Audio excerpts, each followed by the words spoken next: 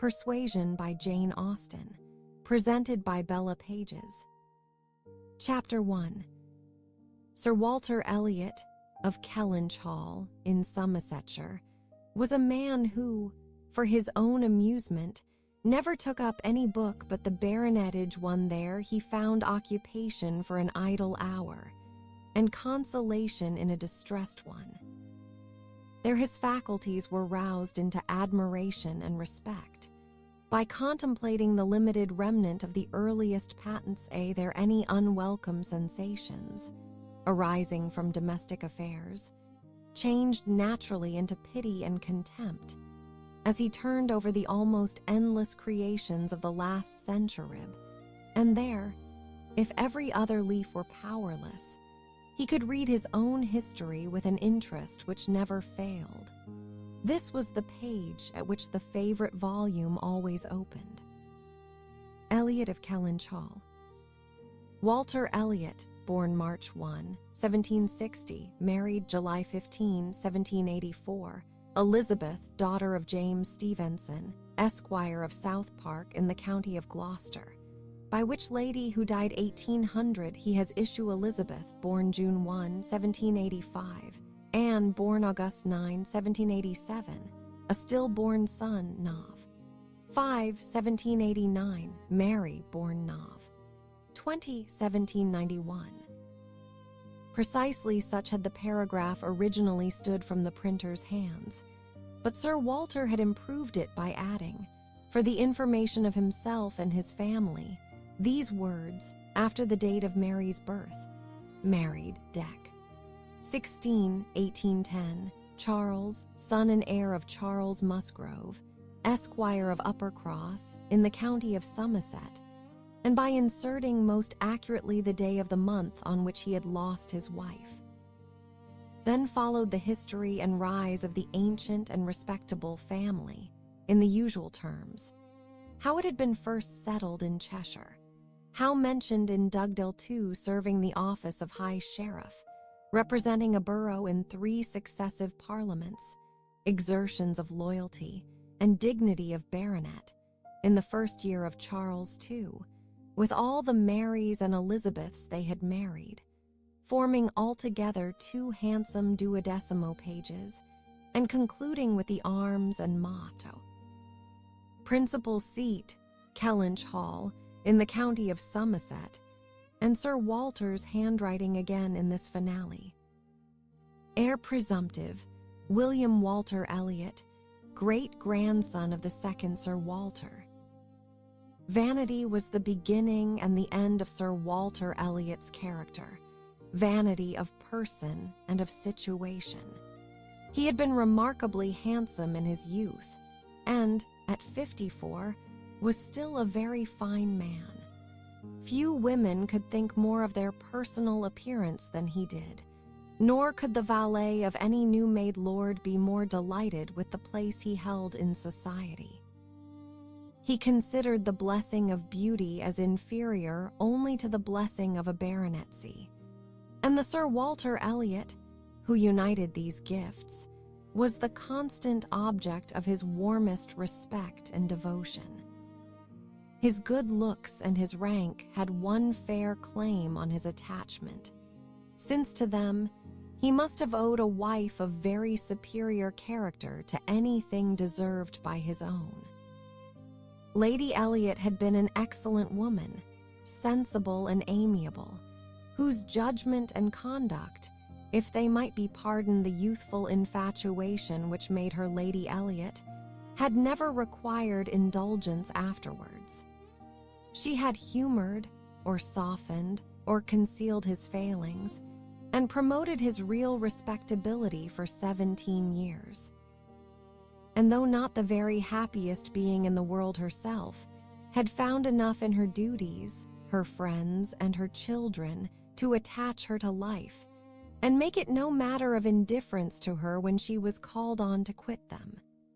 3 girls, the 2 eldest 16 and 14, was an awful ell. Legacy for a mother to bequeath, an awful charge rather, to confide to the authority and guidance of a conceited, silly father. She had, however, one very intimate friend, a sensible, deserving woman who had been brought, by strong attachment to herself, to settle close by her in the village of Kellynch. And on her kindness and advice, Lady Elliot mainly relied for the best help and maintenance of the good principles and instruction which she had been anxiously giving her daughters. This friend and Sir Walter did not marry, whatever might have been anticipated on that head by their acquaintance. 13 years had passed away since Lady Elliot's death, and they were still near neighbors and intimate friends, and one remained a widower, the other a widow. That Lady Russell, of steady age and character, and extremely well provided for, should have no thought of a second marriage, needs no apology to the public, which is rather apt to be unreasonably discontented when a woman does marry again, than when she does not. But Sir Walter's continuing in singleness requires explanation. Be it known, then, that Sir Walter, like a good father, having met with one or two private disappointments in very unreasonable applications, prided himself on remaining single for his dear daughter's sake. For one daughter, his eldest, he would really have given up anything, which he had not been very much tempted to do. Elizabeth had succeeded, at 16, to all that was possible, of her mother's rights and consequence, and being very handsome, and very like himself, her influence had always been great, and they had gone on together most happily. His two other children were of very inferior value. Mary had acquired a little artificial importance by becoming Mrs. Charles Musgrove, but Anne, with an elegance of mind and sweetness of character, which must have placed her high with any people of real understanding, was nobody with either father or sister. Her word had no weight. Her convenience was always to give way. She was only Anne. To Lady Russell, indeed, she was a most dear and highly valued goddaughter, favorite and friend. Lady Russell loved them all, but it was only in Anne that she could fancy the mother to revive again. A few years before, Anne Elliot had been a very pretty girl, but her bloom had vanished early. And as even in its height, her father had found little to admire in her. So totally different were her delicate features and mild dark eyes from his own. There could be nothing in them now that she was faded and thin to excite his esteem. He had never indulged much hope, he had now none, of ever reading her name in any other page of his favorite worksy. All equality of alliance must rest with Elizabeth. For Mary had merely connected herself with an old country family of respectability and large fortune, and had therefore given all the honor and received none. Elizabeth would, one day or other, marry suitably. It sometimes happens that a woman is handsomer at 29 than she was 10 years before, and, generally speaking, if there has been neither ill health nor anxiety, it is a time of life at which scarcely any charm is lost. It was so with Elizabeth, still the same handsome Miss Elliot that she had begun to be 13 years ago, and Sir Walter might be excused, therefore, in forgetting her age, or, at least, be deemed only half a fool, for thinking himself and Elizabeth as blooming as ever, amidst the wreck of the good looks of everybody else. For he could plainly see how old all the rest of his family and acquaintance were growing. Anne haggard, Mary coarse, every face in the neighborhood worsting and the rapid increase of the crow's foot about Lady Russell's temples had long been a distress to him. Elizabeth did not quite equal her father in personal contentment. 13 years had seen her mistress of Kellynch Hall, presiding and directing with a self-possession and decision which could never have given the idea of her being younger than she was. For 13 years had she been doing the honors, and laying down the domestic law at home, and leading the way to the chaise and foray and walking immediately after Lady Russell out of all the drawing rooms and dining rooms in the country. 13 winters, revolving frosts had seen her opening every ball of credit which a scanty neighborhood afforded, and 13 springs shewn their blossoms as she traveled up to London with her father for a few weeks' annual enjoyment of the great world. She had the remembrance of all this. He had the consciousness of being 29, to give her some regrets and some apprehensions. She was fully satisfied of being still quite as handsome as ever, but she felt her approach to the years of danger, and would have rejoiced to be certain of being properly solicited by baronet blood within the next 12-month or two. Then might she again take up the book of books with as much enjoyment as in her early youth, but now she liked it not. Always to be presented with the date of her own birth, and see no marriage follow but that of a youngest sister, made the book an evil, and more than once, when her father had left it open on the table near her, had she closed it with averted eyes and pushed it away. She had had a disappointment, moreover, which that book, and especially the history of her own family, must ever present the remembrance of. The heir presumptive, the very William Walter Elliot-esque, whose rights had been so generously supported by her father, had disappointed her. She had, while a very young girl, as soon as she had known him to be, in the event of her having no brother, the future baronet, meant to marry him, and her father had always meant that she should. He had not been known to them as a boy, but soon after Lady Elliot's death Sir Walter had sought the acquaintance, and though his overtures had not been met with any warmth, he had persevered in seeking it, making allowance for the modest drawing back of youth. And in one of their spring excursions to London, when Elizabeth was in her first bloom, Mr. Elliot had been forced into the introduction. He was at that time a very young man, just engaged in the study of the law, and Elizabeth found him extremely agreeable, and every plan in his favor was confirmed. He was invited to Kellynch Hall. He was talked of and expected all the rest of the year, but he never came. The following spring he was seen again in town, found equally agreeable, again encouraged, invited and expected, and again he did not come, and the next tidings were that he was married. Instead of pushing his fortune in the line marked out for the heir of the house of Elliot, he had purchased independence by uniting himself to a rich woman of inferior birth. Sir Walter had resented it. As the head of the house, he felt that he ought to have been consulted, especially after taking the young man so publicly by the hand. For they must have been seen together, he observed, once at Tattersall's and twice in the lobby of the House of Commons. His disapprobation was expressed, but apparently very little regarded.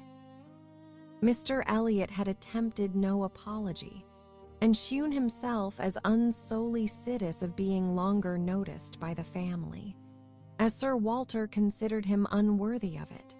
All acquaintance between them had ceased. This very awkward history of Mr. Elliot was still, after an interval of several years, felt with anger by Elizabeth, who had liked the man for himself, and still more for being her father's heir, and whose strong family pride could see only in him a proper match for Sir Walter Elliot's eldest daughter. There was not a baronet from A to Z whom her feelings could have so willingly acknowledged as an equal. Yet so miserably had he conducted himself that though she was at this present time, the summer of 1814, wearing black ribbons for his wife, she could not admit him to be worth thinking of again. The disgrace of his first marriage might, perhaps, as there was no reason to suppose it perpetuated by offspring, have been got over, had he not done worse. But he had, as B. Why the customary intervention of kind friends they had been informed, spoken most disrespectfully of them all, most slightingly and contemptuously of the very blood he belonged to, and the honors which were hereafter to be his own. This could not be pardoned. Such were Elizabeth Elliot's sentiments and sensations, such the cares to alloy, the agitations to vary, the sameness and the elegance, the prosperity and the nothingness of her scene of life, such the feelings to give interest to a long, uneventful residence in one country circle, to fill the vacancies which there were no habits of utility abroad, no talents or accomplishments for home, to occupy. But now another occupation and solicitude of mind was beginning to be added to these. Her father was growing distressed for money. She knew that when he now took up the baronetage, it was to drive the heavy bills of his tradespeople and the unwelcome hints of Mr. Shepherd, his agent, from his thoughts. The Kellynch property was good, but not equal to Sir Walter's apprehension of the state required in its possessor. While Lady Elliot lived, there had been method, moderation, and economy, which had just kept him within his income, but with her had died all such right-mindedness, and from that period he had been constantly exceeding it. It had not been possible for him to spend less. He had done nothing but what Sir Walter Elliot was imperiously called on to do, but blameless. As he was not only growing dreadfully in debt, but was hearing of it so often that it became vain to attempt concealing it longer, even partially, from his daughter. He had given her some hints of it the last spring in town. He had gone so far even as to say, "Can we retrench?" Does it occur to you that there is any one article in which we can retrench? And Elizabeth, to do her justice, had, in the first ardor of female alarm, set seriously to think what could be done, and had finally proposed these two branches of economy: to cut off some unnecessary charities, and to refrain from new furnishing the drawing-room, to which expedients she afterwards added the happy thought of their taking no present down to Anai as had been the usual yearly custom. But these misu rays, however good in themselves, were insufficient for the real extent of the evil, the whole of which Sir Walter found himself obliged to confess to her soon afterwards. Elizabeth had nothing to propose of deeper efficacy. She felt herself ill-used and unfortunate, as did her father, and they were neither of them able to devise any means of lessening their expenses without compromising their dignity, or relinquishing their comforts in a way not to be borne. There was only a small part of his estate that Sir Walter could dispose of, but had every acre been alienable 3, it would have made no difference. He had condescended to mortgage as far as he had the power, but he would never condescend to sell. No, he would never disgrace his name so far. The Kellynch estate should be transmitted whole and entire, as he had received it. Their two confidential friends, Mr. Shepherd, who lived in the neighboring market town, and Lady Russell, were called on to advise them, and both father and daughter seemed to expect that something should be struck out by one or the other to remove their embarrassments and reduce their expenditure, without involving the loss of any indulgence of taste or pride. Chapter 2. Mr. Shepherd, a civil, cautious lawyer, who, whatever might be his hold or his views on Sir Walter, would rather have the disagreeable prompted by anybody else, excused himself from offering the slightest hint, and only begged leave to recommend an implicit deference to the excellent judgment of Lady Russell, from whose known good sense he fully expected to have just such resolute measures advised, as he meant to see finally adopted. Lady Russell was most anxiously zealous on the subject, and gave it much serious consideration. She was a woman rather of sound than of quick abilities, whose difficulties in coming to any decision in this instance were great, from the opposition of two leading principles. She was of strict integrity herself, with a delicate sense of honor, but she was as desirous of saving Sir Walter's feelings, as solicitous for the credit of the family, as aristocratic in her ideas of what was due to them, as any body of sense and honesty could well be. She was a benevolent, charitable, good woman, and capable of strong attachments, most correct in her conduct, strict in her notions of decorum, and with manners that were held a standard of good breeding. She had a cultivated mind, and was, generally speaking, rational and consistent, but she had prejudices on the side of ancestry. She had a value for rank and consequence, which blinded her a little to the faults of those who possessed them. Herself, the widow of only a knight, she gave the dignity of a baronet all its due, and Sir Walter, independent of his claims as an old acquaintance, an attentive neighbor, an obliging landlord, the husband of her very dear friend, the father of Anne and her sisters, was, as being Sir Walter, in her apprehension entitled to a great deal of compassion and consideration under his present difficulties. They must retrench, that did not admit of a doubt, but she was very anxious to have it done with the least possible pain to him and Elizabeth. She drew up plans of economy, she made exact calculations, and she did what nobody else thought of doing. She consulted Anne, who never seemed considered by the others as having any interest in the question. She consulted, and in a degree was influenced by her, in marketing out the scheme of retrenchment, which was at last submitted to Sir Walter. Every emendation of Anne's had been on the side of honesty against importance. She wanted more vigorous measures, a more complete reformation, a quicker release from debt, a much higher tone of indifference for everything but justice and equity. "If we can persuade your father to all this," said Lady Russell, looking over her paper, "much may be done. If he will adopt these regulations, in 7 years he will be clear, and I hope we may be able to convince him and Elizabeth that Kellynch Hall has a respectability in itself, which cannot be affected by these reductions, and that the true dignity of Sir Walter Elliot will be very far from lessened, in the eyes of sensible people, by his acting like a man of principle. What will he be doing, in fact, but what very many of our first families have done, or ought to do? There will be nothing singular in his case, and it is singularity which often makes the worst part of our suffering, as it always does of our conduct. I have great hope of our prevailing.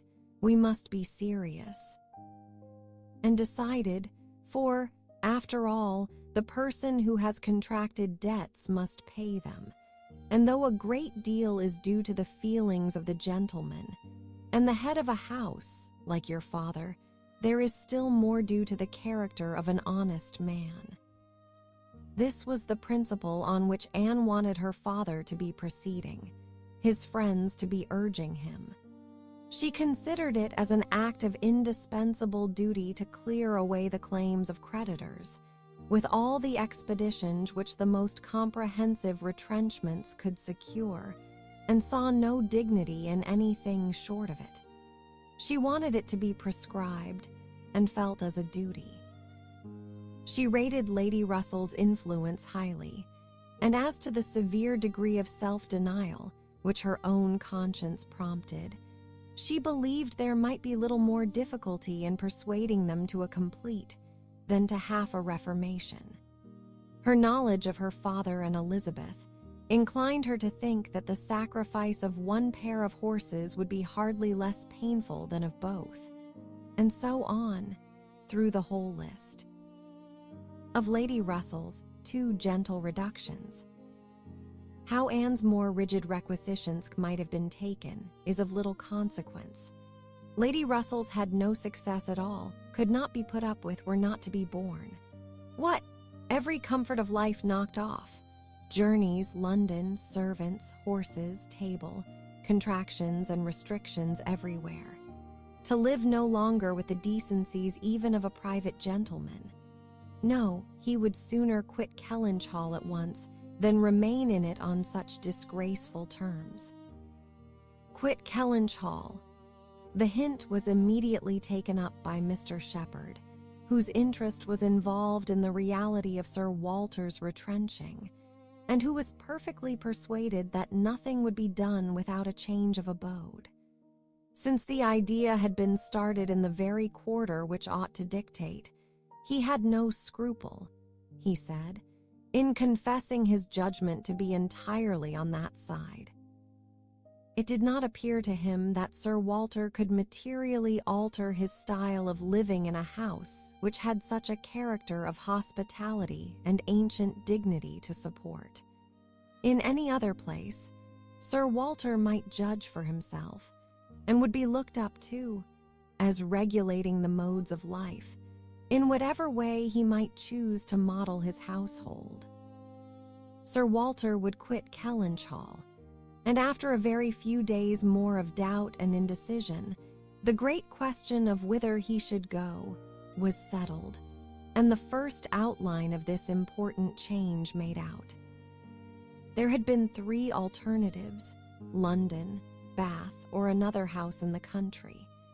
All Anne's wishes had been for the latter. A small house in their own neighborhood, where they might still have Lady Russell's society, still be near Mary, and still have the pleasure of sometimes seeing the lawns and groves of Kellynch, was the object of her ambition. But the usual fate of Anne attended her, in having something very opposite from her inclination fixed on. She disliked Bath, and did not think it agreed with her, and Bath was to be her home. Sir Walter had at first thought more of London, but Mr. Shepherd felt that he could not be trusted in London, and had been skillful enough to dissuade him from it, and make Bath preferred.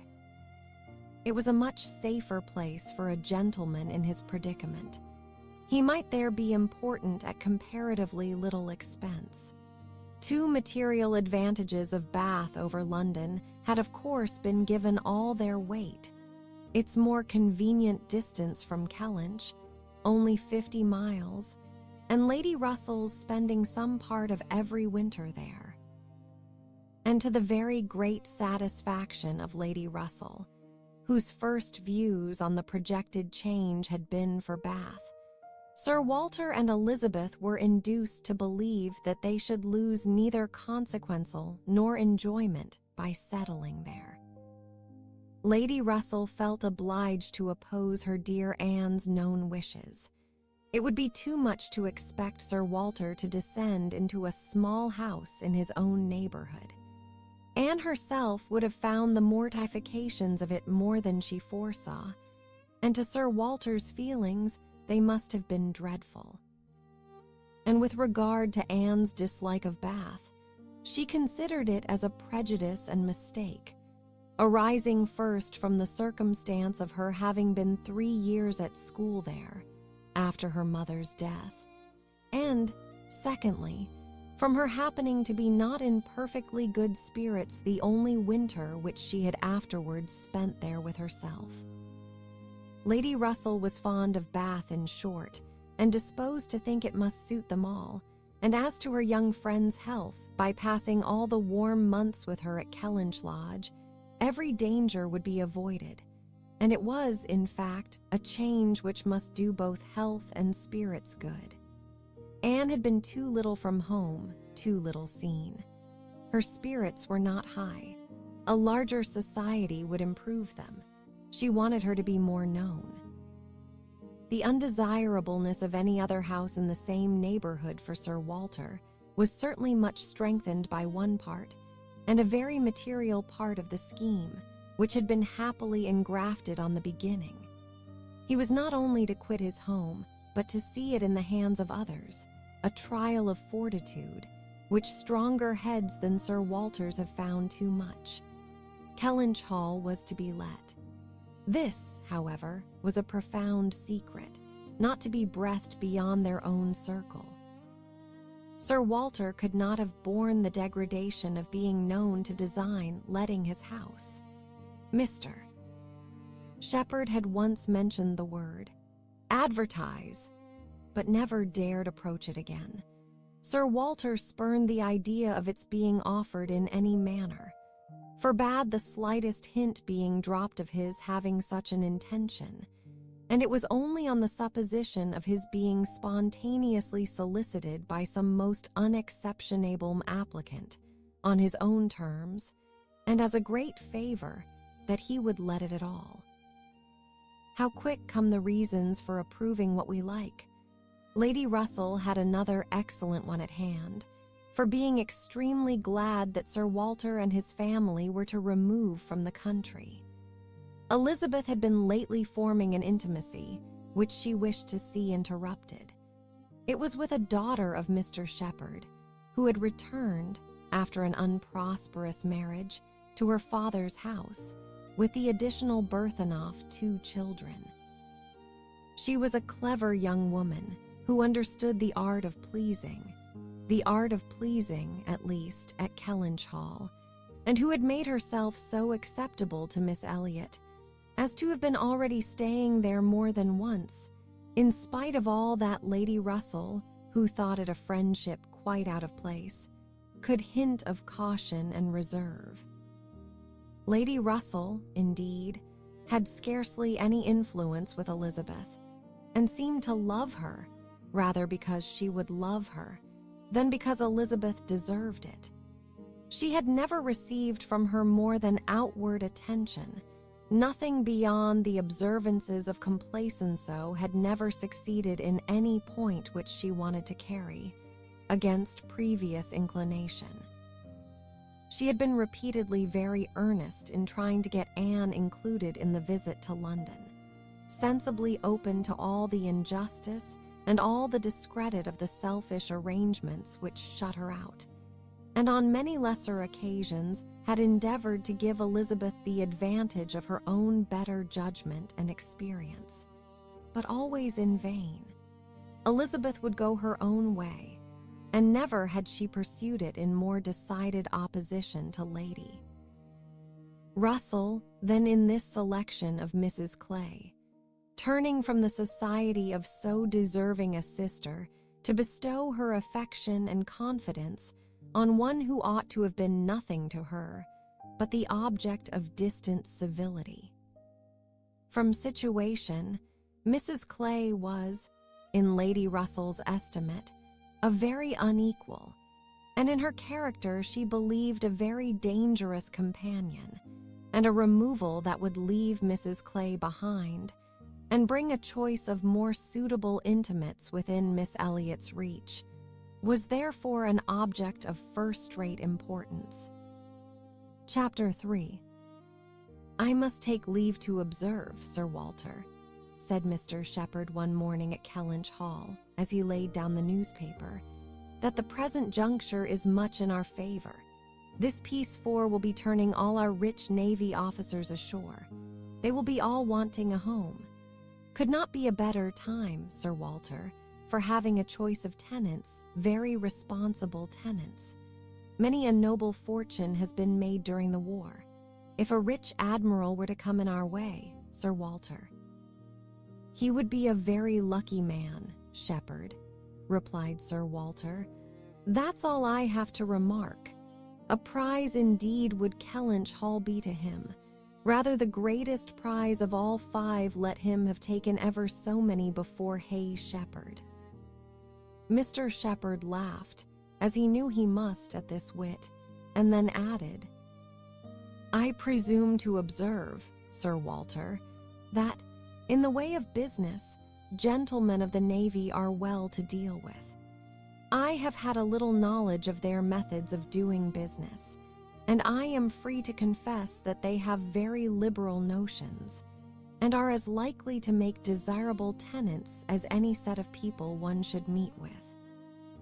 Therefore, Sir Walter, what I would take leave to suggest is, that if in consequence of any rumors getting abroad of your intention, which must be contemplated as a possible thing, because we know how difficult it is to keep the actions and designs of one part of the world from the notice and curiosity of the other, consequence has its tax.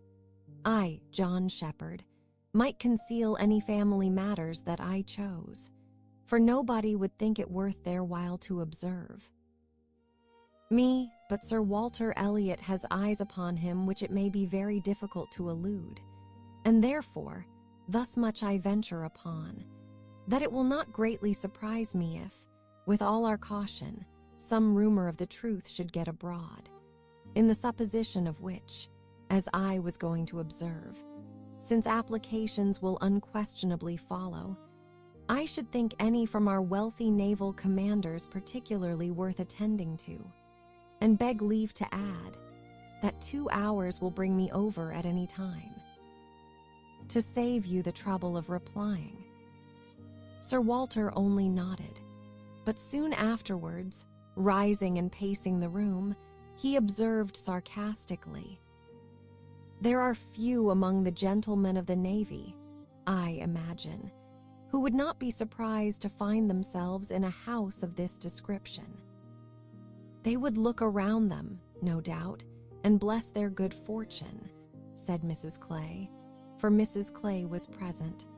Her father had driven her over, nothing being of so much use to Mrs. Clay's health as a drive to Kellynch.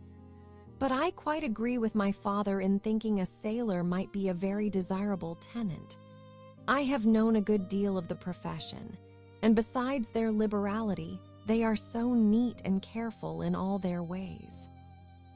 These valuable pictures of yours, Sir Walter, if you chose to leave them, would be perfectly safe. Everything in and about the house would be taken such excellent care of. The gardens and shrubberies would be kept in almost as high order as they are now. You need not be afraid, Miss Elliot, of your own sweet flower garden, being neglected." "As to all that," rejoined Sir Walter coolly, "supposing I were induced to let my house, I have by no means made up my mind as to the privileges to be annexed to it. I am not particularly disposed to favor a tenant. The park would be open to him, of course, and few Navy officers, or men of any other description, can have had such a range. But what restrictions I might impose on the use of the pleasure grounds is another thing. I am not fond of the idea of my shrubberies being always approachable, and I should recommend Miss Elliot to be on her guard with respect to her flower garden.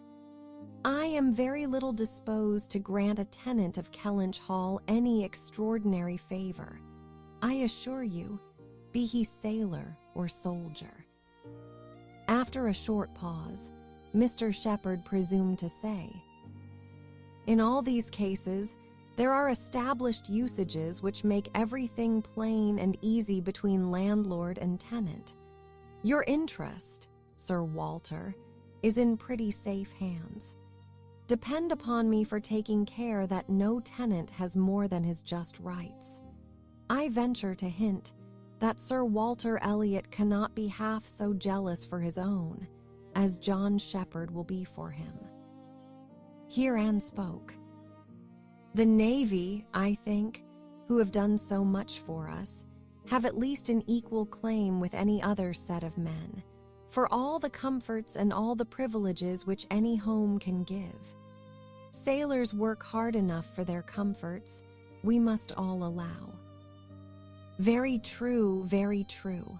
What Miss Anne says is very true," was Mr. Shepherd's rejoinder, and "Oh, certainly," was his daughter S., but Sir Walter's remark was, soon afterwards, "The profession has its utility, but I should be sorry to see any friend of mine belonging to it." "Indeed," was the reply, and with a look of surprise. "Yes, it is in 2 points offensive to me. I have 2 strong grounds of objection to it. First, as being the means of bringing persons of obscure birth into undue distinction, and raising men to honors which their fathers and grandfathers never dreamt of. And secondly, as it cuts up a man's youth and vigor most horribly. A sailor grows old sooner than any other man. I have observed it all my life. A man is in greater danger in the navy of being insulted by the rise of one whose father his father might have disdained to speak to, and of becoming prematurely an object of disgust himself, than in any other line. One day last spring, in town, I was in company with 2 men, striking instances of what I am talking of, Lord St. Ives, whose father we all know to have been a country sea. Urate without bread to eat, I was to give place to Lord St. Ives and a certain Admiral Baldwin, the most deplorable-looking personage you can imagine, his face the color of mahogany, rough and rugged to the last degree, all lines and wrinkles, 9 gray hairs of a side, and nothing but a dab of powder at top. "In the name of heaven, who is that old fellow?" said I to a friend of mine who was standing near, Sir Basil Morley. "Old fellow," cried Sir Basil, "it is Admiral Baldwin. What do you take his age to be?" 60, said I, or perhaps 62. 40, replied Sir Basil, 40 and no more. Picture to yourselves my amazement. I shall not easily forget Admiral Baldwin. I never saw quite so wretched an example of what a seafaring life can do, but to a deg.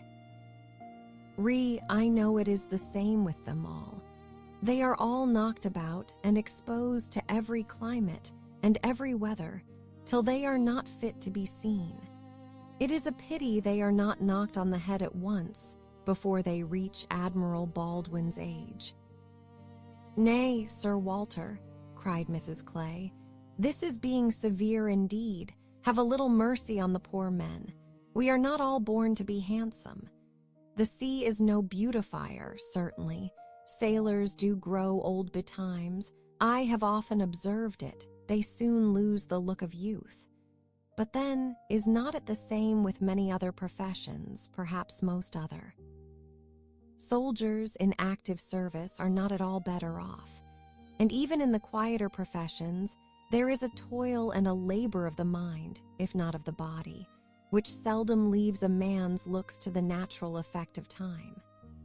The lawyer plods, quite careworn. The physician is up at all hours and traveling in all weather, and even the clergyman, she stopped a moment to consider what might do for the clergyman. And even the clergyman, you know, is obliged to go into infected rooms and expose his health and looks to all the injury of a poisonous atmosphere. In fact, as I have long been convinced, though every profession is necessary and honorable in its turn, it is only the lot of those who are not obliged to follow any, who can live in a regular way, in the country, choosing their own hours, following their own pursuits, and living on their own property without the torment of trying for more. It is only their lot, I say, to hold the blessings of health and a good appearance to the utmost. I know no other set of men, but what lose something of their personableness when they cease to be quite young. It seemed as if Mr. Shepherd, in this anxiety to bespeak Sir Walter's goodwill towards a naval officer as tenant, had been gifted with foresight. For the very first application for the house was from an Admiral Croft, with whom he shortly afterwards fell into company in attending the quarter sessions at Taunton. And indeed, he had received a hint of the Admiral from a London correspondent. By the report which he hastened over to Kellynch to make, Admiral Croft was a native of Somersetshire, who, having acquired a very handsome fortune, was wishing to settle in his own country, and had come down to Taunton in order to look at some advertised places in that immediate neighborhood, which, however, had not suited him, that accidentally hearing. It was just as he had foretold, Mr. Shepherd observed, Sir Walter's concerns could not be kept a secret. Accidentally hearing of the possibility of Kellynch Hall being to let, and understanding his, Mr. Shepherd's, connection with the owner, he had introduced himself to him in order to make particular inquiries, and had, in the course of a pretty long conference, expressed as strong an inclination for the place as a man who knew it only by description could feel. And given Mr. Shepherd, in his explicit account of himself, every proof of his being a most responsible, eligible tenant. "And who is Admiral Croft?" was Sir Walter's cold, suspicious inquiry. Mr. Shepherd answered for his being of a gentleman's family, and mentioned a place, and Anne, after the little pause which followed, added, "He is Rear Admiral of the White Seven. He was in the Trafalgar Action 8 and has been in the East Indies since. He has been stationed there, I believe, several years." "Then I take it for granted," observed Sir Walter, "that his face is about as orange as the cuffs and capes of my livery. Q."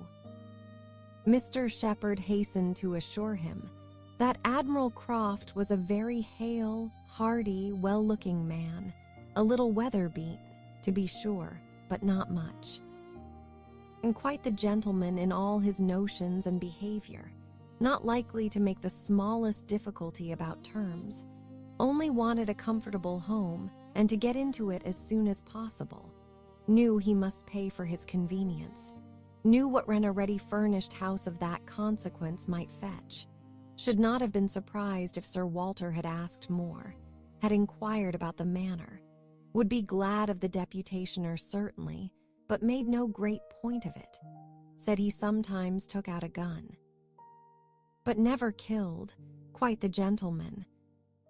Mr. Shepherd was eloquent on the subject, pointing out all the circumstances of the Admiral's family, which made him peculiarly desirable as a tenant. He was a married man, and without children, the very state to be wished for. A house was never taken good care of, Mr. Shepherd observed, without a lady.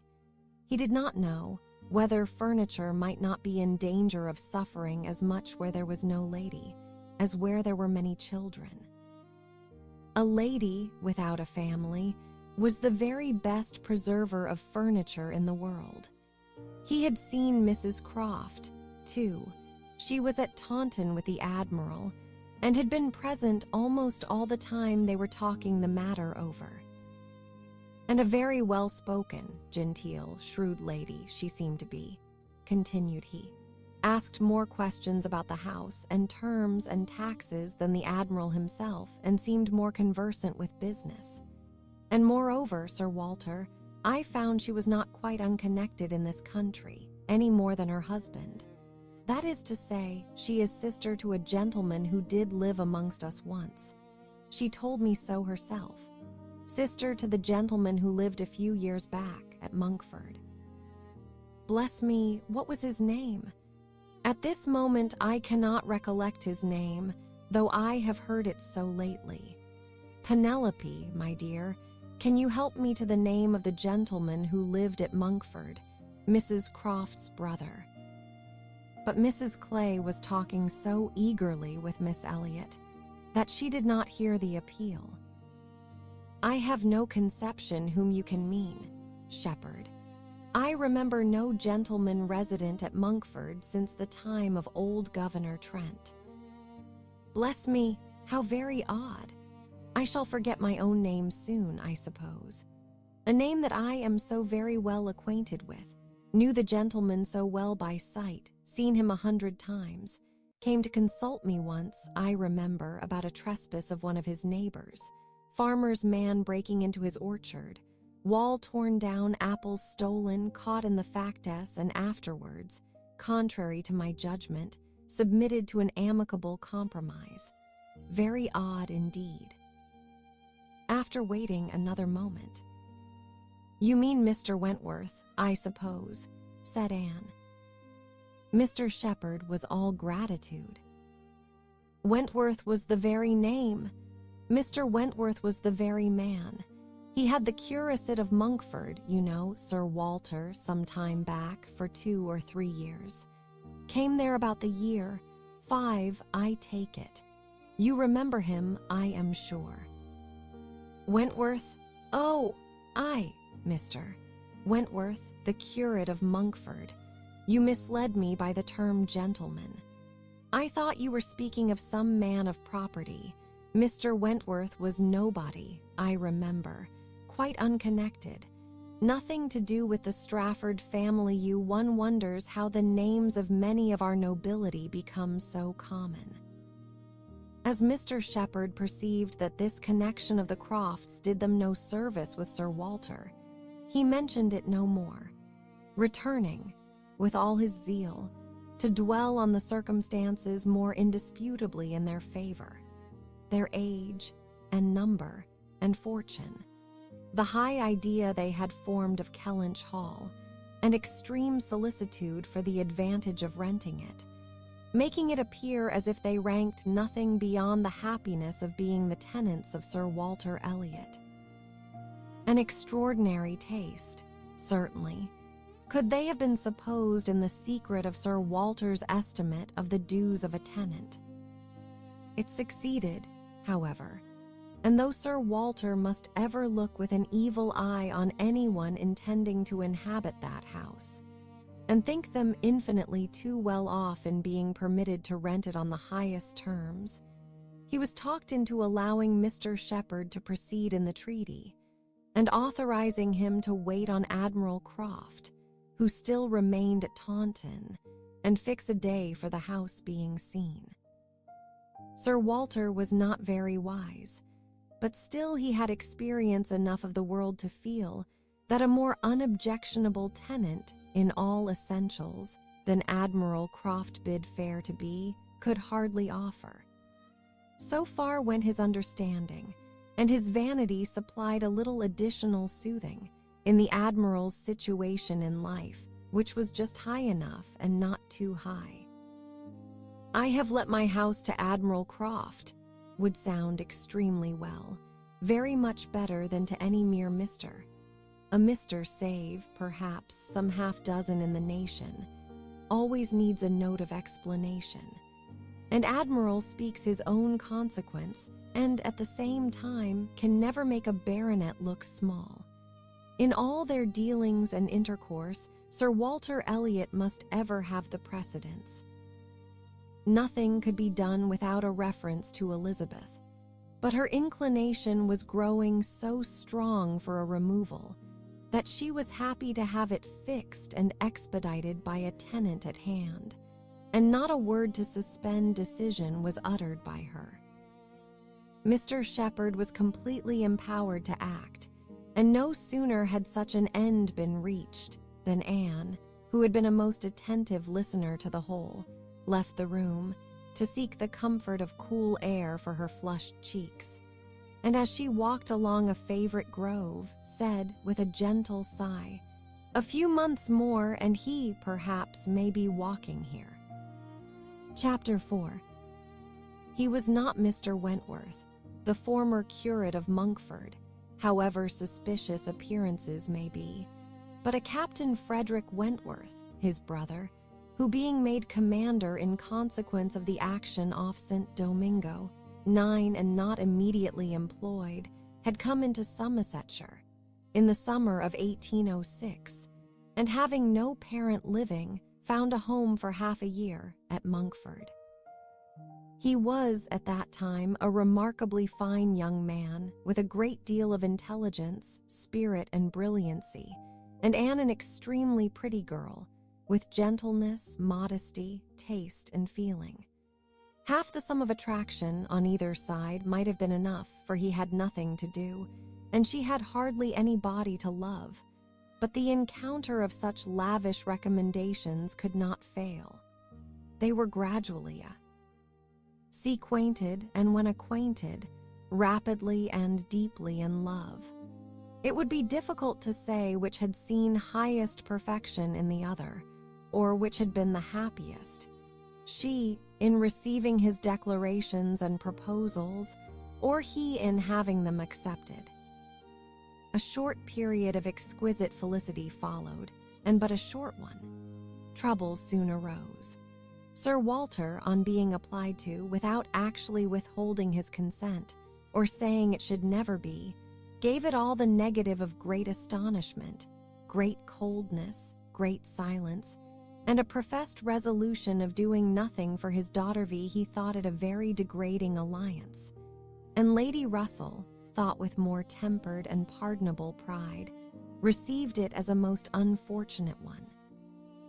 Anne Elliot, with all her claims of birth, beauty, and mind, to throw herself away at 19, involve herself at 19 in an engagement with a young man who had nothing but himself to recommend him, and no hopes of attaining affluence, but in the chances of a most uncertain profession, and no connections to secure even his farther rise in that profession, would be, indeed, a throwing away which she grieved to think of.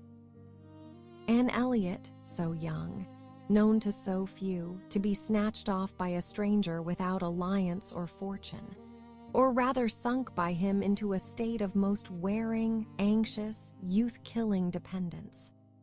It must not be, if by any fair interference of friendship, any representations from one who had almost a mother's love, and mother's rights, it would be prevent. D. Captain Wentworth had no fortune. He had been lucky in his profession, but spending freely, what had come freely, had realized nothing. But he was confident that he should soon be rich. Full of life and ardor, he knew that he should soon have a ship, and soon be on a station that would lead to everything he wanted. He had always been lucky. He knew he should be so still. Such confidence, powerful in its own warmth, and bewitching in the wit which often expressed it, must have been enough for Anne. But Lady Russell saw it very differently. His sanguine temper and fearlessness of mind operated very differently on her. She saw in it but an aggravation of the evil. It only added a dangerous character to himself. He was brilliant, he was headstrong. Lady Russell had little tea for wit, and of anything approaching to imprudence a horror. She deprecated the connection in every light. Such opposition, as these feelings produced, was more than Anne could combat. Young and gentle as she was, it might yet have been possible to withstand her father's ill will, though unsoftened by one kind word or look on the part of her sister. But Lady Russell, whom she had always loved and relied on, could not, with such steadiness of opinion and such tenderness of manner, be continually advising her in vain. She was persuaded to believe the engagement a wrong thing, indiscreet, improper, hardly capable of success, and not deserving it. But it was not a merely selfish caution under which she acted in putting an end to it. Had she not imagined herself consulting his good, even more than her own, she could hardly have given him up. The belief of being prudent and denying principally for his advantage, was her chief consolation under the misery of a parting, a final parting, and every consolation was required, for she had to encounter all the additional pain of opinions, on his side, totally unconvinced and unbending, and of his feeling himself ill-used by so forced a relinquishment.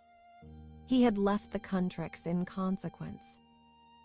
A few months had seen the beginning and the end of their acquaintance, but not with a few months ended Anne's share of suffering from it. Her attachment and regrets had, for a long time, clouded every enjoyment of youth, and an early loss of bloom and spirits had been their lasting effect. More than 7 years were gone since this little history of sorrowful interest had reached its close, and time had softened down much, perhaps nearly all of peculiar attachment to him, but she had been too dependent on time alone. No aid had been given in change of place, except in one visit to Bath soon after the rupture, or in any novelty or enlargement of society. No one had ever come within the Kellynch circle who could bear a comparison with Frederick Wentworth as he stood in her memory. No second attachment, the only thoroughly natural, happy, and sufficient cure at her time of life, had been possible to the nicey tone of her mind, the fastidiousness of her taste, in the small limits of the society around them. She had been solicited when about 22 T. Oh, change her name, by the young man, who not long afterwards found a more willing mind in her younger sister, and Lady Russell had lamented her refusal. For Charles Musgrove was the eldest son of a man whose landed property and general importance were second in that country only to Sir Walter's, and of good character and appearance. And however Lady Russell might have asked yet for something more, while Anne was 19, she would have rejoiced to see her at 22, so respectably removed from the partialities and injustice of her father's house, and settled so permanently near herself. But in this case, Anne had left nothing for advise to do, and though Lady Russell, as satisfied as ever with her own discretion, never wished the past undone, she began now to have tea. The anxiety which borders on hopelessness for Anne's being tempted, by some man of talents and independence, to enter a state for which she held her to be peculiarly fitted by her warm affections and domestic habits. They knew not each other's opinion, either its constancy or its change, on the one leading point of Anne's conduct, for the subject was never alluded to. But Anne, at 27, thought very differently from what she had been made to think at 19. She did not blame Lady Russell. She did not blame herself for having been guided by her. But she felt that were any young person, in similar circumstances, to apply to her for counsel, they would never receive any of such certain immediate wretchedness, such uncertain future good.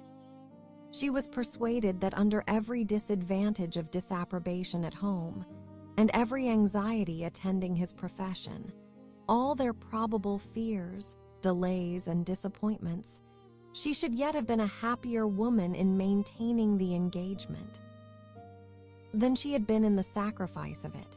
And this, she fully believed, had the usual share, had even more than a usual share of all such solicitudes and suspense been theirs, without reference to the actual results of their case, which, as it happened, would have bestowed earlier prosperity than could be reasonably calculated on.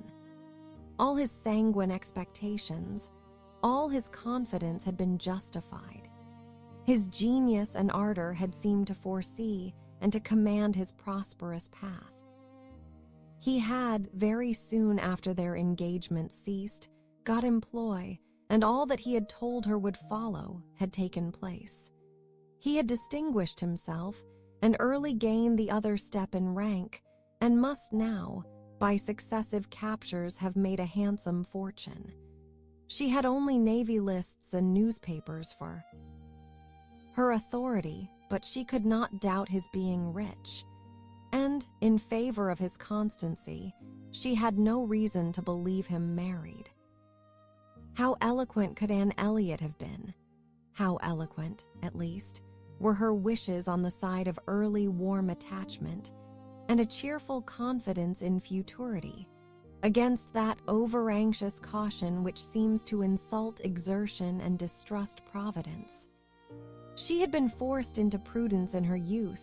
She learned romance as she grew older, the natural sequel of an unnatural beginning. With all these circumstances, recollections, and feelings, she could not hear that Captain Wentworth's sister was likely to live at Kellynch without a revival of former pain, and many a stroll and many a sigh were necessary to dispel the agitation of the idea. She often told herself it was folly, before she could harden her nerves sufficiently to feel the continual discussion of the Crofts and their business no evil. She was assisted, however, by that perfect indifference and apparent unconsciousness, among the only three of her own friends in the secret of the past, which seemed almost to deny any recollection of it. She could do justice to the superiority of Lady Russell's motives in this, over those of her father and Elizabeth. She could honor all the better feelings of her illness, but the general air of oblivion among them was highly important, from whatever it sprung. And in the event of Admiral Croft's really taking Kellynch Hall, she rejoiced anew over the conviction which had always been most grateful to her, of the past being known to those three only among her connections, by whom no syllable, she believed, would ever be whispered, and in the trust that among his, the brother only with whom he had been residing, had received any information of their short-lived engagement. That brother had been long removed from the country, and being a sensible man, and, moreover, a single man at the time, she had a fond dependence on no human creatures having heard of it from him.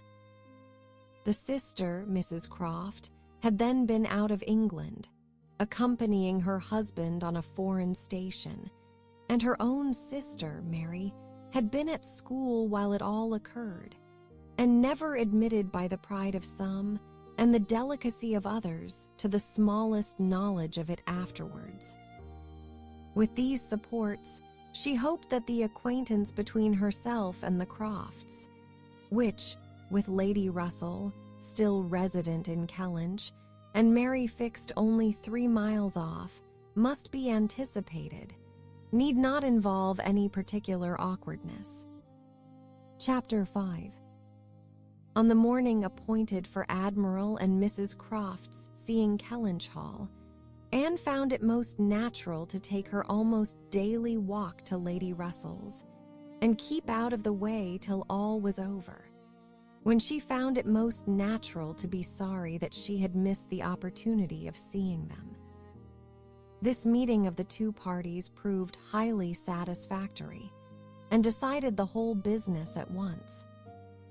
Each lady was previously well disposed for an agreement, and saw nothing, therefore, but good manners in the other.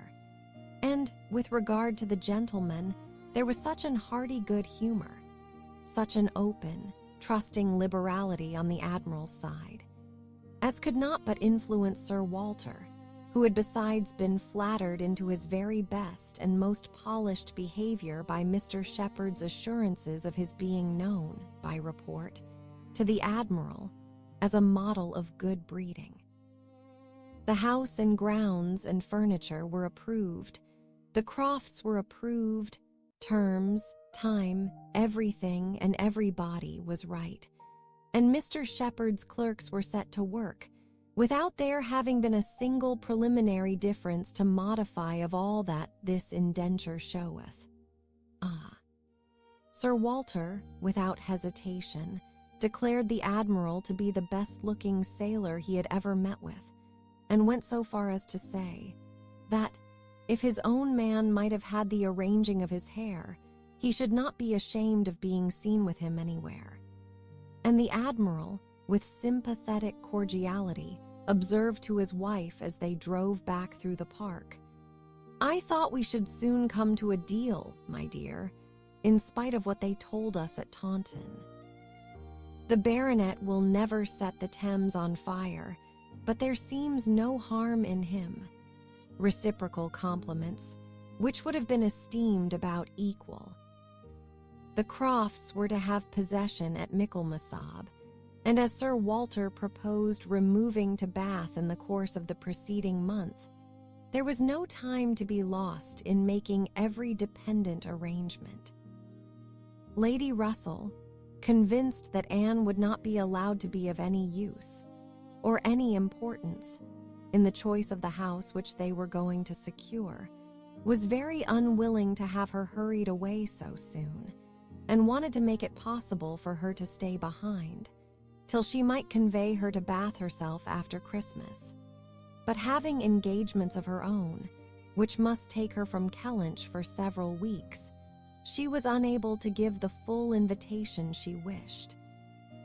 And Anne, though dreading the possible heats of September in all the white glare of Bath, and grieving to forgo all the influence so sweet and so sad of the autumnal months in the country, did not think that, everything considered, she wished to remain.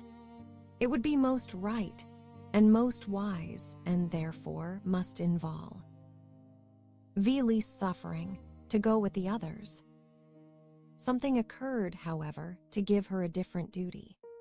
Mary, often a little unwell and always thinking a great deal of her own complaints, and always in the habit of claiming Anne when anything was the matter, was indisposed, and foreseeing that she should not have a day's health all the autumn, entreated, or rather required her, for it was hardly entreaty, to come to Uppercross Cottage, and bear her company as long as she should want her, instead of going to Bath. "I cannot possibly do without Anne," was Mary's reasoning, and Elizabeth's reply was, "Then I am sure Anne had better stay, for nobody will wantack her in Bath." To be claimed as a good, though in an improper style, is at least better than being rejected as no good at all. And Anne, glad to be thought of some use, glad to have anything marked out as a duty, and certainly not sorry to have the scene of it in the country, and her own dear country, readily agreed to stay. This invitation of Mary's removed all Lady Russell's difficulties, and it was consequently soon settled that Anne should not go to Bath till Lady Russell took her, and that all the intervening time should be divided between Uppercross Cottage and Kellynch Lodge. So far all was perfectly right, but Lady Russell was almost startled by the wrong of one part of the Kellynch Hall plan, when it burst on her, which was Mrs. Clay's being engaged to go to Bath with Sir Walter and Elizabeth, as a most important and valuable assistant to the latter in all the business before her. Lady Russell was extremely sorry that such a measure should have been resorted to at all, wondered, grieved, and feared, and the affront it contained to Anne, in Mrs. Clay's being of so much use, while Anne could be of none, was a very sore aggravation. Anne herself was become hardened to such affronts, but she felt the imprudence of the arrangement quite as keenly as Lady Russell. With a great deal of quiet observation and a knowledge, which she often wished less, of her father's character, she was sensible that results the most serious to his family from the intimacy were more than possible. She did not imagine that her father had at present an idea of the kind.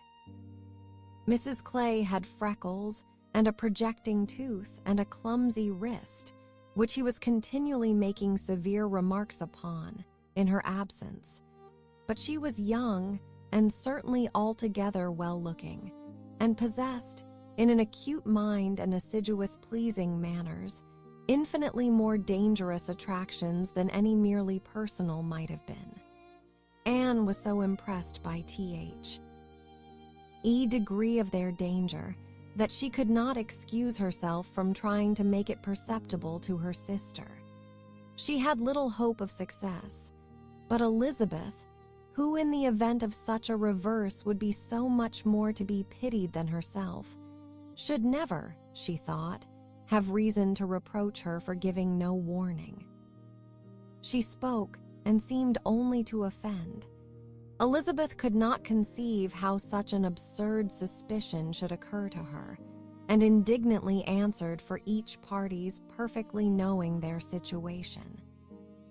"Mrs. Clay," she said warmly, "never forgets who she is, and as I am rather better acquainted with her sentiments than you can be, I can assure you that upon the subject of marriage they are particularly nice, and that she reprobates all inequality of condition and rank more strongly than most people. And as to my father, I really should not have thought that he, who has kept himself single so long for our sakes, need be suspected now. If Mrs. Clay were a very beautiful woman, I grant you, it might be wrong to have her so much with me. Not that anything in the world, I am sure, would induce my father to make a degrading match, but he might be rendered unhappy. But poor Mrs. Clay, who, with all her merits, can never have been reckoned tolerably pretty. I really think poor M. R.S. Clay may be staying here in perfect safety. One would imagine you had never heard my father speak of her personal misfortunes, though I know you must 50 times. That tooth of hers. And those freckles. Freckles do not disgust me so very much as they do him. I have known a face not materially disfigured by a few, but he abominates them. You must have heard him notice Mrs. Clay's freckles." "There is hardly any personal defect," replied Anne, "which an agreeable manner might not gradually reconcile one to." "I think very differently," answered Elizabeth, shortly. "An agreeable manner may set off handsome features, but can never alter plain ones.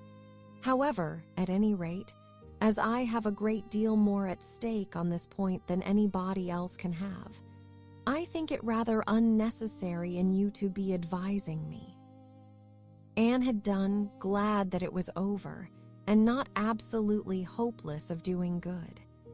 Elizabeth, though resenting the suspicion, might yet be made observant by it. The last office ad of the 4 carriage horses was to draw Sir Walter, Miss Elliot, and Mrs. Clay to Bath. The party drove off in very good spirits. Sir Walter prepared with condescending bows for all the afflicted tenantry and cottagers who might have had a hint to show themselves.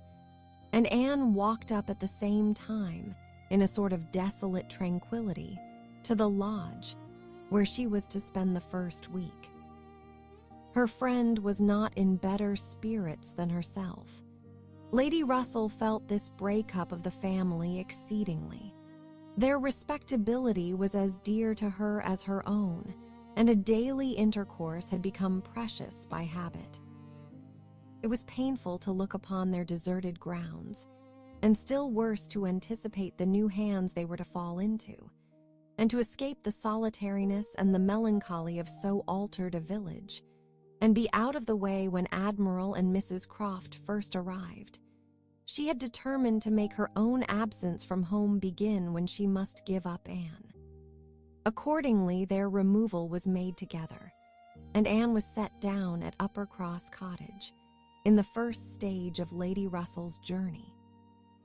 Uppercross was a moderate-sized village, which a few years back had been completely in the Old English style, containing only 2 houses superior in appearance to those of the yeomen and laborers. The mansion of the squire, with its high walls, great gates, and old trees, substantial and unmodernized, and the compact, tight parsonage enclosed in its own neat garden, with a vine and a pear tree trained round its casements.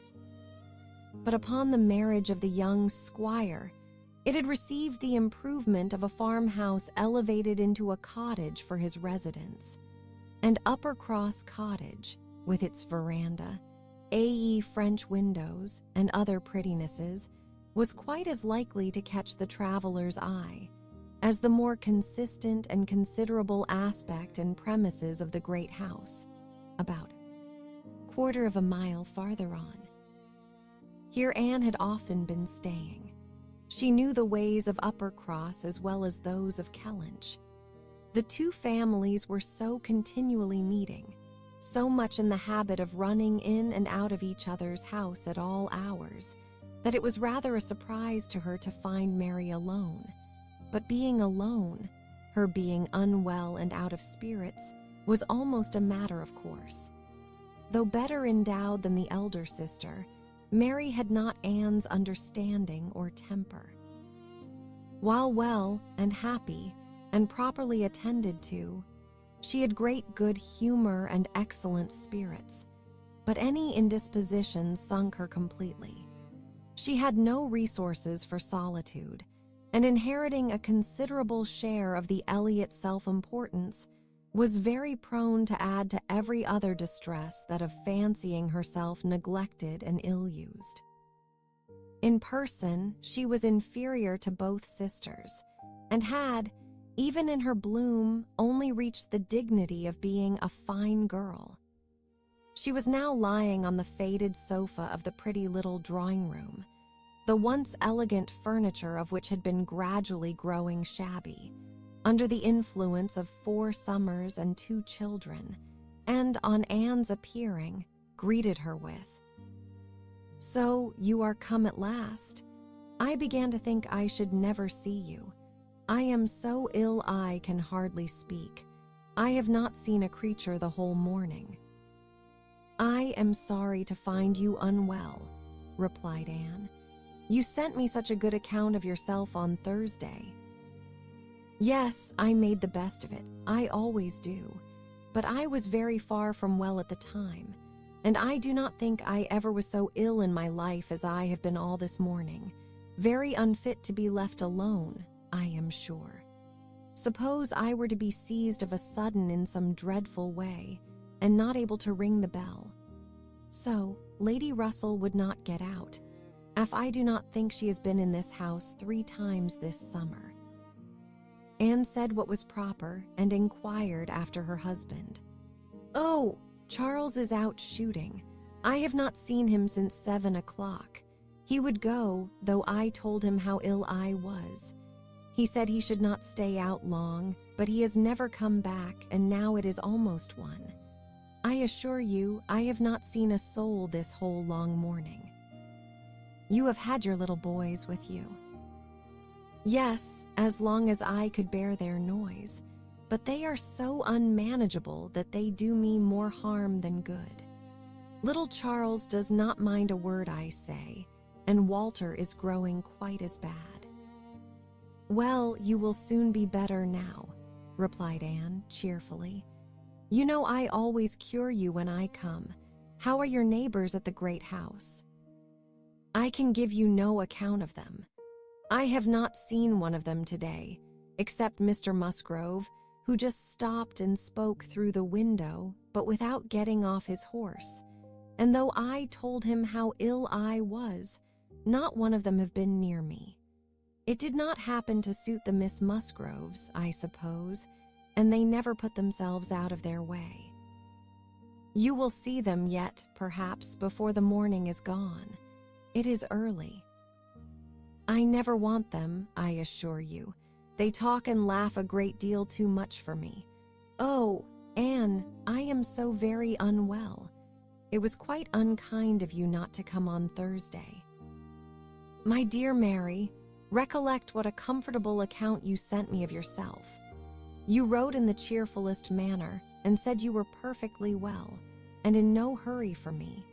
And that being the case, you must be aware that my wish would be to remain with Lady Russell to the last. And besides what I felt on her account, I have really been so busy, have had so much to do, that I could not very conveniently have left Kellynch sooner." "Dear me, what can you possibly have to do?" "A great many things, I assure you, more than I can recollect in a moment, but I can tell you some. I have been making a duplicate of the catalogue of my father's books and pictures. I have been several times in the garden with Mackenzie, trying to understand, and make him understand, Which of Elizabeth's plants are for Lady Russell? I have had all my own little concerns to arrange, books and music to divide, and all my trunks to repack, from not having understood in time what was intended as to the wagons. And one thing I have had to do, Mary, of a more trying nature, going to almost every house in the parish as a sort of take-leave. I was told that they wished it, but all these things took up a great deal of time. Oh, well, and after a moment's pause, but you have never asked me one word about our dinner at the Pools yesterday. Did you go then? I have made no inquiries, because I concluded you must have been obliged to give up the party. Oh, yes, I went. I was very well yesterday, nothing at all the matter with me till this morning. It would have been strange if I had not gone. I am very glad you were well enough, and I hope you had a pleasant party. Nothing remarkable. One always knows beforehand what the dinner will be and who will be there, and it is so very uncomfortable not having a carriage of one's own. Mr. and Mrs. Musgrove took me, and we were so crowded. They are both so very large and take up so much room, and Mr. Musgrove always sits forward. So there was I, crowded into the back seat with Henrietta and Louisa, and I think it very likely that my illness today may be owing to it. A little farther perseverance and patience, and forced cheerfulness on Anne's side, produced nearly a cure on Mary's. She could soon sit upright on the sofa, and began to hope she might be able to leave it by dinner time. Then, forgetting to think of it, she was at the other end of the room, beautifying a nosegay. Then she ate her cold meat, and then she was well enough to propose a little walk. "Where shall we go?" said she, when they were ready. "I suppose you will not like to call at the great house before they have been to see you." "I have not the smallest objection on that account," replied Anne. "I should never think of standing on such ceremony with people I know so well as Mrs. and the Miss Musgroves." "Oh, but they ought to call upon you as soon as possible. They ought to feel what is due to you as my sister. However, we may as well go and sit with them a little while, and when we have got that over, we can enjoy our walk."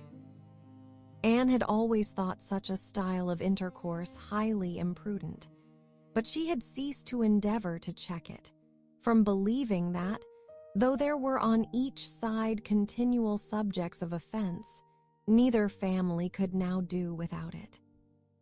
To the great house accordingly they went, to sit the full half-hour rag in the old-fashioned square parlor, with a small carpet and shining floor, to which the present daughters of the house were gradually giving the proper air of confusion by a grand pianoforte and a harp, flower stands and little tables placed in every direction. Oh, could the originals of the portraits against the wainscot, could the gentlemen in brown velvet and the ladies in blue satin have seen what was going on, have been conscious of such an overthrow of all order and knee. T-ness, the portraits themselves seemed to be staring in astonishment. The Musgroves, like their houses, were in a state of alteration, perhaps of improvement. The father and mother were in the old English style, and the young people in the new. Mr. and Mrs. Musgrove were a very good sort of people, friendly and hospitable, not much educated, and not at all elegant. Their children had more modern minds and manners. There was a numerous family, but the only two grown up, excepting Charles, were Henrietta and Louisa, young ladies of 19 and 20 who had brought from a school at Exeter all the usual stock of accomplishments, and were now, like thousands of other young ladies, living to be fashionable, happy, and merry. Their dress had every advantage. Their faces were rather pretty, their spirits extremely good, their manners unembarrassed. Said and pleasant, they were of consequence at home and favorites abroad. Anne always contemplated them as some of the happiest creatures of her acquaintance, but still, saved as we all are by some comfortable feeling of superiority from wishing for the possibility of exchange, she would not have given up her own more elegant and cultivated mind for all their enjoyments, and envied them nothing but that seemingly perfect good understanding and agreement together, that good-humored mutual affection, of which she had known so little herself with either of her sisters. They were received with great cordiality. Nothing seemed amiss on the side of the great house family, which was generally, as Anne very well knew, the least to blame. The half-hour was chatted away pleasantly enough, and she was not at all surprised, at the end of it, to have their walking party joined by both the Miss Musgroves, at Mary's particular invitation. Chapter 6. Anne had not wanted this visit to Uppercross, to learn that a removal from one set of people to another, though at a distance of only 3 miles, will often include a total change of conversation, opinion, and idea. She had never been staying there before, without being struck by it, or without wishing that other Elliots could have her advantage in seeing how unknown, or unconsidered there, were the affairs which at Kellynch Hall were treated as of such general publicity and pervading interest. Yet, with all this experience, she believed she must now submit to feel that another lesson, in the art of knowing our own nothingness beyond our own circle, was become necessary for her. For certainly, coming as she did, with a heart full of the subject which had been completely copying both houses in Kellynch for many weeks, she had expected rather more curiosity and sympathy than she found in the separate, but very similar remark of Mr. and Mrs. Musgrove. So, Miss Anne, Sir Walter and your sister are gone, and what part of Bath do you think they will settle in? And this without much waiting for an answer, or in the young lady's addition of, I hope we shall be in Bath in the winter. But remember, Papa, if we do go, we must be in a good situation, none of your Queen Squares for us. Or in the anxious supplement from Mary, of upon my word, I shall be pretty well off when you are all gone away to be happy at Bath. She could only resolve to avoid such self-delusion in future, and think with heightened gratitude of the extraordinary blessing of having one such truly sympathizing friend as Lady Russell. The Mr. Musgroves had their own game to guard and to destroy, their own horses, dogs, and newspapers to engage them, and the females were fully occupied in all the other common subjects of housekeeping, neighbors, dress, dancing, and music. She acknowledged it to be very fitting that every little social commonwealth should dictate its own matters of discourse, and hoped, ere long, to become a not unworthy member of the one she was now transplanted into. With the prospect of spending at least 2 months at Uppercross, it was highly incumbent on her to clothe her imagination, her memory, and all her ideas in as much of Uppercross as possible. She had no dread of these 2 months. Mary was not so repulsive-y and unsisterly as Elizabeth, nor so inaccessible to all influence of hers. Neither was there anything among the other component parts of the cottage inimical to comfort. She was always on friendly terms with her brother-in-law, and in the children, who loved her nearly as well, and respected her a great deal more than their mother, she had an object of interest, amusement, and wholesome exertion. Charles Musgrove was civil and agreeable. In sense and temper he was undoubtedly superior to his wife, but not of powers, or conversation, or grace, to make the past, as they were connected together, at all a dangerous contemplation. Though at the same time, Anne could believe, with Lady Russell, that a more equal match might have greatly improved him, and that a woman of real understanding might have given more consequence edge to his character, and more usefulness, rationality, and elegance to his habits and pursuits. As it was, he did nothing with much zeal but sport, and his time was otherwise trifled away without benefit from books or anything else.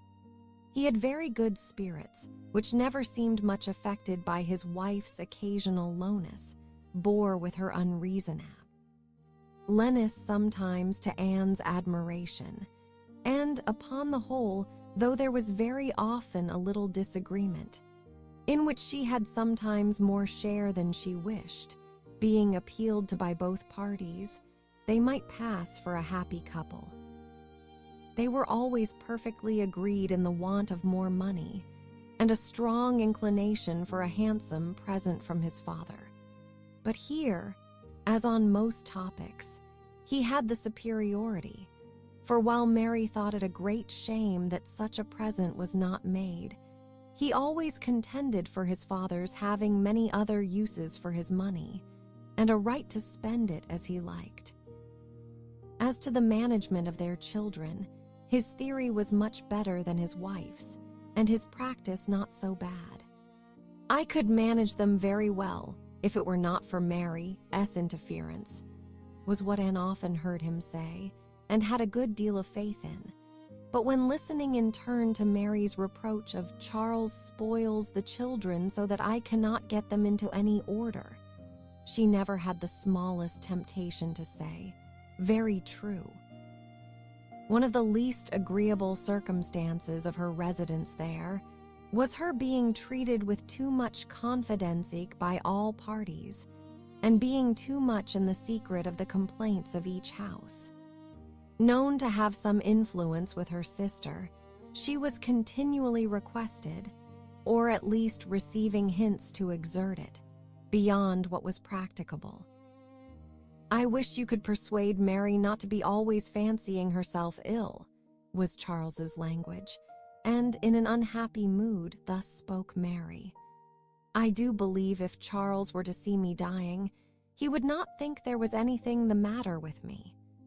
I am sure, Anne, if you would, you might persuade him that I really am very ill, a great deal worse than I ever own." Mary's declaration was, "I hate sending the children to the great house, though their grandmamma is always wanting to see them, for she humors and indulges them to such a degree, and gives them so much trash and sweet things, that they are sure to come back sick and cross for the rest of the day." And Mrs. Musgrove took the first opportunity of being alone with Anne to say, "Oh, Miss Anne, I cannot help wishing Mrs. Charles had a little of your method with those children. They are quite different creatures with you, but to be sure, in general they are so spoilt. It is a pity you cannot put your sister in the way of managing them. They are as fine, healthy children as ever were seen, poor little dears, without partiality, but Mrs. Charles knows no more how they should be treated. Ed, bless me, how troublesome they are sometimes. I assure you, Miss Anne, it prevents my wishing to see them at our house so often as I otherwise should. I believe Mrs. Charles is not quite pleased with my not inviting them oftener, but you know it is very bad to have children with one, that one is obliged to be checking every moment. Don't do this, and don't do that, or that one can only keep in tolerable order by more cake than is good for them." She had this communication, moreover, from Mary. "Mrs. Musgrove thinks all her servants so steady that it would be high treason to call it in question, but I am sure, without exaggeration, that her upper housemaid and laundry maid, instead of being in their business, are gadding about the village all day long. I meet them wherever I go, and I declare I never go twice into my nursery without seeing something of them." If Jemima were not the trustiest, steadiest creature in the world, it would be enough to spoil her, for she tells me they are always tempting her to take a walk with them. And on Mrs. Musgrove's side, it was, I make a rule of never interfering in any of my daughter-in-law's concerns, for I know it would not do. But I shall tell you, Miss Anne, because you may be able to set things to rights that I have no very good opinion of Mrs. Charles's nursery maid. I hear strange stories of her. She is always upon the gad. And from my own knowledge, I can declare she is such a fine-dressing lady that she is enough to ruin any servants she comes near. Mrs. Charles quite swears by her, I know, but I just give you this hint that you may be upon the watch, because if you see anything amiss, you need not be afraid of mentioning it. Again, it was Mary's complaint that Mrs. Musgrove was very apt not to give her the precedence that was her dual when they dined at the great house with other families, and she did not see any reason why she was to be considered so much at home as to lose her place. And one day, when Anne was walking with only the Miss Musgroves, one of them, after talking of rank, people of rank, and jealousy of rank, said, I have no scruple of observing to you how nonsensical some persons are about their place am, because all the world knows how easy and indifferent you are about it.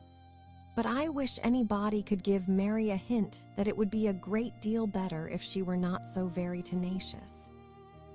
Especially if she would not be always putting herself forward to take place of Mamma. Nabod. Why doubts her right to have precedence of Mamma, but it would be more becoming in her not to be always insisting on it. It is not that Mamma cares about it the least in the world, but I know it is taken notice of by many persons. How was Anne to set all these matters to rights? She could do little more than listen patiently, soften every grievance, and excuse each to the other. Give them all hints of the forbearance necessary between such near neighbors, and make those hints broadest which were meant for her sister's benefit. In all other respects, her visit began and proceeded very well.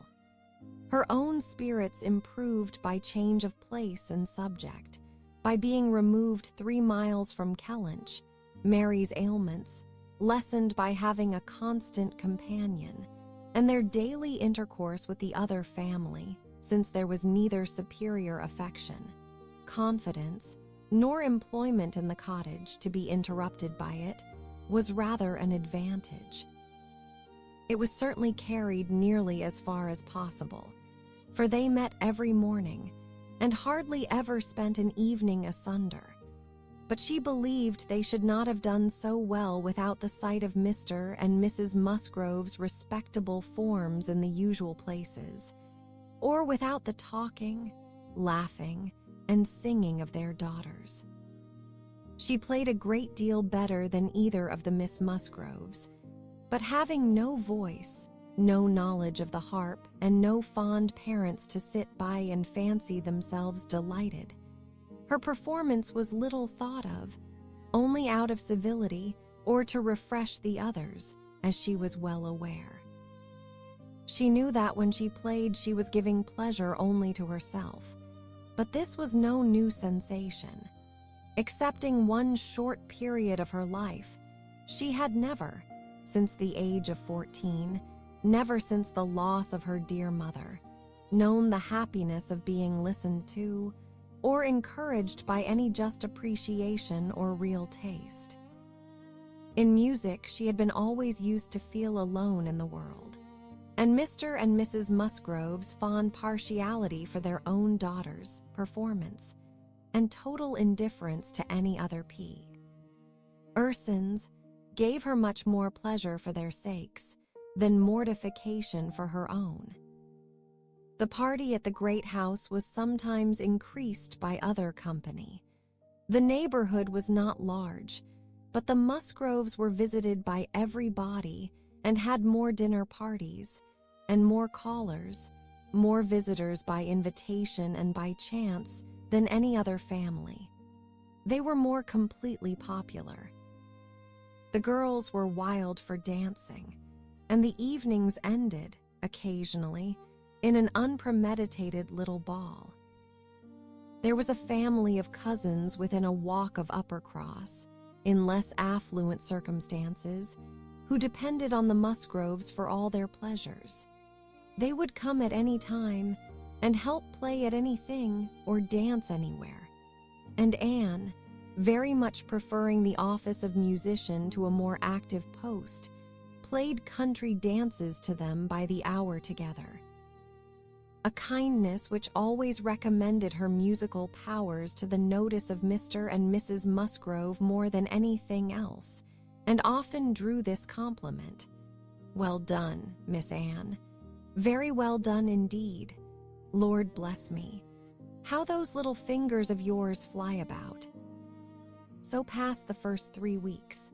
Michaelmas came, and now Anne's heart must be in Kellynch again. A beloved home made over to others, all the precious rooms and furniture, groves and prospects, beginning to own in other eyes and other limbs. She could not think of much else on the 29th of September, and she had this sympathetic touch in the evening from Mary, who, on having occasion to note down the day of the month, exclaimed, "Dear me, is not this the day the Crofts were to come to Kellynch? I am glad I did not think of it before. How low it makes me." The Crofts took possession with true naval alertness and were to be visited. Mary deplored the necessity for herself. Nobody knew how much she should suffer. She should put it off as long as she could. But was not easy till she had talked Charles into driving her over on an early day, and was in a very animated, comfortable state of imaginary agitation when she came back. Anne had very sincerely rejoiced in there being no means of her going. How she wished, however, to see the Crofts, and was glad to be within when the visit was returned. They came. The master of the house was not at home, but the two sisters were together, and as it chanced that Mrs. Croft fell to the share of Anne, while the Admiral sat by Mary, and made himself very agreeable by his good-humored notice of he. Our little boys, she was well able to watch for a likeness, and if it failed her in the features, to catch it in the voice, or the turn of sentiment and expression. Mrs. Croft, though neither tall nor fat, had a squareness, uprightness, and vigor of form which gave importance to her person. She had bright dark eyes, good teeth, and altogether an agreeable face, though her reddened and weather-beaten complexion, the consequence of her having been almost as much at sea as her husband, made her seem to have lived some years longer in the world than her real 38. Her manners were open, easy, and decided, like one who had no distrust of herself and no doubts of what to do, without any approach to coarseness, however, or any want of good humor. Anne gave her credit, indeed, for feelings of great consideration towards herself in all that related to Kellynch, and it pleased her, especially as she had satisfied herself, the very first half-minute, in the instant even of introduction, that there was not the smallest symptom of any knowledge or suspicion on Mrs. Croft's side, to give a bias of any sort. She was quite easy on that head, and consequently full of strength and courage, till for a moment electrified by Mrs. Croft's suddenly saying, "It was you, and not your sister, I find, that my brother had the pleasure of being acquainted with, when he was in this country." Anne hoped she had outlived the age of blushing, but the age of emotion she certainly had not. "Perhaps you may not have heard that he is married," added Mrs. Croft. She could now answer as she ought, and was happy to feel, when Mrs. Croft's next words explained it to be Mr. Wentworth of whom she spoke, apt that she had said nothing which might not do for either brother.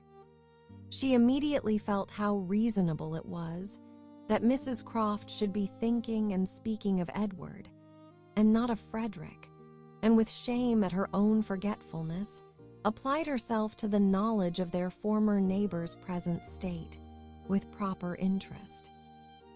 The rest was all tranquility, till just as they were moving, she heard the Admiral say to Mary, "We are expecting a brother of Mrs. Croft's here soon. I dare say you know him by name." He was cut short by the eager attacks of the little boys, clinging to him like an old friend and declaring he should not go, and being too much engrossed by proposals of carrying them away in his coat pocket, and see to have another moment for finishing or recollecting what he had begun. Anne was left to persuade herself, as well as she could, that the same brother must still be in question. She could not, however, reach such a degree of certainty as not to be anxious to hear whether anything had been said on the subject at the other house, where the Crofts had previously been calling. The folks of Great House were to spend the evening of this day at the cottage, and it being now too late in the year for such visits to be made on foot, the coach was beginning to be listened for when the youngest Miss Musgrove walked in.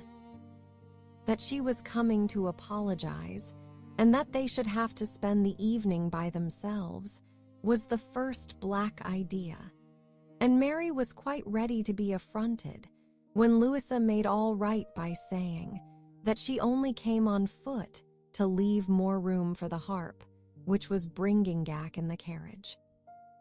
"And I will tell you our reason," she added, "and all about it. I am come on to give you notice that Papa and Mamma are out of spirits this evening, especially Mamma. She is thinking so much of poor Richard. And we agreed it would be best to have the harp, for it seems to amuse her more than the pianoforte. I will tell you why she is out of spirits. When the Crofts called this morning, they called here afterwards, did not they? They happened to say that her brother, Captain Wentworth, is just returned to England or paid off or something, and is coming to see them almost directly. And most unluckily it came into Mamma's head, when they were gone, that Wentworth, or something very like it, was the name of poor Richard's captain. At one time, I do not know when or where, but a great while before he died, poor fellow.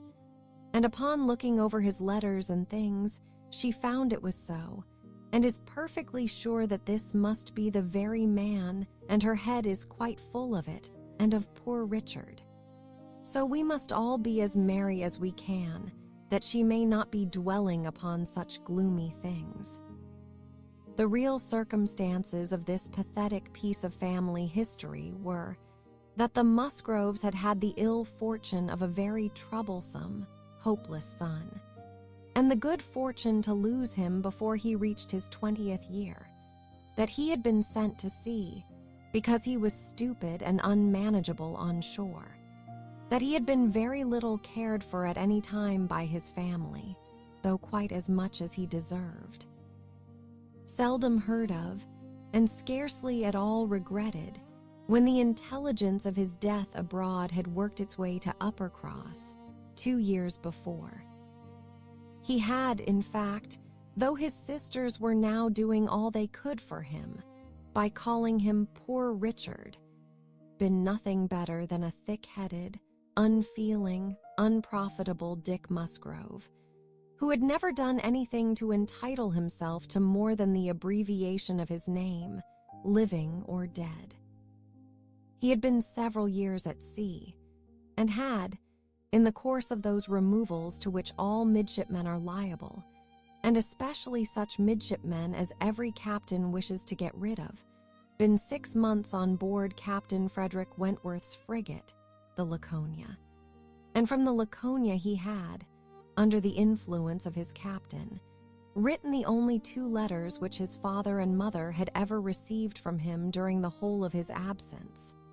That is to say, the only 2 disinterested letters. All the rest had been mere applications for money. In each letter he had spoken well of his captain, but yet so little were they in the habit of attending to such matters, so unobservant and incurious were they as to the names of men or ships, that it had made scarcely any impression at the time, and that Mrs. Musgrove should have been suddenly struck, this very day, with a recollection of the name of Wentworth, as connected with her son, seemed one of those extraordinary bursts of mind which do sometimes occur. She had gone to her letters and found it all as she supposed, and the reperusal of these letters, after so long an interval, her poor son gone forever and all the strength of his faults forgotten, had affected her spirits exceedingly, and thrown her into greater grief for him than she had known on first hearing of his death. Mr. Musgrove was, in a lesser degree, affected likewise, and when they reached the cottage, they were evidently in want, first, of being listened to anew on this subject, and afterwards of all the relief which cheerful companions could give. Hear them talking so much of Captain Wentworth, repeating his name so often, puzzling over past years, and at last ascertaining that it probably would, turn out to be the very same Captain Wentworth whom they recollected meeting, once or twice, after their coming back from Clifton. A very fine young man, but they could not say whether it was 7 or 8 years ago, was a new sort of trial to Anne's nerves. She found, however, that it was one to which she must inure herself. Since he actually was expected in the country, she must teach herself to be insensibly as on such points. And not only did it appear that he was expected, and speedily, but the Musgroves, in their warm gratitude for the kindness he had shewn poor Dick, and very high respect for his CH. Actor stamped as it was by poor Dick's having been 6 months under his care, and mentioning him in strong, though not perfectly well-spelt praise, as a fine dashing fellow, only too particular about the schoolmaster, were bent on introducing themselves, and seeking his acquaintance as soon as they could hear of his arrival. The resolution of doing so helped to form the comfort of their evening. Chapter 7. A very few days more, and Captain Wentworth was known to be at Kellynch, and Mr. Musgrove had called on him and come back warm in his praise, and he was engaged with the Crofts to dine at Uppercross by the end of another week. It had been a great disappointment to Mr. Musgrove to find that no earlier day could be fixed, so impatient was he to show his gratitude by seeing Captain Wentworth under his own roof, and welcoming him to all that was strongest and best in his cellars at but a week must pass. Only a week, in Anne's reckoning, and then, she supposed, they must meet. And soon she began to wish that she could feel secure even for a week. Captain Wentworth made a very early return to Mr. Musgrove's civility, and she was all but calling there in the same half hour. She and Mary were actually setting forward for the great house, where, as she afterwards learnt, they must inevitably have found him, when they were stopped by the eldest boy, S being at that moment brought home in consequence of a bad fall. The child's situation put the visit entirely aside, but she could not hear of her escape with indifference, even in the midst of the serious anxiety which they afterwards felt on his account.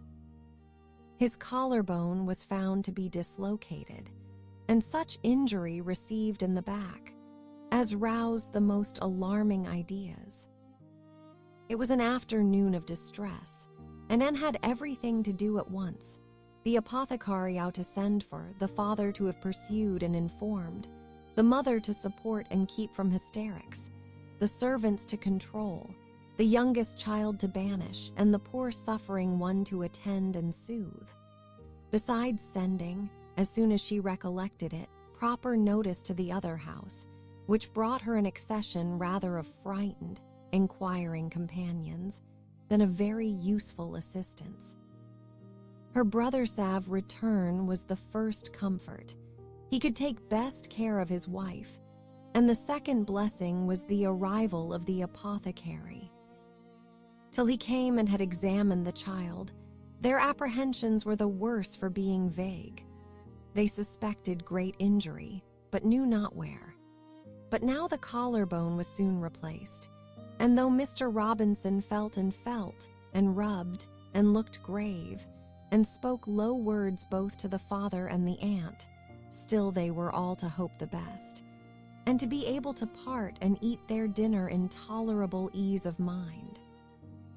And then it was, just before they parted, that the two young aunts were able so far to digress from their nephew's state as to give the information of Captain Wentworth's visit, staying 5 minutes behind their father and mother, to endeavor to express how perfectly delighted they were with him, how much handsomer, how infinitely more agreeable they thought him than any individual among their male acquaintance, who had been at all a favorite before, how glad they had been to hear Papa invite him to stay dinner, how sorry when he said it was quite out of his power, and how glad again when he had promised in reply to Papa and Mamma's farther pressing invitations to come and dine with them on the morrow.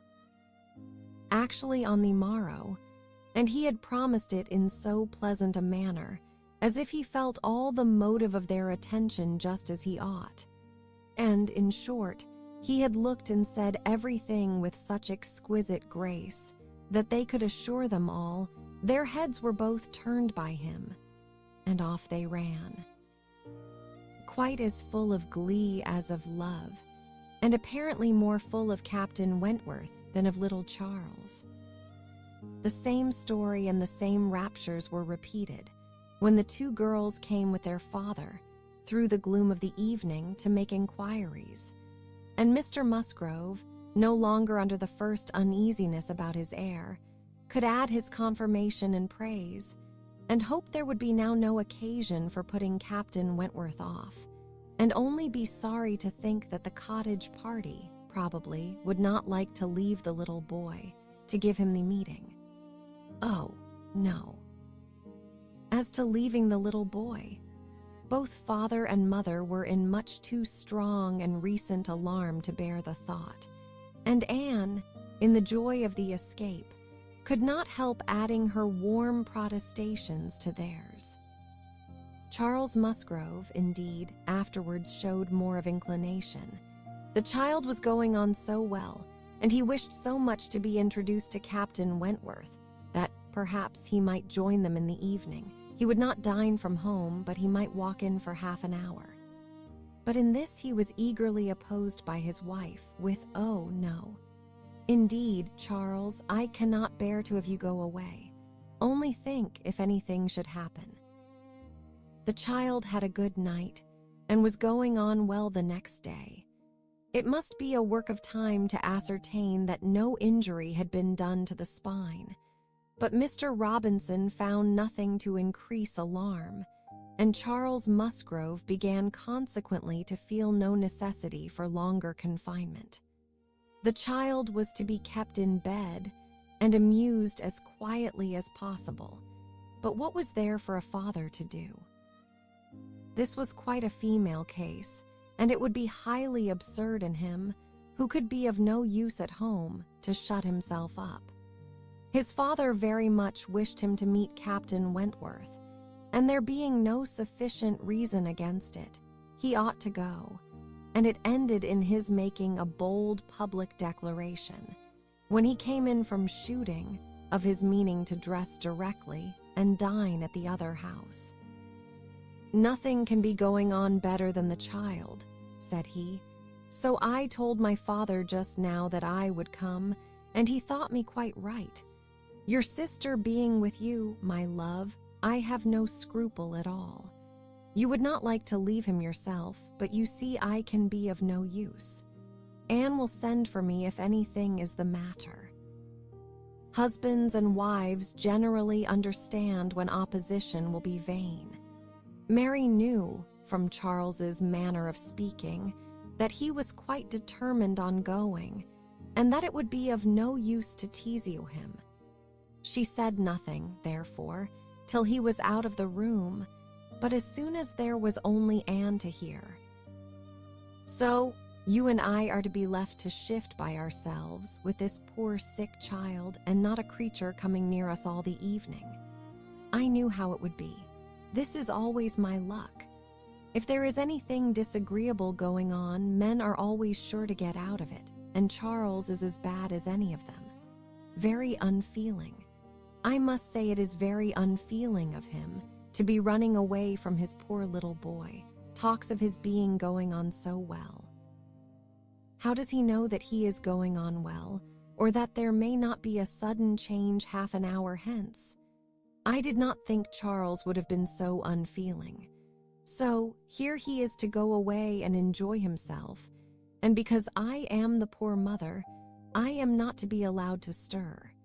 And yet, I am sure, I am more unfit than anybody else to be about the child. My being the mother is the very reason why my feelings should not be tried. I am not at all equal to it. You saw how hysterical I was yesterday. But that was only the effect of the suddenness of your alarm of the shock. You will not be hysterical again. I dare say we shall have nothing to distress us. I perfectly understand Mr. Robinson's directions and have no fears. And indeed, Mary, I cannot wonder at your husband. Nursing does not belong to a man. It is not his province. A sick child is always the mother's property. Her own feelings generally make it so. I hope I am as fond of any child as any mother, but I do not know that I am of any more use in the sick room than Charles, for I cannot be always scolding and teasing a poor child when it is ill. And you saw, this morning, that if I told him to keep quiet, he was sure to begin kicking about. I have not nerves for the sort of thing. But could you be comfortable yourself, to be spending the whole evening away from the poor boy? Yes, you see his papa can, and why should not I? Jemima is so careful, and she could send us word every hour how he was. I really think Charles might as well have told his father we would all come. I am not more alarmed about little Charles now than he is. I was dreadfully alarmed yesterday, but the case is very different today. Well, if you do not think it too late to give notice for yourself, suppose you were to go, as well as your husband. Leave little Charles to my care. Mr. and Mrs. Musgrove cannot think it wrong, while I remain with him." "Are you serious?" cried Mary, her eyes brightening. "Dear me, that's a very good thought, very good indeed. To be sure, I may just as well go as not, for I am of no use at home, am I? And it only harasses me. You, who have not a mother's feelings, are a great deal the properest person. You can make little Charles do anything. He always minds you at a word. It will be a great deal better than leaving him with only Jemima." "Oh, I will certainly go. I am sure I ought if I can, quite as much as Charles, for they want me excessively to be acquainted with Captain Wentworth, and I know you do not mind being left alone. An excellent thought of yours, indeed, Anne. I will go and tell Charles and get ready directly. You can send for us, you know, at a moment's notice, if anything is the matter, but I dare say there will be nothing to alarm you. I should not go, you may be sure, if I did not feel quite at ease about my dear child." The next moment she was tapping at her husband's dressing-room door, and as Anne followed her upstairs, she was in time for the whole conversation, which began with Mary's saying, in a tone of great exultation, "I mean to go with you, Charles, for I am of no more use at home than you are. If I were to shut myself up forever with the child, I should not be able to persuade him to do anything he did not like. Anne will stay. Anne undertakes to stay at home and take care of him. It is Anne's own proposal, and so I shall go with you, which will be a great deal better, for I have not dined at the other house since Tuesday." "This is very kind of Anne," was her husband's answer, "and I should be very glad to have you go, but it seems rather hard that she should be left at home by herself to nurse our sick child." Anne was now at hand to take up her own cause, and the sincerity of her manner being soon sufficient to convince him, where conviction was at least very agreeable. He had no farther scruples as to her being left to dine alone, though he still wanted her to join them in the evening, when the child might be at rest for the night, and kindly urged her to let him come and fetch her, but she was quite unpersuadable. And this being the case, she had ere long the pleasure of seeing them set off together in high spirits. They were gone, she hoped, to be happy, however oddly constructed such happiness might seem. As for herself, she was left with as many sensations of comfort as were, perhaps, ever likely to be hers. She knew herself to be of the first utility to the child, and what was it to her if Frederick Wentworth were only half a mile distant, making himself agreeable to others? She would have liked to know how he felt as to a meeting. Perhaps indifferent, if indifference could exist under such circumstances. He must be either indifferent or unwilling. Had he wished ever to see her again, he need not have waited till this time. He would have done what she could not but believe that in his place she should have done long ago, when events had been early giving him the independence which alone had been wanting. Her brother and sister came back delighted with their new acquaintance, and their visit in general. There had been music, singing, talking, laughing, all that was most agreeable, charming manners in Captain Wentworth, no shyness or reserve. They seemed all to know each other perfectly, and he was coming the very next morning to shoot with Charles. He was to come to breakfast, but not at the cottage, though that had been proposed at first. But then he had been pressed to come to the great house instead, and he seemed afraid of being in Mrs. Charles Musgrove's way on account of the child. And therefore, somehow, they hardly knew how, it ended in Charles's being to meet him to breakfast at his father's. Anne understood it. He wished to avoid seeing her. He had inquired after her. She found, slightly, as might suit a former slight acquaintance, seeming to acknowledge such as she had acknowledged, actuated, perhaps, by the same view of escaping introduction when they were to meet. The morning hours of the cottage were always later than those of the other house, and on the morrow the difference was so great that Mary and Anne were not more than beginning breakfast when Charles came in to say that they were just setting off, that he was come for his dogs, that his sisters were following with Captain Wentworth, his sisters meaning to visit Mary and the child, and Captain Wentworth proposing also to wait on her for a few minutes, if not inconvenient. And though Charles had answered for the child's being in no such state as could make it inconvenient, Captain Wentworth would not be satisfied without his running on to give notice. Mary, very much gratified by this attention, was delighted to receive him, while 1,000 feelings rushed on Anne, of which this was the most consoling, that it would soon be over. And it was soon over. In 2 minutes after Charles's preparation, the others appeared. They were in the drawing room. Her eye half met Captain Wentworth's. A bow, a curtsy passed. She heard his voice. He talked to Mary, said all that was right, said something to the Miss Musgroves, enough to mark an easy footing. The room seemed full of persons and voices, but a few minutes ended it. Charles showed himself at the window. All was ready. Their visitor had bowed and was gone. The Miss Musgroves were gone too, suddenly resolving to walk to the end of the village with the sportsmen. The room was clean. Ard and Anne might finish her breakfast as she could. "It is over, it is over," she repeated to herself again and again in nervous gratitude. "The worst is over." Mary talked, but she could not attend. She had seen him. They had met. They had been once more in the same room. Soon, however, she began to reason with herself and try to be feeling less. 8 years, almost 8 years had passed since all had been given up. How absurd to be resuming the agitation which such an interval had banished into distance and indistinctness. What might not 8 years do? Events of every description, changes, alienations, removals, all must be comprised in it, and oblivion of the past, how natural, how certain too. It included nearly a third part of her own life.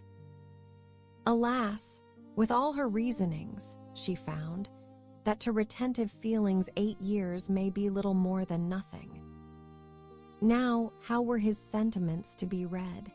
Was this like wishing to avoid her? And the next moment she was hating herself for the folly which asked the question. On one other question, which perhaps her utmost wisdom might not have prevented, she was soon spared all suspense. For after the Miss Musgroves had returned and finished their visit at the cottage, she had this spontaneous information from Mary. "Captain Wentworth is not very gallant by you, Anne, though he was so attentive to me. Henrietta asked him what he thought of you when they went away, and he said, you were so altered he should not have known you again." Mary had no feelings to make her respect her sister in a common way, but she was perfectly unsuspicious of being inflicting any peculiar wound.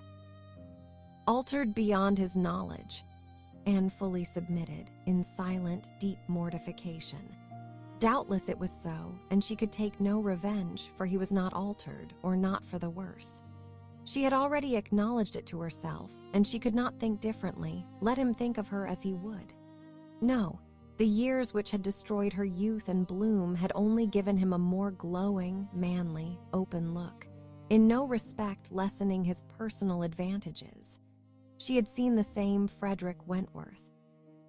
So altered that he should not have known her again? These were words which could not but dwell with her, yet she soon began to rejoice that she had heard them.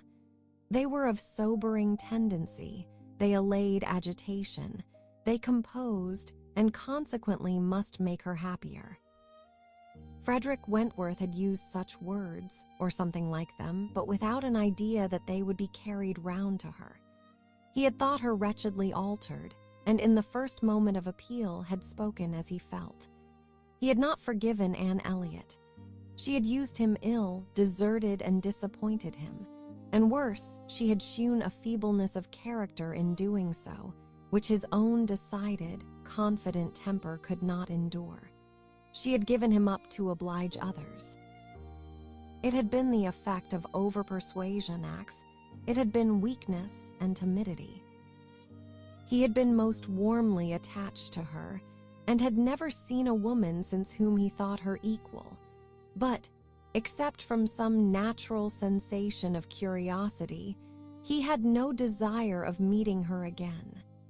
Her power with him was gone forever. It was now his object to marry. He was rich, and being turned on shore, fully intended to settle as soon as he could be properly tempted, actually looking round, ready to fall in love with all the speed which a clear head and quick taste could allow. He had a heart for either of the Miss Musgroves, if they could catch it. A heart, in short, for any pleasing young woman who came in his way, excepting Anne Elliot. This was his only secret exception, when he said to his sister, in answer to her suppositions, "Yes, here I am, Sophia, quite ready to make a foolish match. Any body between 15 and 30 may have me for asking. A little beauty and a few smiles and a few compliments to the Navy, and I am a lost man. Should not this be enough for a sailor who has had no society among women to make him nice? He said it, she knew, to be contradicted. His bright, proud eye spoke the happy conviction that he was nice, and Anne Elliot was not out of his thoughts when he more seriously described the woman he should wish to meet with. A strong mind with sweetness of manner made the first and the last of the description. "This is the woman I want," said he. "Something a little inferior I shall of course put up with, but it must not be much. If I am a fool, I shall be a fool indeed, for I have thought on the subject more than most men." Chapter 8. From this time, Captain Wentworth and Anne Elliot were repeatedly in the same circle.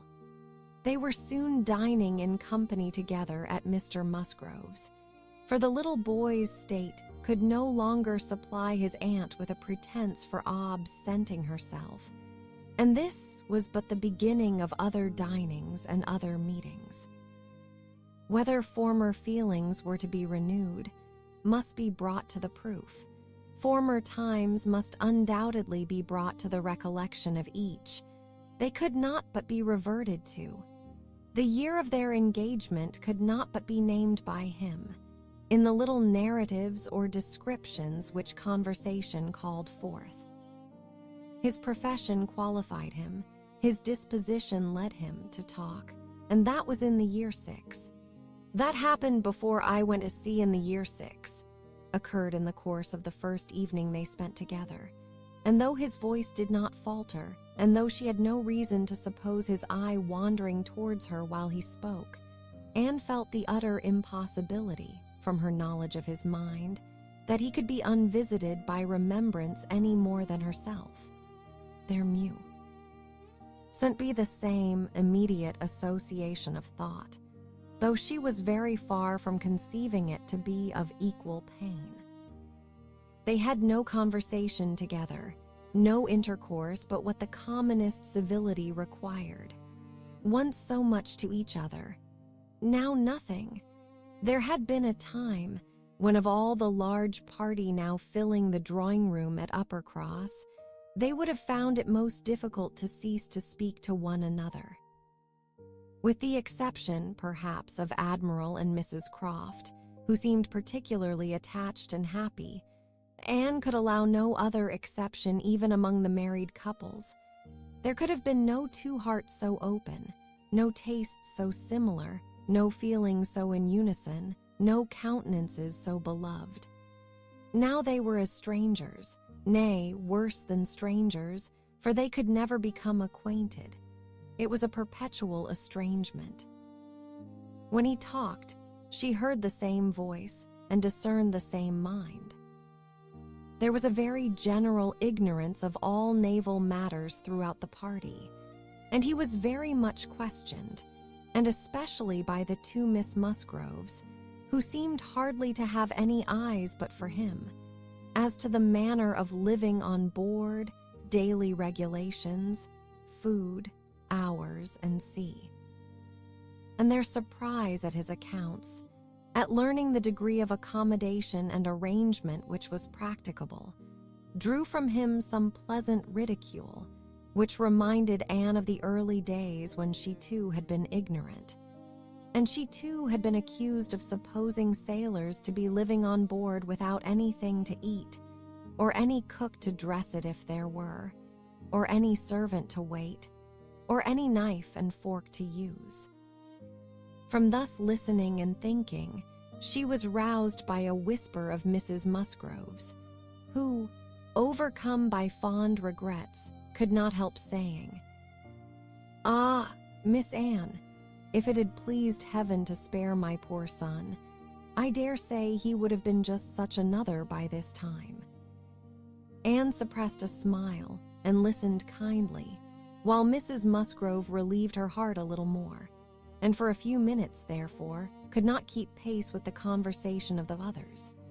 When she could let her attention take its natural course again, She found the Miss Musgroves just fetching the Navy list.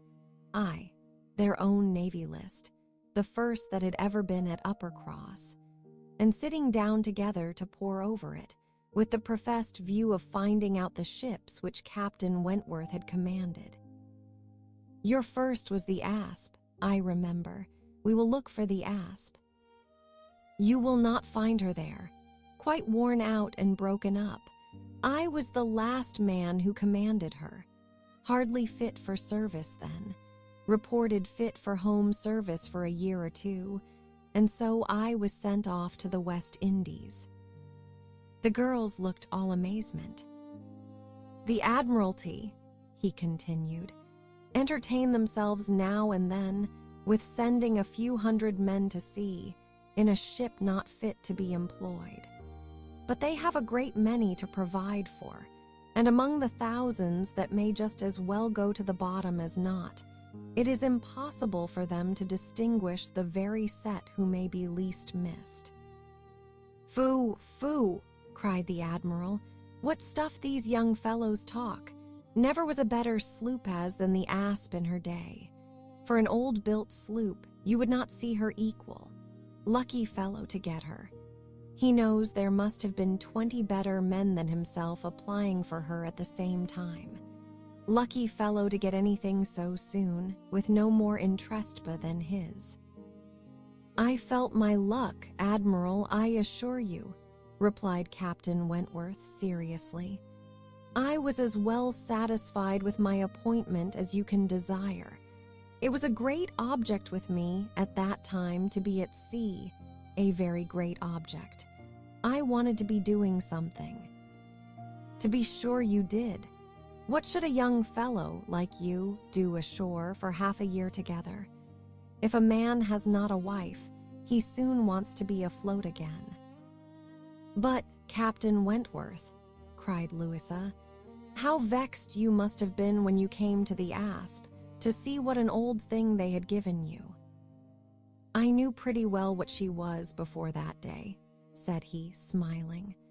I had no more discoveries to make than you would have as to the fashion and strength of any old pelisse, BB which you had seen lent about among half your acquaintance, ever since you could remember, and which at last, on some very wet day, is lent to yourself. Ah, she was a dear old Asp to me. She did all that I wanted. I knew she would. I knew that we should either go to the bottom together, or that she would be the making of me, and I never had 2 days of foul whether all the time I was at sea in her, and after taking privateers 10 enough to be very entertaining, I had the good luck, in my passage home the next autumn, to fall in with the very French frigate I wanted. I brought her into Plymouth, and he. Ray was another instance of luck. We had not been 6 hours in the Sound when a gale came on, which lasted 4 days and nights, and which would have done for poor old Asp in half the time, our touch with the great nation not having much improved our condition. 24 hours later, and I should only have been a gallant Captain Wentworth, in a small paragraph at one corner of the newspapers, and being lost in only a sloop, nobody would have thought about me. Anne's shudderings were to herself, alone, but the Miss Musgroves could be as open as they were sincere, in their exclamations of pity and horror. And so then, I suppose, said Mrs. Musgrove, in a low voice, as if thinking aloud, so then he went away to the Laconia, and there he met with our poor boy. Charles, my dear, beckoning him to her, do ask Captain Wentworth where it was he first met with your poor brother. I always forget. It was at Gibraltar, Mother, I know. Dick had been left ill at Gibraltar, with a recommendation from his former captain to Captain Wentworth. Oh, but, Charles, tell Captain Wentworth, he need not be afraid of mentioning poor Dick before me, for it would be rather a pleasure to hear him talked of by such a good friend. Charles, being somewhat more mindful of the probabilities of the case, only nodded in reply and walked away. The girls were now hunting for the Laconia, and Captain Wentworth could not deny himself the pleasure of taking the precious volume into his own hands to save them the trouble, and once more read aloud the little statement of her name and rateby and present non-commissioned class, observing over it that she too had been one of the best friends man ever had. Ah, those were pleasant days when I had the Laconia. How fast I made money in her. A friend of mine and I had such a lovely cruise together off the Western Islands. BF, poor Harville's sister. You know how much he wanted money worse than myself. He had a wife. Excellent fellow.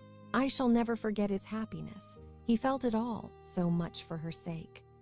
I wished for him again the next summer, when I had still the same luck in the Mediterranean. And I am sure, sir, said Mrs. Musgrove, it was a lucky day for us when you were put captain into that ship. We shall never forget what you did. Her feelings made her speak low, and Captain Wentworth, hearing only in part, and probably not having Dick Musgrove at all near his thoughts, looked rather in suspense and as if waiting for more. My brother, whispered one of the girls, Mamma is thinking of poor Richard. Poor dear fellow, continued Mrs. Musgrove. He was grown so steady and such an excellent correspondent while he was under your care. Ah, it would have been a happy thing if he had never left you. I assure you, Captain Wentworth, we are very sorry he ever left you. There was a momentary expression in Captain Wentworth's face at this speech, a certain glance of his bright eye, and curl of his handsome mouth, which convinced Anne that instead of sharing in Mrs. Musgrove's kind wishes, as to her son, he had probably been at some pains to get rid of him. But it was too transient an indulgence of self-amusement to be detected by any who understood him less than herself. In another moment he was perfectly collected and serious. And almost instantly afterwards, coming up to the sofa, on which she and Mrs. Musgrove were sitting, took a place by the latter, and entered into conversation with her, in a low voice, about her son, doing it with so much sympathy and natural grace, as showed the kindest consideration for all that was real and unabsurd. In the parents' feelings, they were actually on the same sofa, for Mrs. Musgrove had most readily made room for him. They were divided only by Mrs. Musgrove. It was no insignificant barrier indeed. Mrs. Musgrove was of a comfortable, substantial size, infinitely more fitted by nature to express good cheer and good humor than tenderness and sentiment. And while the agitations of Anne's slender form and pensive face may be considered as very completely screened, Captain Wentworth should be allowed some credit for the self-command with which he attended to her large fat sighings over the destiny of a son, whom alive nobody had cared for. Personal sighs and mental sorrow have certainly no necessary proportions. A large, bulky figure has as good a right to be in deep affliction as the most graceful set of limbs in the world. But, fair or not fair, there are unbecoming conjunctions, which reason will patronize in vain, which taste cannot tolerate, which ridicule will seize. The Admiral, after taking 2 or 3 refreshing turns about the room with his hands behind him, being called to order by his wife, now came up to Captain Wentworth, and without any observation of what he might be interrupting, thinking only of his own thoughts, began with, "If you had been a week later at Lisbon last spring, Frederick, you would have been asked to give a passage to Lady Mary Grierson and her daughters." "Should I am glad I was not a week later then." The Admiral abused him for his want of gallantry. He defended himself, though professing that he would never willingly admit any ladies on board a ship of his, excepting for a ball or a visit, which a few hours might comprehend. "But if I know myself," said he, "this is from no want of gallantry towards them. It is rather from feeling how impossible it is, with all one's efforts and all one's sacrifices, to make the accommodations on board, such as women ought to have. There can be no want of gallantry, Admiral, in rating the claims of women to every personal comfort high, and this is what I do. I hate to hear of women on board, or to see them on board, and no ship under my command shall ever convey a family of ladies anywhere, if I can help it." This brought his sister upon him. "Oh, Frederick, but I cannot believe it of you, all idle refinement. Women may be as comfortable on board as in the best house in England. I believe I have lived as much on board as most women, and I know nothing superior to the accommodations of a man of war. I declare I have not a comfort or an indulgence about me, even at Kellenshall," with a kind bow to Anne, "beyond what I always had in most of the ships I have lived in, and they have been 5 altogether." "Nothing to the purpose," replied her brother. "You were living with your husband, and were the only woman on board. But you, yourself, brought Mrs. Harville, her sister, her cousin, and the 3 children, round from Portsmouth to Plymouth. Where was this superfine, extraordinary sort of gallantry of yours then?" "All merged in my friendship, Sophia. I would assist any brother officer's wife that I could, and I would bring anything of Harville's from the world's end, if he wanted it. But do not imagine that I did not feel it an evil in itself.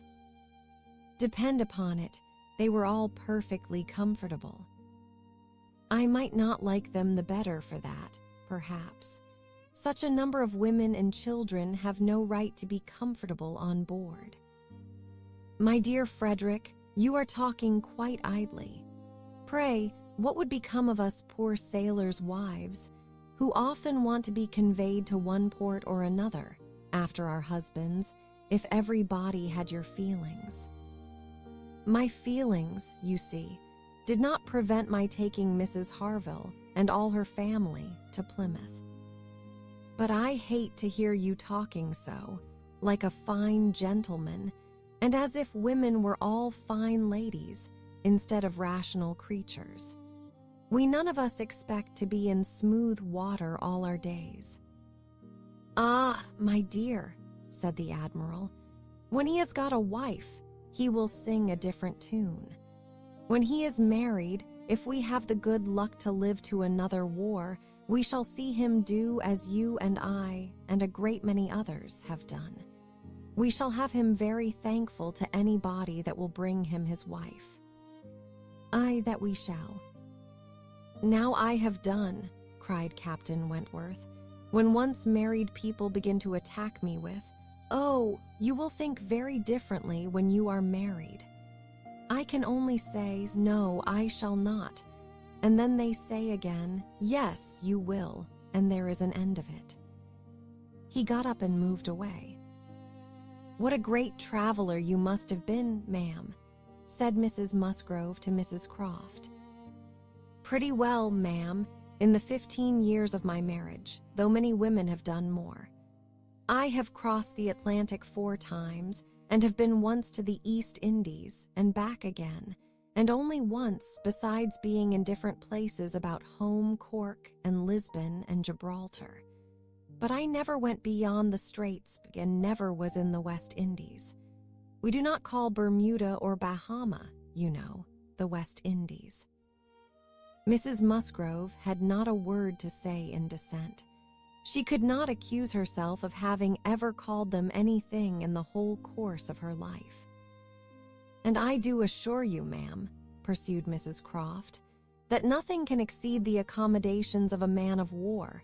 I speak, you know, of the higher rates.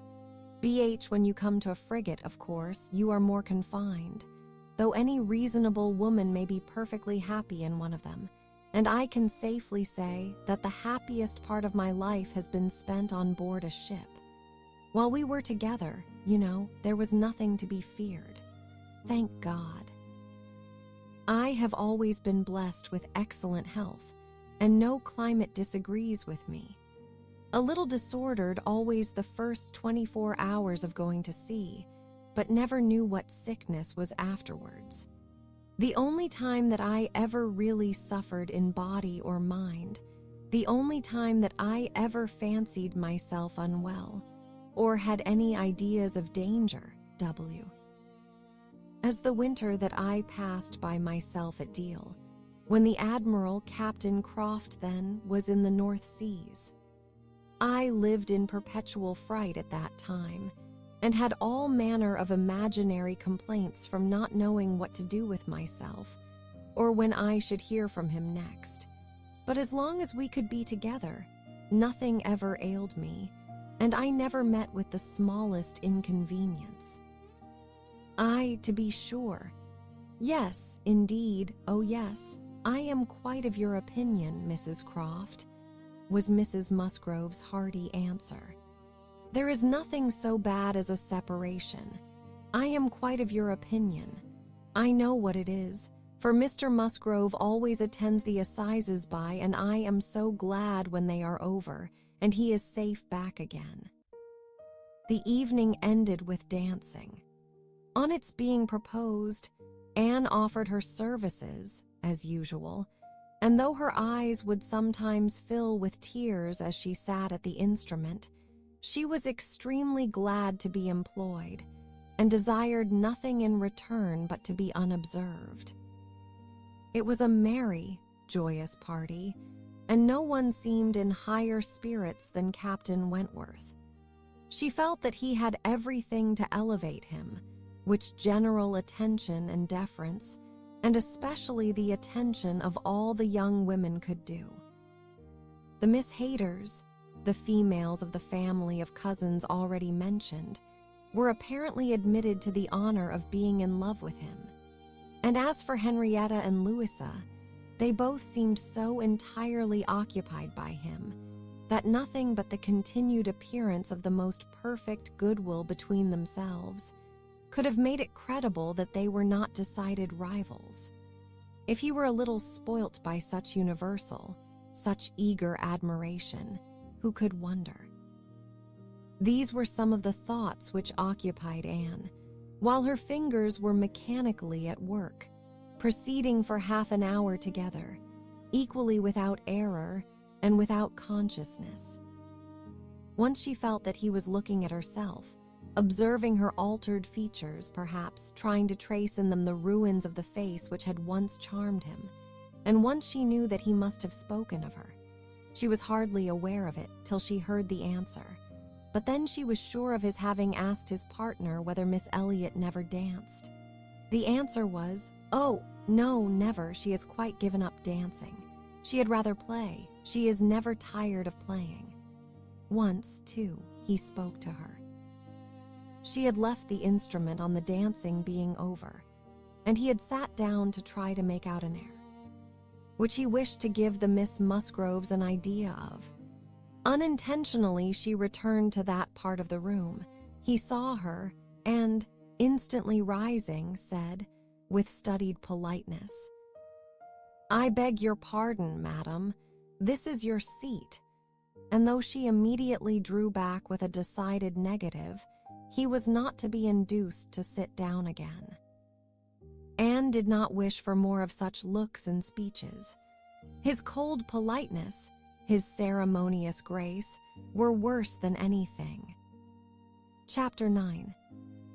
Captain Wentworth was come to Kellynch as to a home, to stay as long as he liked, being as thoroughly the object of the Admiral's fraternal kindness as of his wife, S.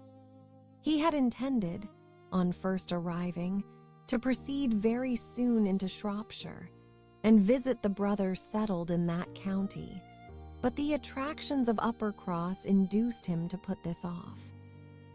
There was so much of friendliness and of flattery and of everything most bewitching in his reception there. The old were so hospitable, the young so agreeable, that he could not but resolve to remain where he was and take all the charms and perfections of Edward's wife upon credit a little longer. It was soon Uppercross with him almost every day. The Musgroves could hardly be more ready to invite than he to come, particularly in the morning, when he had no companion at home. For the Admiral and Mrs. Croft were generally out of doors together, interesting themselves in their new possessions, their grass, and their sheep, and dawdling about in a way not endurable to a third person, or driving out in a gig, BJ lately added to their establishment. Hitherto there had been but one opinion of Captain Wentworth among the Musgroves and their dependencies. It was unvarying, warm admiration everywhere. But this intimate footing was not more than established when a certain Charles Hayter returned among them, to be a good deal disturbed by it, and to think Captain Wentworth very much in the way. Charles Hayter was the eldest of all the cousins, and a very amiable, pleasing young man, between whom and Henrietta there had been a considerable appearance of attachment previous to Captain Wentworth's introduction. He was in orders, BK, and having a curacy in the neighborhood where residence was not required, lived at his father's house, only 2 miles from Uppercross. A short absence from home had left his fair one unguarded by his attentions at this critical period, and when he came back, he had the pain of finding very altered manners, and of seeing Captain Wentworth. Mrs. Musgrove and Mrs. Hayter were sisters. They had each had money, but their marriages had made a material difference in their degree of consequence. Mr. Hayter had some property of his own, but it was insignificant compared with Mr. Musgrove. And while the Musgroves were in the first class of society in the country, BL the young Hayters would, from their parents' inferior, retired, and unpolished way of living, and their own defective education, have been hardly in any class at all, but for their connection with Uppercross. This eldest son, of course, excepted, who had chosen to be a scholar and a gentleman, and who was very superior in cultivation and manners to all the rest. The 2 families had always been on excellent terms, there being no pride on one side and no envy on the other, and only such a consciousness of superiority in the Miss Musgroves as made them pleased to improve their cousins. Charles's attentions to Henrietta had been observed by her father and mother without any disapprobation. It would not be a great match for her, but if Henrietta liked him, and Henrietta did seem to like him. Henrietta fully thought so herself before Captain Wentworth came, but from that time Cousin Charles had been very much forgotten. Which of the 2 sisters was preferred by Captain Wentworth was as yet quite doubtful, as far as Anne's observation reached. Henrietta was perhaps the prettiest, Louisa had the higher spirits, and she knew not now whether the more gentle or the more lively character were most likely to attract him. Mr. and Mrs. Musgrove, either from seeing little, or from an entire confidence in the discretion of both their daughters and of all the young men who came near them, seemed to leave everything to take its chance. There was not the smallest appearance of solicitude or remark about them in the mansion house, but it was different at the cottage. The young couple there were more disposed to speculate and wonder, and Captain Wentworth had not been above 4 or 5 times in the Miss Musgroves' company, and Charles Hayter had but just reappeared, when Anne had to listen to the opinions of her brother and sister, as to which was the one liked best. Charles gave it for Louisa, Mary for Henrietta, but quite agreeing that to have him marry either would be extremely delightful. Charles had never seen a pleasanter man in his life, and from what he had once heard Captain Wentworth himself say, was very sure that he had not made less than £20,000 by the war. Here was a fortune at once, besides which there would be the chance of what might be done in any future war, and he was sure Captain Wentworth was as likely a man to distinguish himself as any officer in the Navy. Oh, it would be a capital match for either of his sisters. "Upon my word it would," replied Mary. "Dear me, if he should rise to any very great honors, if he should ever be made a baronet. Lady Wentworth sounds very well. That would be a noble thing, indeed, for Henrietta. She would take place of Mebham then, and Henrietta would not dislike that. Sir Frederick and Lady Wentworth. It would be but a new creation, however, and I never think much of your new creations." 11. It suited Mary best to think Henrietta the one preferred, on the very account of Charles Hayter, whose pretensions she wished to see put an end to. She looked down very decidedly upon the Hayters, and thought it would be quite a misfortune to have the existing connection between the families renewed, very sad for herself and her children. "You know," said she, "I cannot think him at all a fit match for Henrietta, and considering the alliances which the Musgroves have made, she has no right to throw herself away.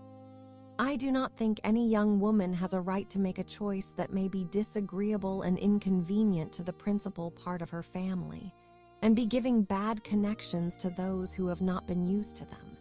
And pray, who is Charles Hayter? Nothing but a country curate. A most improper match for Miss Musgrove, of Uppercross." Her husband, however, would not agree with her here. For besides having a regard for his cousin, Charles Hayter was an eldest son, and he saw things as an eldest son himself. "Now you are talking nonsense, Mary," was therefore his answer. "It would not be a great match for Henrietta, but Charles has a very fair chance, through the Spicers, of getting something from the bishop in the course of a year or two, and you will please to remember that he is the eldest son. Whenever my uncle dies, he steps into very pretty property. The estate at Winthrop is not less than 250 acres, besides the farm near Taunton, which is some of the best land in the country. I grant you that any of them but Charles would be a very shocking match for Henrietta, and indeed it could not be. He is the only one that could be possible, but he is a very good-natured, good sort of a fellow, and whenever Winthrop comes into his hands, he will make a difference so. Artie of place of it, and live in a very different sort of way, and with that property he will never be a contemptible man. Good freehold property, bien no, Henrietta might do worse than marry Charles Hayter, and if she has him and Louisa can get Captain Wentworth, I shall be very well satisfied." "Charles may say what he pleases," cried Mary to Anne, as soon as he was out of the room, "but it would be shocking to have Henrietta marry Charles Hayter, a very bad thing for her, and still worse for me, and therefore it is very much to be wished that Captain Wentworth may soon put him quite out of her head, and I have very little doubt that he has. She took hardly any notice of Charles Hayter yesterday. I wish you had been there to see her behavior. And as to Captain Wentworth's liking Louisa as well as Henrietta, it is nonsense to say so, for he certainly does like Henrietta a great deal the best. But Charles is so positive. I wish you had been with us yesterday, for then you might have decided between us, and I am sure you would have thought as I did, unless you had been dead. Ermine to give it against me." A dinner at Mr. Musgrove's had been the occasion, when all these things should have been seen by Anne, but she had stayed at home under the mixed plea of a headache of her own and some return of indisposition in little Charles. She had thought only of avoiding Captain Wentworth, but an escape from being appealed to as umpire was now added to the advantages of a quiet evening. As to Captain Wentworth's views, she deemed it of more consequence that he should know his own mind, early enough not to be endangering the happiness of either sister or impeaching his own honor, than that he should prefer Henrietta to Louisa, or Louisa to Henrietta. Either of them would, in all probability, make him an affectionate, good-humored wife. With regard to Charles Hayter, she had delicacy which must be pained by any lightness of conduct in a well-meaning young woman, and a heart to sympathize in any of the sufferings it occasioned. But if Henrietta found herself mistaken in the nature of her feelings, the alteration could not be understood too soon. Charles Hayter had met with much to disquiet and mortify him in his cousin's behavior. She had too old a regard for him to be so wholly estranged, as might in 2 meetings extinguish every past hope, and leave him nothing to do but to keep away from Uppercross. But there was such a change as became very alarming, when such a man as Captain Wentworth was to be regarded as the probable cause. He had been absent only 2 Sundays, and when they parted, had left her interested even to the height of his wishes, in his prospect of soon quitting his present curacy and obtaining that of Uppercross instead. It had then seemed the object nearest her heart, that Dr. Shirley, the rector, who for more than 40 years had been zealously discharging all the duties of his office, but was now G. Rowing too infirm for many of them, should be quite fixed on engaging a curate, should make his curacy quite as good as he could afford, and should give Charles Hayter the promise of it. The advantage of his having to come only to Uppercross, instead of going 6 miles another way, of his having, in every respect, a better curacy, of his belonging to their dear Dr. Shirley, and of dear, good Dr. Shirley's being relieved from the duty which he could no longer get through without most injurious fatigue, had been a great deal, even to Louisa, but had been almost everything to Henrietta. When he came back, alas, the zeal of the business was gone by. Louisa could not listen at all to his account of a conversation which he had just held with Dr. Shirley. She was at window, looking out for Captain Wentworth, and even Henrietta had at best only a divided attention to give, and seemed to have forgotten all the former doubt and solicitude of the negotiation. "Well, I am very glad indeed, but I always thought you would have it. I always thought you sure. It did not appear to me that, in short, you know, Dr. Shirley must have a curate, and you had secured his promise. Is he coming, Louisa?" One morning, very soon after the dinner at the Musgroves, at which Anne had not been present, Captain Wentworth walked into the drawing-room at the cottage, where were only herself and the little invalid Charles, who was lying on the sofa. The surprise of finding himself almost alone with Anne Elliot deprived his manners of their usual composure. He started, and could only say, "I thought the Miss Musgroves had been here. Mrs. Musgrove told me I should find them here," before he walked to the window to recollect himself and feel how he ought to behave. "They are upstairs with my sister. They will be down in a few moments, I dare say," had been Anne's reply, in all the confusion that was natural.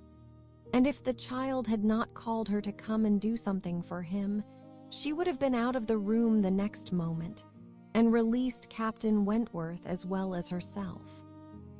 He continued at the window, and after calmly and politely saying, "I hope the little boy is better," was silent. She was obliged to kneel down by the sofa and remain there to satisfy her patient, and thus they continued a few minutes when, to her very great satisfaction, she heard some other person crossing the little vestibule. She hoped, on turning her head, to see the master of the house, but it proved to be one much less calculated for making matters easy, Charles Hayter, probably not at all better pleased by the sight of Captain Wentworth than Captain Wentworth had been by the sight of Anne. She only attempted to say, "How do you do? Will not you sit down? The others will be here presently." Captain Wentworth, however, came from his window, apparently not ill-disposed for conversation. But Charles Hayter soon put an end to his attempts by seating himself near the table and taking up the newspaper, and Captain Wentworth returned to his window. Another minute brought another edition. The younger boy, a remarkable stout, forward child of 2 years old, having got the door opened for him by someone without, made his determined appearance among them, and went straight to the sofa to see what was going on, and put in his claim to anything good that might be giving away. There being nothing to be eat, he could only have some play, and as his aunt would not let him tease his sick brother, he began to fasten himself upon her, as she knelt, in such a way that, busy as she was about Charles, she could not shake him off. She spoke to him, ordered, entreated, and insisted in vain. Once she did contrive to push him away, but the boy had the greater pleasure in getting upon her back again directly. "Walter," said she, "get down this moment. You are extremely troublesome. I am very angry with you." "Walter," cried Charles Hayter, "why do you not do as you are bid? Do not you hear your aunt speak? Come to me, Walter, come to cousin Charles." But not a bit did Walter stir. In another moment, however, she found herself in the state of being released from him. Someone was taking him from her, though he had bent down her head so much that his little sturdy hands were unfastened from around her neck, and he was resolutely borne away before she knew that Captain Wentworth had done it. Her sensations on the discovery made her perfectly speechless. She could not even thank him. She could only hang over little Charles with most disordered feelings. His kindness in stepping forward to her relief, the manner, the silence in which it had passed, the little particulars of the circumstance, with the conviction soon forced on her by the noise he was studiously making with the child, that he meant to avoid hearing her thanks, and rather sought to testify that her conversation was the last of his wants, produced such a confusion of varying, but very painful agitation, as she could not recover from, till enabled by the entrance of Mary and the Miss Musgroves to make over her little patient to their cares, and leave the room. She could not stay. It might have been an opportunity. Why of watching the loves and jealousies of the four? They were now all together, but she could stay for none of it. It was evident that Charles Hayter was not well inclined towards Captain Wentworth. She had a strong impression of his having said, in a vexed tone of voice, after Captain Wentworth's interference, "You ought to have minded me, Walter. I told you not to tease your aunt," and could comprehend his regretting that Captain Wentworth should do what he ought to have done himself. But neither Charles Hayter's feelings, nor anybody's feelings, could interest her, till she had a little better arranged her own. She was ashamed of herself, quite ashamed of being so nervous, so overcome by such a trifle. But so it was, and it required a long application of solitude and reflectio, and to recover her. 10. Other opportunities of making her observations could not fail to occur. Anne had soon been in company with all the four together often enough to have an opinion, though too wise to acknowledge as much at home, where she knew it would have satisfied neither husband nor wife. For while she considered Louisa to be rather the favorite, she could not but think, as far as she might dare to judge from memory and experience, that Captain Wentworth was not in love with either. They were more in love with him, yet there it was not love. It was a little fever of admiration, but it might, probably must, end in love with some. Charles Hayter seemed aware of being slighted, and yet Henrietta had sometimes the air of being divided between them. Anne longed for the power of representing to them what they were about, and of pointing out some of the evils they were exposing themselves to. She did not attribute guile to any. It was the highest satisfaction to her to believe Captain Wentworth not in the least aware of the pain he was occasioning. There was no triumph, no pitiful triumph in his manner. He had, probably, never heard and never thought of any claims of Charles Hayter. He was only wrong in accepting the attentions, for accepting must be the word of two young women at once. After a short struggle, however, Charles Hayter seemed to quit the field. 3 days had passed without his coming once to Uppercross, a most decided change. He had even refused one regular invitation to dinner, and having been found on the occasion by Mr. Musgrove with some large books before him, Mr. and Mrs. Musgrove were sure all could not be right, and talked, with grave faces, of his studying himself to death. It was Mary's hope and belief that he had received a positive dismissal from Henrietta, and her husband lived under the constant dependence of seeing him tomorrow. Anne could only feel that Charles Hayter was wise.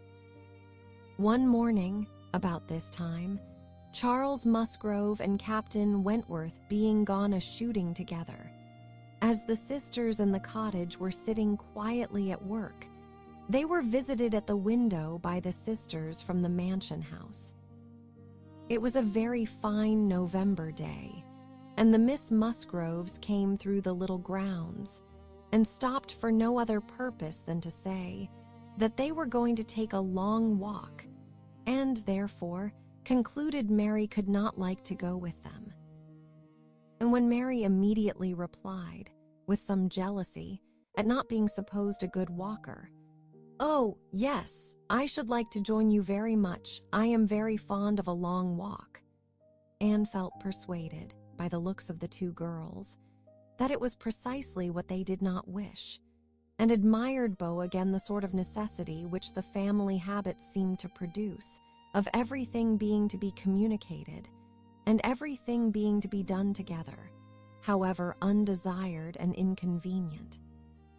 She tried to dissuade Mary from going, but in vain, and that being the case, thought it best to accept the Miss Musgroves' much more cordial invitation to herself to go likewise, as she might be useful in turning back with her sister, and lessening the interference in any plan of their own.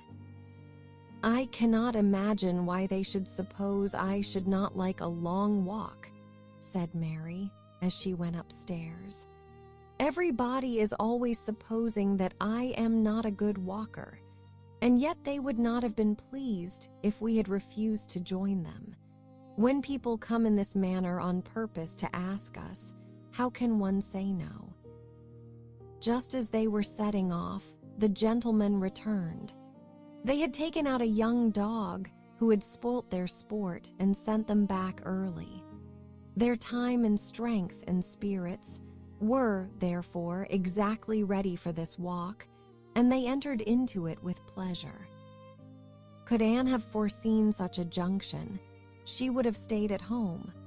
But, from some feelings of interest and curiosity, she fancied now that it was too late to retract, and the whole 6 set forward together in the direction chosen by the Miss Musgroves, who evidently considered the walk as under their guidance.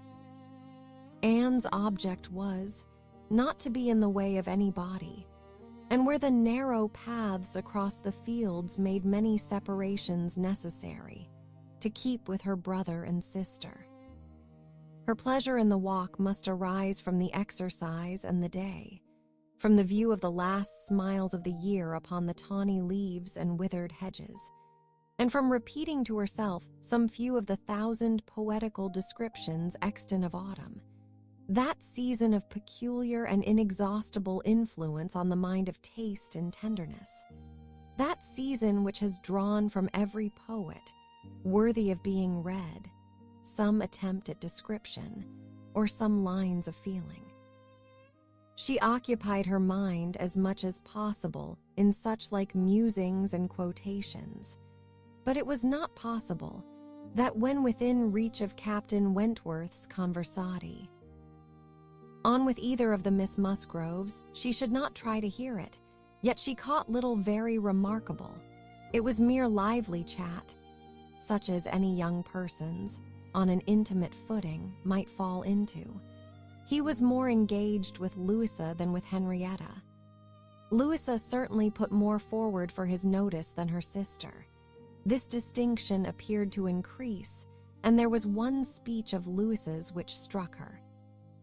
After one of the many praises of the day, which were continually bursting forth, Captain Wentworth added, "What glorious weather for the Admiral and my sister! They meant to take a long drive this morning. Perhaps we may hail them from some of these hills. They talked of coming into this side of the country. I wonder whereabouts they will upset today. Oh, it does happen very often, I assure you, but my sister makes nothing of it. She would as liebig be tossed out as not." "Ah, you make the most of it, I know," cried Louisa. "But if it were really so, I should do just the same in her place.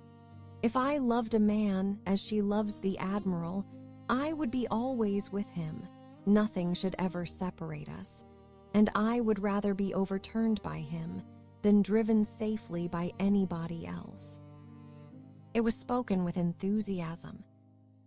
"Had you," cried he, catching the same tone, "I honor you," and there was silence between them for a little while. Anne could not immediately fall into a quotation again.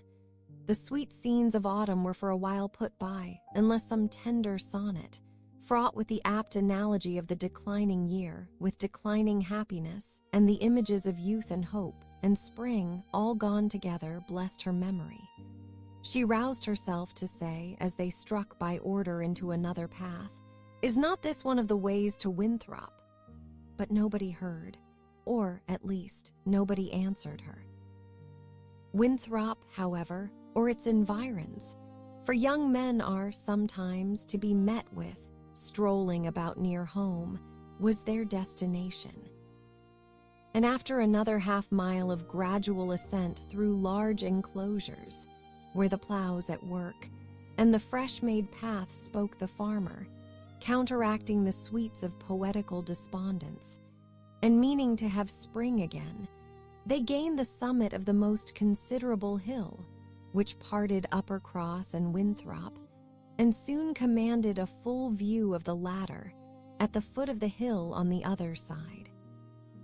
Winthrop, without beauty and without dignity, was stretched before them, an indifferent house, standing low and hemmed in by the barns and buildings of a farmyard.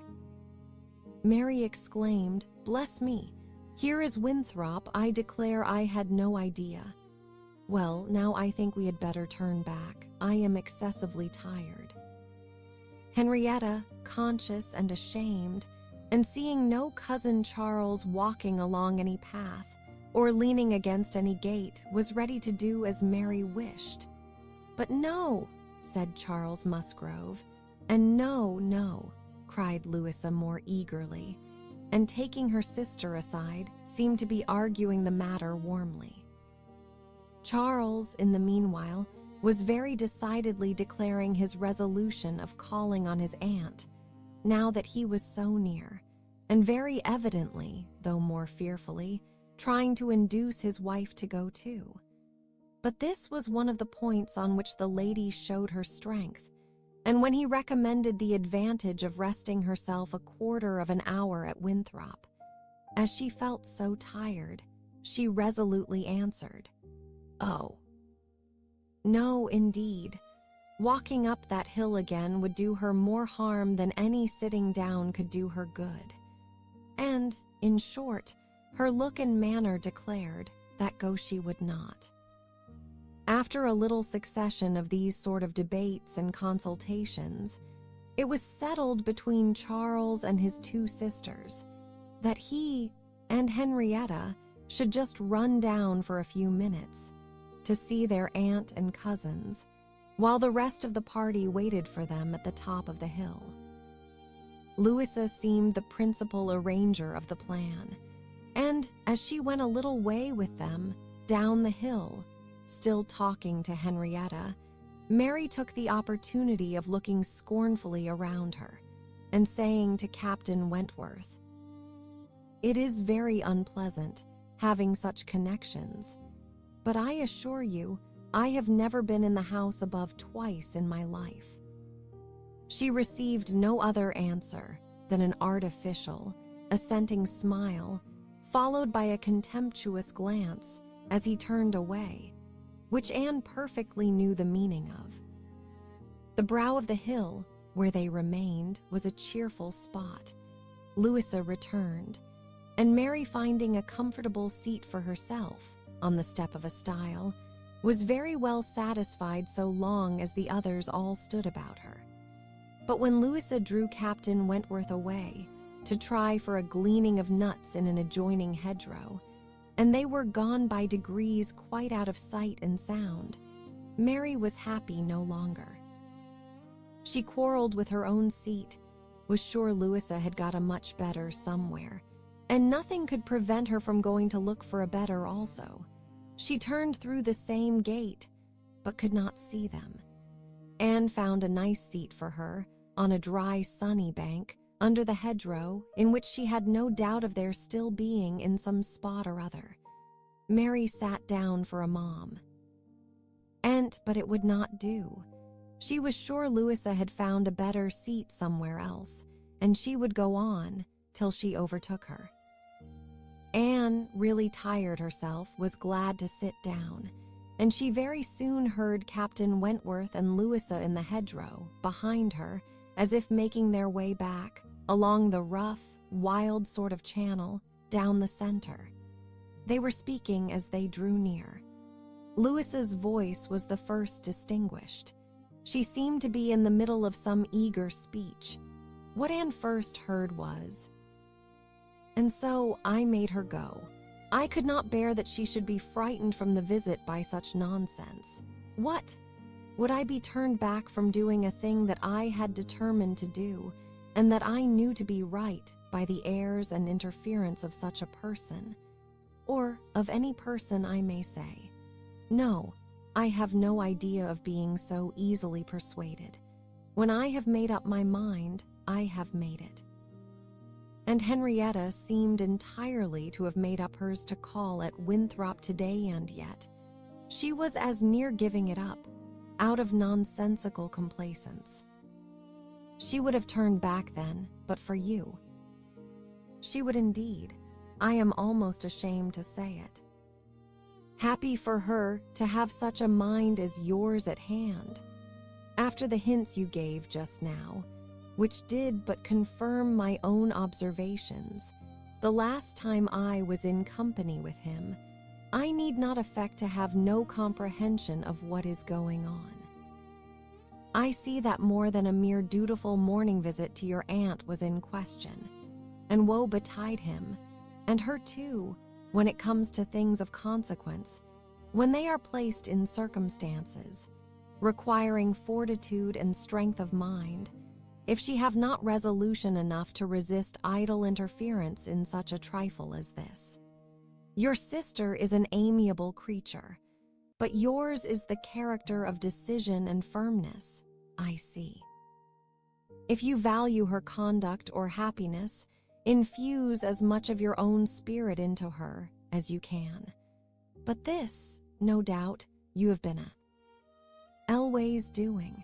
It is the worst evil of too yielding and indecisive a character that no influence over it can be depended on.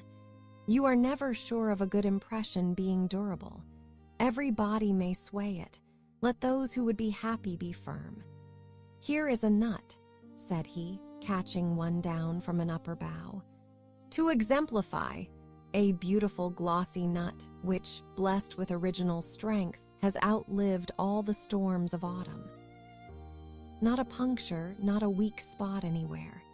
This nut, he continued with playful solemnity, while so many of its brethren have fallen and been trodden underfoot, is still in possession of all the happiness that a hazelnut can be supposed capable of.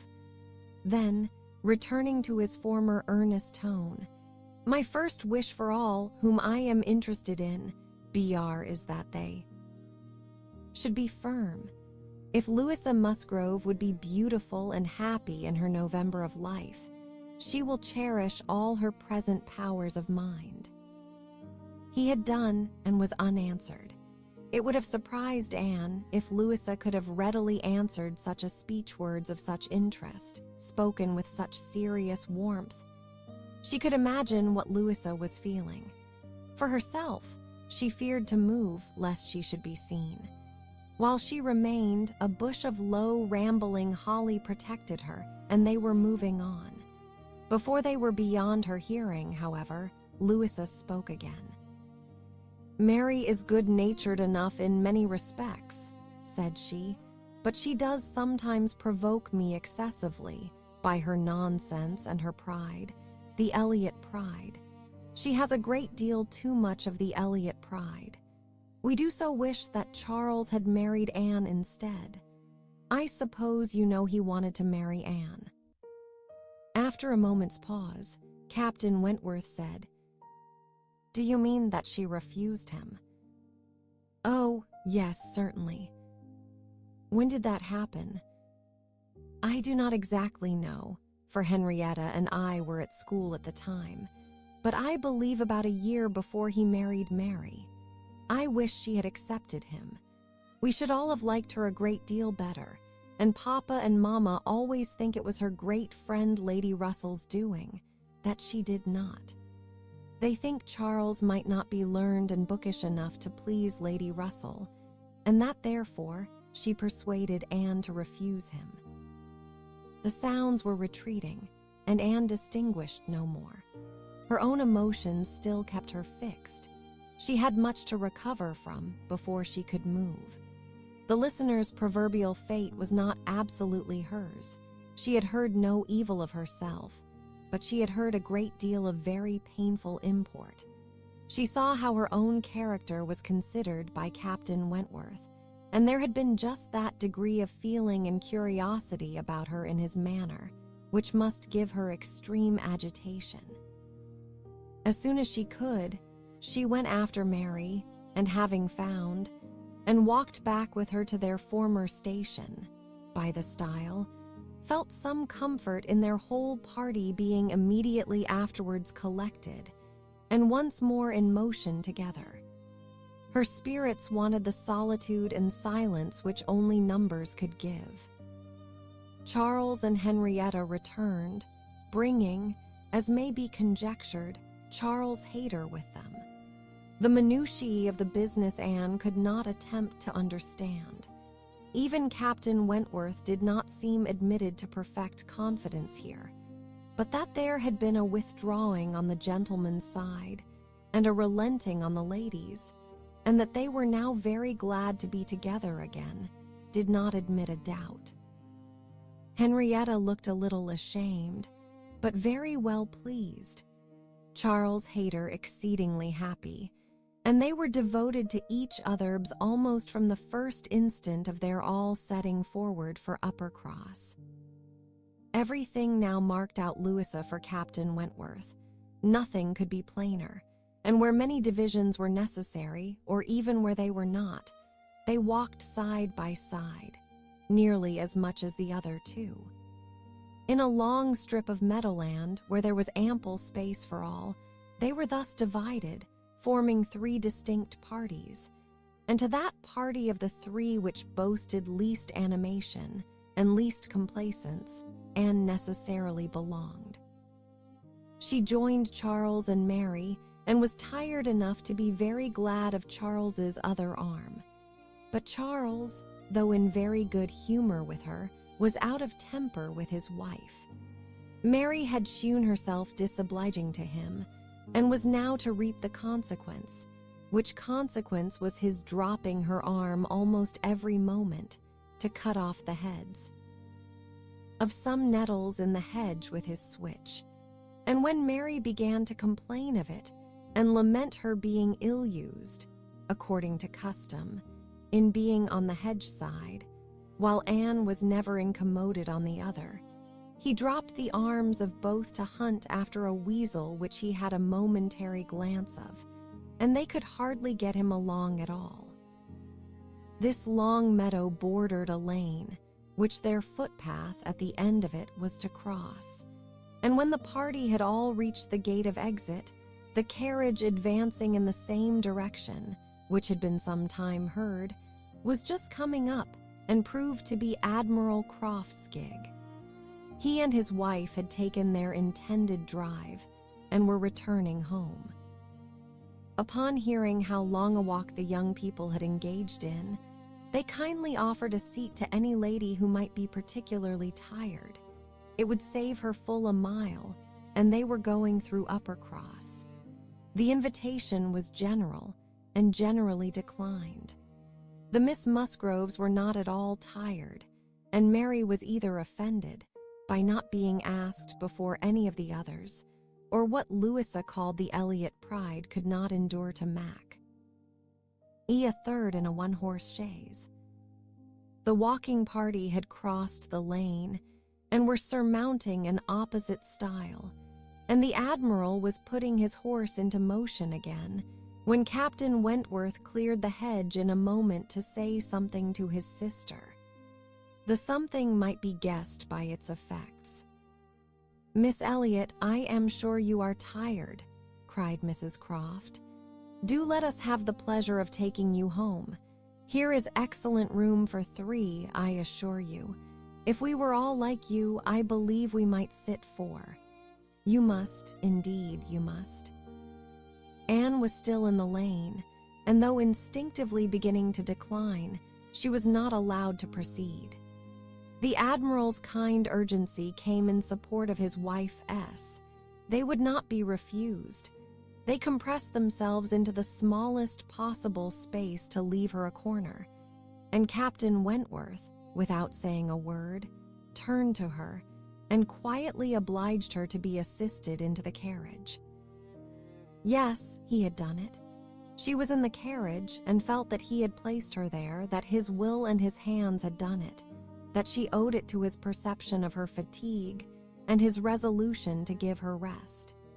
She was very much affected by the view of his disposition towards her which all these things made apparent. This little circumstance seemed the completion of all that had gone before. She understood him. He could not forgive her, but he could not be unfeeling. Though condemning her for the past, and considering it with high and unjust resentment, though perfectly careless of her, and though becoming attached to another, still he could not see her suffer without the desire of giving her relief. It was a remainder of former sentiment. It was an impulse of pure unacknowledged friendship. It was a proof of his own warm and amiable heart, which she could not contemplate without emotions so compounded of pleasure and pain that she knew not which prevailed. Her answers to the kindness and the remarks of her companions were at first unconsciously given. They had traveled half their way along the rough lane before she was quite awake to what they said. She then found them talking of Frederick. "He certainly means to have one or other of those 2 girls, Sophie," said the Admiral, "but there is no saying which. He has been running after them, too, long enough, one would think, to make up his mind. Aye, this comes of the peace. If it were war now, he would have settled it long ago. We sailors, Miss Elliot, cannot afford to make long courtships in time of war. How many days was it, my dear, between the first time of my seeing you and our sitting down together in our lodgings at North Yarmouth? We had better not talk about it, my dear, replied Mrs. Croft, pleasantly, for if Miss Elliot were to hear how soon we came to an understanding, she would never be persuaded that we could be happy together. I had known you by character, however, long before. Well, and I had heard of you as a very pretty girl, and what were we to wait for besides? I do not like having such things so long in hand. I wish Frederick would spread a little more canvas, boo and bring us home one of these young ladies to Kellynch. Then there would always be company for them, and very nice young ladies they both are. I hardly know one from the other. Very good-humored, unaffected girls indeed, said Mrs. Croft, in a tone of calmer praise, such as made Anne suspect that her keener powers might not consider either of them as quite worthy of her brother. And a very respectable family. One could not be connected with better people. My dear Admiral, that post. We shall certainly take that post. But by coolly giving the reins a better direction herself, they happily passed the danger, and by once afterwards judiciously putting out her hand, they neither fell into a rut nor ran foul of a dung cart. And Anne, with some amusement at their style of driving, which she imagined no bad representation of the general guidance of their affairs, found herself safely deposited by them at the cottage. 11. The time now approached for Lady Russell's return. The day was even fixed, and Anne, being engaged to join her as soon as she was resettled, was looking forward to an early removal to Kellynch, and beginning to think how her own comfort was likely to be affected by it. It would place her in the same village with Captain Wentworth, within half a mile of him. They would have to frequent the same church, and there must be intercourse between the two families. This was against her, but on the other hand, he spent so much of his time at Uppercross that in removing thence she might be considered rather as leaving him behind than as going towards him. And upon the whole, she believed she must, on this interesting question, be the gainer, almost as certainly as in her change of domestic society, in leaving poor Mary for Lady Russell. She wished it might be possible for her to avoid ever seeing Captain Wentworth at the Hall. Those rooms had witnessed former meetings which would be brought too painfully before her. But she was yet more anxious for the possibility of Lady Russell and Captain Wentworth never meeting anywhere. They did not like each other, and no renewal of acquaintance now could do any good. And were Lady Russell to see them together, she might think that he had too much self-possession, and she too little. These points formed her chief solicitude in anticipating her removal from Uppercross, where she felt she had been stationed quite long enough. Her usefulness to little Charles would always give some sweetness to the memory of her 2 months' visit there, but he was gaining strength apace, and she had nothing else to stay for. The conclusion of her visit, however, was diversified in a way which she had not at all imagined. Captain Wentworth, after being unseen and unheard of at Uppercross for 2 whole days, appeared again among them to justify himself by a relation of what had kept him away. A letter from his friend, Captain Harville, having found him out at last, had brought intelligence of Captain Harville's being settled with his family at Lyme for the winter, of their being, therefore, quite unknowingly, within 20 miles of each other. Captain Harville had never been in good health since a severe wound which he received 2 years before, and Captain Wentworth's anxiety to see him had determined him to go immediately to Lyme. He had been there for 24 hours. His acquittal was complete, his friendship warmly honored, a lively interest excited for his friend, and his description of the fine country about Lyme so feelingly attended to by the party, that an earnest desire to see Lyme themselves and a project for going thither was the consequence. The young people were all wild to see Lyme.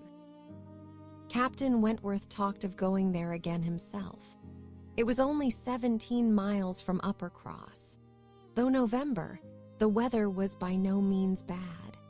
And, in short, Louisa, who was the most eager of the eager, having formed the resolution to go, and besides the pleasure of doing as she liked, being now armed with the idea of merit in maintaining her own way, bore down all the wishes of her father and mother for putting it off till summer. And to Lyme they were to go, Charles, Mary, Anne, Henrietta, Louisa, and Captain Wentworth.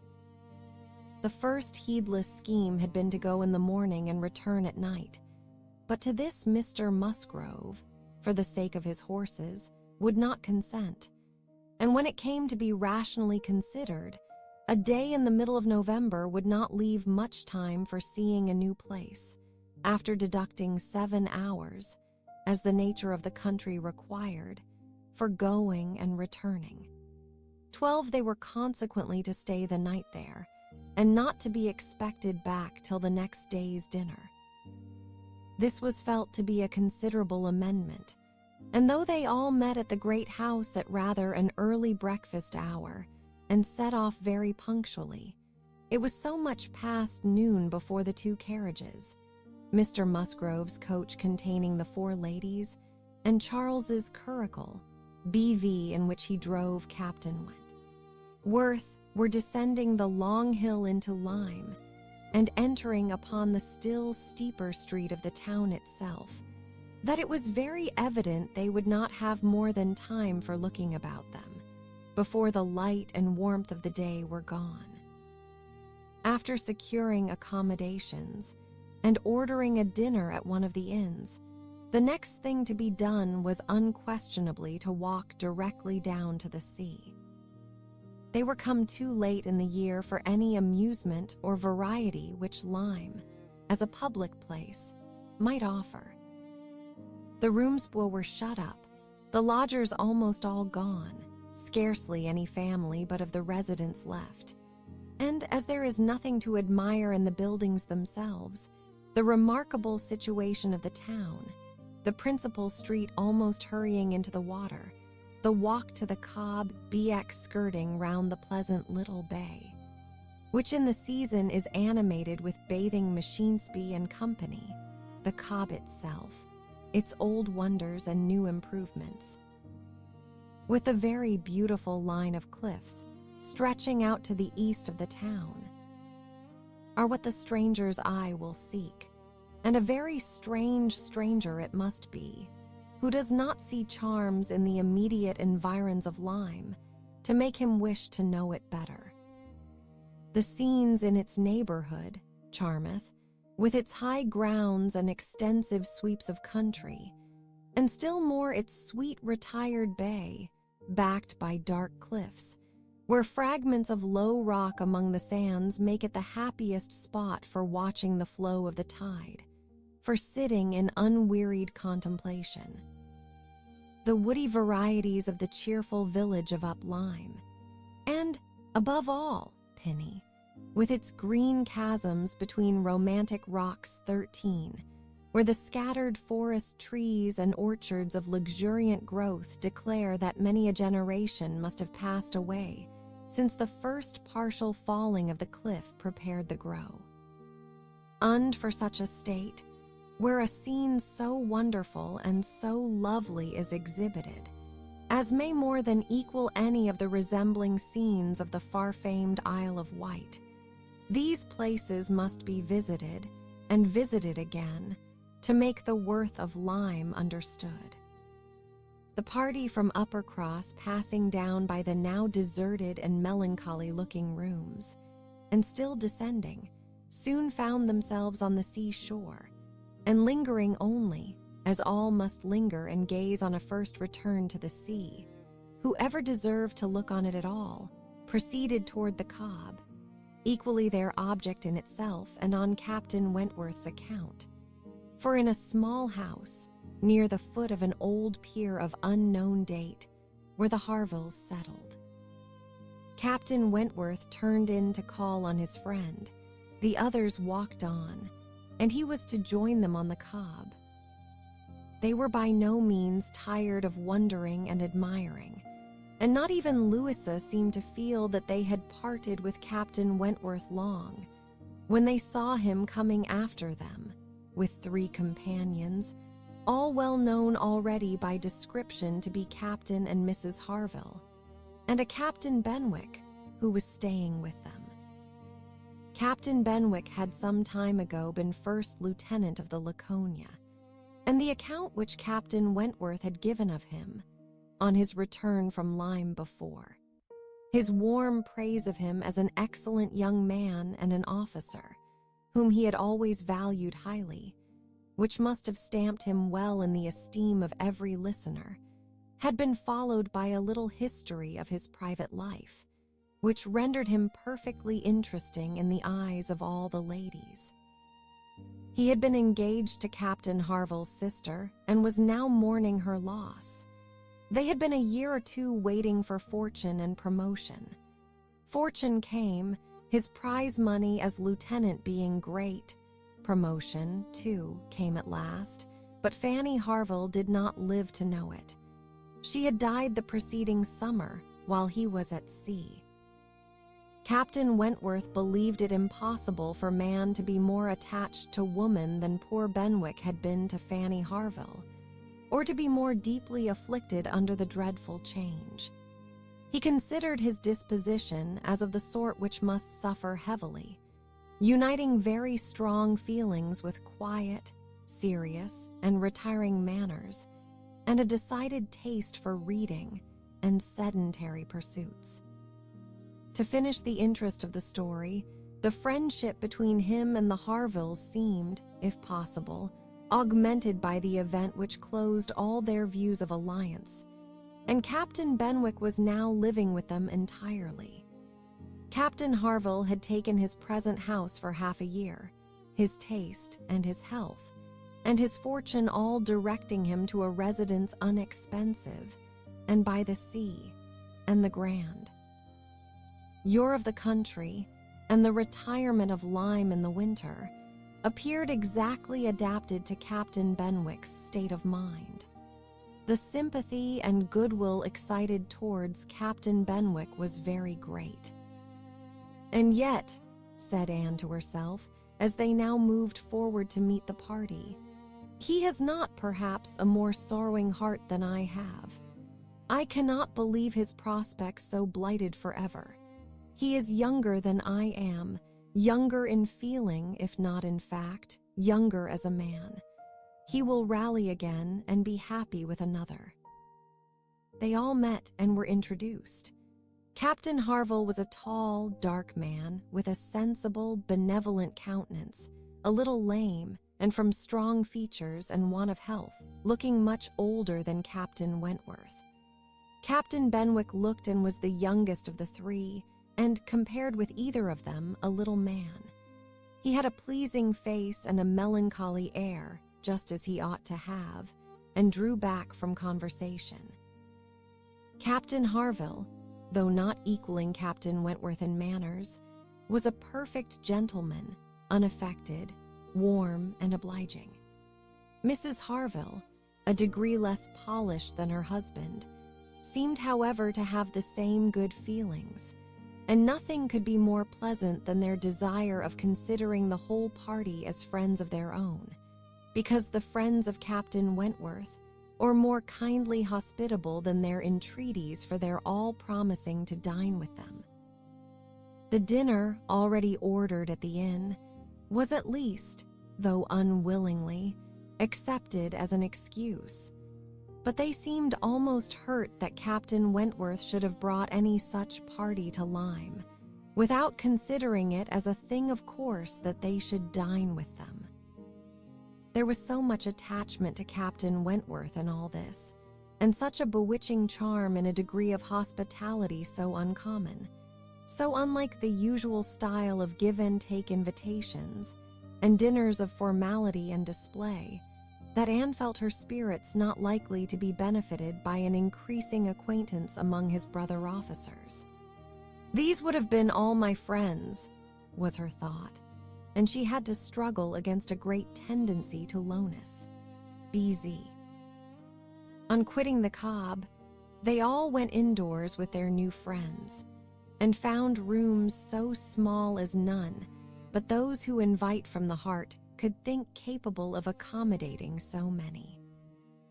Anne had a moment's astonishment on the subject herself, but it was soon lost in the pleasanter feelings which sprang from the sight of all the ingenious contrivances and nice arrangements of Captain Harville, to turn the actual space to the best possible account, to supply the deficiencies of lodging-house furniture, and defend the windows and doors against the winter storms to be expected.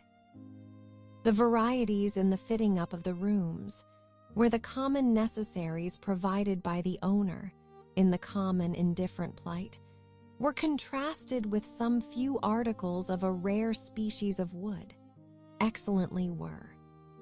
Ket up and with something curious and valuable from all the distant countries Captain Harville had visited, were more than amusing to Anne.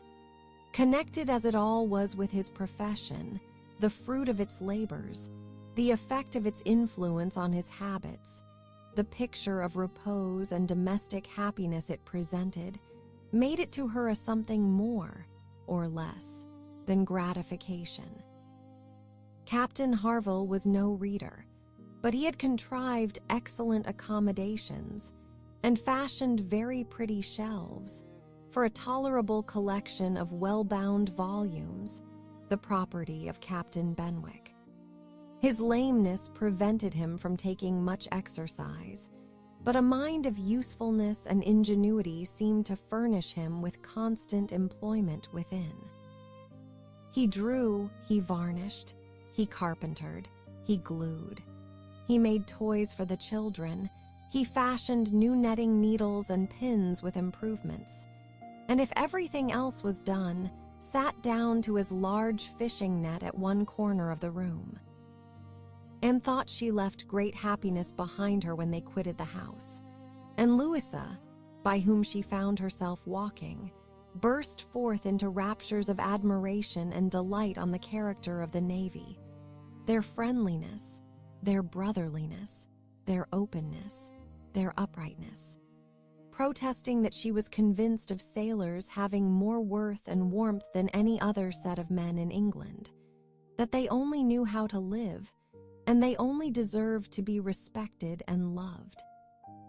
They went back to dress and dine, and so well had the scheme answered already that nothing was found amiss, though its being so entirely out of the season, and the no thoroughfare of lime, Ca and the no expectation of company, had brought many apologies from the heads of the inn.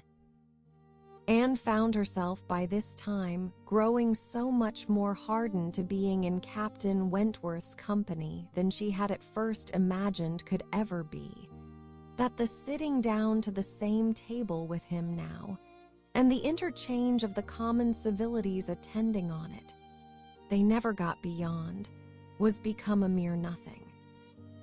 The nights were too dark for the ladies to meet again till the morrow, but Captain Harville had promised them a visit in the evening, and he came, bringing his friend also, which was more than had been expected, it having been agreed that Captain Benwick had all the appearance of being oppressed by the presence of so many strangers. He ventured among them again, however, though his spirits certainly did not seem fit for the mirth of the party in general. While Captains Wentworth and Harville led the talk on one side of the room, and, by recurring to former days, supplied anecdotes in abundance to occupy and entertain the others, It fell to Anne's lot to be placed rather apart with Captain Benwick, and a very good impulse of her nature obliged her to begin an acquaintance with him. He was shy and disposed to abstraction, but the engaging mildness of her countenance and gentleness of her manners soon had their effect, and Anne was well repaid the first trouble of exertion. He was evidently a young man of considerable taste in reading, though principally in poetry, and besides the persuasion of having given him at least an evening's indulgence in the discussion of subjects, which his usual companions had probably no concern in. He had the hope of being of real use to him in some suggestions as to the duty and benefit of struggling against affliction, which had naturally grown out of their conversation. For, though shy, he did not seem reserved. It had rather the appearance of feelings glad to burst their usual restraints. And having talked of poetry, the richness of the present age, and gone through a brief comparison of opinion as to the first-rate poets, trying to ascertain whether Marmion or the Lady of the Lake 14 were to be preferred, and how ranked the Giaour and the Bride of Abydos, 15, and moreover, how the Giaour was to be pronounced, he showed himself so intimately acquainted with all the tenderest songs of the one poet, and all the impassioned descriptions of hopeless agony of the other. He repeated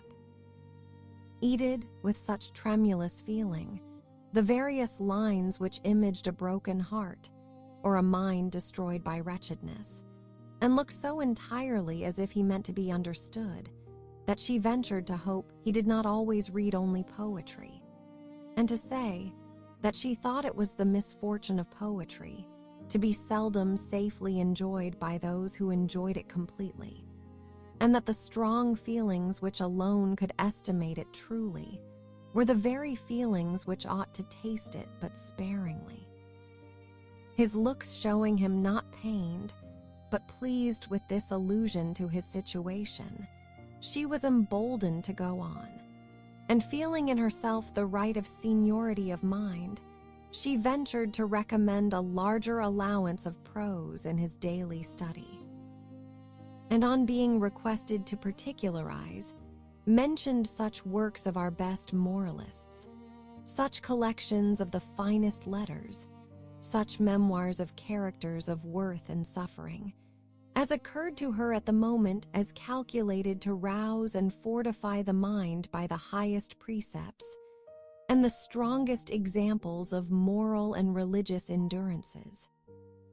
Captain Benwick listened attentively and seemed grateful for the interest implied, and though with a shake of the head and sighs which declared his little faith in the efficacy of any books on grief like his, noted down the names of those she recommended and promised to procure and read them. When the evening was over, Anne could not but be amused at the idea of her coming to Lyme, to preach patience and resignation to a young man whom she had never seen before. Nor could she help fearing, on more serious reflection, that, like many other great moralists and preachers, she had been eloquent on a point in which her own conduct would ill bear examination. 12. Anne and Henrietta, finding themselves the earliest of the party the next morning, agreed to stroll down to the sea before breakfast. They went to the sands to watch the flowing of the tide, which a fine southeasterly breeze was bringing in with all the grandeur which so flat a shore admitted. They praised the morning, gloried in the sea, sympathized in the delight of the fresh-feeling breeze, and were silent, till Henrietta suddenly began again with, "Oh, yes, I am quite convinced that, with very few exceptions, the sea air always does good.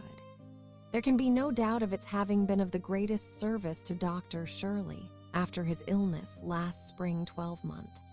He declares himself that coming to Lyme for a month did him more good than all the medicine he took, and that being by the sea always makes him feel young again. Now, I cannot help thinking it a pity that he does not live entirely by the sea. I do think he had better leave Uppercross entirely and fix at Lyme. Do not you, Anne? Do not you agree with me that it is the best thing he could do both for himself and Mrs. Shirley? She has cousins here, you know, and many acquaintance, which would make it cheerful for her, and I am sure she would be glad. To get to a place where she could have medical attendance at hand, in case of his having another seizure.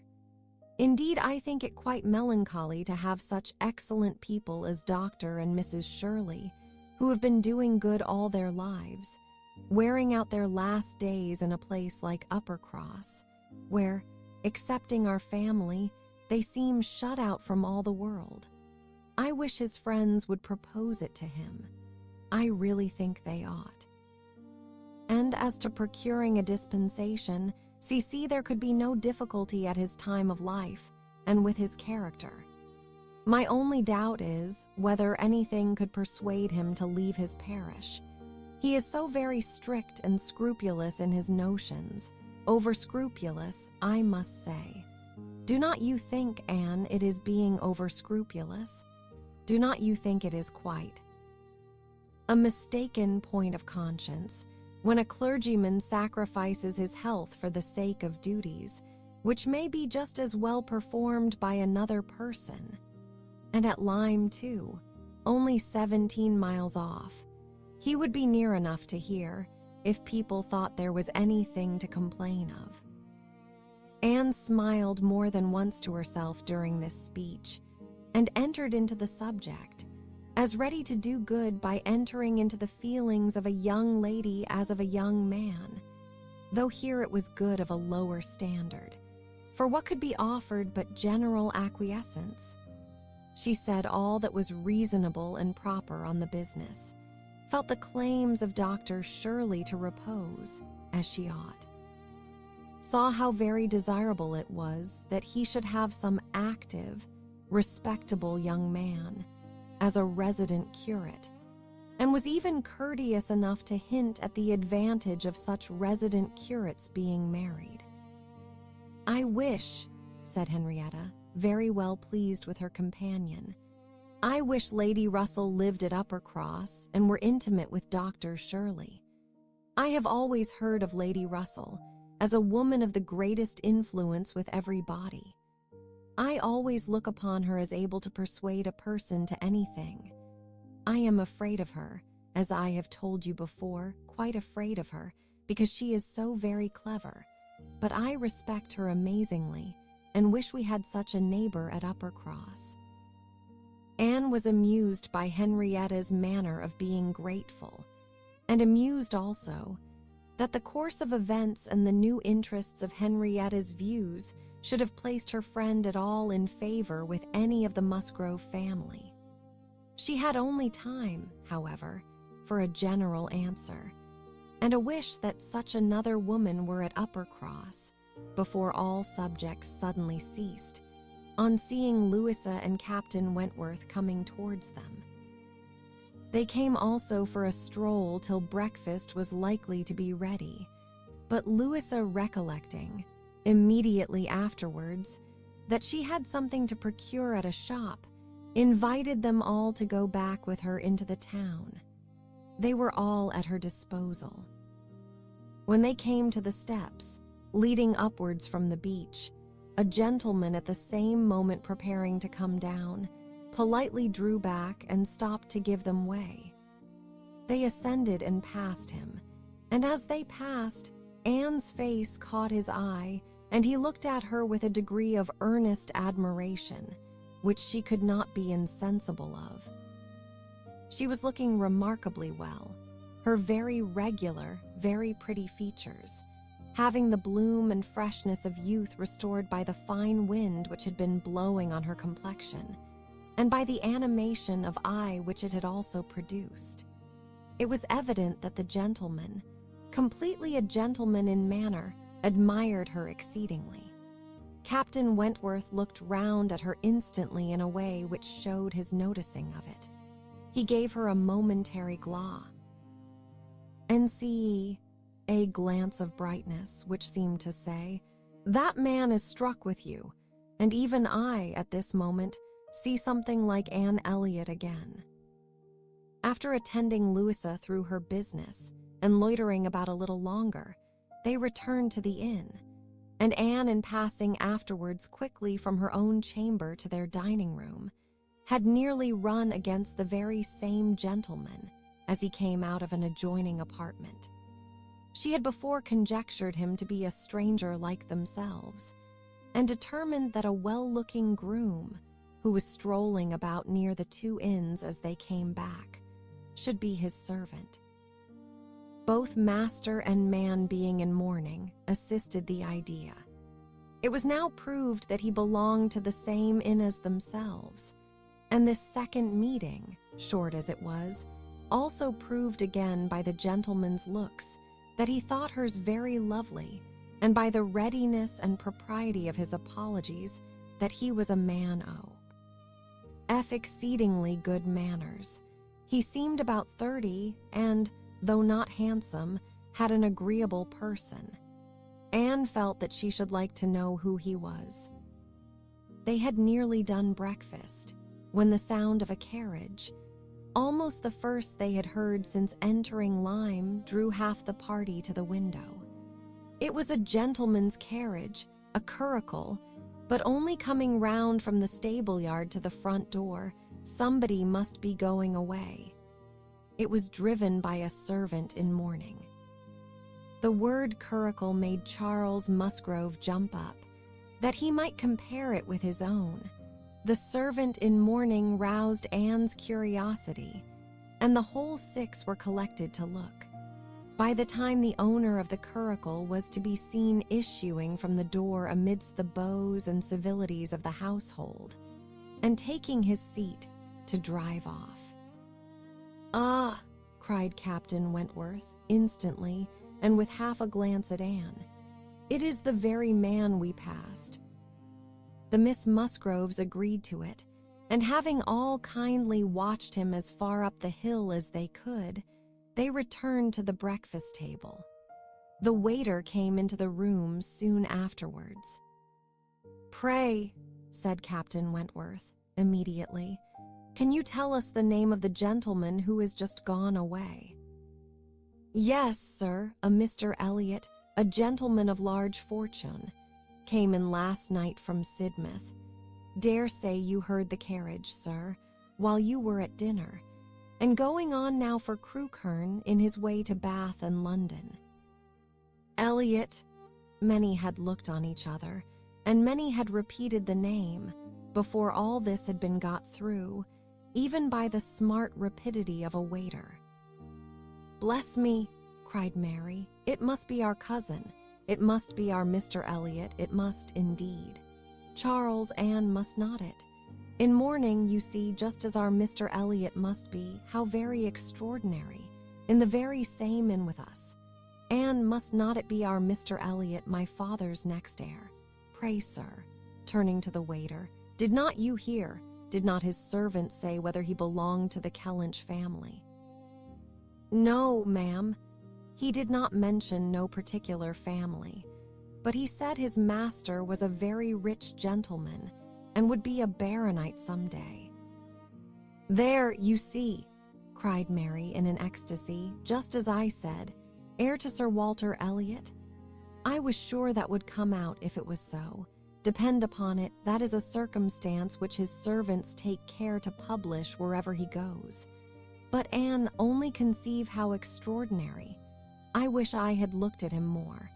I wish we had been aware in time who it was, that he might have been introduced to us. What a pity that we should not have been introduced to each other. Do you think he had the Elliot countenance? I hardly looked at him. I was looking at the horses, but I think he had something of the Elliot countenance. I wonder the arms did not strike me. Oh, the greatcoat was hanging over the panel, and hid the arms. CD so it did, otherwise, I am sure, I should have observed TH. M, and the livery too. If the servant had not been in mourning, one should have known him by the livery. "Putting all these very extraordinary circumstances together," said Captain Wentworth, "we must consider it to be the arrangement of Providence that you should not be introduced to your cousin." When she could command Mary's attention, Anne quietly tried to convince her that their father and Mr. Elliot had not, for many years, been on such terms as to make the power of attempting an introduction at all desirable. At the same time, however, it was a secret gratification to herself to have seen her cousin, and to know that the future owner of Kellynch was undoubtedly a gentleman, and had an air of good sense. She would not, upon any account, mention her having met with him the second time. Luckily, Mary did not much attend to their having passed close by him in their early walk, but she would have felt quite ill-used by Anne's having actually run against him in the passage, and received his very polite excuses, while she had never been near him at all. No, that cousinly little interview must remain a perfect secret. "Of course," said Mary, "you will mention our seeing Mr. Elliot the next time you write to Bath. I think my father certainly ought to hear of it. Do mention all about him." Anne avoided a direct reply, but it was just the circumstance which she considered as not merely unnecessary to be communicated, but as what ought to be suppressed. The offense which had been given her father many years back, she knew. Elizabeth's particular share in it she suspected, and that Mr. Elliot's idea always produced irritation in both was beyond a doubt. Mary never wrote to Bath herself. All the toil of keeping up a slow and unsatisfactory correspondence with Elizabeth fell on Anne.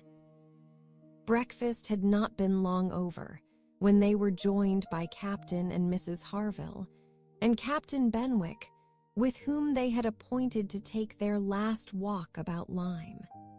They ought to be setting off for Uppercross by 1, and in the meanwhile were to be all together, and out of doors as long as they could. Anne found Captain Benwick getting near her, as soon as they were all fairly in the street.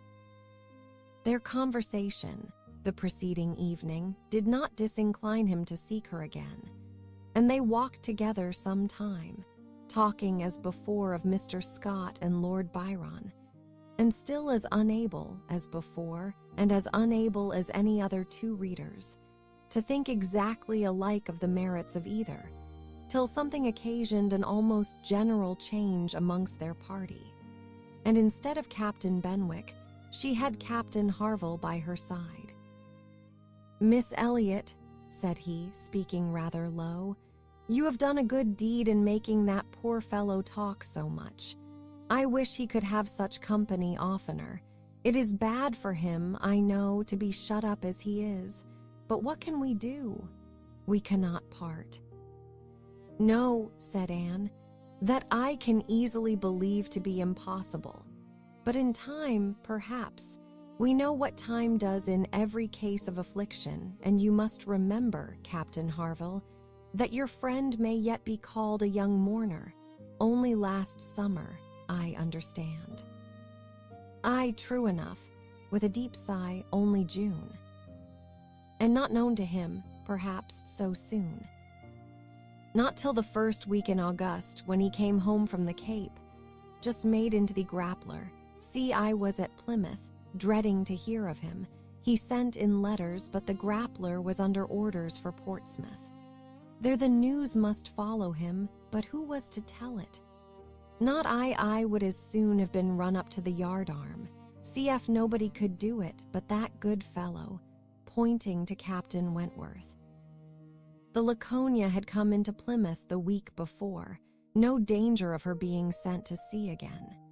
He stood his chance for the rest, wrote up for leave of absence, but without waiting the return, traveled night and day till he got to Portsmouth, rowed off to the Grappler that instant, and never left the poor fellow for a week. That's what he did, and nobody else could have saved poor Jay." seems. You may think, Miss Elliot, whether he is dear to us." Anne did think on the question with perfect decision, and said as much in reply as her own feelings could accomplish, or as his seemed able to bear, for he was too much affected to renew the subject, and when he spoke again, it was of something totally different. Mrs. Harville's giving it as her opinion that her husband would have quite walking enough by the time he reached home, determined the direction of all the party in what was to be their last walk. They would accompany them to their door, and then return and set off themselves. By all their calculations, there was just time for this. But as they drew near the Cobb, there was such a general wish to walk along it once more. All were so inclined, and Louisa soon grew so determined, that the difference of a quarter of an hour, it was found, would be no difference at all. So with all the kind leave-taking, and all the kind interchange of invitations and promises which may be imagined, they parted from Captain and Mrs. Harville at their own door, and still accompanied by Captain Benwick, who seemed to cling to them to the last, proceeded to make the proper adieus to the Cobb. Anne found Captain Benwick again drawing near her. Lord Byron's dark blue seas, 16 could not fail of being brought forward by their present view, and she gladly gave him all her attention as long as attention was possible. It was soon drawn per forsec another way. There was too much wind to make the high part of the new Cobb pleasant for the ladies, and they agreed to get down the steps to the lower, and all were contented to pass quietly and carefully down the steep flight, excepting Louisa. She must be jumped down them by Captain Wentworth. In all their walks, he had had to jump her from the stiles. The sensation was delightful to her. The hardness of the pavement for her feet made him less willing upon the present occasion. He did it, however. She was safely down, and instantly, to show her enjoyment, ran up the steps to be jumped down again. He advised her against it, thought the jar too great. But no, he reasoned and talked in vain. She smiled and said, "I am determined I will." He put out his hands. She was too precipitate by half. A second, she fell on the pavement on the lower Cobb, and was taken up lifeless. There was no wound, no blood, no visible bruise, but her eyes were closed, she breathed not, her face was like death. The horror of that moment to all who stood around. Captain Wentworth, who had caught her up, knelt with her in his arms, looking on her with a face as pallid as her own, in an agony of silence. "She is dead! She is dead!" screamed Mary, catching hold of her husband and contributing with his own horror to make him immovable. And in another moment, Henrietta, sinking under the conviction, lost her senses too, and would have fallen on the steps, but for Captain Benwick and Anne, who caught and supported her between them. "Is there no one to help me?" were the first words which burst from Captain Wentworth in a tone of despair, and as if all his own strength were gone. Go to him," cried Anne. "For heaven's sake, go to him. I can support her myself. Leave me and go to him. Rub her hands, rub her temples. Here are salts. Take them, take them." Captain Benwick obeyed, and Charles at the same moment, disengaging himself from his wife. They were both with him, and Louisa was raised up and supported more firmly between them, and everything was done that Anne had prompted, but in vain, while Captain Wentworth, staggering against the wall for his support, exclaimed in the bitterest agony, "O God, her father and mother." "A surgeon," said Anne. He caught the word. It seemed to rouse him at once, and saying only "True, true, a surgeon this instant," was darting away, when Anne eagerly suggested, "Captain Benwick, would not it be better for Captain Benwick? He knows where a surgeon is to be found." Everyone capable of thinking felt the advantage of the idea, and in a moment, it was all done in rapid moments. Captain Benwick had resigned the poor corpse-like figure entirely to the brothers' care, and was off for the town with the utmost rapidity. As to the wretched party left behind, it could scarcely be said which of the three, who were completely rational, was suffering most, Captain Wentworth, Anne, or Charles, who, really a very affectionate brother, hung over Louisa with sobs of grief, and could only turn his eyes from one sister to see the other in a state as insensible, or to witness the hysterical agitations of his wife, calling on him for help which he could not give. Anne, attending with all the strength and zeal and thought which instinct supplied to Henrietta, still tried, at intervals, to suggest comfort to the others, tried to quiet Mary, to animate Charles, to assuage the feelings of Captain Wentworth. Both seemed to look to her for directions. Anne," cried Charles, "what is to be done next? What, in heaven's name, is to be done next?" Captain Wentworth's eyes were also turned towards her. Had not she better be carried to the inn? Yes, I am sure, carry her gently to the inn. Yes, to the inn, repeated Captain Wentworth, comparatively collected and eager to be doing something. I will carry her myself. Musgrove, take care of the others.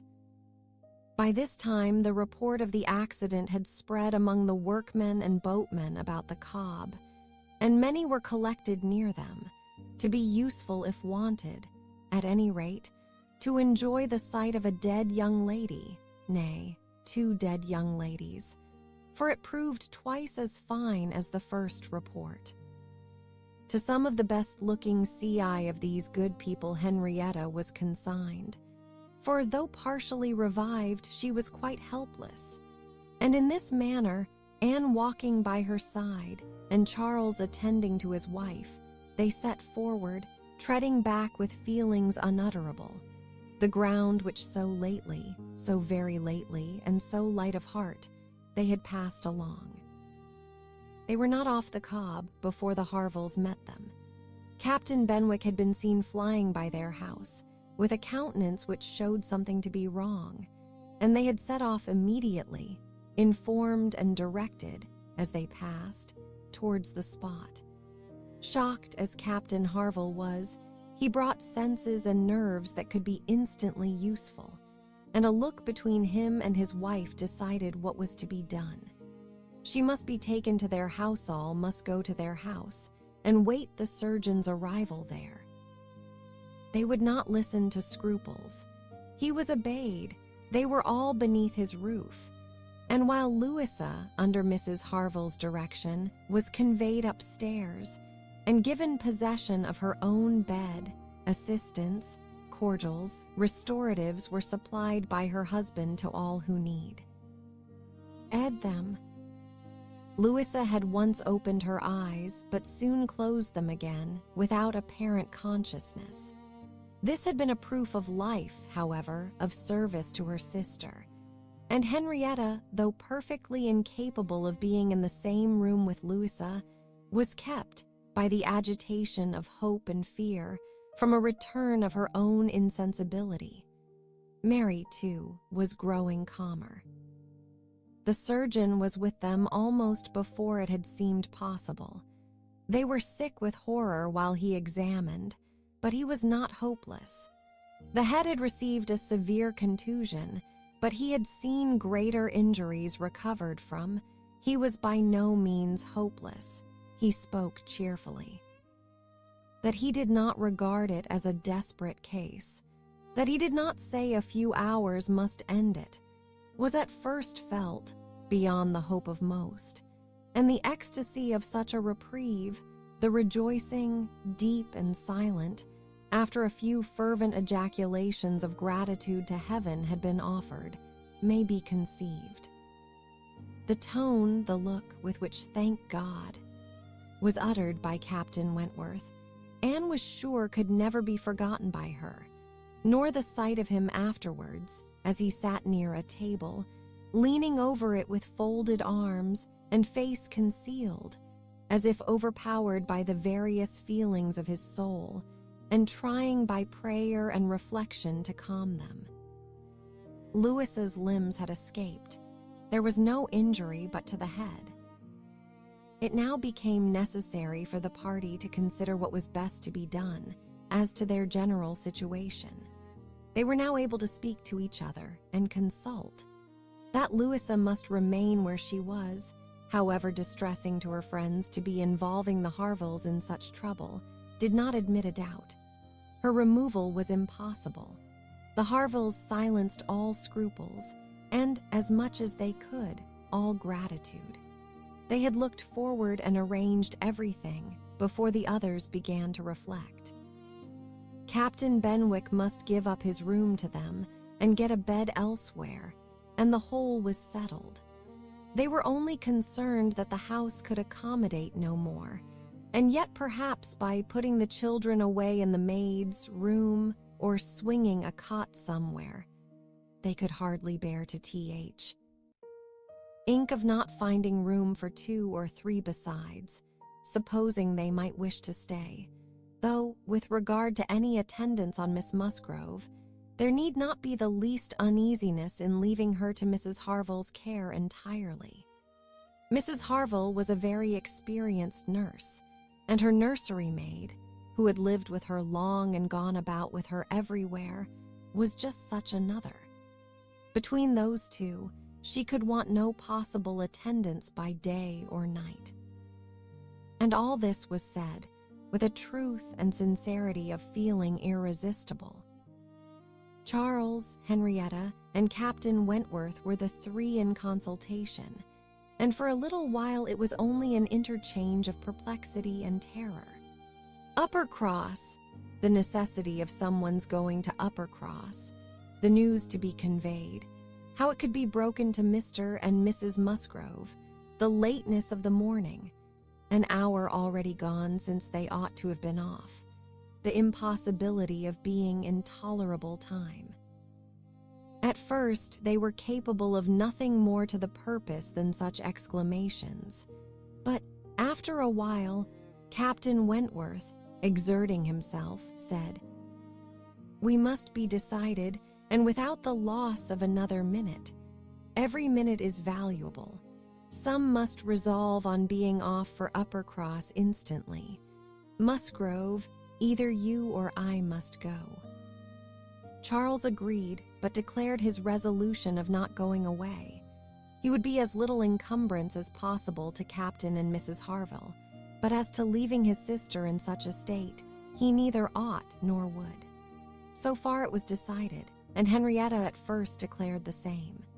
She, however, was soon persuaded to think differently. The usefulness of her staying, she, who had not been able to remain in Louis's room or to look at her, without sufferings which made her worse than helpless.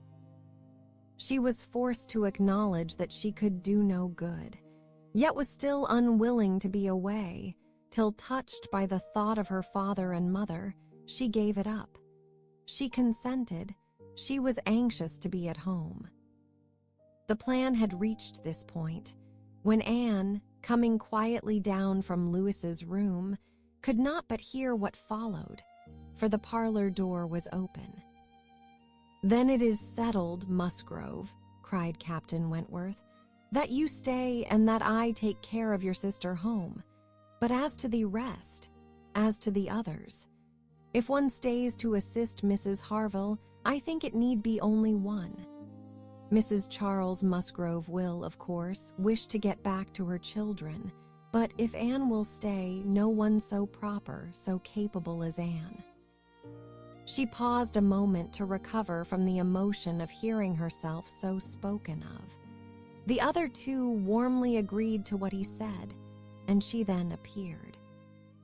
"You will stay, I am sure, you will stay and nurse her," cried he, turning to her and speaking with a glow and yet a gentleness which seemed almost restoring the past.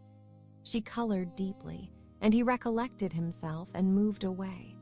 She expressed herself most willing, ready, happy to remain. It was what she had been thinking of and wishing to be allowed to do. A bed on the floor in Lewis's room would be sufficient for her, if Mrs. Harville would but think so. One thing more, and all seemed arranged.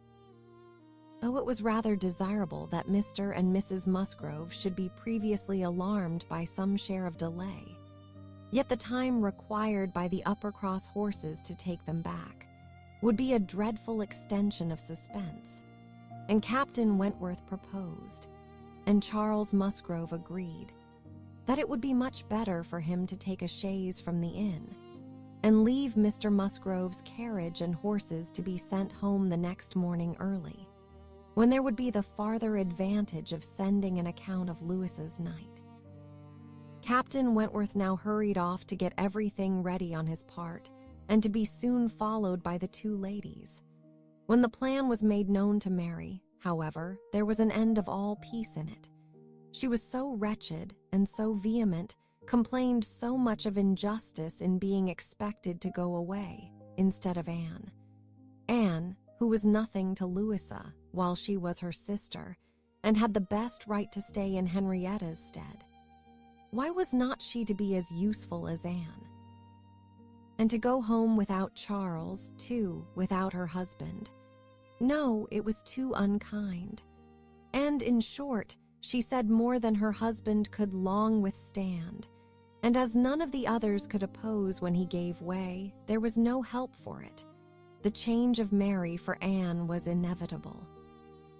Anne had never submitted more reluctantly to the jealous and ill-judging claims of Mary, but so it must be, and they set off for the town, Charles taking care of his sister, and Captain Benwick attending to her.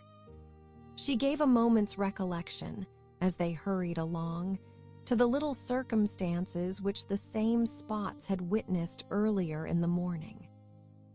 There she had listened to Henrietta's schemes for Dr. Shirley's leaving Uppercross. Farther on, she had first seen Mr. Elliot.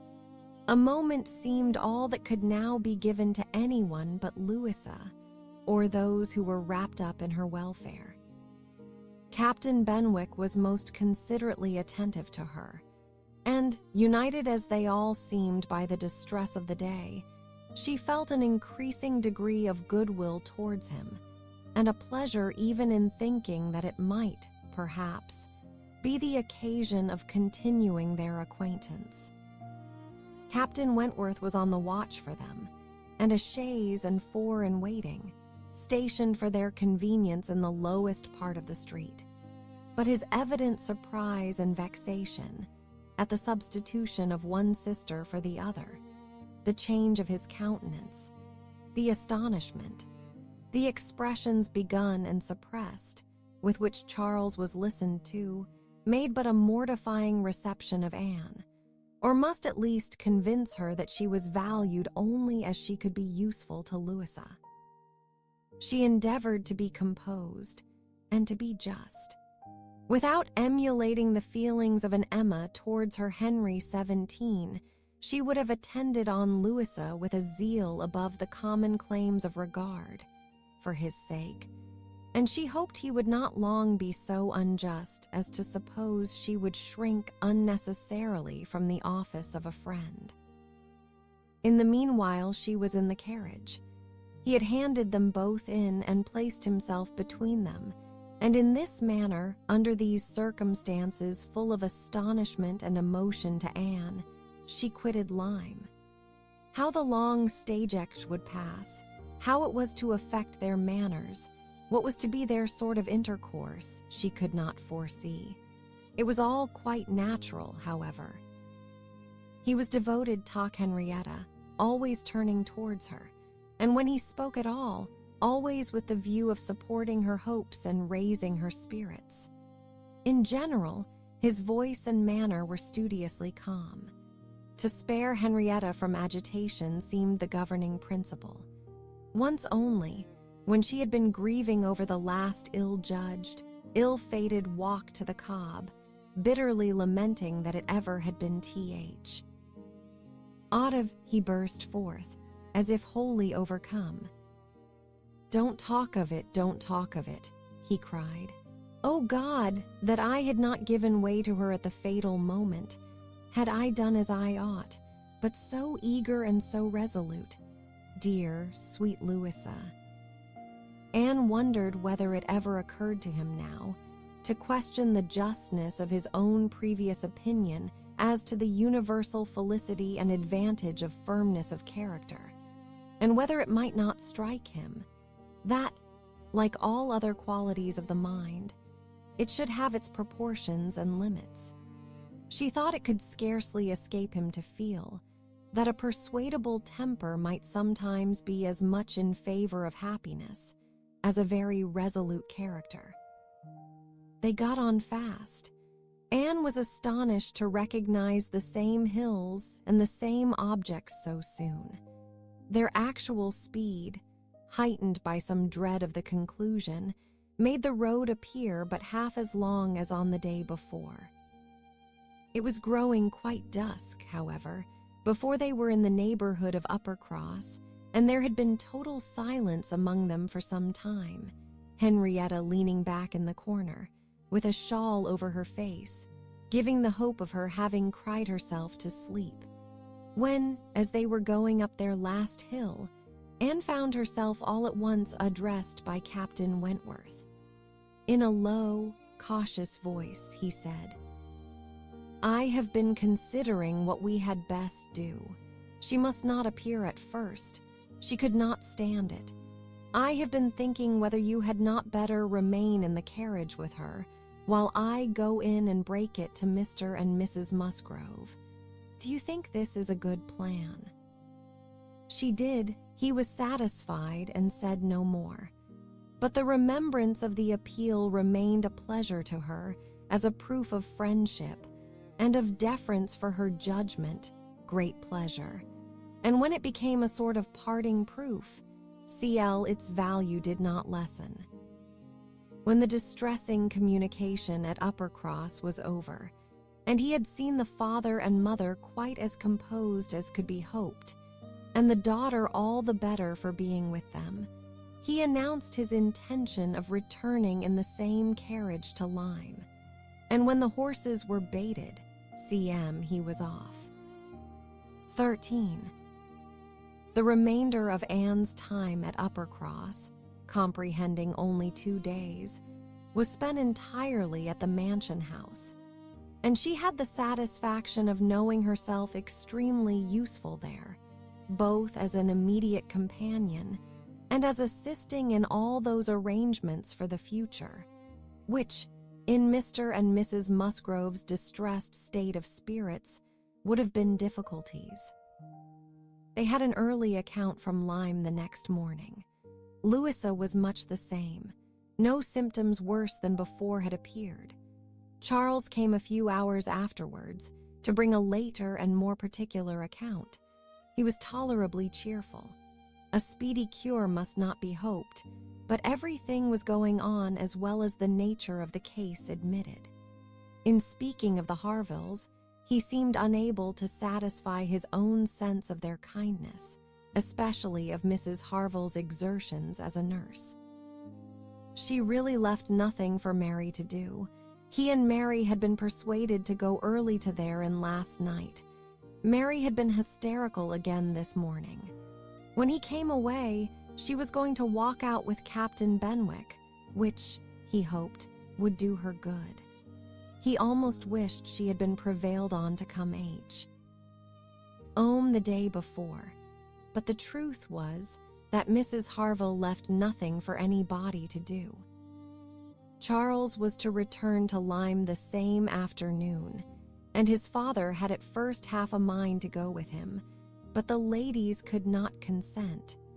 It would be going only to multiply trouble to the others and increase his own distress, and a much better scheme followed and was acted upon. A chaise was sent for from Crewkerne, and Charles conveyed back a far more useful person in the old nursery maid of the family, one who, having brought up all the children and seen the very last, the lingering and long-petted Master Harry, sent to school after his brothers, was now living in her deserted nursery to mend stockings and dress all the Blainskin and bruises she could get near her, and who, consequently, was only too happy in being allowed to go and help dear Miss Louisa. Vague wishes of getting Sarah thither had occurred before to Mrs. Musgrove and Henrietta, but without Anne, it would hardly have been resolved on and found practicable so soon.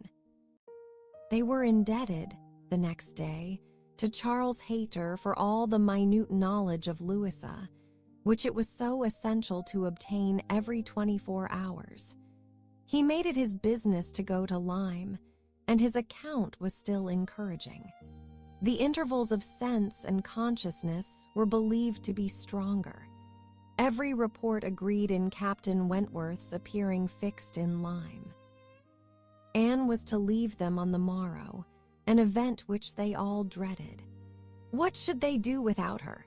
They were wretched comforters for one another, and so much was said in this way that Anne thought she could not do better than impart among them the general inclination to which she was privy, and persuade them all to go to Lyme at once. She had little difficulty. It was soon determined that they would go tomorrow, fix themselves at the inn, or get into lodgings, as it suited, and there remain till dear Louisa could be moved. They must be taking off some trouble from the good people she was with.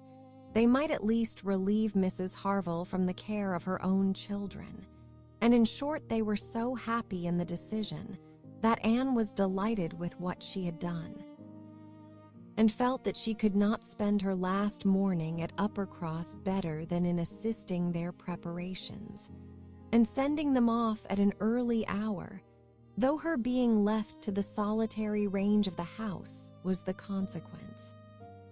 She was the last, excepting the little boys at the cottage.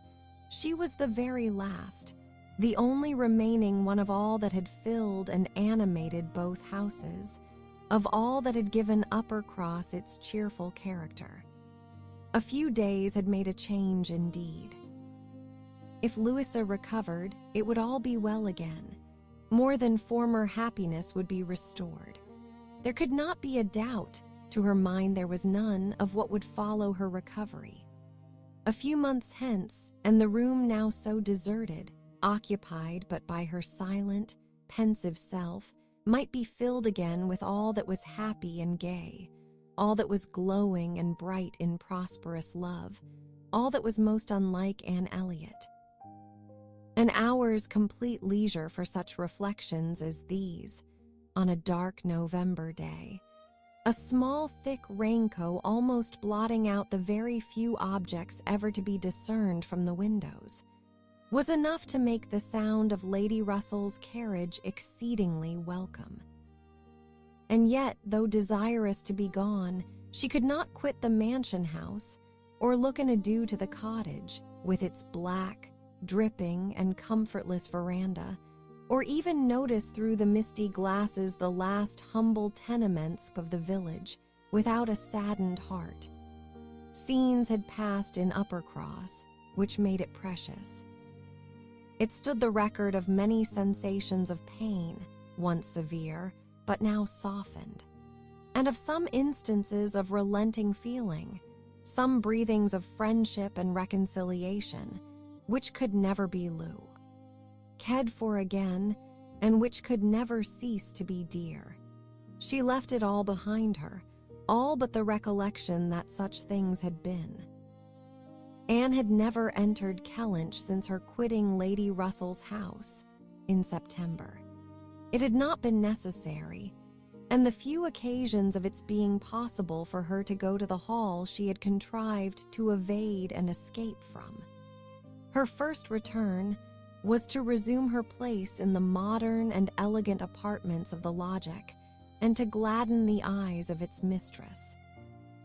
There was some anxiety mixed with Lady Russell's joy in meeting her. She knew who had been frequenting Uppercross, but happily, either Anne was improved in plumpness and looks, or Lady Russell fancied her so, and Anne, in receiving her compliments on the occasion, had the amusement of connecting them with the silent admiration of her cousin, and of hoping that she was to be blessed with a second spring of youth and beauty. When they came to converse, she was soon sensible of some mental change. The subjects of which her heart had been full on leaving Kellynch, and which she had felt slighted and been compelled to smother among the Musgroves, were now become but of secondary interest. She had lately lost sight even of her father and sister and Bath. Their concerns had been sunk under those of Uppercross, and when Lady Russell reverted to their former hopes and fears, and spoke her satisfaction in the house in Camden Place 18 which had been taken, and her regret that Mrs. Clay should still be with them, Anne would have been ashamed to have it known how much more she was thinking of Lyme and Louisa Musgrove and all her acquaintance there. How much more interesting to her was the home and the fry and ship of the Harvilles and Captain Benwick than her own father's house in Camden Place or her own sister's intimacy with Mrs. Clay. She was actually forced to exert herself to meet Lady Russell with anything like the appearance of equal solicitude on topics which had by nature the first claim on her. There was a little awkwardness at first in their discourse on another subject. They must speak of the accident at Lyme. Lady Russell had not been arrived 5 minutes the day before when a full account of the whole had burst on her, but still it must be talked of. She must make inquiries. She must regret the imprudence, lament the result, and Captain Wentworth's name must be mentioned by both. Anne was conscious of not doing it so well as Lady Russell. She could not speak the name and look straight forward to Lady Russell's eye till she had adopted the expedient of telling her briefly what she thought of the attachment between him and Louisa. When this was told, his name distressed her no longer. Lady Russell had only to listen composedly and wish them happy, but internally her heart reveled in angry pleasure, in pleased contempt, that the man who at 23 had seemed to understand somewhat of the value of an Anne Elliot should, 8 years afterwards, be charmed by a Louisa Musgrove. The first 3 or 4 days passed most quietly, with no circumstance to mark them excepting the receipt of a note or two from Lyme, which found their way to Anne. She could not tell how, and brought a rather improving account of Louisa. At the end of that period, Lady Russell's politeness could repose no longer, and the fainter self-threatenings of the past became in a decided tone. "I must call on Mrs. Croft. I really must call upon her soon. Anne, have you courage to go with me and pay a visit in that house? It will be some trial to us both." Anne did not shrink from it. On the contrary, she truly felt, as she said, in observing, "I think you are very likely to suffer the most of the two. Your feelings are less reconciled to the change than mine. By remaining in the neighborhood, I am become inured to it." She could have said more on the subject, for she had in fact so high an opinion of the Crofts, and considered her father so very fortunate in his tenants, felt the parish to be so sure of a good example, and the poor of the best attention and relief, that however sorry and ashamed for the necessity of the removal, she could not but in conscience feel that they were gone who deserved not to stay, and that Kellynch Hall had passed into better hands than its owners. These convictions must unquestionably have their own pain, and severe was its kind, but they precluded that pain which Lady Russell would suffer in entering the house again and returning through the well-known apartments. In such moments, Anne had no power of saying to herself, "These rooms ought to belong only to us. Oh, how fallen in their destination, how unworthily occupied. An ancient family to be so driven away, strangers filling their place." No, except when she thought of her mother and remembered where she had been used to sit and preside, she had no sigh of that description to heave. Mrs. Croft always met her with a kindness which gave her the pleasure of fancying herself a favorite, and on the present occasion, receiving her in that house, there was particular attention. The sad accident at Lyme was soon the prevailing topic, and on comparing their latest accounts of the invalid, it appeared that each lady dated her intelligence from the same hour of yestermorn, that Captain Wentworth had been in Kellynch yesterday. The first time since the accident had brought Anne the last note, which she had not been able to trace the exact steps of, had stayed a few hours and then returned again to Lyme, and without any present intention of quitting it any more.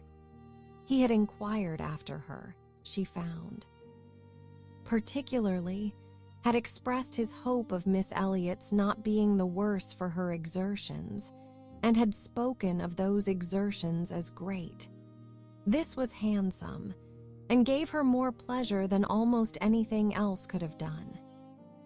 As to the sad catastrophe itself, it could be canvassed only in one style by a couple of steady, sensible women, whose judgments had to work on ascertained events, and it was perfectly decided that it had been the consequence of much thoughtlessness and much imprudence, that its effects were most alarming, and that it was frightful to think how long Miss Musgrove's recovery might yet be doubtful, and how liable she would still remain to suffer from the concussion hereafter.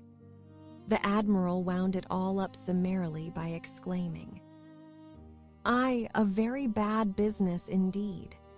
A new sort of way this, for a young fellow to be making love by breaking his mistress's head. Is not it, Miss Elliot? This is breaking a head and giving a playsticker truly." Admiral Croft's manners were not quite of the tone to suit Lady Russell, but they delighted Anne. His goodness of heart and simplicity of character were irresistible. "Now this must be very bad for you," said he, suddenly rousing from a little reverie, "to be coming and finding us here. I had not recollected it before, I declare, but it must be very bad. But now do not stand upon ceremony. Get up and go over all the rooms in the house if you like it." "Another time, sir. I thank you, not now." "Well, whenever it suits you. You can slip in from the shrubbery at any time, and there you will find we keep our umbrellas hanging up by that door. A good place, is not it? But, checking himself, you will not think it a good place, for yours were always kept in the butler's room. Aye, so it always is, I believe. One man's ways may be as good as another's, but we all like our own best, and so you must judge for yourself whether it would be better for you to go about the house or not." Anne, finding she might decline it, did so very gratefully. "We have made very few changes either," continued the Admiral, after thinking a moment. "Very few. We told you about the laundry door at Uppercross. That has been a very great improvement. The wonder was how any family upon earth could bear with the inconvenience of its opening as it did so long. You will tell Sir Walter what we have done, and that Mr. Shepherd thinks it the greatest improvement the house ever had. Indeed, I must do ourselves the justice to say that the few alterations we have made have been all very much for the better. My wife should have the credit of them, however.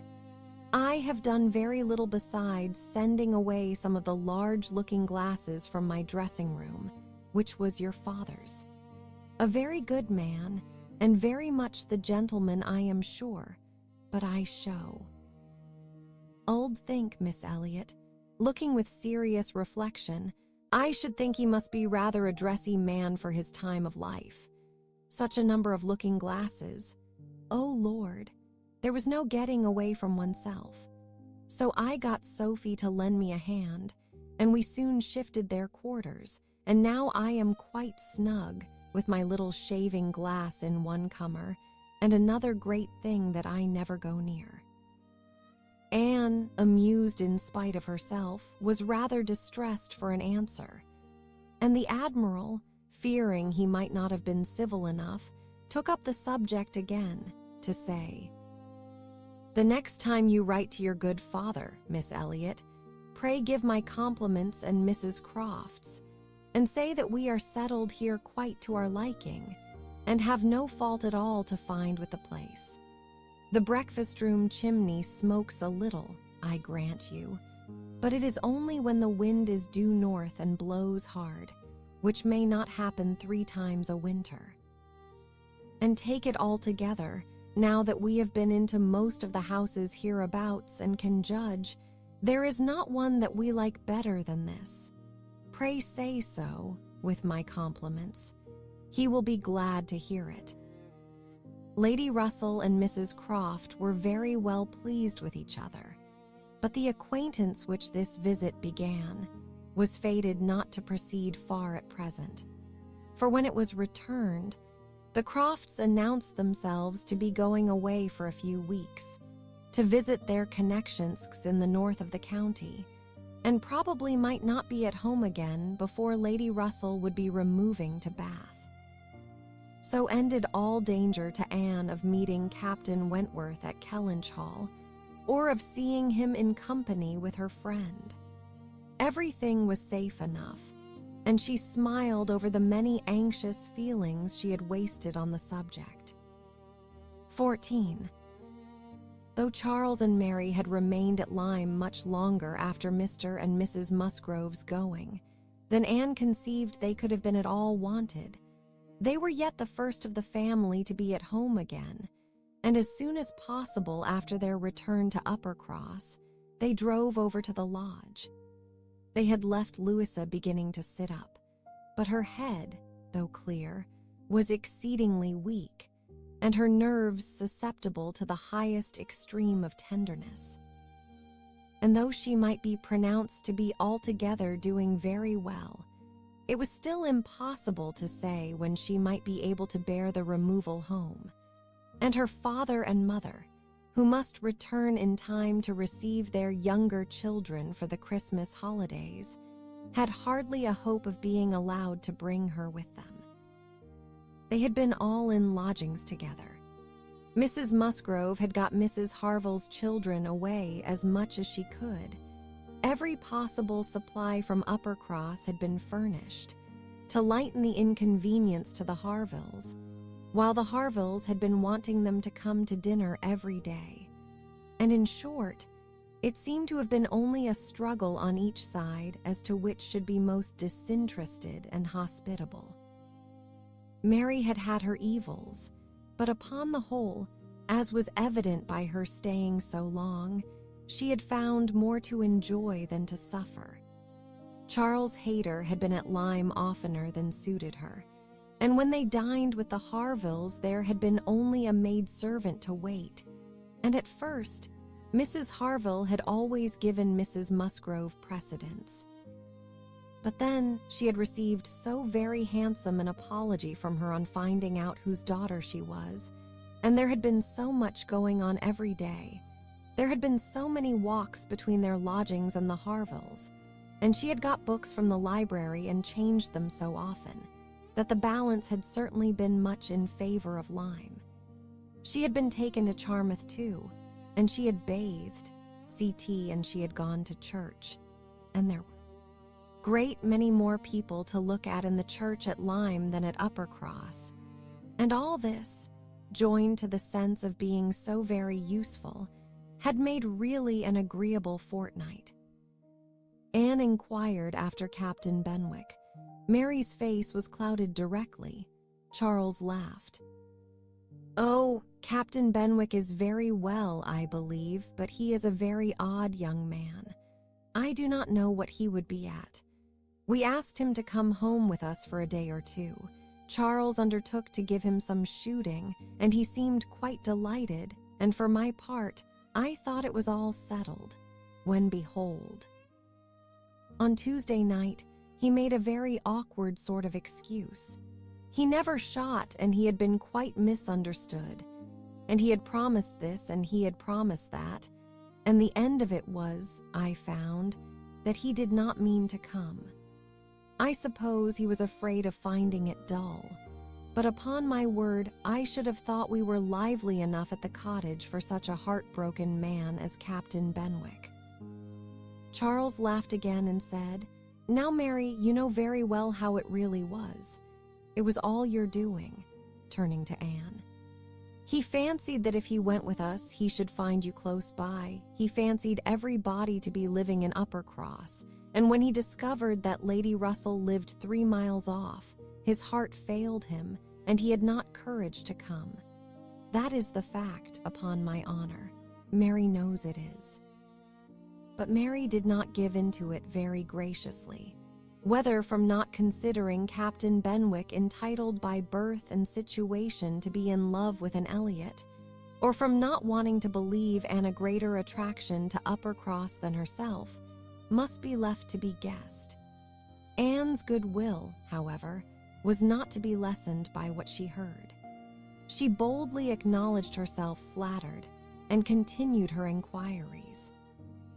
"Oh, he talks of you," cried Charles.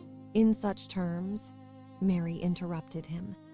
"I declare, Charles, I never heard him mention Anne twice all the time I was there. I declare, Anne, he never talks of you at all." "No," admitted Charles, "I do not know that he ever does, in a general way, but however, it is a very clear thing that he admires you exceedingly.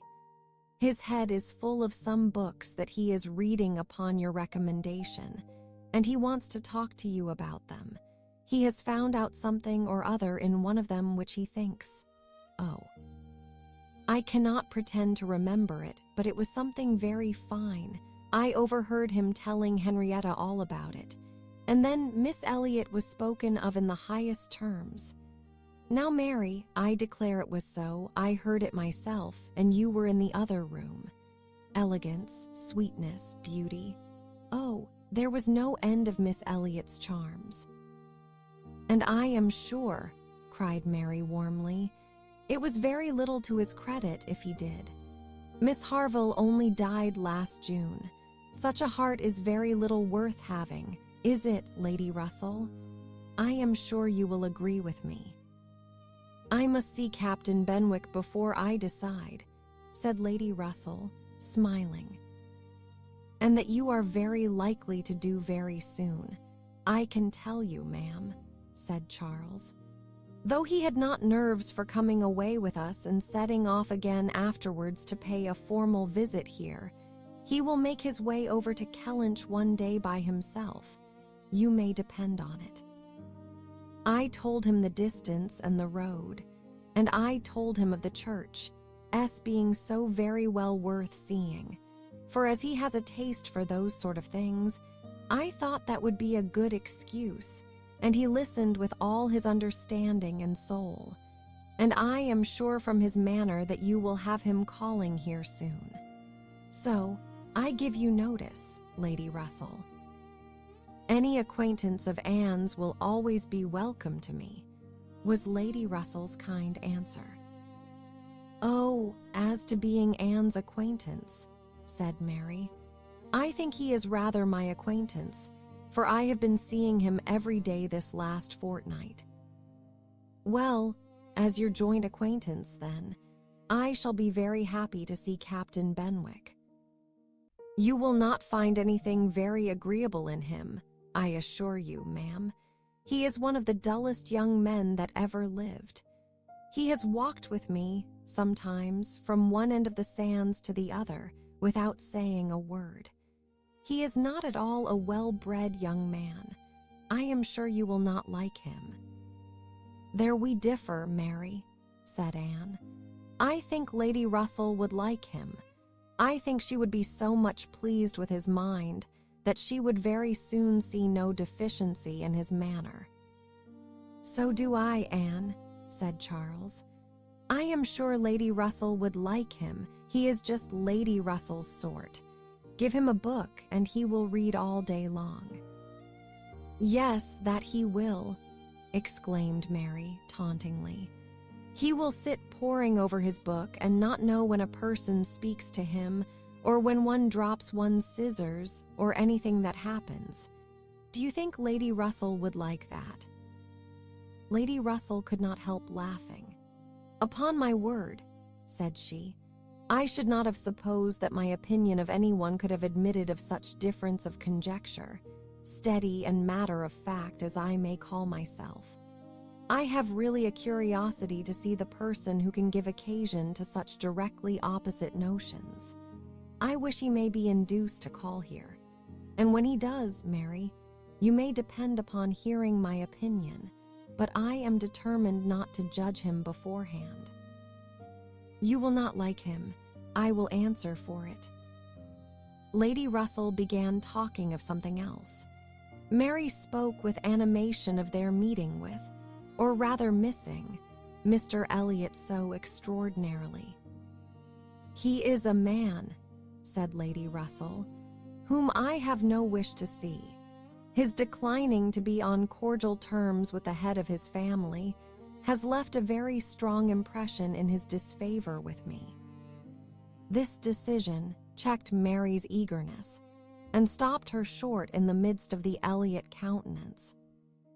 With regard to Captain Wentworth, though Anne hazarded no inquiries, there was voluntary communication sufficient. His spirits had been greatly recovering lately, as might be expected. As Louisa improved, he had improved, and he was now quite a different creature from what he had been the first week. He had not seen Louisa, and was so extremely fearful of any ill consequence to her from an interview that he did not press for it at all, and, on the contrary, seemed to have a plan of going away for a week or 10 days, till her head were stronger. He had talked of going down to Plymouth for a week, and wanted to persuade Captain Benwick to go with him. But, as Charles maintained to the last, Captain Benwick seemed much more disposed to ride over to Kellynch. There can be no doubt that Lady Russell and Anne were both occasionally thinking of Captain Benwick from this time. Lady Russell could not hear the doorbell without feeling that it might be his herald, nor could Anne return from any stroll of solitary indulgence in her father's grounds, or any visit of charity in the village, without wondering whether she might see him or hear of him. Captain Benwick came not, however. He was either less disposed for it than Charles had imagined, or he was too shy, and after giving him a week's indulgence, Lady Russell determined him to be unworthy of the interest which he had been beginning to excite. The Musgroves came back to receive their happy boys and girls from school, bringing with them Mrs. Harville's little children to improve the noise of Uppercross and lessen that of Lyme. Henrietta remained with Louisa, but all the rest of the family were again in their usual quarters. Lady Russell and Anne paid their compliments to them once, when Anne could not but feel that Uppercross was already quite alive again. Though neither Henrietta, nor Louisa, nor Charles Hayter, nor Captain Wentworth were there, the room presented as strong a contrast as could be wished to the last state she had seen it in.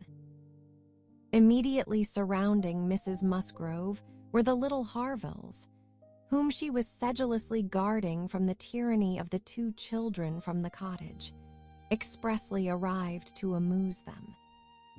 On one side was a table, occupied by some chattering girls, cutting up silk and gold paper, and on the other were trestles and trays, bending under the weight of bronchu and cold pies, where riotous boys were holding high revel, the whole completed by a roaring Christmas fire, which seemed determined to be heard, in spite of all the noise of the others.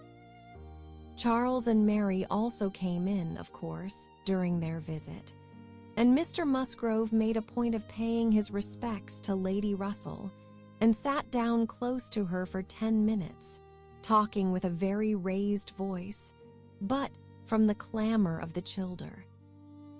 And on his knees, generally in vain. It was a fine family piece. Anne, judging from her own temperament, would have deemed such a domestic hurricane a bad restorative of the nerves, which Louis's illness must have so greatly shaken. But Mrs. Musgrove, who got Anne near her on purpose to thank her most cordially, again and again, for all her attentions to them, concluded a short recapitulation of what she had suffered herself, by observing, with a happy glance round the room, that after all she had gone through, nothing was so likely to do her good as a little quiet cheerfulness at home. Louisa was now recovering apace. Her mother could even think of her being able to join their party at home before her brothers and sisters went to school again. The Harvilles had promised to come with her and stay at Uppercross whenever she returned. Captain Wentworth was gone, for the present, to see his brother in Shropshire. "I hope I shall remember in future," said Lady Russell, as soon as they were reseated in the carriage, "not to call at Uppercross in the Christmas holidays. Every body has their taste in noises as well as in other matters, and sounds are quite innoxious, CV or most distressing, by their sort rather than their quantity." When Lady Russell, not long afterwards, was entering Bath on a wet afternoon, and driving through the long course of streets from the old bridge to Camden Place, amidst the dash of other carriages, the heavy rumble of carts and drays, CW the bawling of newsmen, muffin men and milkmen, and the ceaseless clink of pattens, CX she made no complaint. No, these were noises which belonged to the winter pleasures. Her spirits rose under their influence, and, like Mrs. Musgrove, she was feeling, though not saying, that, after being long in the country, nothing could be so good for her as a little quiet cheerfulness. Anne did not share these feelings. She persisted in a very determined, though very silent, disinclination for Bath, caught the first dim view of the extensive buildings, smoking in rain without any wish of seeing them better, felt their progress through the streets to be, however disagreeable, yet too rapid, for who would be glad to see her when she arrived, and looked back with fond regret to the bustles of Uppercross and the seclusion of Kellynch. Elizabeth's last letter had communicated a piece of news of some interest. Mr. Elliot was in Bath. He had called in Camden Place, had called a second time, a third, had been pointedly attentive. If Elizabeth and her father did not deceive themselves, had been taking as much pains to seek the acquaintance and proclaim the value of the connection as he had formerly taken pains to show neglect. This was very wonderful, if it were true, and Lady Russell was in a state of very agreeable curiosity and perplexity about Mr. Elliot, already recanting the sentiment she had so lately expressed to Mary, of his being a man whom she had no wish to see. She had a great wish to see him. If he really sought to reconcile himself like a dutiful branch, he must be forgiven for having dismembered himself from the paternal tree. Anne was not animated to an equal pitch by the circumstance, but she felt that she would rather see Mr. Elliot again than not, which was more than she could say for many other persons in Bath. She was put down in Camden Place, and Lady Russell then drove to her own lodgings in Rivers Street. 15. Sir Walter had taken a very good house in Camden Place, a lofty, dignified situation, such as becomes a man of consequence, and both he and Elizabeth were settled there, much to their satisfaction. Anne entered it with a sinking heart, anticipating an imprisonment of many months and anxiously saying to herself, "Oh, when shall I leave you again?" A degree of unexpected cordiality, however, in the welcome she received did her good. Her father and sister were glad to see her, for the sake of showing her the house and furniture, and met her with kindness. Her making a fourth, when they sat down to dinner, was noticed as an advantage. Mrs. Clay was very pleasant and very smiling, but her courtesies and smiles were more a matter of course. Anne had always felt that she would pretend what was proper on her arrival, but the complacence of the others was unlooked for. They were evidently in excellent spirits, and she was soon to listen to the causes. They had no inclination to listen to her. After laying out Forcey some compliments of being deeply regretted in their old neighborhood, which Anne could not pay, they had only a few faint inquiries to make before the talk must be all their own. Uppercross excited no interest, Kellynch very little. It was all Bath. They had the pleasure of assuring her that Bath more than answered their expectations in every respect. Their house was undoubtedly the best in Camden Place. Their drawing rooms had many decided advantages over all the others which they had either seen or heard of, and the superiority was not less in the style of the fitting up, CZ, or the taste of the furniture. Their acquaintance was exceedingly sought after. Every body was wanting to visit them. They had drawn back from many introductions, and still were perpetually having Cardston left by people of whom they knew nothing. Here were funds of enjoyment. Could Anne wonder that her father and sister were happy? She might not wonder, but she might sigh that her father should feel no degradation in his change, should see nothing to regret in the duties and dignity of the resident landholder, should find so much to be vain of in the littlenesses of a town. And she must sigh and smile and wonder too, as Elizabeth threw open the folding doors, and walked with exultation from one drawing room to the other, boasting of their space, at the possibility of that woman, who had been mistress of Kellynch Hall, finding extent to be proud of between two walls, perhaps 30 feet asunder. But this was not all which they had to make them happy. They had Mr. Elliot, too. Anne had a great deal to hear of Mr. Elliot. He was not only pardoned, they were delighted with him. He had been in Bath about a fortnight. He had passed through Bath in November, in his way to London, when the intelligence of Sir Walter's being settled there had of course reached him, though only 24 hours in the place, but he had not been able to avail himself of it.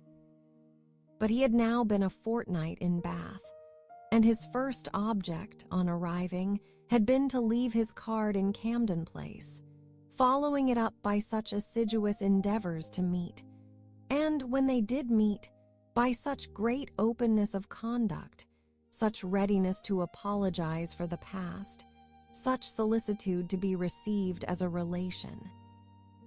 Again, that their former good understanding was completely re-established.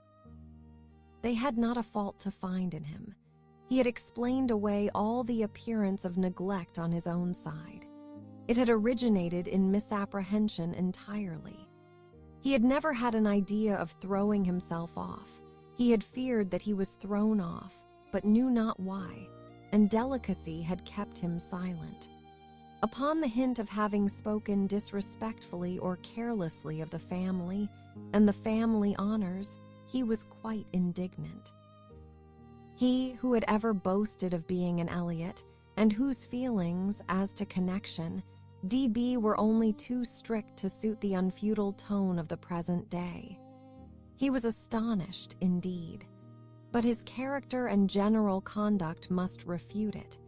He could refer Sir Walter to all who knew him, and certainly the pains he had been taking on this, the first opportunity of reconcilia.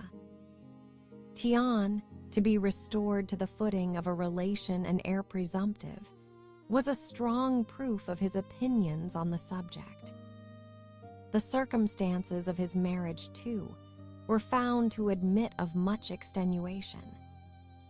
This was an article not to be entered on by himself, but a very intimate friend of his, a Colonel Wallis, a highly respectable man, perfectly the gentleman, and not an ill-looking man, Sir Walter added, who was living in very good style in Marlborough Buildings, and had, at his own particular request, been admitted to their acquaintance through Mr. Elliot, had mentioned one or two things relative to the marriage, which made a material difference in the discredit of it. Colonel Wallis had known Mr. Elliot long, had been well acquainted also with his wife, had perfectly understood the whole story. She was certainly not a woman of family, but well educated, accomplished, rich, and excessively in love with his friend. There had been the charm. She had sought him. Without that attraction, not all her money would have tempted Elliot, and Sir Walter was, moreover, assured of her having been a very fine woman.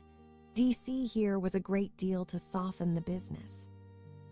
A very fine woman, with a large fortune, in love with him. Sir Walter seemed to admit it as complete apology, and though Elizabeth could not see the circumstance in quite so favorable a light, she allowed it be a great extenuation. Mr. Elliot had called repeatedly, had dined with them once, evidently delighted by the distinction of being asked, for they gave no dinners in general, delighted, in short, by every proof of cousinly notice, and placing his whole happiness in being on intimate terms in Camden Place. Anne listened, but without quite understanding it. Allowances, large allowances, she knew, must be made for the ideas of those who spoke. She heard it all under embellishment, all that sounded extravagant or irrational in the progress of the reconciliation might have no origin but in the language of the relators. Still, however, she had the sensation of there being something more than immediately appeared, in Mr. Elliot's wishing, after an interval of so many years, to be well received by them. In a worldly view, he had nothing to gain by being on terms with Sir Walter, nothing to risk by a state of variance. In all probability, he was already the richer of the two, and the Kellynch estate would as surely be his hereafter as the title. A sensible man, and he had looked like a very sensible man. Who should it be an object to him? She could only offer one solution. It was, perhaps, for Elizabeth's sake. There might really have been a liking formerly, though convenience and accident had drawn him a different way, and now that he could afford to please himself, he might mean to pay his addresses to her. Elizabeth was certainly very handsome, with well-bred, elegant manners, and her character might never have been penetrated by Mr. Elliot, knowing her but in public, and when very young himself. How her temper and understanding might bear the investigation of his present keener time of life was another concern, and rather a fearful one. Most earnestly did she wish that he might not be too nice, or too observant, if Elizabeth were his object, and that Elizabeth was disposed to believe herself so, and that her friend Mrs. Clay was encouraging the idea, seemed apparent by a glance or two between them, while Mr. Elliot's frequent visits were talked of. Anne mentioned the glimpses she had had of him at Lyme, but without being much attended to. Oh, yes, perhaps it had been Mr. Elliot. They did not know. It might be him, perhaps. They could not listen to her description of him. They were describing him themselves, Sir Walter especially. He did justice to his very gentlemanlike appearance, his air of elegance and fashion, his good-shaped face, his sensible eye, but at the same time must lament his being very much underhung, due a defect which time seemed to have increased. Nor could he pretend to say that 10 years had not altered almost every feature for the worse. Mr. Elliot appeared to think that he, Sir Walter, was looking exactly as he had done when they last parted. But Sir Walter had not been able to return the calm. Plymouth entirely, which had embarrassed him. He did not mean to complain, however. Mr. Elliot was better to look at than most men, and he had no objection to being seen with him anywhere. Mr. Elliot and his friends in Marlborough Buildings were talked of the whole evening. Colonel Wallis had been so impatient to be introduced to them, and Mr. Elliot so anxious that he should. And there was a Mrs. Wallis, at present only known to them by description, as she was in daily expectation of her confinement. But Mr. Elliot spoke of her as a most charming woman, quite worthy of being known in Camden Place. And as soon as she recovered, they were to be acquainted. Sir Walter thought much of Mrs. Wallis. She was said to be an excessively pretty woman, beautiful. He longed to see her. He hoped she might make some amends for the many very plain faces he was continually passing in the streets. The worst of Bath was the number of its plain women.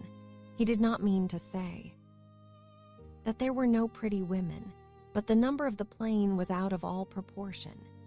He had frequently observed, as he walked, that one handsome face would be followed by 30 or 35 frights.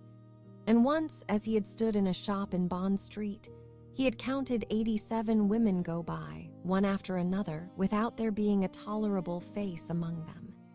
It had been a frosty morning, to be sure, a sharp frost, which hardly one woman in 1,000 could stand the test of.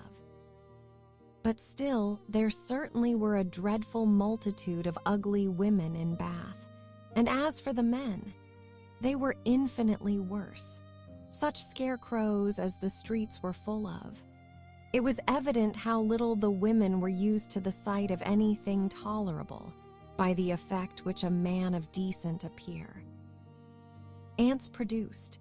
He had never walked anywhere arm in arm with Colonel Wallis, who was a fine military figure, though sandy-haired, without observing that every woman's eye was upon him. Every woman's eye was sure to be upon Colonel Wallis. Modest Sir Walter. He was not allowed to escape, however. His daughter and Mrs. Clay united in hinting that Colonel Wallis's companion might have as good a figure as Colonel Wallis, and certainly was not sandy-haired. "How is Mary looking?" said Sir Walter, in the height of his good humor. "The last time I saw her, she had a red nose, but I hope that may not happen every day." "Oh, no, that must have been quite accidental. In general, she has been in very good health, and very good looks since Michaelmas. If I thought it would not tempt her to go out in sharp winds and grow coarse, I would send her a new hat and pelisse." Anne was considering whether she should venture to suggest that a gown or a cap would not be liable to any such misuse, when a knock at the door suspended everything. A knock at the door, and so late. It was 10 o'clock. Could it be Mr. Elliot? They knew he was to dine in Lansdowne Crescent. It was possible that he might stop in his way home to ask them how they did. They could think of no one else. Mrs. Clay decidedly thought it Mr. Elliot's knock. Mrs. Clay was right. With all the state which a butler and footboy could give, Mr. Elliot was ushered into the room.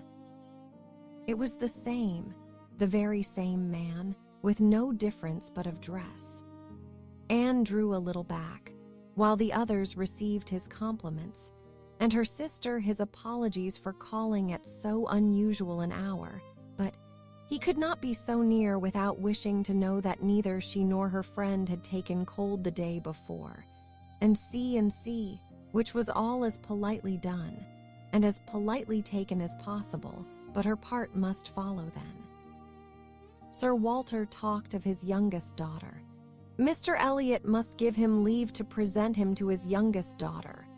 There was no occasion for remembering Mary, and Anne, smiling and blushing, very becomingly showed to Mr. Elliot the pretty features which he had by no means forgotten, and instantly saw, with amusement at his little start of surprise, that he had not been at all aware of who she was.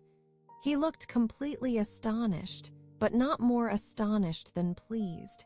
His eyes brightened, and with the most perfect alacrity he welcomed the relationship, alluded to the past, and entreated to be received as an acquaintance already. He was quite as good-looking as he had appeared at Lyme, his countenance improved by speaking, and his manners were so exactly what they ought to be, so polished, so easy, so particularly agreeable, that she could compare them in excellence to only one person's manners. They were not the same, but they were, perhaps, equally good. He sat down with them and improved their conversation very much. There could be no doubt of his being a sensible man. 10 minutes were enough to certify that. His tone, his expressions, his choice of subject, his knowing where to stop, it was all the operation of a sensible, discerning mind. As soon as he could, he began to talk to her of Lyme, wanting to compare opinions respecting the place, but especially wanting to speak of the circumstance of their happening to be guests in the same inn at the same time, to give his own route, understand something of hers, and regret that he should have lost such an opportunity of paying his respects to her. She gave him a short account of her party and business at Lyme. His regret increased as he listened. He had spent his whole Salida. Rye evening in the room adjoining theirs, had heard voices, mirth continually, thought they must be a most delightful set of people, longed to be with them, but certainly without the smallest suspicion of his possessing the shadow of a right to introduce himself. If he had but asked who the party were, the name of Musgrove would have told him enough. Well, it would serve to cure him of an absurd practice of never asking a question at an inn, which he had adopted when quite a young man, on the principle of its being very ungenteel to be curious. "The notions of a young man of 1 or 2 and 20, said he, "as to what is necessary in manners to make him quite the thing, are more absurd, I believe, than those of any other set of beings in the world. The folly of the means they often employ is only to be equaled by the folly of what they have in view." But he must not be addressing his reflections to Anne alone. He knew it. He was soon diffused again among the others, and it was only at intervals that he could return to Lyme. His enquiries, however, produced at length an account of the scene she had been engaged in there, soon after his leaving the place. Having alluded to an accident, he must hear the whole. When he questioned, Sir Walter and Elizabeth began to question also, but the difference in their manner of doing it could not be unfelt. She could only compare Mr. Elliot to Lady Russell, in the wish of really comprehending what had passed, and in the degree of concern for what she must have suffered in witnessing it. He stayed an hour with them.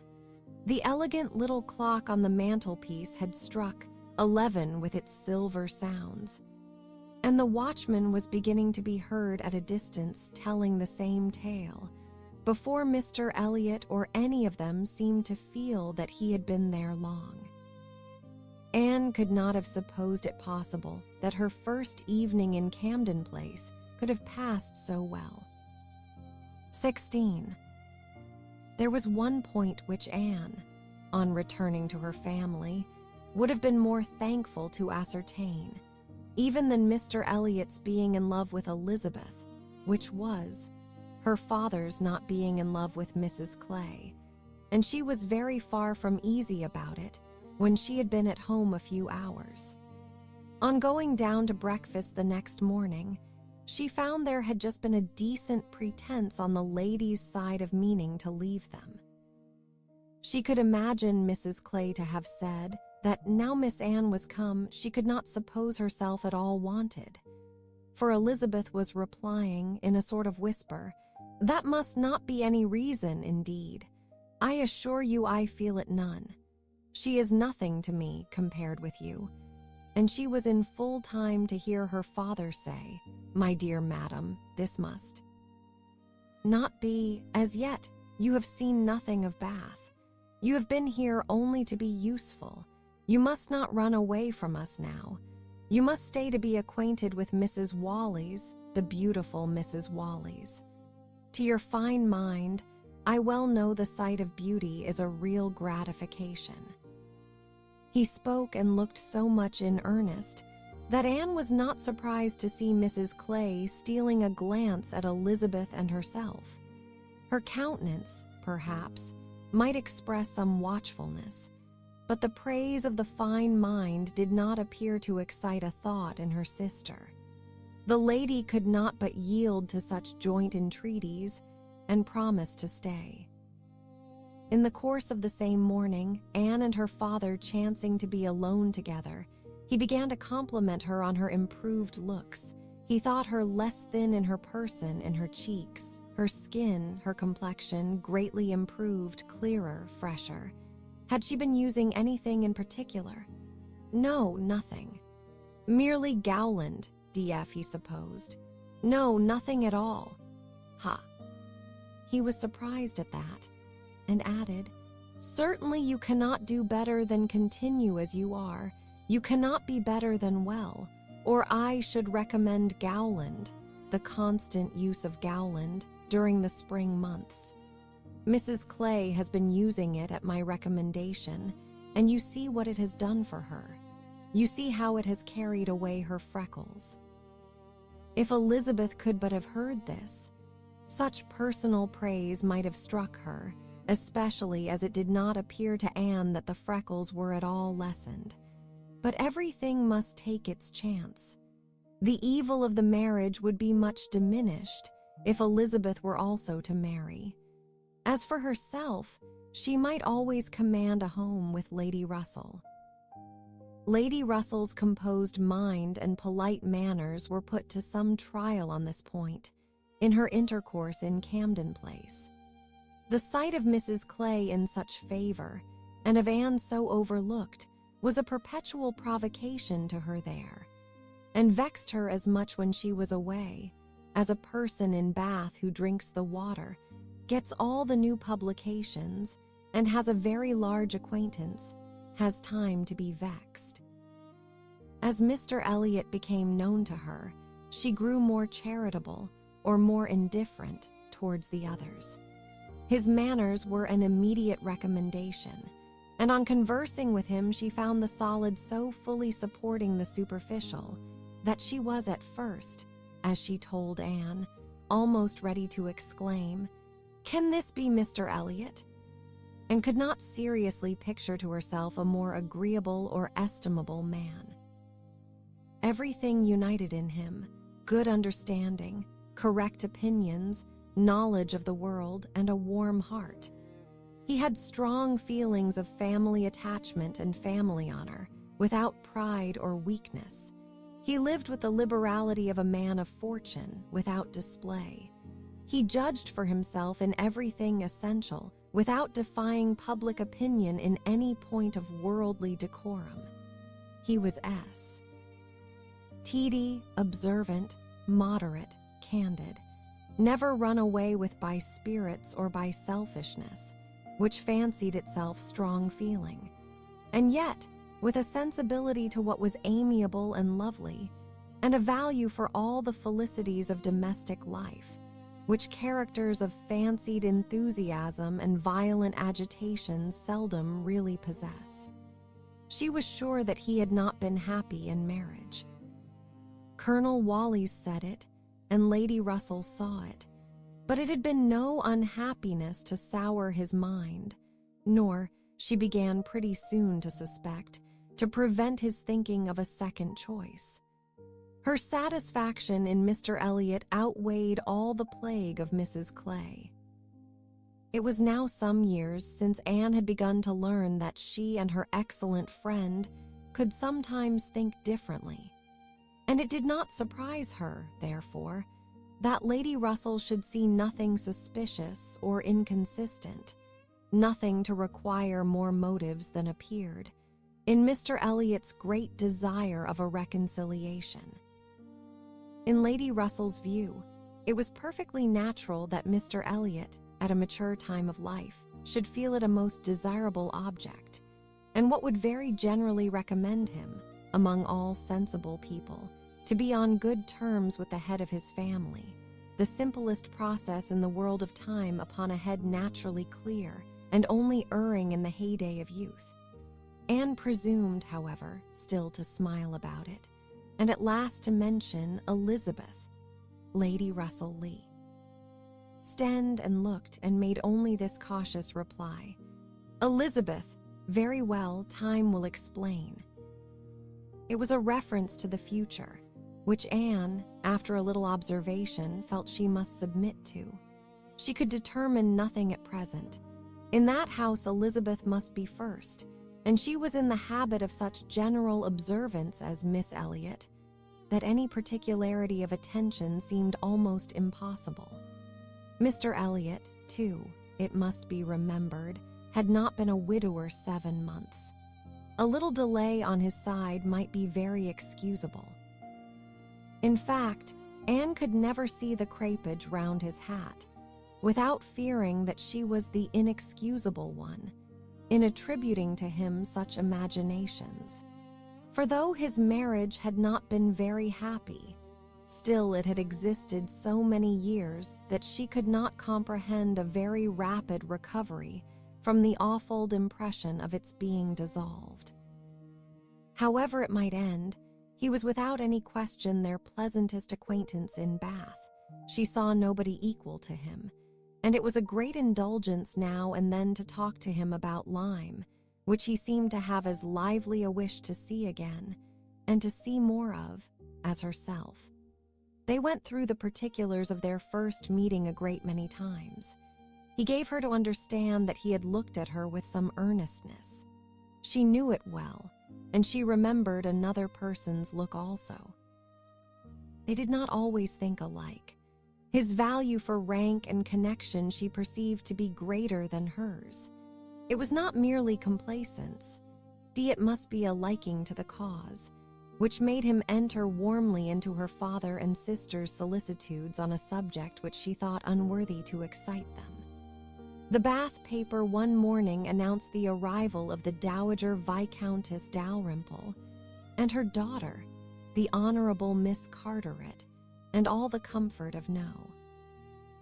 Camden Place was swept away for many days, for the Dalrymples, in Anne's opinion, most unfortunately were cousins of the Elliots, and the agony was how to introduce themselves properly. Anne had never seen her father and sister before in contact with nobility, and she must acknowledge herself disappointed. She had hoped better things from their high ideas of their own situation in life, and was reduced to form a wish which she had never foreseen, a wish that they had more pride. For our cousins Lady Dalrymple and Miss Carteret. Our cousins, the Dalrymples, sounded in her ears all day long. Sir Walter had once been in company with the late Viscount, but had never seen any of the rest of the family, and the difficulties of the case arose from there having been a suspension of all intercourse by letters of ceremony, DJ ever since the death of that said late Viscount, when, in consequence of a dangerous illness of Sir Walter's at the same time, there had been an unlucky omission at Kellynch. No letter of condolence had been sent to Ireland.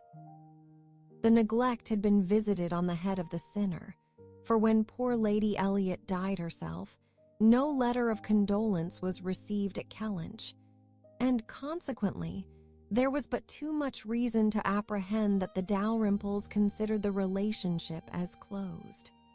How to have this anxious business set to rights and be admitted as cousins again was the question, and it was a question which, in a more rational manner, neither Lady Russell nor Mr. Elliot thought unimportant. Family connections were always worth preserving, good company always worth seeking. Lady Dalrymple had taken a house for 3 months in Laura Place and would be living in style. She had been at Bath the year before, and Lady Russell had heard her spoken of as a charming woman. It was very desirable that the connection should be renewed, if it could be done, without any compromise of propriety on the side of the Elliots. Sir Walter, however, would choose his own means, and at last wrote a very fine letter of ample explanation, regret and entreaty to his right honourable cousin. Neither Lady Russell nor Mr. Elliot could admire the letter, but it did all that was wanted in bringing 3 lines of scrawl from the Dowager Viscountess. She was very much honoured and should be happy in their acquaintance. The toils of the business were over. The sweets began. They visited in Laura Place. They had the cards of Dowager Viscountess Dalrymple and the Hun, Miss Carteret, to be arranged wherever they might be most visible, and our cousins in Laura Place, our cousins, Lady Dalrymple and Miss Carteret, were talked of to everybody. Anne was ashamed. Had Lady Dalrymple and her daughter even been very agreeable, she would still have been ashamed of the agitation they created, but they were nothing. There was no superiority of manner, accomplishment, or understanding. Lady Dalrymple had acquired the name of a charming woman because she had a smile and a civil answer for everybody. Miss Carteret, with still less to say, was so plain and so awkward that she would never have been tolerated in Camden Place but for her birth. Lady Russell confessed that she had expected something better, but yet it was an acquaintance worth having. And when Anne ventured to speak her opinion of them to Mr. Elliot, he agreed to their being nothing in themselves, but still maintained that as a family connection, as good company, as those who would collect good company around them, they had their value. Anne smiled and said, "My idea of good company, Mr. Elliot, is the company of clever, well-informed people who have a great deal of conversation. That is what I call good company." "You are mistaken," said he gently. "That is not good company, that is the best.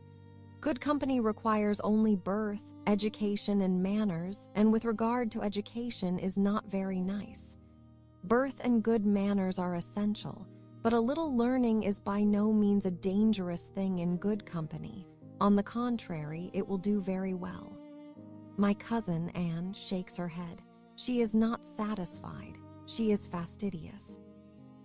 "My dear cousin," sitting down by her, "you have a better right to be fastidious than almost any other woman I know. But will it answer? Will it make you happy? Will it not be wiser to accept the society of these good ladies in Laura Place, and enjoy all the advantages of the connection as far as possible? You may depend upon it that they will move in the first set in Bath TH. Is winter, and as rank is rank, your being known to be related to them will have its use in fixing your family.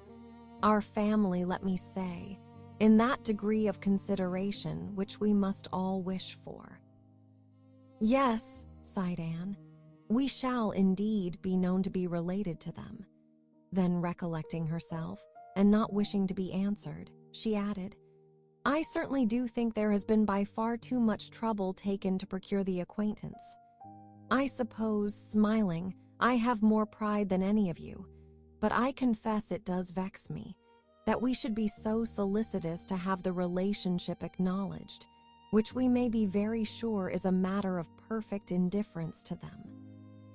Pardon me, my dear cousin, you are unjust to your own claims. In London, perhaps, in your present quiet style of living, it might be as you say. But in Bath, Sir Walter Elliot and his family will always be worth knowing, always acceptable as acquaintance. Well, said Anne, I certainly am proud, too proud to enjoy a welcome which depends so entirely upon place. Decay. I love your indignation, said he. It is very natural, but here you are in Bath, and the object is to be established here with all the credit and dignity which ought to belong to Sir Walter Elliot. You talk of being proud. I am called proud, I know, and I shall not wish to believe myself otherwise, for our pride, if investigated, would have the same object. I have no doubt, though the kind may seem a little different. In one point, I am sure, my dear cousin, he continued, speaking lower, though there was no one else in the room, in one point, I am sure, we must feel alike. We must feel that every addition to your father's society, among his equals or superiors, may be of use in diverting his thoughts from those who are beneath him. He looked, as he spoke, to the seat which Mrs. Clay had been lately occupying, a sufficient explanation of what he particularly meant. And though Anne could not believe in their having the same sort of pride, she was pleased with him for not liking Mrs. Clay, and her conscience admitted that his wishing to promote her father's getting great acquaintance was more than excusable in the view of defeating her. 17. While Sir Walter and Elizabeth were assiduously pushing their good fortune in Laura Place, Anne was renewing an acquaintance of a very different description. She had called on her former governess, and had heard from her of there being an old schoolfellow in Bath who had the two strong claims on her attention of past kindness and present suffering. Miss Hamilton, now Mrs. Smith, had shewn her kindness in one of those periods of her life when it had been most valuable. Anne had gone unhappy to school, grieving for the loss of a mother whom she had dearly loved, feeling her separation from home, and suffering as a girl of 14, of strong sensibility and not high spirits, must suffer at such a time. And Miss Hamilton, 3 years older than herself, but still from the want of near relations and a settled home, remaining another year at school, had been useful and good to her in a way which had considerably lessened her misery, and could never be remembered with indifference. Miss Hamilton had left school, had married not long afterwards, was said to have married a man of fortune, and this was all that Anne had known of her, till now that their governess's account brought her situation forward in a more decided but very different form. She was a widow and poor. Her husband had been extravagant, and at his death, about 2 years before, had left his affairs dreadfully involved. She had had difficulties of every sort to contend with, and in addition to these distresses, had been afflicted with a severe rheumatic fever, which finally settling in her legs, had made her for the present a cripple. She had come to Bath on that account, and was now in lodgings near the hot baths, living in a very humble way, unable even to afford herself the comfort of a servant, and of course almost excluded from society. Their mutual friend answered for the satisfaction which a visit from Miss Elliot would give Mrs. Smith, and Anne therefore lost no time in going. She mentioned nothing of what she had heard, or what she intended, at home. It would excite no proper interest there. She only consulted Lady Russell, who entered thoroughly into her sentiments, and was most happy to convey her as near to Mrs. Smith's lodgings in Westgate Buildings, as Anne chose to be taken. The visit was paid, their acquaintance re-established, their interest in each other more than rekindled. The first 10 minutes had its awkwardness and its emotion. 12 years were gone since they had parted, and each presented a somewhat different person from what the other had imagined.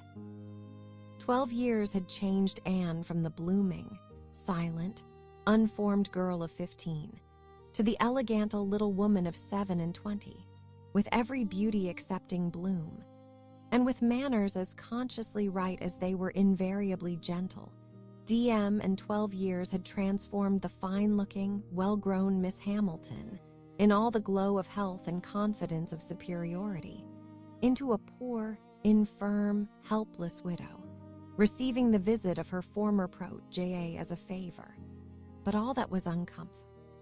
Table in the meeting had soon passed away, and left only the interesting charm of remembering former partialities and talking over old times. Anne found in Mrs. Smith the good sense and agreeable manners which she had almost ventured to depend on, and a disposition to converse and be cheerful beyond her expectation. Neither the dissipations of the past, and she had lived very much in the world, nor the restrictions of the present, neither sickness nor sorrow seemed to have closed her heart or ruined her spirits. In the course of a second visit, she talked with great openness, and Anne's astonishment increased. She could scarcely imagine a more cheerless situation in itself than Mrs. Smith's. She had been very fond of her husband. She had buried him. She had been used to affluence. It was gone. She had no child to connect her with life and happiness again, no relations to assist in the arrangement of perplexed affairs, no health to make all the rest supportable. Her accommodations were limited to a noisy parlor and a dark bedroom behind, with no possibility of moving from one to the other without assistance, which there was only one servant in the house to afford, and she never quitted the house but to be conveyed into the warm bath. Yet, in spite of all this, Anne had reason to believe that she had moments only of languor and depression, to hours of occupation and enjoyment. How could it be? She watched, observed, reflected, and finally determined that this was not a case of fortitude or of resignation only. A submissive spirit might be patient. A strong understanding would supply resolution. But here was something more. Here was that elasticity of mind, that disposition to be comforted, that power of turning readily from evil to good, and of finding employment which carried her out of herself, which was from nature alone. It was the choicest gift of heaven, and Anne viewed her friend as one of those instances in which, by a merciful appointment, DN, it seems, designed to counterbalance almost every other want. There had been a time, Mrs. Smith told her, when her spirits had nearly failed. She could not call herself an invalid now, compared with her state on first reaching Bath. Then she had indeed been a pitiable object, for she had caught cold on the journey, and had hardly taken possession of her lodgings, before she was again confined to her bed, and suffering under severe and constant pain, and all this among strangers, with the absolute necessity of having a regular nurse, and finances at that moment particularly unfit to meet any extraordinary expense. She had weathered it, however, and could truly say that it had done her good. It had increased her comforts by making her feel herself to be in good hands. She had seen too much of the world to expect sudden or disinterested attachment.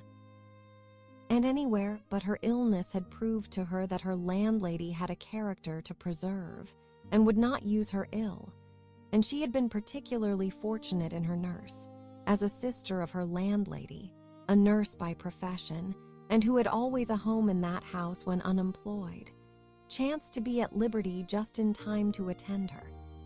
"And she," said Mrs. Smith, "besides nursing me most admirably, has really proved an invaluable acquaintance. As soon as I could use my hands, she taught me to knit, which has been a great amusement, and she put me in the way of making these little thread cases, pin cushions, and card racks, which you always find me so busy about, and which supply me with the means of doing a little good to one or two very poor families in this neighborhood. S. He has a large acquaintance, of course, professionally, among those who can afford to buy, and she disposes of my merchandise. She always takes the right time for applying. Everybody's heart is open, you know, when they have recently escaped from severe pain or are recovering the blessing of health, and Nurse Rook thoroughly understands when to speak. She is a shrewd, intelligent, sensible woman. Hers is a line for seeing human nature, and she has a fund of good sense and observation which, as a companion, make her infinitely superior to thousands of those who, having only received the best education in the world, know nothing worth attending to. Call it gossip if you will, but when Nurse Rook has half an hour's leisure to bestow on me, she is sure to have something to relate that is entertaining and profitable, something that makes one know one's species better. One likes to hear what is going on, to be au fait as to the newest modes of being trifling and silly. To me, who lives so much alone, her conversation, I assure you, is a treat." Anne, far from wishing to cavil at the pleasure, replied, "I can easily believe it. Women of that class have great opportunities, and if they are intelligent, may be well worth listening to. Such varieties of human nature as they are in the habit of witnessing. And it is not merely in its follies that they are well read, for they see it occasionally under every circumstance that can be most interesting or affecting. What instances must pass before them of ardent, disinterested, self-denying attachment, of heroism, fortitude, patience, resignation, of all the conflicts and all the sacrifices that ennoble us most. A sick chamber may often furnish the worth of volumes." "Yes," said Mrs. Smith more doubtingly, "sometimes it may, though I fear its lessons are not often in the elevated style you describe. Here and there, human nature may be great in times of trial, but generally speaking it is its weakness and not its strength that appears in a sick chamber. It is selfishness and impatience rather than generosity and fortitude that one hears of. There is so little real friendship in the world, and unfortunately, speaking low and tremulously, there are so many who forget to think seriously till it is almost too late." Anne saw the misery of such feelings. The husband had not been what he ought, and the wife had been led among that part of mankind which made her think worse of the world than she hoped it deserved. It was but a passing emotion, however, with Mrs. Smith. She shook it off, and soon added in a different tone, "I do not suppose the situation my friend Mrs. Rook is in at present will furnish much either to interest or edify me.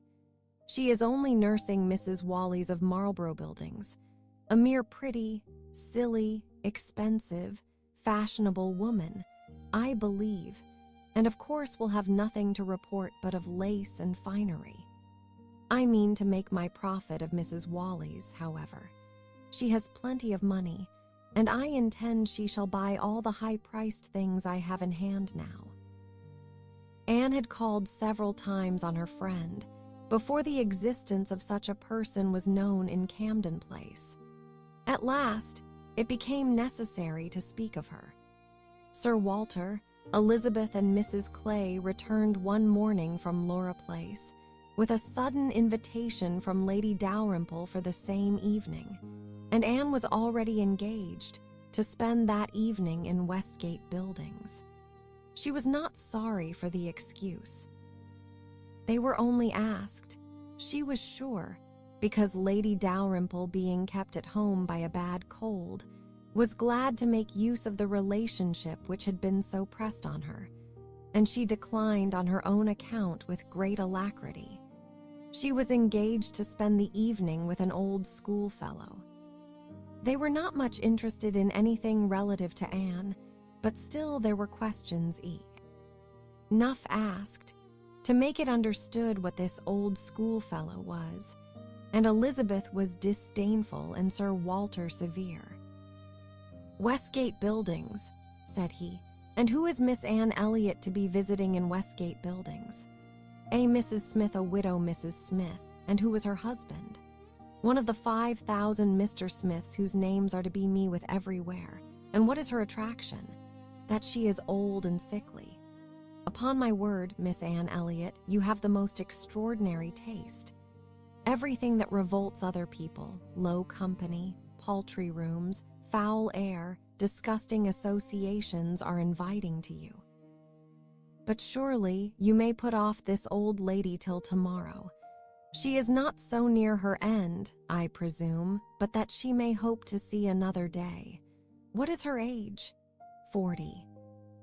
"No, sir, she is not 31, but I do not think I can put off my engagement, because it is the only evening for some time which will at once suit her and myself. She goes into the warm bath tomorrow, and for the rest of the week you know we are engaged." "But what does Lady Russell think of this acquaintance?" asked Elizabeth. "She sees nothing to blame in it," replied Anne. "On the contrary, she approves it, and has generally taken me when I have called on Mrs. Smith." Westgate Buildings must have been rather surprised by the appearance of a carriage drawn up near its pavement.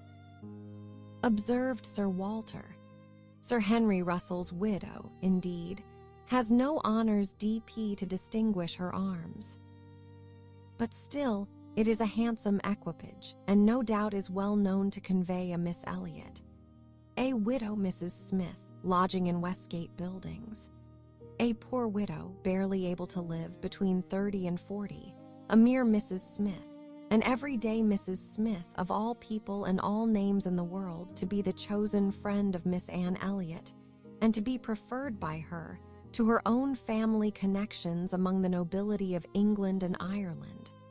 Mrs. Smith, such a name." Mrs. Clay, who had been present while all this passed, now thought it advisable to leave the room, and Anne could have said much and did long to say a little, in defense of her friends' not very dissimilar claims to theirs, but her sense of personal respect to her father prevented her. She made no reply. She left it to himself to recollect that Mrs. Smith was not the only widow in Bath between 30 and 40, with little to live on and no surname of dignity. Anne kept her appointment, the others kept theirs, and of course she heard the next morning that they had had a delightful evening.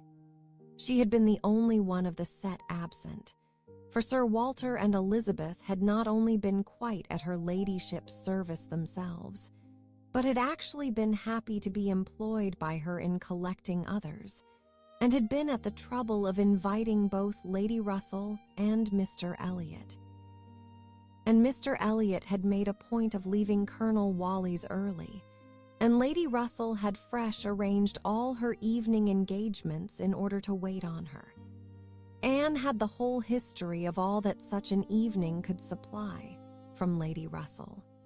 To her, its greatest interest must be in having been very much talked of between her friend and Mr. Elliot, in having been wished for, regretted, and at the same time honored for staying away in such a cause. Her kind, compassionate visits to this old schoolfellow, sick and reduced, seemed to have quite delighted Mr. Elliot. He thought her a most extraordinary young woman in her temper, manners, mind, a model of female excellence. He could meet even Lady Russell in a discussion of her merits, and Anne could not be given to understand so much by her friend, could not know herself to be so highly rated by a sensible man, without many of those agreeable sensations which her friend meant to create. Lady Russell was now perfectly decided in her opinion of Mr. Elliot. She was as much convinced of his meaning to gain Anne in time as of his deserving her, and was beginning to calculate the number of weeks which would free him from all the remaining restraints of widowhood, and leave him at liberty to exert his most open powers of pleasing. She would not speak to Anne with half the certainty she felt on the subject. She would venture on little more than hints of what might be hereafter, of a possible attachment on his side, of the desirableness of the alliance, supposing such attachment to be real and returned. Anne heard her and made no violent exclamations. She only smiled, blushed, and gently shook her head. "I am no matchmaker, as you well know," said Lady Russell, being much too well aware of the uncertainty of all human events and calculations.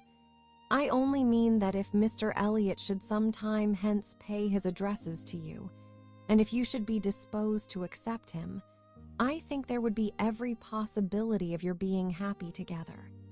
A most suitable connection, every body must consider it, but I think it might be a very happy one.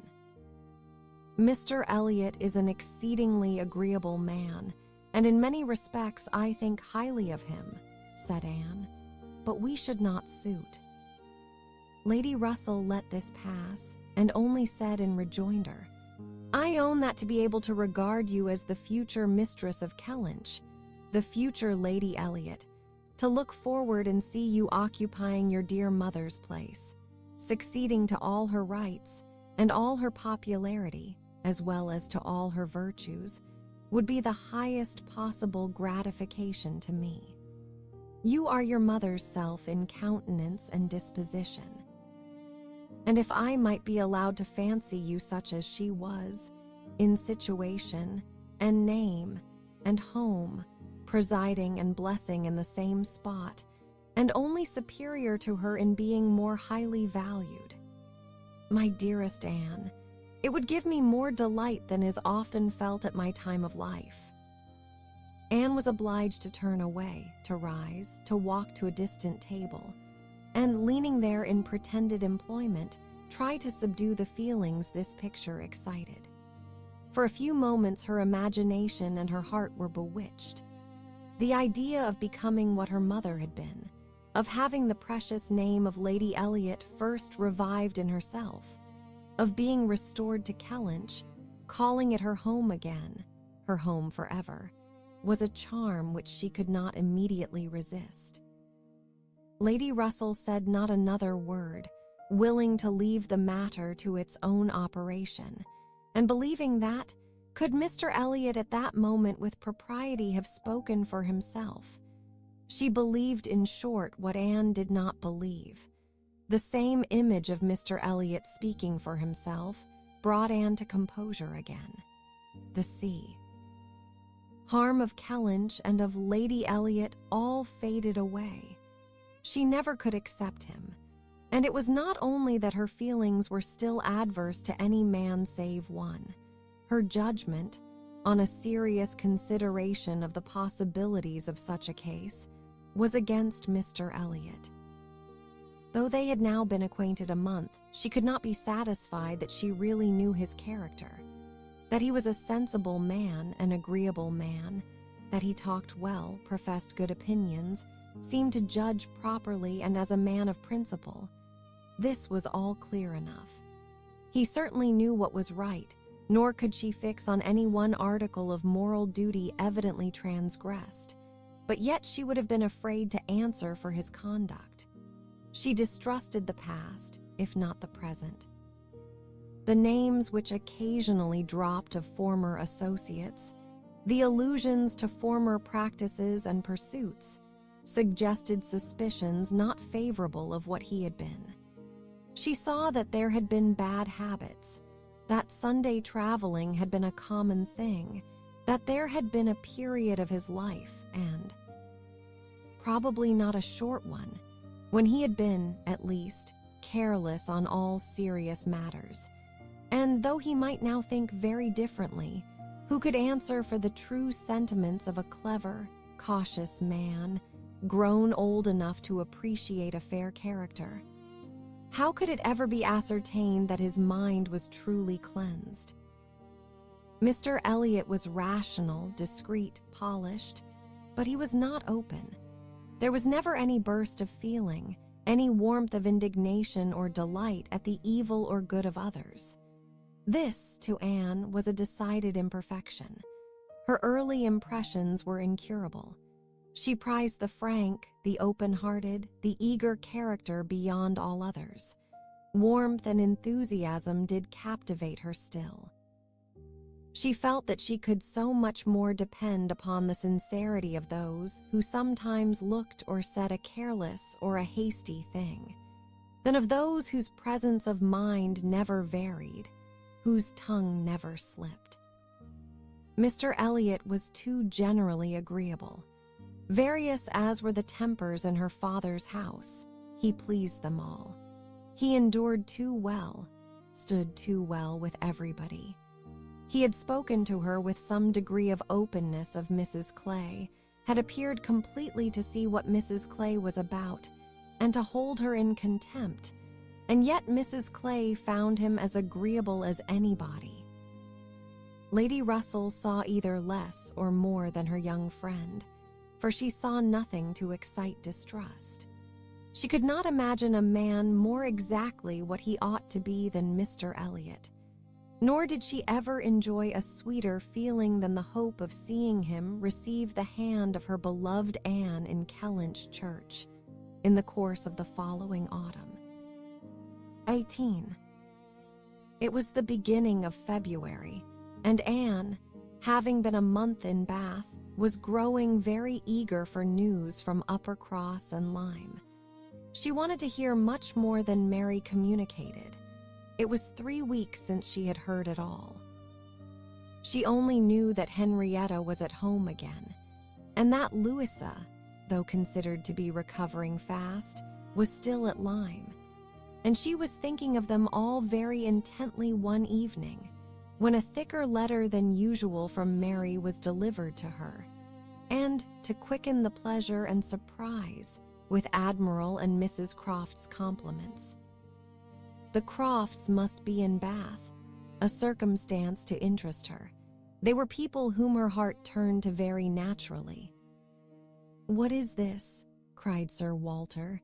"The Crofts arrived in Bath, the Crofts who rent Kellynch. What have they brought you?" "A letter from Uppercross Cottage, sir." "Oh, those letters are convenient passports. They secure an introduction. I should have visited Admiral Croft, however, at any rate. I know what is due to my tenant." Anne could listen no longer. She could not even have told how the poor Admiral's complexion escaped. Her letter engrossed her. It had been begun several days back. February 1st. My dear Anne, I make no apology for my silence, because I know how little people think of letters in such a place as Bath. You must be a great deal too happy to care for Uppercross, which, as you well know, affords little to write about. We have had a very dull Christmas. Mr. and Mrs. Musgrove have not had one dinner party all the holidays. I do not reckon the haters as anybody. The holidays, however, are over at last. I believe no children ever had such long ones. I am sure I had not. The house was cleared yesterday, except of the little Harvilles, but you will be surprised to hear that they have never gone home. Mrs. Harville must be an odd mother to part with them so long. I do not understand it. They are not at all nice children, in my opinion, but Mrs. Musgrove seems to like them quite as well, if not better, than her grandchildren. What dreadful weather we have had! It may not be felt in Bath with your nice pavements, but in the country it is of some consequence. I have not had a creature call on me since the second week in January, except Charles Hayter, who has been calling much oftener than was welcome.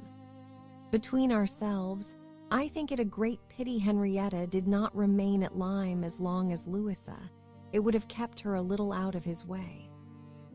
The carriage is gone today to bring Louisa and the Harvilles tomorrow. We are not asked to dine with them, however, till the day after. Mrs. Musgrove is so afraid of her being fatigued by the journey, which is not very likely, considering the care that will be taken of her, and it would be much more convenient tea. Owe me to dine there tomorrow. I am glad you find Mr. Elliot so agreeable, and wish I could be acquainted with him too, but I have my usual luck. I am always out of the way when anything desirable is going on, always the last of my family to be noticed. What an immense time Mrs. Clay has been staying with Elizabeth. Does she never mean to go away? But perhaps if she were to leave the room vacant, we might not be invited. Let me know what you think of this. I do not expect my children to be asked, you know. I can leave them at the great house very well for a month or 6 weeks. I have this moment heard that the Crofts are going to Bath almost immediately. They think the Admiral gouty. Charles heard it quite by chance.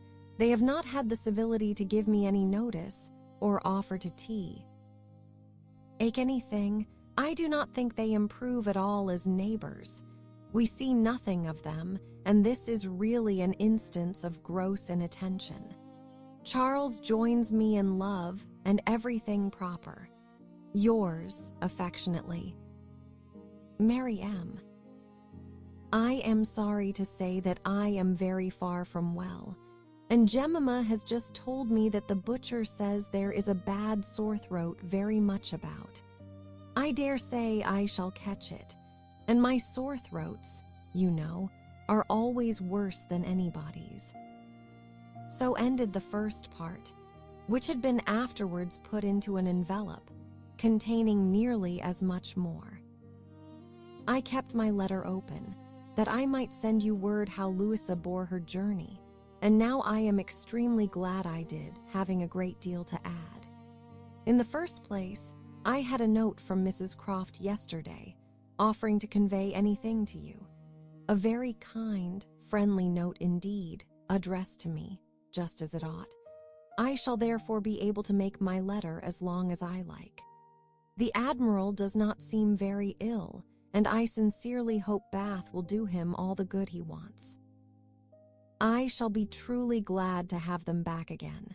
Our neighborhood cannot spare such a pleasant family. But now for Louisa.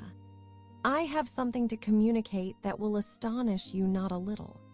She and the Harvilles came on Tuesday very safely, and in the evening we went to ask her how she did, when we were rather surprised. Ed not to find Captain Benwick of the party, for he had been invited as well as the Harvilles, and what do you think was the reason? Neither more nor less than his being in love with Louisa, and not choosing to venture to Uppercross till he had had an answer from Mr. Musgrove, for it was all settled between him and her before she came away, and he had written to her father by Captain Harville. True, upon my honor. Are not you astonished? I shall be surprised at least if you ever received a hint of it, for I never did. Mrs. Musgrove protests solemnly that she knew nothing of the matter. We are all very well pleased, however, for though it is not equal to her marrying Captain Wentworth, it is infinitely better than Charles Hayter, and Mr. Musgrove has written his consent and capped. Anne Benwick is expected today. Mrs. Harville says her husband feels a good deal on his poor sister's account, but, however, Louisa is a great favorite with both. Indeed, Mrs. Harville and I quite agree that we love her the better for having nursed her. Charles wonders what Captain Wentworth will say, but if you remember, I never thought him attached to Louisa. I never could see anything of it. And this is the end, you see, of Captain Benwick's being supposed to be an admirer of yours. How Charles could take such a thing into his head was always incomprehensible to me. I hope he will be more agreeable now. Certainly not a great match for Louisa Musgrove, but 1,000,000 times better than marrying among the haters. Mary need not have feared her sisters being in any degree prepared for the news. She had never in her life been more astonished. Captain Benwick and Louisa Musgrove, it was almost too wonderfulder for belief, and it was with the greatest effort that she could remain in the room, preserve an air of calmness, and answer the common questions of the moment. Happily for her, they were not many. Sir Walter wanted to know whether the Crofts traveled with 4 horses, and whether they were likely to be situated in such a part of Bath as it might suit Miss Elliot and himself to visit in, but had little curiosity beyond. "How is Mary?" said Elizabeth, and without waiting for an answer, "and pray what brings the Crofts to Bath?" "They come on the Admiral's account. He is thought to be gouty." "Gout and decrepitude," said Sir Walter. "Poor old gentleman." "Have they any acquaintance here?" asked Elizabeth. "I do not know, but I can hardly suppose that, at Admiral Croft's time of life, and in his profession, he should not have many acquaintance in such a place as this." "I suspect," said Sir Walter coolly, "that Admiral Croft will be best known in Bath as the renter of Kellynch Hall. Elizabeth, may we venture to present him and his wife in Laura Place?" "Oh, no, I think not. Situated as we are with Lady Dalrymple, cousins, we ought to be very careful not to embarrass her with acquaintance she might not approve. If we were not related, it would not signify, but as cousins, she would feel scrupulous as to any proposal of ours. We had better leave the Crofts to find their own level. There are several odd-looking men walking about here, who, I am told, are sailors. The Crofts will associate with them." This was Sir Walter and Elizabeth's share of interest in the letter. When Mrs. Clay had paid her tribute of more decent attention, in an inquiry after Mrs. Charles Musgrove and her fine little boys, Anne was at liberty. In her own room she tried to comprehend it. Well might Charles wonder how Captain Wentworth would feel. Perhaps he had quitted the field, had given Louisa up, had ceased to love, had found he did not love her. She could not endure the idea of treachery or levity, or anything akin to ill usage between him and his friend. She could not endure that such a friendship as theirs should be severed unfairly. Captain Benwick and Louisa Musgrove, the high-spirited, joyous, talking Louisa Musgrove, and the dejected, thinking, feeling, reading Captain Benwick, seemed each of them everything that would not suit the other, their minds most dissimilar. Where could have been the attraction? The answer soon presented itself. It had been in situation. They had been thrown together several weeks. They had been living in the same small family party. Since Henrietta's coming away, they must have been depending almost entirely on each other. And Louisa, just recovering from illness, had been in an interesting state, and Captain Benwick was not inconsolable. That was a point which Anne had not been able to avoid suspecting before, and instead of drawing the same conclusion as Mary from the present course of events, they served only to confirm the idea of his having felt some dawning of tenderness toward herself. She did not mean, however, to derive much more from it to gratify her vanity than Mary might have allowed. She was persuaded that any tolerably pleasing young woman who had listened and seemed to feel for him would have received the same compliment. He had an affectionate heart. He must love somebody. She saw no reason against their being happy. Louisa had fine naval fervor to begin with, and they would soon grow more alike. He would gain cheerfulness, and she would learn to be an enthusiast for Scott and Lord Byron. Nay, that was probably learned already. Of course, they had fallen in love over poetry. The idea of Louisa Musgrove turned into a person of literary taste and sentimental reflection was amusing, but she had no doubt of its being so. The day at Lyme, the fall from the cob, might influence her health, her nerves, her courage, her character to the end of her life, as thoroughly as it appeared to have influenced her fate. The conclusion of the whole was that if the woman who had been sensible of Captain Wentworth's merits could be allowed to prefer another man, there was nothing in the engagement to excite lasting wonder, and if Captain Wentworth lost no friend by it, certainly nothing to be regretted. No, it was not regret which made Anne's heart beat in spite of herself, and brought the color into her cheeks when she thought of Captain Wentworth unshackled and free. She had some feelings which she was ashamed to investigate. They were too much like joy, senseless joy. She longed to see the Crofts, but when the meeting took place, it was evident that no rumor of the news had yet reached them. The visit of ceremony was paid and returned, and Louisa Musgrove was mentioned, and Captain Benwick too, without even half a smile. The Crofts had placed themselves in lodgings in Gay Street, perfectly to Sir Walter's satisfaction. He was not at all ashamed of the acquaintance, and did, in fact, think and talk a great deal more about the Admiral than the Admiral ever thought or talked about him. The Crofts knew quite as many people in Bath as they wished for, and considered their intercourse with the Elliots as a mere matter of form, and not in the least likely to afford them any pleasure. They brought with them their country habit of being almost always together. He was ordered to walk, to keep off the gout, and Mrs. Croft seemed to go shares with him in everything, and to walk for her life, to do him good. Anne saw them wherever she went.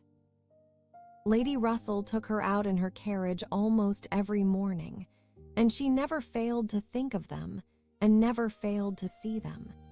Knowing their feelings as she did, it was a most attractive picture of happiness to her.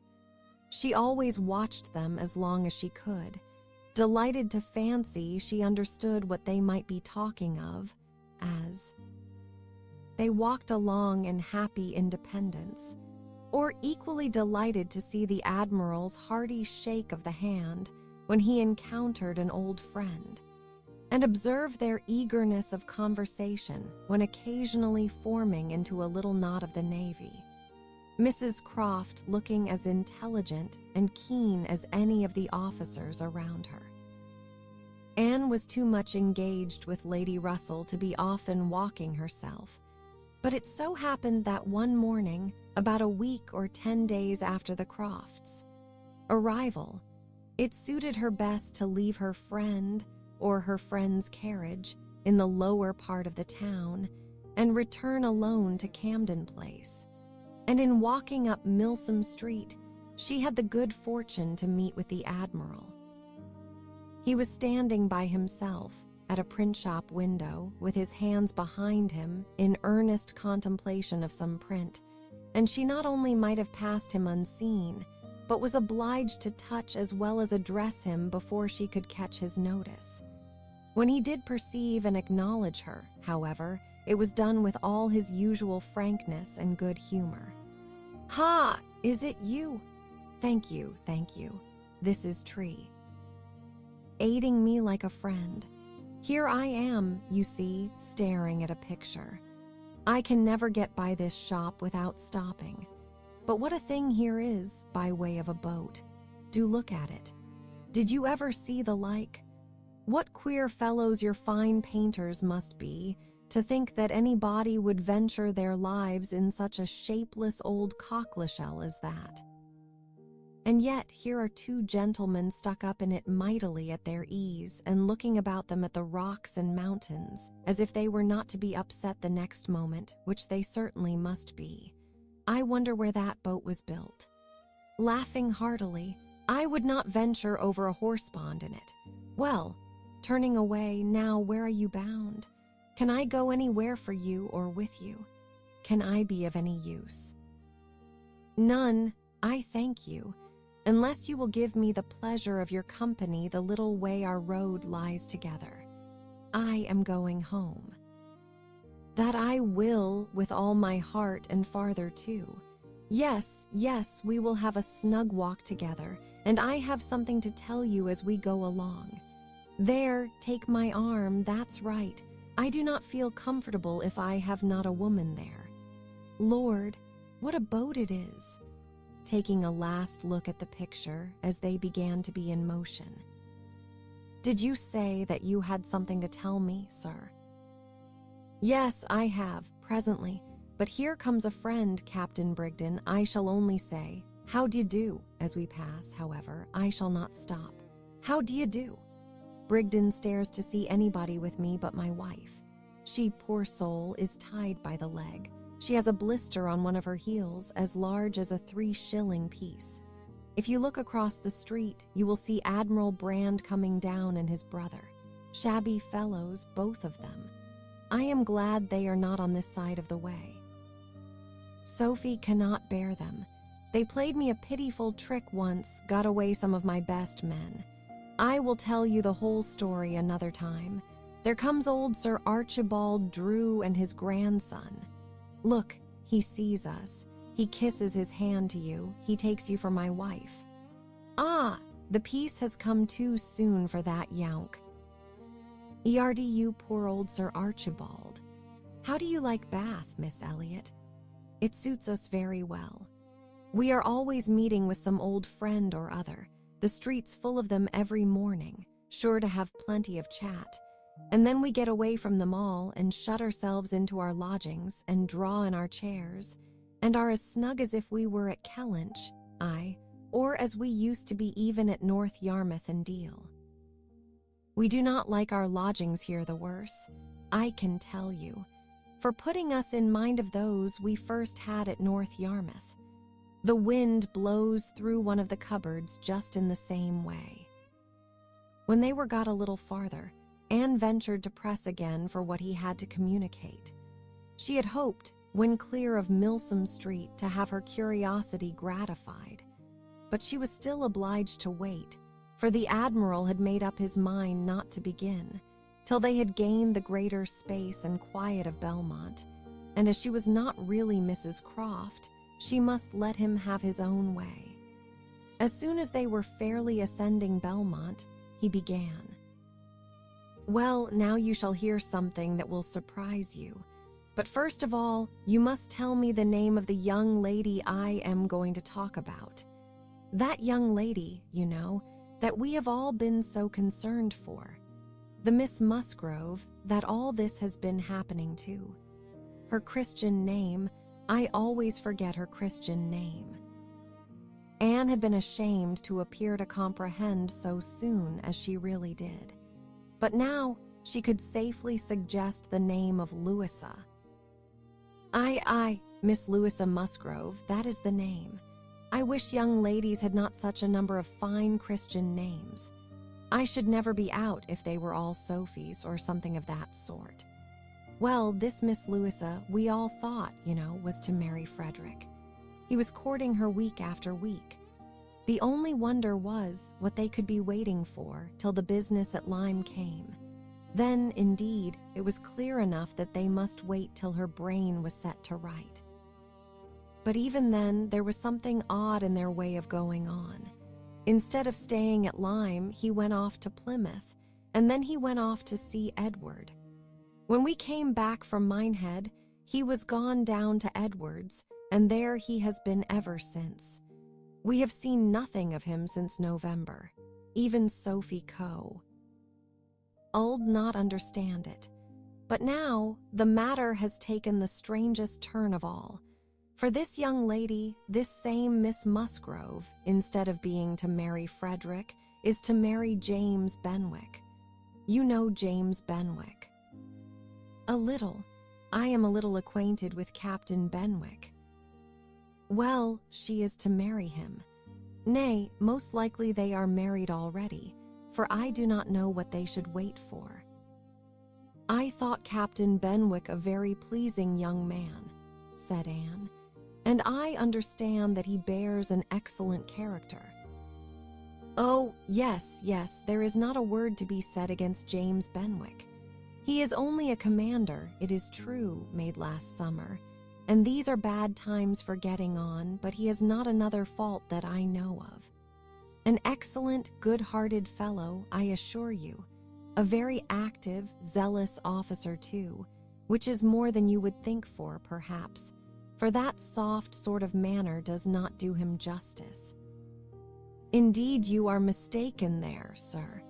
I should never augur want of spirit from Captain Benwick's manners. I thought them particularly pleasing, and I will answer for it they would generally please.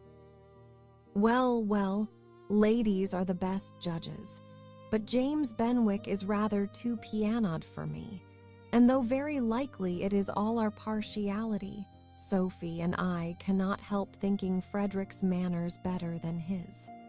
There is something about Frederick more to our taste. Anne was caught. She had only meant to oppose the too common idea of spirit and gentleness being incompatible with each other, not at all to represent Captain Benwick's manners as the very best that could possibly be, and, after a little hesitation, she was beginning to say, I was not entering into any comparison of the two friends, but the Admiral interrupted her with, and the thing is certainly true. It is not a mere bit of gossip. We have it from Frederick himself. His sister had a letter from him yesterday in which he tells us of it, and he had just had it in a letter from Harville, written upon the spot, from Uppercross. I fancy they are all at Uppercross. This was an opportunity which Anne could not resist. She said, therefore, I hope, Admiral, I hope there is nothing in the style of Captain Wentworth's letter to make you and Mrs. Croft particularly uneasy.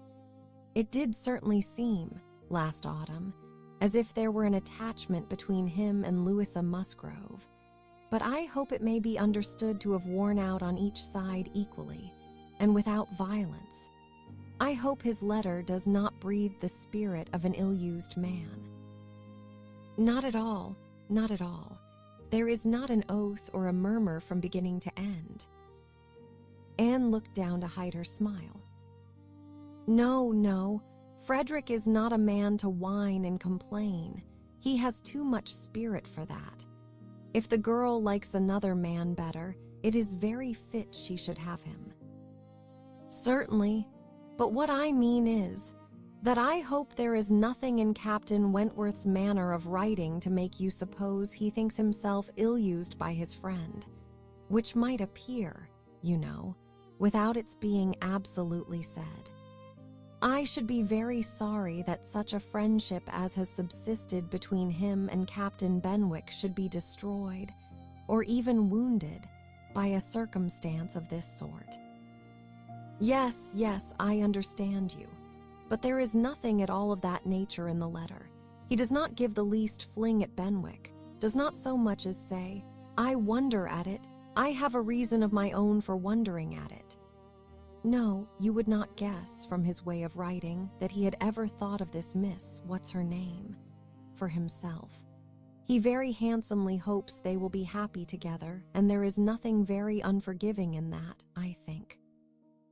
Anne did not receive the perfect conviction which the Admiral meant to convey, but it would have been useless to press the inquiry farther. She, therefore, satisfied herself with commonplace remarks or quiet attention, and the Admiral had it all his own way. Poor Frederick, said he at last. Now he must begin all over again with somebody else. I think we must get him to Bath. Sophie must write and beg him to come to Bath. Here are pretty girls enough, I am sure. It would be of no use to go to Uppercross again, for that other Miss Musgrove, I find, is bespoke by her cousin, the young parson. Do not you think, Miss Elliot, we had better try to get him to Bath? 19. While Admiral Croft was taking this walk with Anne, and expressing his wish of getting Captain Wentworth to Bath, Captain Wentworth was already on his way thither. Before Mrs. Croft had written, he was arrived, and the very next time Anne walked out, she saw him. Mr. Elliot was attending his two cousins and Mrs. Clay. They were in Milsom Street. It began to rain, not much, but enough to make shelter desirable for women, and quite enough to make it very desirable for Miss Elliot to have the advantage of being conveyed home in Lady Dalrymple's carriage, which was seen waiting at a little distance.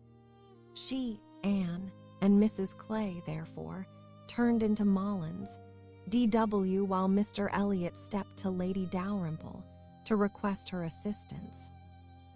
He soon joined them again, successful, of course. Lady Dalrymple would be most happy to take them home, and would call for them in a few minutes. Her ladyship's carriage was a barouche, DX, and did not hold more than 4 with any comfort. Miss Carteret was with her mother. Consequently, it was not reasonable to expect accommodation for all the 3 Camden Place ladies. There could be no doubt as to Miss Elliot.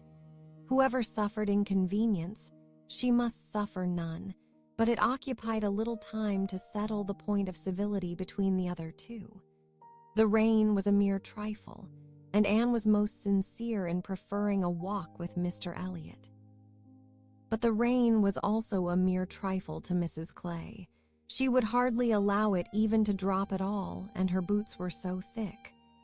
Much thicker than Miss Anne S., and, in short, her civility rendered her quite as anxious to be left to walk with Mr. Elliot as Anne could be, and it was discussed be. Etween them with a generosity so polite and so determined that the others were obliged to settle it for them. Miss Elliot maintaining that Mrs. Clay had a little cold already, and Mr. Elliot deciding on appeal that his cousin Anne's boots were rather the thickest. It was fixed accordingly that Mrs. Clay should be of the party in the carriage, and they had just reached this point when Anne, as she sat near the window, descried, most decidedly and distinctly, Captain Wentworth walking down the street. Her start was perceptible only to herself, but she instantly felt that she was the greatest simpleton in the world, the most unaccountable and absurd. For a few minutes she saw nothing before her. It was all confusion. She was lost, and when she had scolded back her senses, she found the others still waiting for the carriage, and Mr. Elliot, always obliging, just setting off for Union Street on a commission of Mrs. Clay S. She now felt a great inclination to go to the outer door. She wanted to see if it rained. Why was she to suspect herself of another motive? Captain Wentworth must be out of sight. She left her seat. She would go. One half of her should not be always so much wiser than the other half, or always suspecting the other of being worse than it was. She would see if it rained. She was sent back, however, in a moment by the entrance of Captain Wentworth himself, among a party of gentlemen and ladies, evidently his acquaintance, and whom he must have joined a little below Milsom Street. He was more obviously struck and confused by the sight of her than she had ever observed before. He looked quite red. For the first time, since their renewed acquaintance, she felt that she was betraying the least sensibility of the 2. She had the advantage of him in the preparation of the last few moments. All the overpowering, blinding, bewildering first effects of strong surprise were over with her. Still, however, she had enough to feel. It was agitation, pain, pleasure, a something between delight and misery. He spoke to her and then turned away. The character of his manner was embarrassment. She could not have called it either cold or friendly, or anything so certainly as embarrassed. After a short interval, however, he came towards her and spoke again. Mutual inquiries on common subjects passed, neither of them, probably, much the wiser for what they heard, and Anne continuing fully sensible of his being less at ease than formerly. They had, by dint of being so very much together, got to speak to each other with a considerable portion of apparent indifference and calmness, but he could not do it now. Time had changed him, or Louisa had changed him. There was consciousness of some sort or other. He looked very well, not as if he had been suffering in health or spirits, and he talked of Uppercross, of the Musgroves, nay, even of Louisa, and had even a momentary look of his own arch significance as he named her. But yet it was Captain Wentworth not comfortable. Not easy, not able to feign that he was. It did not surprise, but it grieved Anne to observe that Elizabeth would not note him. She saw that he saw Elizabeth, that Elizabeth saw him, that there was complete internal recognition on each side. She was convinced that he was ready to be acknowledged as an acquaintance, expecting it, and she had the pain of seeing her sister turn away with unalterable coldness. Lady Dalrymple's carriage, for which Miss Elliot was growing very impatient, now drew up. The servant came in to announce it. It was beginning to rain again, and altogether there was a delay and a bustle and a talking, which must make all the little crowd in the shop understand that Lady Dalrymple was calling to convey Miss Elliot. At last Miss Elliot and her friend, unattended but by the servant, for there was no cousin returned, were walking off, and Captain Wentworth, watching them, turned again to Anne, and by manner rather than words, was offering his services to her. "I am much obliged to you," was her answer, "but I am not going with them. The carriage would not accommodate so many. I walk. I prefer walking." "But it rains." "Oh, very little. Nothing that I regard." After a moment's pause, he said, "Though I came only yesterday, I have equipped myself properly for Bath already, you see," pointing to a new umbrella. "I wish you would make use of it if you are determined to walk, though I think it would be more prudent to let me get you a chair. DZ." She was very much obliged to him, but declined it all, repeating her conviction that the rain would come to nothing at present, and adding, "I am only waiting for Mr. Elliot. He will be here in a moment, I am sure." She had hardly spoken the words when Mr. Elliot walked in. Captain Wentworth recollected him perfectly. There was no difference between him and the man who had stood on the steps at Lyme, admiring Anne as she passed, except in the air and look and manner of the privileged relation and friend. He came in with eagerness, appeared to see and think only of her, apologized for his stay, was grieved to have kept her waiting, and anxious to get her away without further loss of time, and before the rain increased, and in another moment they walked off together, her arm under his, a gentle and embarrassed glance and a good morning to you, being all that she had time for as she passed away. As soon as they were out of sight, the ladies of Captain Wentworth's party began talking of them. "Mr. Elliot does not dislike his cousin, I fancy."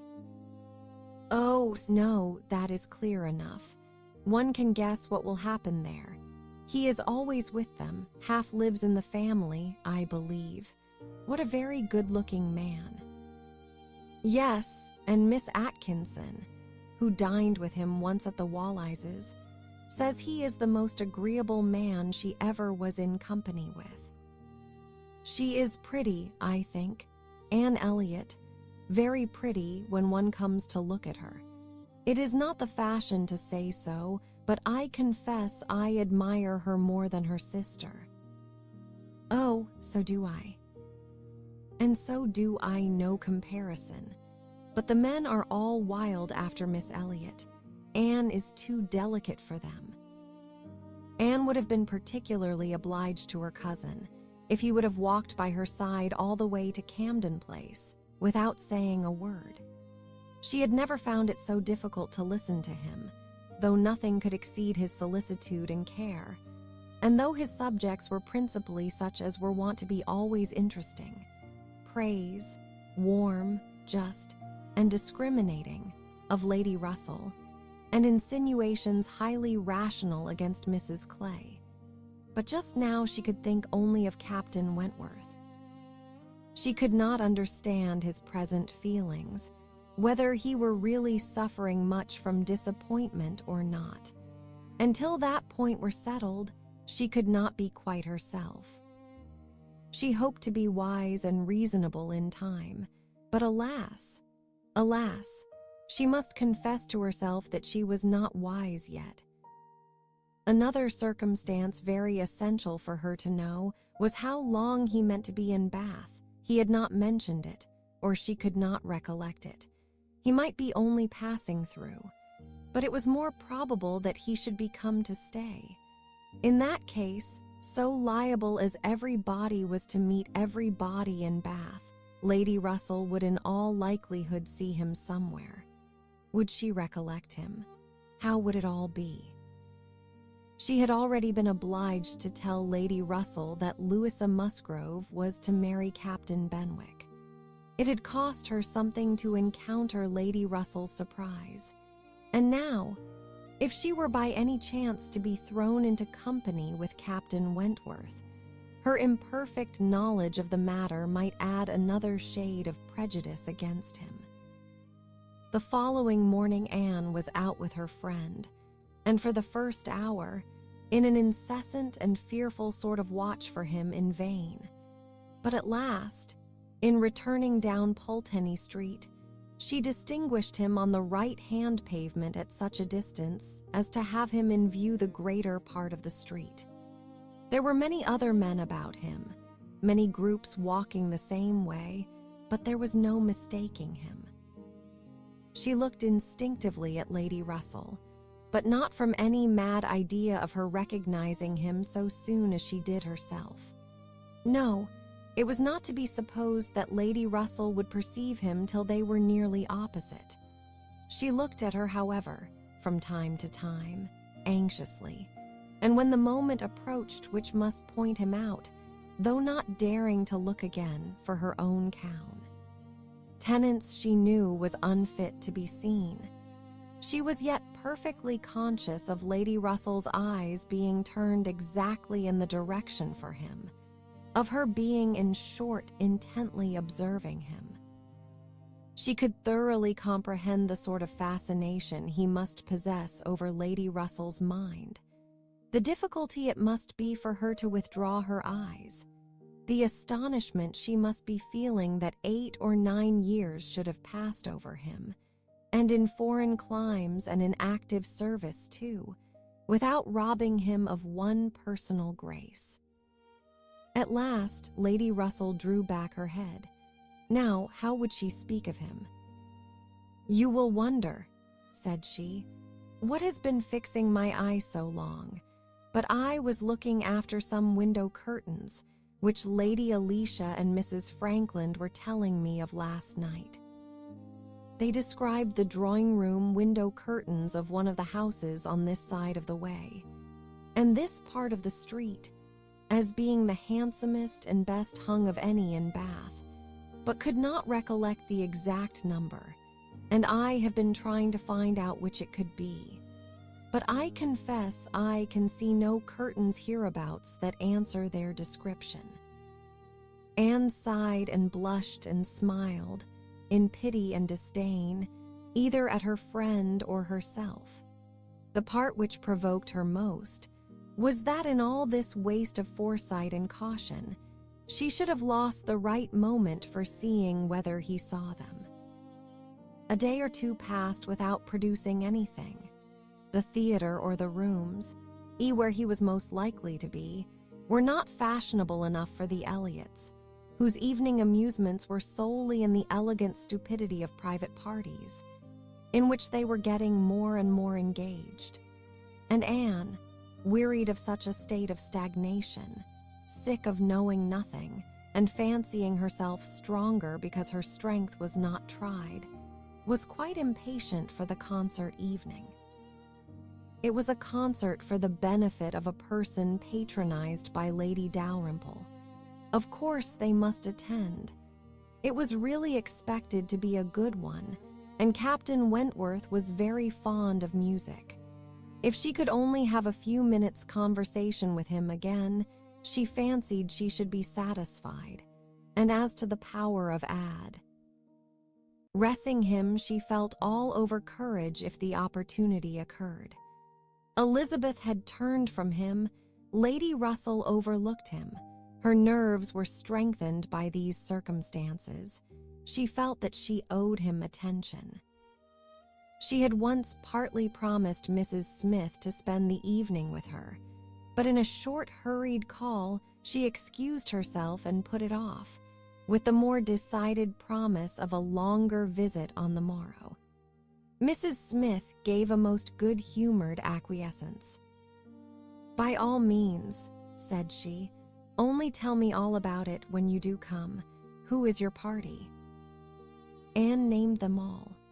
Mrs. Smith made no reply, but when she was leaving her, said, and with an expression half serious, half arch, "Well, I heartily wish your concert may answer, and do not fail me tomorrow if you can come, for I begin to have a foreboding that I may not have many more visits from you." Anne was startled and confused, but after standing in a moment's suspense, was obliged, and not sorry to be obliged, to hurry away. 20. Sir Walter, his two daughters, and Mrs. Clay were the earliest of all their party at the rooms in the evening, and as Lady Dalrymple must be waited for, they took their station by one of the fires in the octagon room. But hardly were they so settled when the door opened again and Captain Wentworth walked in alone. Anne was the nearest to him, and making yet a little advance, she instantly spoke. He was preparing only to bow and pass on, but her gentle "How do you do?" brought him out of the straight line to stand near her and make inquiries in return, in spite of the formidable father and sister in the background. Their being in the background was a support to Anne. She knew nothing of their looks, and felt equal to everything which she believed right to be done. While they were speaking, a whispering between her father and Elizabeth caught her ear. She could not distinguish, but she must guess the subject, and on Captain Wentworth's making a distant bow, she comprehended that her father had judged so well as to give him that simple acknowledgment of acquaintance, and she was just in time by a side glance to see a slight curtsy from Elizabeth herself. This, though late and reluctant and ungracious, was yet better than nothing, and her spirits improved. After talking, however, of the weather and Bath and the concert, their conversation began to flag, and so little was said at last that she was expecting him to go every moment, but he did not. He seemed in no hurry to leave her, and presently with renewed spirit, with a little smile, a little glow, he said, "I have hardly seen you since our day at Lyme. I am afraid you must have suffered from the shock, and the more from its not overpowering you at the time." She assured him that she had not. "It was a frightful hour," said he, "a frightful day." And he passed his hand across his eyes, as if the remembrance were still too painful, but in a moment half smiling again, added, "The day has produced some effects, however, has had some consequences which must be considered as the very reverse of frightful. When you had the presence of mind to suggest that Benwick would be the properest person to fetch a surgeon, you could have little idea of his being eventually one of those most concerned in her recovery. Certainly I could have none, but it appears I should hope it would be a very happy match. There are on both sides good principles and good temper. Yes, said he, looking not exactly forward, but there I think ends the resemblance. With all my soul I wish them happy and rejoice over every circumstance in favor of it. They have no difficulties to contend with at home, no opposition, no caprice, no delays. The Musgroves are behaving like themselves, most honorably and kindly, only anxious with true parental hearts to promote their daughter's comfort. All this is much, very much in favor of their happiness, more than perhaps. He stopped. A sudden recollection seemed to occur, and to give him some taste of that emotion which was reddening Anne's cheeks and fixing her eyes on the ground. After clearing his throat, however, he proceeded thus: I confess that I do think there is a disparity, too great a disparity, and in a point no less essential than mind. I regard Louisa Musgrove as a very amiable, sweet-tempered girl, and not deficient in understanding, but Benwick is something more. He is a clever man, a reading man, and I confess that I do consider his attaching himself to her with some surprise. Had it been the effect of gratitude, had he learnt to love her because he believed her to be preferring him, it would have been another thing. But I have no reason to suppose it so. It seems, on the contrary, to have been a perfectly spontaneous, untaught feeling on his side, and this surprises me. A man like him in his situation, with a heart pierced, wounded, almost broken. Fanny Harville was a very superior creature, and his attachment to her was indeed attachment. A man does not recover from such a devotion of the heart to such a woman. He ought not. He does not. Either from the consciousness, however, that his friend had recovered, or from some other consciousness, he went no farther. And Anne, who, in spite of the agitated voice in which the latter part had been uttered, and in spite of all the various noises of the room, the almost ceaseless slam of the door and ceaseless buzz of persons walking through, had distinguished every word, was struck, gratified, confused, and beginning to breathe very quick, and feel 100 things in a moment. It was impossible for her to enter on such a subject, and yet, after a pause, feeling the necessity of speaking, and having not the smallest wish for a total change, she only deviated so far as to say, "You were a good while at Lyme, I think." "About a fortnight. I could not leave it till Louis's doing well was quite ascertained. I had been too deeply concerned in the mischief to be soon at peace. It had been my doing, solely mine. She would not have been obstinate if I had not been weak. The country round Lyme is very fine. I walked and rode a great deal, and the more I saw, the more I found to admire." "I should very much like to see Lyme again," said Anne. "Indeed, I should not have supposed that you could have found anything in Lyme to inspire such a feeling. The horror and distress you were involved in, the stretch of mind, the wear of spirits. I should have thought your last impressions of Lyme must have been strong disgust." "The last few hours were certainly very painful," replied Anne. "But when pain is over, the remembrance of it often becomes a pleasure. One does not love a place the less for having suffered in it, unless it has been all suffering, nothing but suffering, which was by no means the case at Lyme. We were only in anxiety and distress during the last 2 hours, and previously there had been a great deal of enjoyment, so much novelty and beauty.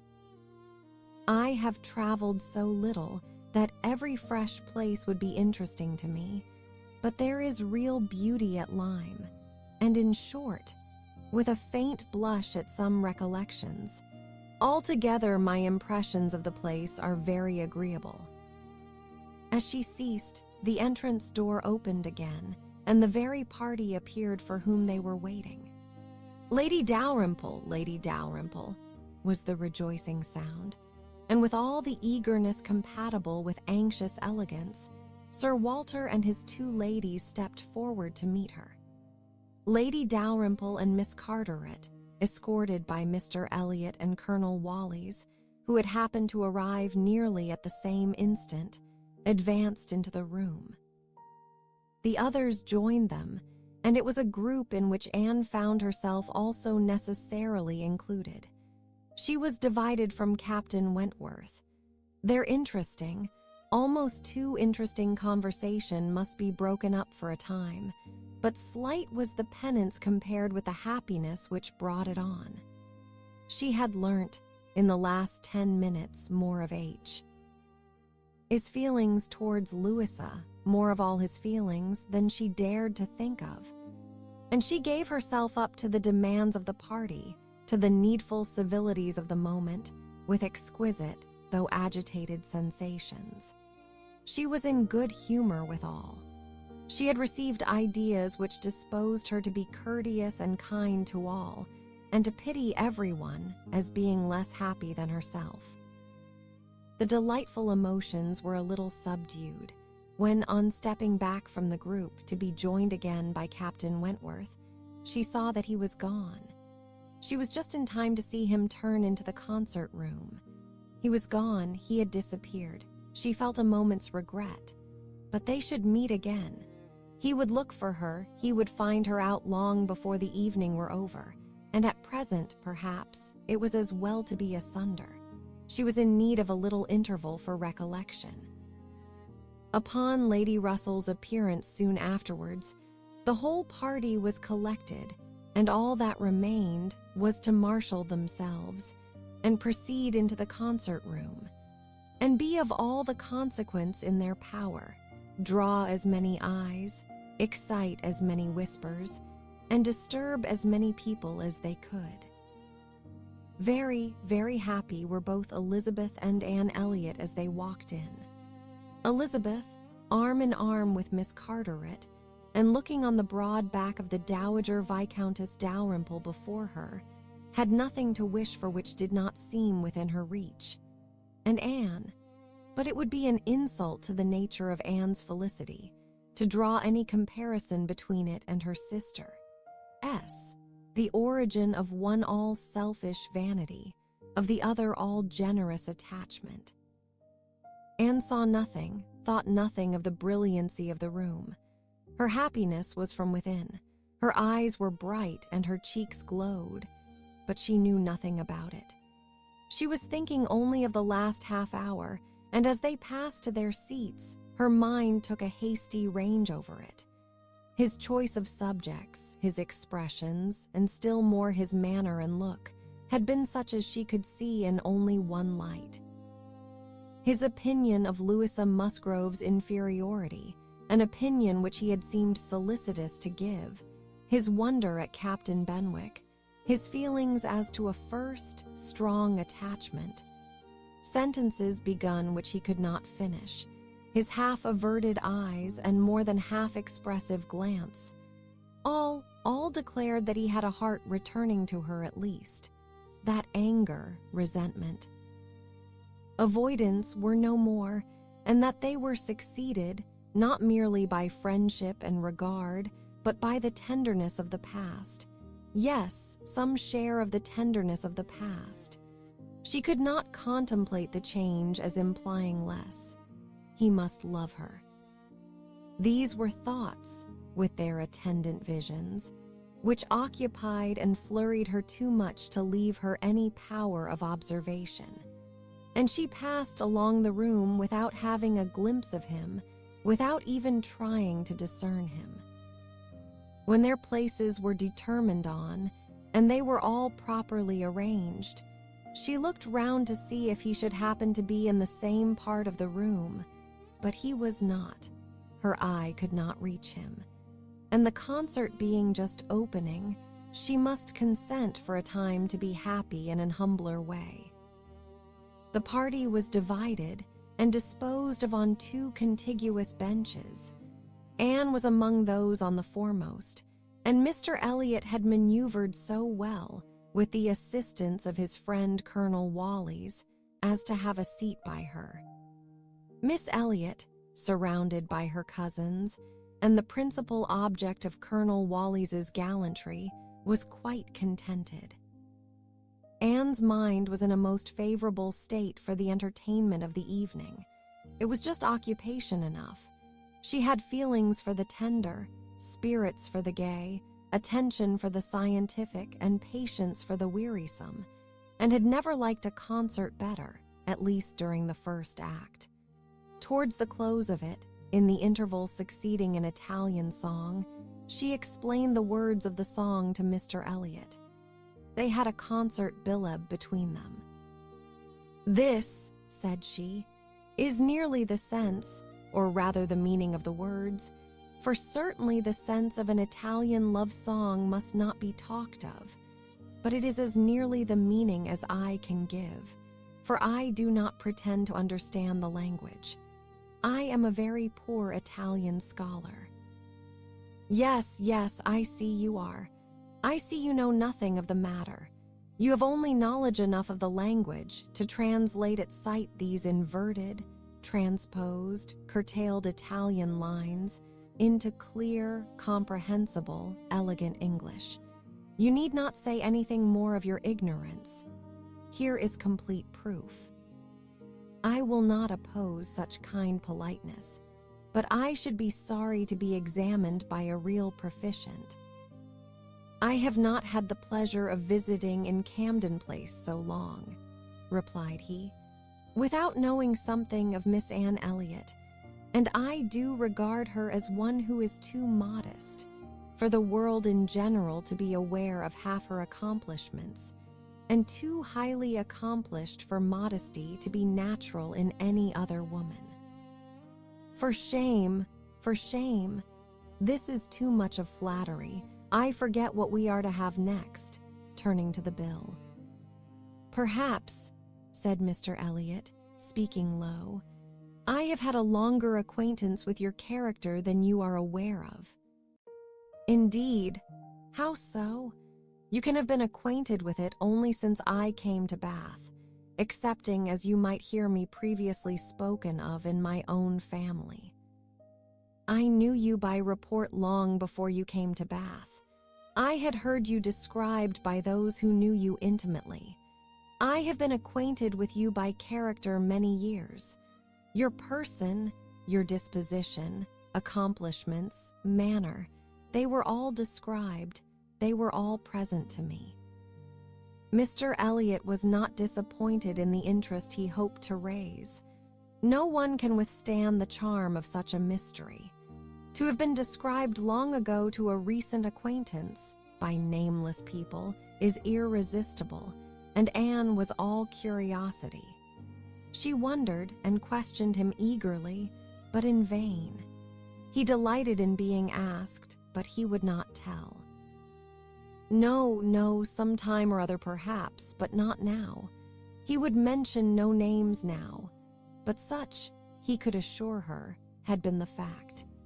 He had many years ago received such a description of Miss Anne Elliot as had inspired him with the highest idea of her merit and excited the warmest curiosity to know her.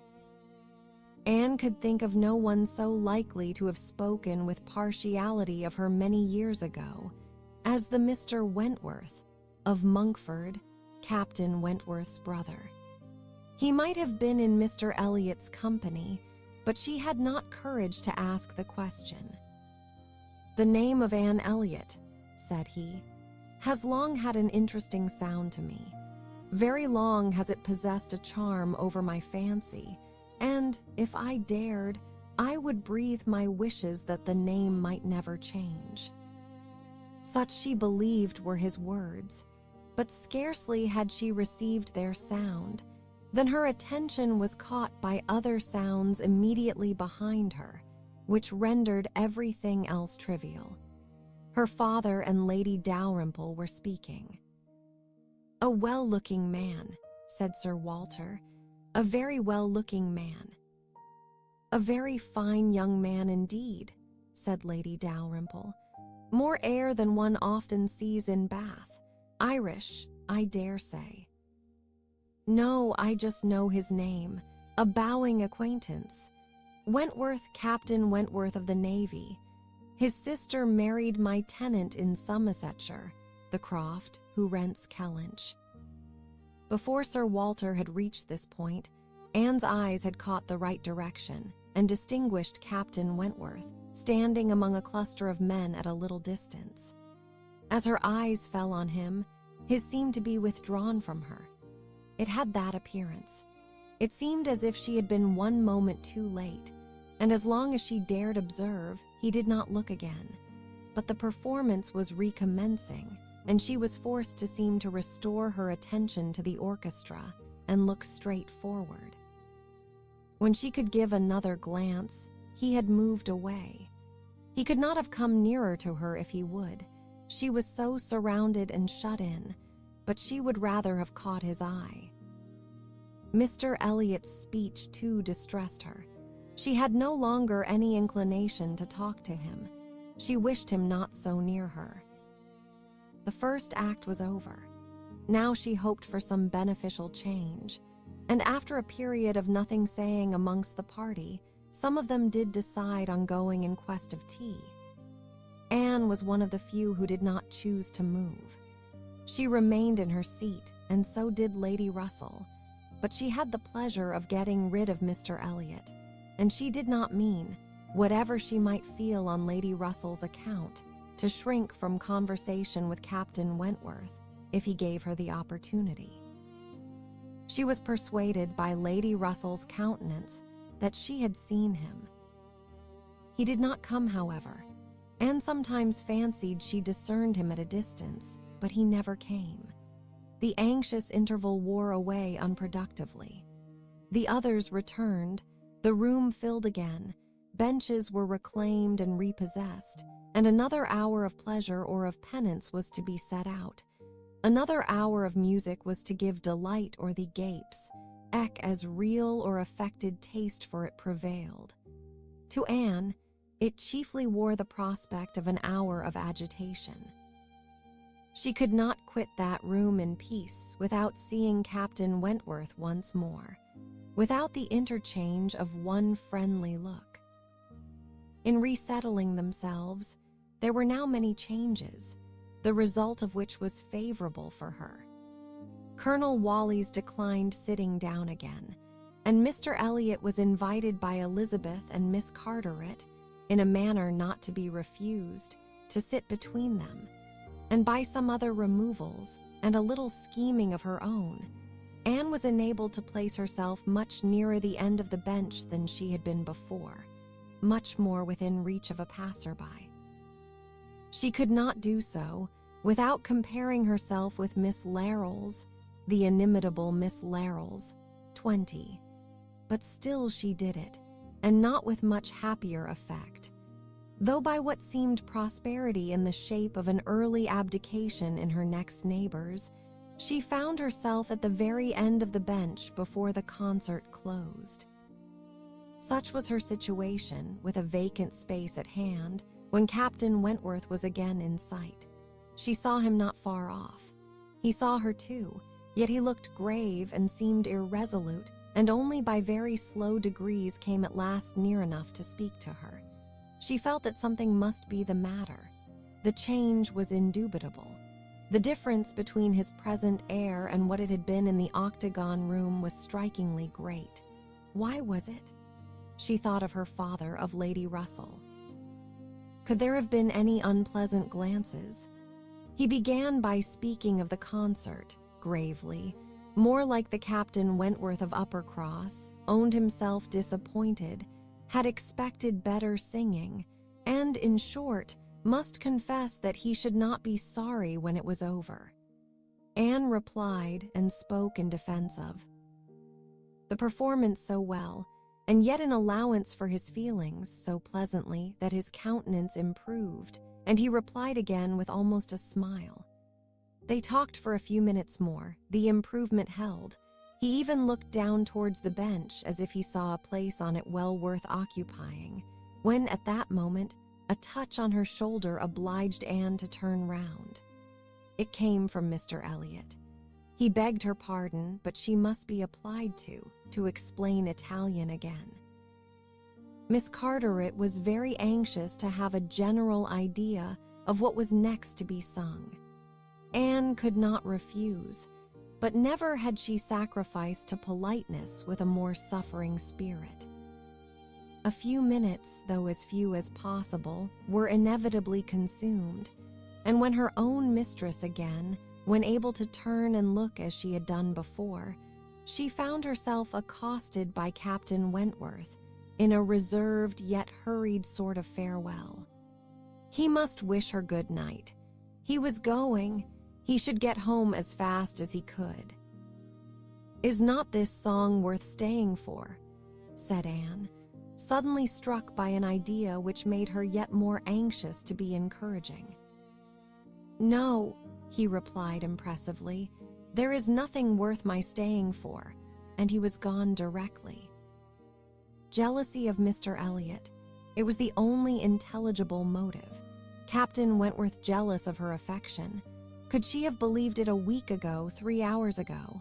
For a moment the gratification was exquisite, but alas, there were very different thoughts to succeed. How was such jealousy to be quieted? How was the truth to reach him? How, in all the peculiar disadvantages of their respective situations, would he ever learn her real sentiments? It was misery to think of Mr. Elliot's attentions. Their evil was incalculable. 21. Anne recollected with pleasure the next morning her promise of going to Mrs. Smith, meaning that it should engage her from home at the time when Mr. Elliot would be most likely to call. For to avoid Mr. Elliot was almost a first object. She felt a great deal of goodwill towards him. In spite of the mischief of his attentions, she owed him gratitude and regard, perhaps compassion. She could not help thinking much of the extraordinary circumstances attending their acquaintance, of the right which he seemed to have to interest her, by everything in situation, by his own sentiments, by his early prepossession. It was altogether very extraordinary, flattering, but painful. There was much to regret. How she might have felt had there been no Captain Wentworth in the case was not worth inquiry, for there was a Captain Wentworth, and be the conclusion of the present suspense good or bad, her affection would be his forever. Their union, she believed, could not divide her more from other men than their final separa. Tian. Prettier musings of high-wrought love and eternal constancy could never have passed along the streets of Bath than Anne was sporting with from Camden Place to Westgate Buildings. It was almost enough to spread purification and perfume all the way. She was sure of a pleasant reception, and her friend seemed this morning particularly obliged to her for coming, seemed hardly to have expected her, though it had been an appointment. An account of the concert was immediately claimed, and Anne's recollections of the concert were quite happy enough to animate her features and make her rejoice to talk of it. All that she could tell, she told most gladly, but the all was little for one who had been there, and unsatisfactory for such an enquirer as Mrs. Smith, who had already heard, through the short cut of a laundress and a waiter, rather more of the general success and produce of the evening than Anne could relate, and who now asked in vain for several particulars of the company. Every body of any consequence or notoriety in Bath was well known by name to Mrs. Smith. "The little Durans were there, I conclude," said she, with their mouths open to catch the music, like unfledged sparrows ready to be fed. They never miss a concert. Yes, I did not see them myself, but I heard Mr. Elliot say they were in the room. The Ibbotsons, were they there? And the two new beauties, with the tall Irish officer who is talked of for one of them. I do not know. I do not think they were. Old Lady Mary MacLean? I need not ask after her. She never misses, I know, and you must have seen her. She must have been in your own circle, for as you went with Lady Dalrymple, you were in the seats of grandeur, round the orchestra, of course. No, that was what I dreaded. It would have been very unpleasant to me in every respect. But happily Lady Dalrymple always chooses to be farther off, and we were exceedingly well placed. That is for hearing. I must not say for seeing, because I appear to have seen very little. Oh, you saw enough for your own amusement. I can understand. There is a sort of domestic enjoyment to be known even in a crowd, and this you had. You were a large party in yourselves, and you wanted nothing beyond. But I ought to have looked about me more, said Anne, conscious while she spoke, that there had in fact been no want of looking about, that the object only had been deficient. No, no, you were better employed. You need not tell me that you had a pleasant evening. I see it in your eye. I perfectly see how the hours passed, that you had always something agreeable to listen to. In the intervals of the concert, it was conversation. Anne half smiled and said, "Do you see that in my eye?" "Yes, I do. Your countenance perfectly informs me that you were in company last night with a person whom you think the most agreeable in the world, the person who interests you at this present time, more than all the rest of the world put together." A blush overspread Anne's cheeks. She could say nothing. "And such being the case," continued Mrs. Smith, after a short pause, "I hope you believe that I do know how to value your kindness in coming to me this morning. It is really very good of you to come and sit with me, when you must have so many pleasanter demands upon your time." Anne heard nothing of this. She was still in the astonishment and confusion excited by her friend's penetration, unable to imagine how any report of Captain Wentworth could have reached her. After another short silence, "Pray," said Mrs. Smith, "is Mr. Elliot aware of your acquaintance with me? Does he know that I am in Bath?" "Mr. Elliot?" repeated Anne, looking up surprised. A moment's reflection showed her the mistake she had been under. She caught it instantaneously, and, recovering courage with the feeling of safety, soon added, more composedly, "Are you acquainted with Mr. Elliot?" "I have been a good deal acquainted with him," replied Mrs. Smith gravely, "but it seems worn out now. It is a great while since we met." "I was not at all aware of this.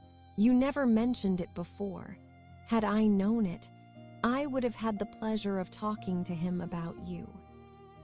"To confess the truth," said Mrs. Smith, assuming her usual air of cheerfulness, "that is exactly the pleasure I want you to have. I want you to talk about me to Mr. Elliot. I want your interest with him. He can be of essential service to me, and if you would have the goodness, my dear Miss Elliot, to make it an object to yourself, of course it is done." "I should be extremely happy. I hope you cannot doubt my willingness to be of even the slightest use to you," replied Anne. "But I suspect that you are considering me as having a higher claim on Mr. Elliot, a greater right to influence him, than is really the case. I am sure you have, somehow or other, imbibed such a notion. You must consider me only as Mr. Elliot's relation. If in that light, If there is anything which you suppose his cousin might fairly ask of him, I beg you would not hesitate to employ me." Mrs. Smith gave her a penetrating glance, and then, smiling, said, "I have been a little premature, I perceive. I beg your pardon. I ought to have waited for official information.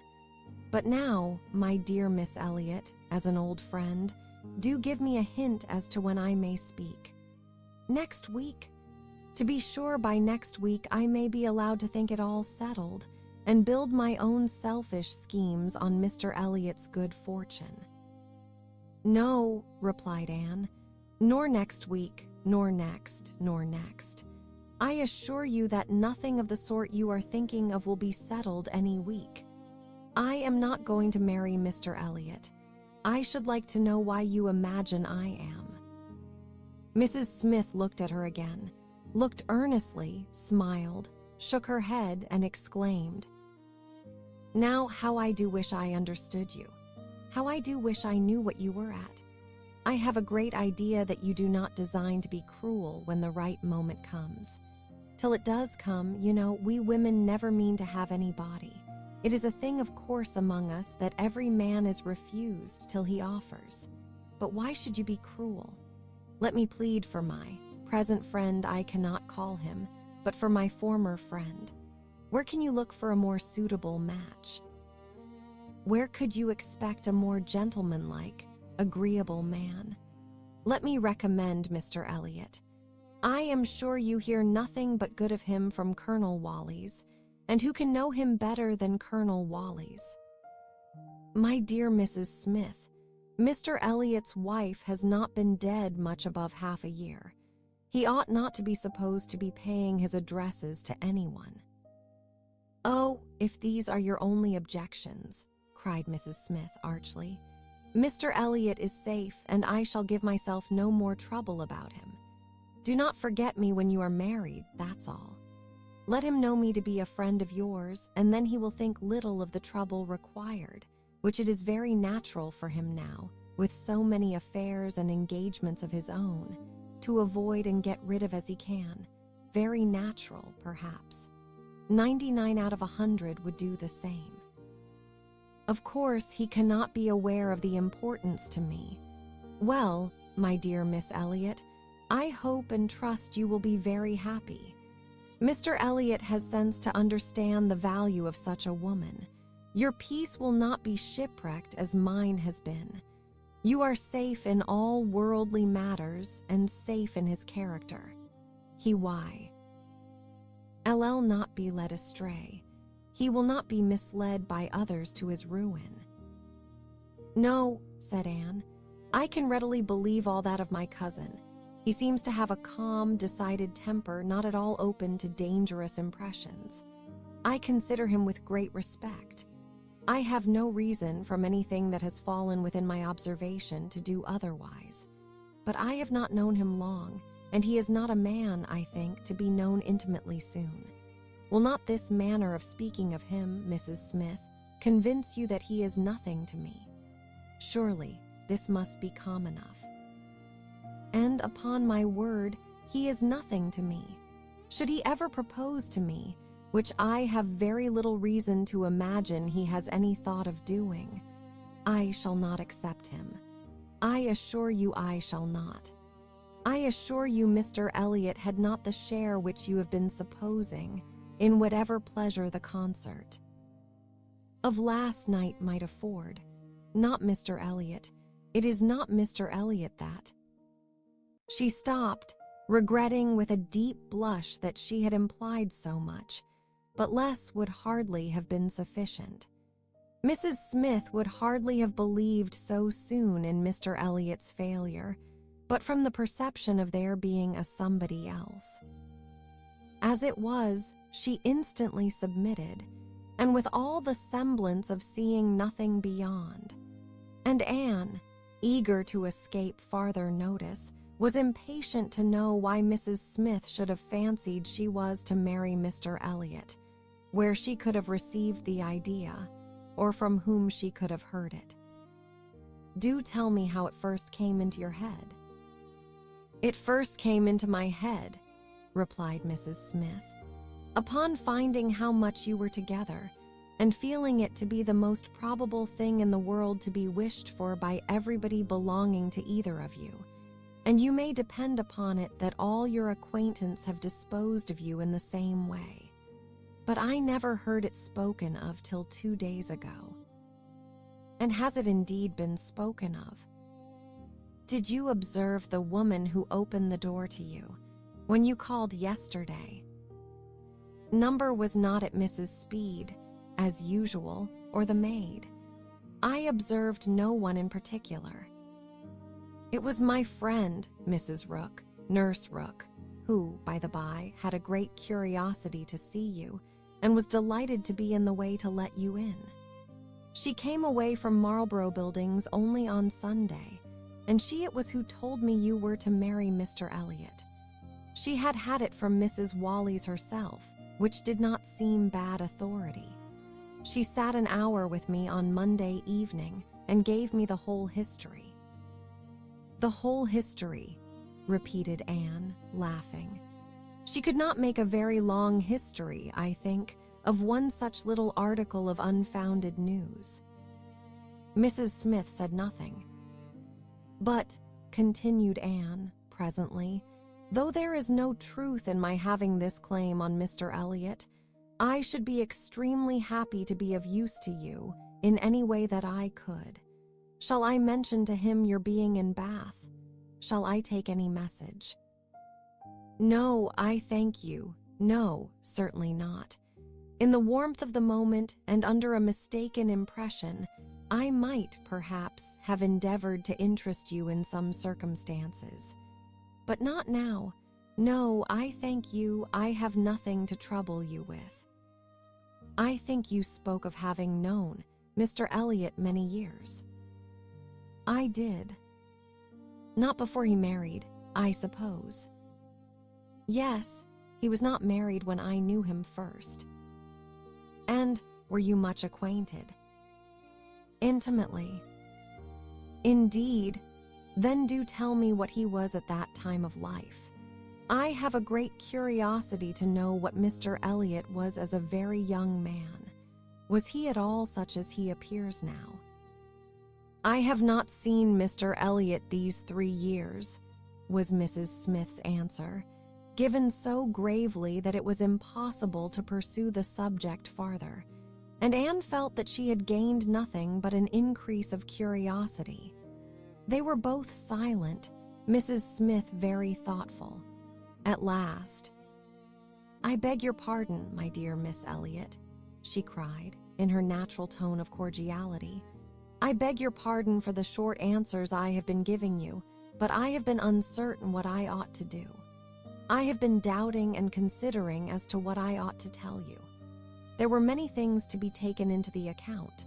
One hates to be officious, to be giving bad impressions, making mischief. Even the smooth surface of family union seems worth preserving, though there may be nothing durable beneath. However, I have determined. I think I am right. I think you ought to be made acquainted with Mr. Elliot's real character. Though I fully believe that, at present, you have not the smallest intention of accepting him, there is no saying what may happen. You might, some time or other, be differently affected towards him. Hear the truth, therefore, now, while you are unprejudiced.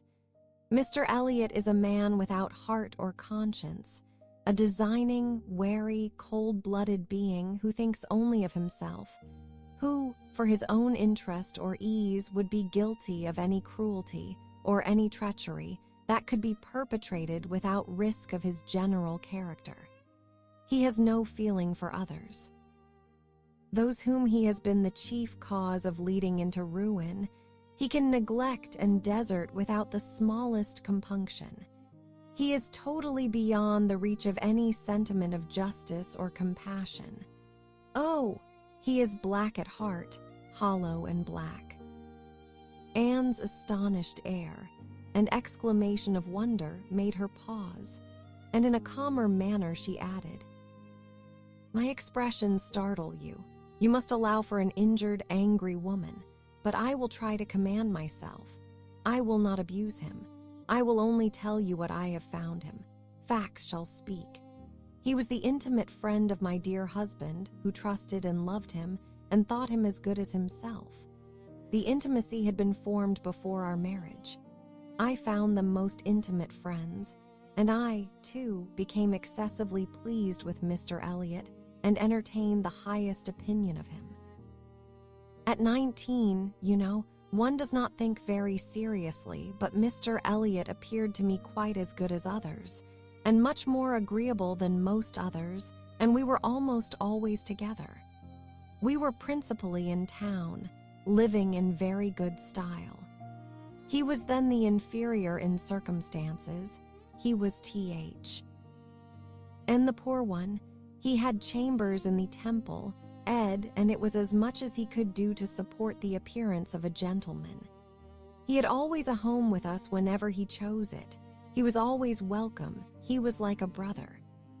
My poor Charles, who had the finest, most generous spirit in the world, would have divided his last farthing with him, and I know that his purse was open to him. I know that he often assisted him.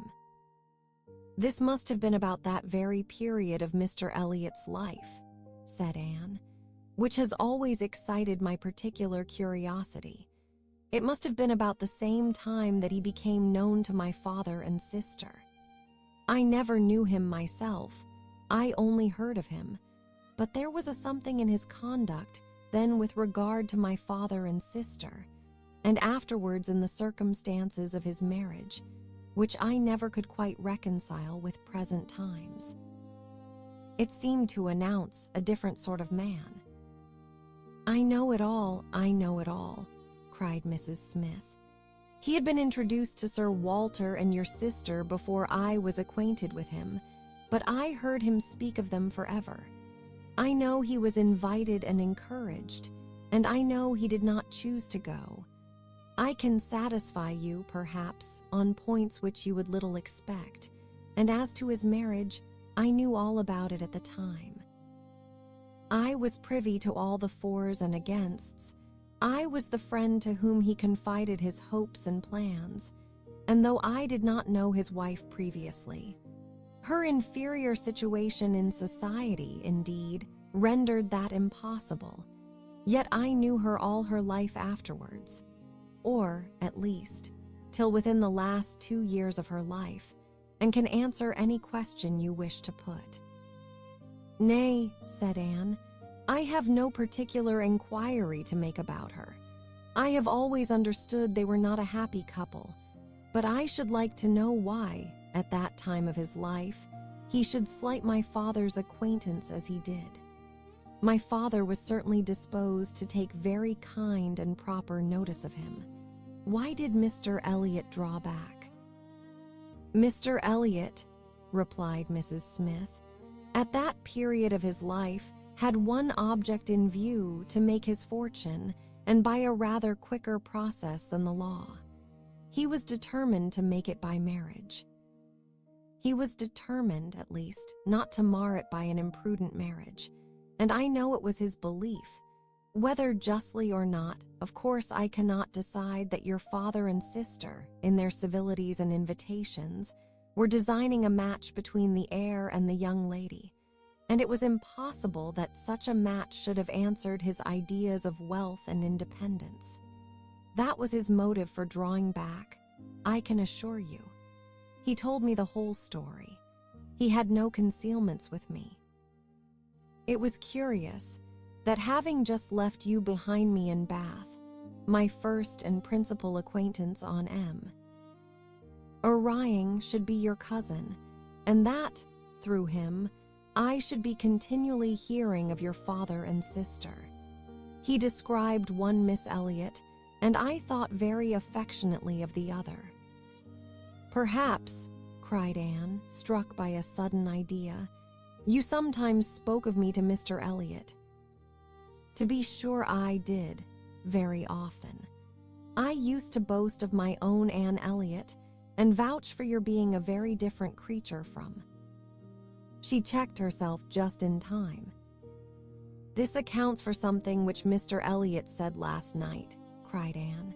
"This explains it. I found he had been used to hear of me. I could not comprehend how. What wild imaginations one forms where dear self is concerned. How sure to be mistaken. But I beg your pardon, I have interrupted you. Mr. Elliot married, then, completely for money? The circumstance, probably, which first opened your eyes to his character." Mrs. Smith hesitated a little here. "Oh, those things are too common. When one lives in the world, a man or woman's marrying for money is too common to strike one as it ought. I was very young and associated only with the young, and we were a thoughtless, gay set, without any strict rules of conduct. We lived for enjoyment. I think differently now. Time and sickness and sorrow have given me other notions, but at that period, I must own I saw nothing reprehensible in what Mr. Elliot was doing. To do the best for himself passed as a duty. But was not she a very lowy woman?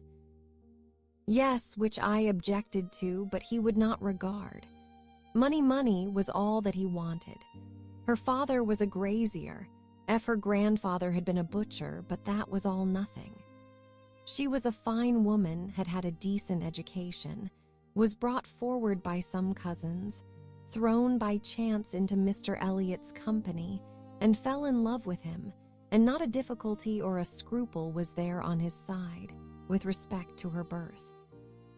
All his caution was spent in being secured of the real amount of her fortune before he committed himself. Depend upon it, whatever esteem Mr. Elliot may have for his own situation in life now, as a young man he had not the smallest value for it.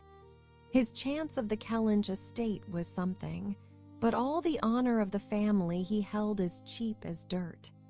I have oft heard him declare that if baronetcies were saleable, any body should have his for £50, arms and motto, name and livery included. But I will not pretend to repeat half that I used to hear him say on that subject. It would not be fair. And yet you ought to have proof, for what is all this but assertion? And you shall have proof. Indeed, my dear Mrs. Smith, I want none, cried Anne. You have asserted nothing contradictory to what Mr. Elliot appeared to be some years ago. This is all in confirmation, rather, of what we used to hear and believe. I am more curious to know why he should be so different now. But for my satisfaction, if you will have the goodness to ring for Mary, stay. I am sure you will have the still greater goodness of going yourself into my bedroom and bringing me the small inlaid box which you will find on the upper shelf of the closet. Anne, seeing her friend to be earnestly bent on it, did as she was desired. The box was brought and placed before her, and Mrs. Smith, sighing over it as she unlocked it, said, "This is full of papers belonging to him, to my husband, a small portion only of what I had to look over when I lost him. The letter I am looking for was one written by Mr. Elliot to him before our marriage, and happened to be saved. Why, one can hardly imagine. But he was careless and immethodical, like other men, about those things, and when I came to examine his papers, I found it with others still more trivial from different people scattered here and there, while many letters and memorandums of real importance had been destroyed. Here it is. I would not burn it, because being even then very little satisfied with Mr. Elliot, I was determined to preserve every document of former intimacy. I have now another motive for being glad that I can produce it. This was the letter directed to Charles Smith, Esq., Tunbridge Wells, and dated from London as far back as July 1803. Dear Smith, I have received yours. Your kindness almost overpowered me. I wish nature had made such hearts as yours more common, but I have lived 23 years in the world and have seen none like it. At present, believe me, I have no need of your services, being in cash again. Give me joy. I have got rid of Sir Walter and Miss. They are gone back to Kellynch, and almost made me swear to visit them this summer. But my first visit to Kellynch will be with a surveyor, to tell me how to bring it with best advantage to the Hammereg. The baronet, nevertheless, is not unlikely to marry again. He is quite fool enough. If he does, however, they will leave me in peace, which may be a decent equivalent for the reversionary. He is worse than last year. I wish I had any name but Elliot. I am sick of it. The name of Walter I can drop, thank God. And I desire you will never insult me with my second W again, meaning, for the rest of my life, to be only yours truly. W.M. Elliot. Such a letter could not be read without putting Anne in a glow, and Mrs. Smith, observing the high color in her face, said, "The language, I know, is highly disrespectful. Though I have forgot the exact terms, I have a perfect impression of the general meaning. But it shows you the man. Mark his professions to my poor husband. Can anything be stronger?" Anne could not immediately get over the shock and mortification of finding such words applied to her father. She was obliged to recollect that her seeing the letter was a violation of the laws of honor, that no one ought to be judged or to be known by such testimonies, that no private correspondence could bear the eye of others, before she could recover calmness enough to return the letter which she had been meditating over, and say, "Thank you, this is full proof undoubtedly, proof of everything you were saying. But why be acquainted with us now?" "I can explain this too," cried Mrs. Smith, smiling. "Can you really?" "Yes, I have shewn you Mr. Elliot as he was a dozen years ago, and I will show him as he is now. I cannot produce written proof again, but I can give as authentic oral testimony as you can desire of what he is now wanting and what he is now doing. He is no hypocrite now. He truly wants to marry you. His present attentions to your family are very sincere, quite from the heart. I will give you my authority, his friend Colonel Wally's." "Colonel Wally's?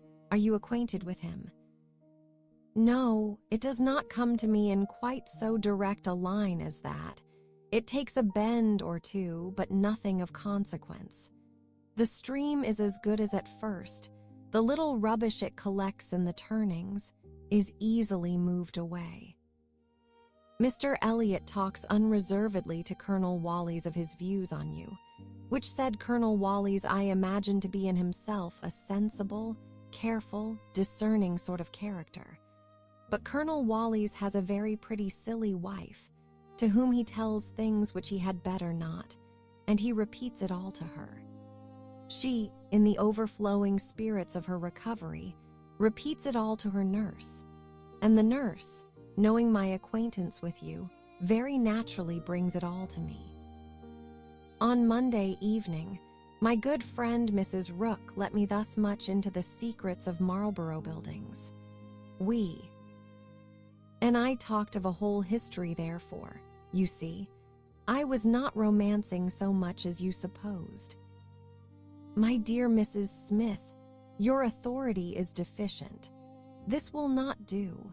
Mr. Elliot's having any views on me will not in the least account for the efforts he made towards a reconciliation with my father. That was all prior to my coming to Bath. I found them on the most friendly terms when I arrived. I know you did. I know it all perfectly, but... Indeed, Mrs. Smith, we must not expect to get real information in such a line.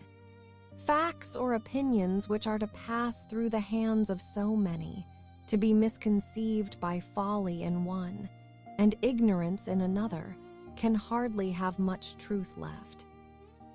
Only give me a hearing. You will soon be able to judge of the general credit due, by listening to some particulars which you can yourself immediately contradict or confirm. Nobody supposes that you were his first inducement. He had seen you indeed before he came to Bath and admired you, but without knowing it to be you. So says my historian at least. Is this true?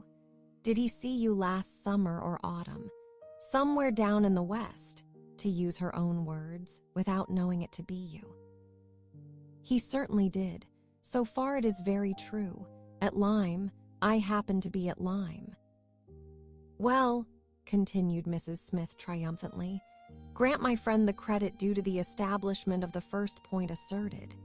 He saw you then at Lyme, and liked you so well as to be exceedingly pleased to meet with you again in Camden Place, as Miss Anne Elliot, and from that moment, I have no doubt, had a double motive in his visits there. But there was another and an earlier, which I will now explain. If there is anything in my story which you know to be either false or improbable, stop me. My account states that your sister's friend, the lady now staying with you, whom I have heard you mention, came to Bath with Miss Elliot and Sir Walter as long ago as September. In short, when they first came themselves, and has been staying there ever since, that she is a clever innuating, handsome woman, poor and plausible, and altogether such in situation and manner, as to give a general idea among Sir Walter's acquaintance of her meaning to be Lady Elliot, and as general a surprise that Miss Elliot should be apparently blind to the danger. Here Mrs. Smith paused a moment, but Anne had not a word to say, and she continued. This was the light in which it appeared to those who knew the family, long before your return to it, and Colonel Wallis had his eye upon your father enough to be sensible of it, though he did not then visit in Camden Place. But his regard for Mr. Elliot gave him an interest in watching all that was going on there, and when Mr. Elliot came to Bath for a day or two, as he happened to do a little before Christmas, Colonel Wallis made him acquainted with the appearance of things, and the reports beginning to prevail.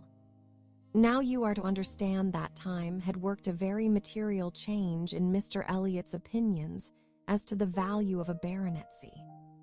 Upon all points of blood and connection, he is a completely altered man. Having long had as much money as he could spend, nothing to wish for on tea. He sighed of avarice or indulgence. He has been gradually learning to pin his happiness upon the consequence he is heir to. I thought it coming on before our acquaintance ceased, but it is now a confirmed feeling. He cannot bear the idea of not being Sir William. You may guess, therefore, that the news he heard from his friend could not be very agreeable, and you may guess what it produced.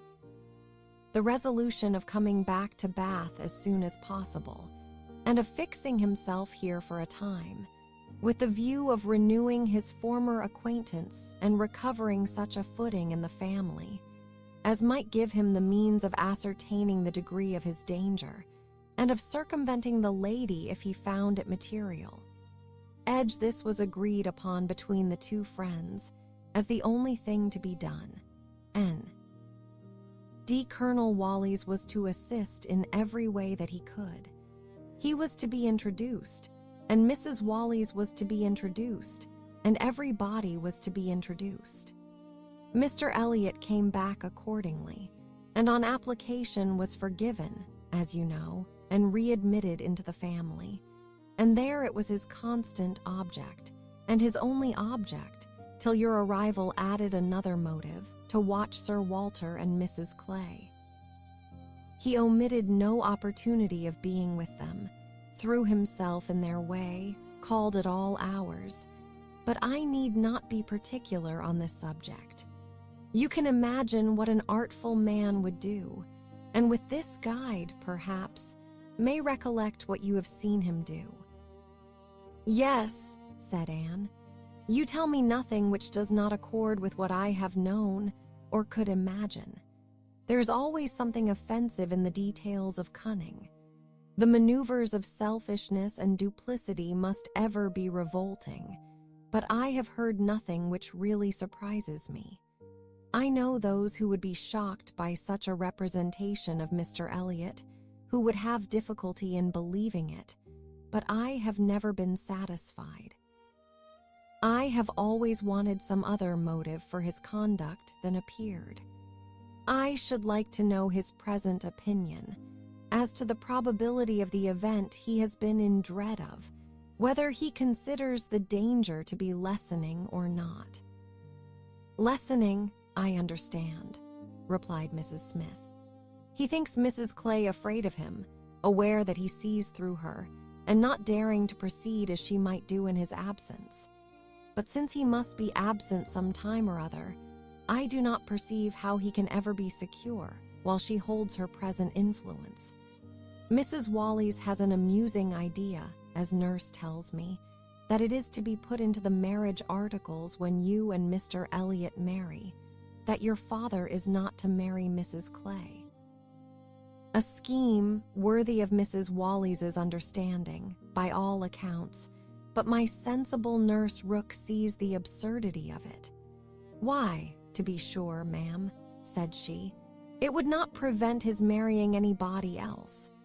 And indeed, to own the truth, I do not think nurse in her heart is a very strenuous opposer of S. Walter's making a second match. She must be allowed to be a favorer of matrimony, you know, and since self will intrude, who can say that she may not have some flying visions of attending the next Lady Elliot through Mrs. Wallis's recommendation?" "I am very glad to know all this," said Anne, after a little thoughtfulness. "It will be more painful to me in some respects to be in company with him, but I shall know better what to do.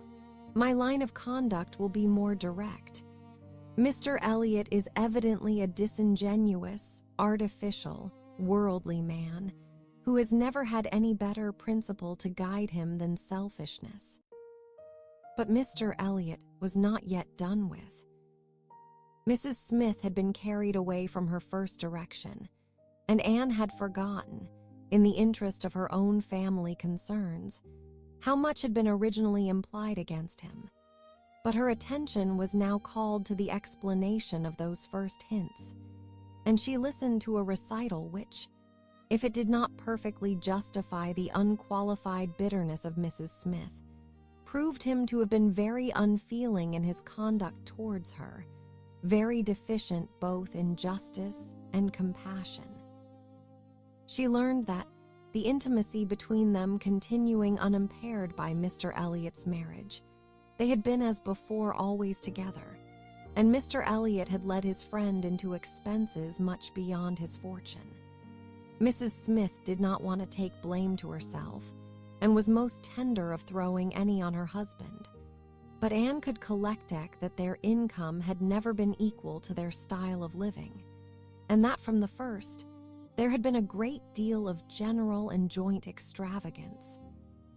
From his wife's account of him, she could discern Mr. Smith to have been a man of warm feelings, easy temper, careless habits, and not strong understanding, much more amiable than his friend and very unlike him, led by him and probably despised by him. Mr. Elliot, raised by his marriage to great affle, and disposed to every gratification of pleasure and vanity which could be commanded without involving himself.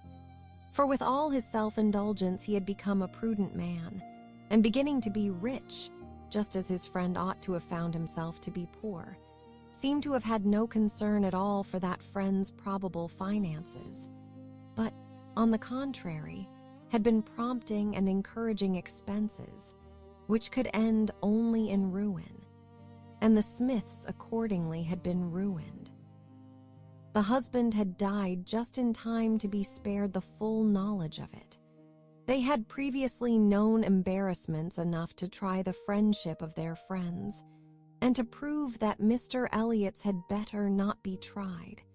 But it was not till his death that the wretched state of his affairs was fully known. With a confidence in Mr. Elliot's regard, more creditable to his feelings than his judgment, Mr. Smith had appointed him the executor of his will. But Mr. Elliot would not act, and the difficulties and distresses which this refusal had heaped on her, in addition to the inevitable sufferings of her situation, had been such as could not be related without anguish of spirit, or listened to without corresponding indignation. Anne was shewn some letters of his on the occasion, answers to urgent applications from Mrs. Smith, which all breathed the same stern resolution of not engaging in a fruitless trouble, and, under a cold civility, the same hard-hearted indifference to any of the evils it might bring on her. It was a dreadful picture of ingratitude and inhumanity, and Anne felt at some moments that no flagrant open crime could have been worse. She had a great deal to listen to, all the particulars of past sad scenes, all the minutiae of distress upon distress, which in former conversations had been merely hinted at, were dwelt on now with a natural indulgence. Anne could perfectly comprehend the exquisite relief, and was only the more inclined to wonder at the composure of her friend's usual state of mind.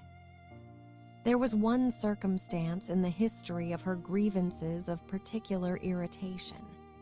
She had good reason to believe that some property of her husband in the West Indies, which had been for many years under a sort of sequestration for the payment of its own encumbrances, might be recoverable by proper measures, and this property, though not large, would be enough to make her comparatively rich. But there was nobody to Styrm in it. Mr. Elliot would do nothing, and she could do nothing herself, equally disabled from personal exertion by her state of bodily weakness, and from employing others by her want of money. She had no natural connections to assist her even with their counsel, and she could not afford to purchase the assistance of the law. This was a cruel aggravation of Actua. Ellie straitened means, to feel that she ought to be in better circumstances, that a little trouble in the right place might do it, and to fear that delay might be even weakening her claims, was hard to bear. It was on this point that she had hoped to engage Anne's good offices with Mr. Elliot. She had previously, in the anticipation of their marriage, been very apprehensive of losing her friend by it.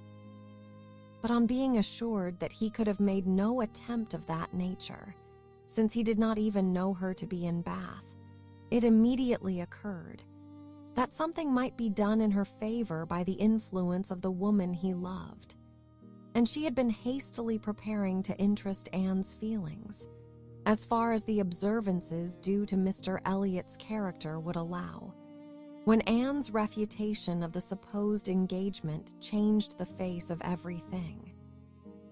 And while it took from her the new-formed hope of succeeding in the object of her first anxiety, left her at least the comfort of telling the whole stow. Rye her own way. After listening to this full description of Mr. Elliot, Anne could not but express some surprise at Mrs. Smith's having spoken of him so favorably in the beginning of their conversation. She had seemed to recommend and praise him. "My dear," was Mrs. Smith's reply, "there was nothing else to be done. I considered your marrying him as certain, though he might not yet have made the offer, and I could no more speak the truth of him than if he had been your husband. My heart bled for you as I talked of happiness. And yet he is sensible, he is agreeable, and with such a woman as you it was not absolutely hopeless. He was very unkind to his first wife. They were wretched together. But she was too ignorant and giddy for respect, and he had never loved her. I was willing to hope that you must fare better. Anne could just acknowledge within herself such a possibility of having been induced to marry him, as made her shudder at the idea of the misery which must have followed. It was just possible that she might have been persuaded by Lady Russell, and under such a supposition, which would have been most miserable when time had disclosed all too late. It was very desirable that Lady Russell should be no longer deceived, and one of the concluding arrangements of this important conference, which carried them through the greater part of the morning, was that Anne had full liberty to communicate to her friend everything relative to Mrs. Smith, in which his conduct was involved. 22. Anne went home to think over all that she had heard. In one point, her feelings were relieved by this knowledge of Mr. Elliot. There was no longer anything of tenderness due to him. He stood, as opposed to Captain Wentworth, in all his own unwelcome obtrusiveness, and the evil of his attentions last night, the irremediable mischief he might have done, was considered with sensations unqualified, unperplexed. Pity for him was all over, but this was the only point of relief. In every other respect, in looking around her, or penetrating forward, she saw more to distrust and to apprehend.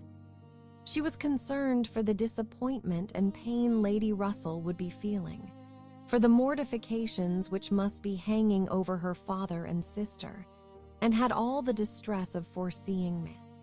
Why evils, without knowing how to avert any one of them? She was most thankful for her own knowledge of him. She had never considered herself as entitled to reward for not slighting an old friend like Mrs. Smith, but here was a reward indeed springing from it. Mrs. Smith had been able to tell her what no one else could have done. Could the knowledge have been extended through her family? But this was a vain idea. She must talk to Lady Russell, tell her, consult with her, and having done her best, wait the event with as much composure as possible. And after all, her greatest want of composure would be in that quarter of the mind which could not be open to Lady Russell, in that flow of anxieties and fears which must be all to herself. She found, on reaching home, that she had, as she intended, escaped seeing Mr. Elliot, that he had called and paid them a long morning visit. But hardly had she congratulated herself and felt safe till tomorrow, when she heard that he was coming again in the evening. "I had not the smallest intention of asking him," said Elizabeth, with affected carelessness, "but he gave so many hints, so Mrs. Clay says, at least." "Indeed, I do say it. I never saw anybody in my life spellio harder for an invitation. Poor man. I was really in pain for him, for your hard-hearted sister, Miss Anne, seems bent on cruelty." "Oh," cried Elizabeth, "I have been rather too much used to the game to be soon overcome by a gentleman's hints.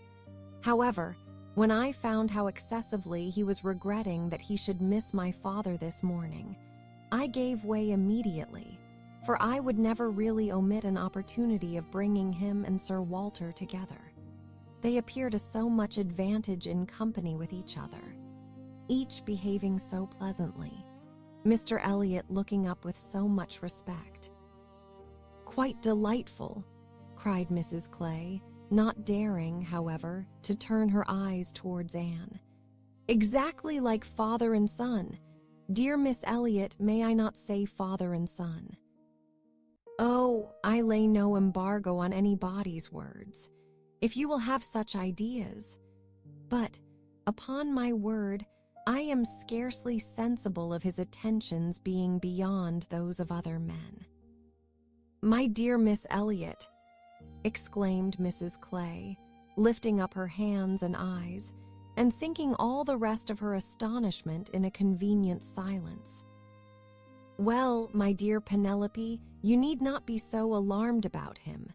I did invite him, you know. I sent him away with smiles. When I found he was really going to his friends at Thornbury Park for the whole day tomorrow, I had compassion on him."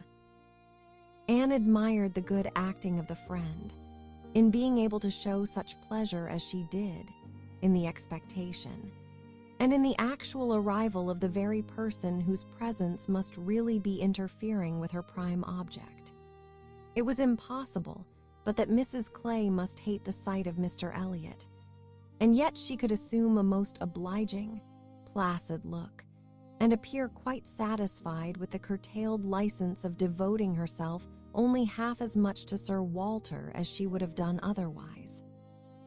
To Anne herself, it was most distressing to see Mr. Elliot enter the room, and quite painful to have him approach and speak to her.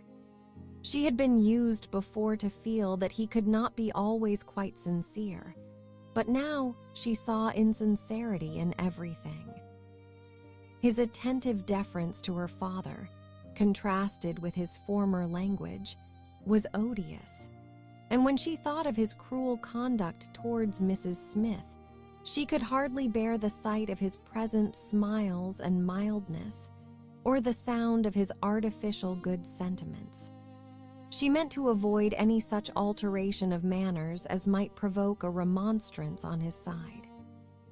It was a great object with her to escape all inquiry or éclat, but it was her intention to be as decidedly cool to him as might be compatible with their relationship, and to retract, as quietly as she could, the few steps of unnecessary intimacy she had been gradually led along. She was accordingly more guarded and more cool than she had been the night before. He wanted to animate her curiosity again as to how and where he could have heard her formerly praised, wanted very much to be gratified by more solicitation, but the charm was broken. He found that the heat and animation of a public room were necessary to kindle his modest cousin's vanity. He found, at least, that it was not to be done now, by any of those attempts which he could hazard among the too commanding claims of the others. He little surmised that it was a subject acting now exactly against his interest, bringing immediately into her thoughts all those parts of his conduct which were least excusable. She had some satisfaction in finding that he was really going out of Bath the next morning, going early, and that he would be gone the greater part of 2 days. He was invited again to Camden Place the very evening of his return, but from Thursday to Saturday evening his absence was certain. It was bad enough that a Mrs. Clay should be always before her, but that a deeper hypocrite should be added to their party seemed the destruction of everything like peace and comfort. It was so humiliating to reflect on the constant deception practiced on her father and Elizabeth, to consider the various sources of mortification preparing for them. Mrs. Clay's selfishness was not so complicated nor so revolting as his, and Anne would have compounded for the marriage at once, with all its evils. To be clear of Mr. Elliot's subtleties, in endeavoring to prevent it. On Friday morning, she meant to go very early to Lady Russell, and accomplish the necessary communication, and she would have gone directly after breakfast, but that Mrs. Clay was also going out on some obliging purpose of saving her sister trouble, which determined her to wait till she might be safe from such a companion. She saw Mrs. Clay fairly off, therefore, before she began to talk of spending the morning in Rivers Street. "Very well," said Elizabeth. "I have nothing to send but my love. Oh, you may as well take back that tiresome book she would lend me, and pretend I have read it through. I really cannot be plaguing myself forever with all the new poems and states of the nation that come out. Lady Russell quite bores one with her new publications. You need not tell her so, but I thought her dress hideous the other night. I used to think she had some taste in dress, but I was ashamed of her at the concert. Something so formal and haranguer in her air, and she sits so upright. My best love, of course. And mine, added Sir Walter, kindest regards, and you may say that I mean to call upon her soon, make a civil message, but I shall only leave my card. Morning visits are never fair by women at her time of life, who make themselves up so little. If she would only wear rouge, she would not be afraid of being seen. But last time I called, I observed the blinds were let down immediately. While her father spoke, there was a knock at the door. Who could it be? Anne, remembering the preconcerted visits at all hours of Mr. Elliot, would have expected him but for his known engagement 7 miles off. After the usual period of suspense, the usual sounds of approach were heard, and Mr. and Mrs. Charles Musgrove were ushered into the room. Surprise was the strongest emotion raised by their appearance, but Anne was really glad to see them, and the others were not so sorry but that they could put on a decent air of welcome.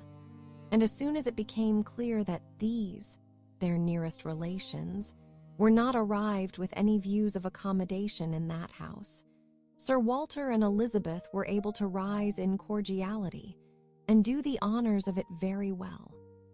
They were come to Bath for a few days with Mrs. Musgrove, and were at the White Hart. So much was pretty soon understood, but till Sir Walter and Elizabeth were walking Mary into the other drawing-room, and regaling themselves with her admiration. Anne could not draw upon Charles's brain for a regular's history of their coming, or an explanation of some smiling hints of particula. Our business, which had been ostentatiously dropped by Mary, as well as of some apparent confusion as to whom their party consisted of. She then found that it consisted of Mrs. Musgrove, Henrietta, and Captain Harville, beside their 2 selves. He gave her a very plain, intelligible account of the whole, a narration in which she saw a great deal of most characteristic proceeding. The scheme had received its first impulse by Captain Harville's wanting to come to Bath on business. He had begun to talk of it a week ago, and by way of doing something, as shooting was over, Charles had proposed coming with him, and Mrs. Harville had seemed to like the idea of it very much as an advantage to her husband. But Mary could not bear to be left, and had made herself so unhappy about it that, for a day or two, everything seemed to be in suspense or at an end. But then, it had been taken up by his father and mother. His mother had some old friends in Bath whom she wanted to see. It was thought a good opportunity for Henrietta to come and buy wedding clothes for herself and her sister. And in short, it ended in being his mother's party, that everything might be comfortable and easy to Captain Harville, and he and Mary were included in it by way of general convenience.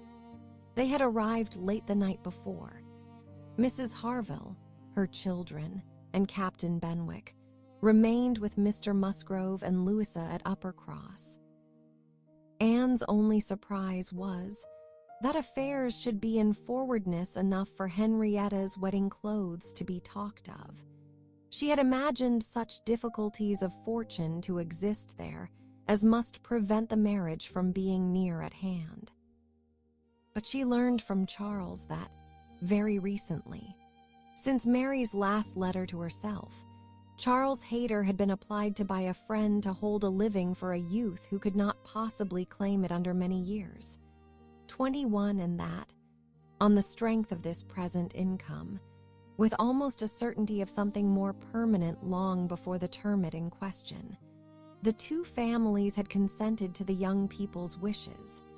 and that their marriage was likely to take place in a few months. Quite as soon as Louis's. And a very good living it was, Charles added. Only 25 miles from Uppercross and in a very fine country, fine part of Dorsetshire.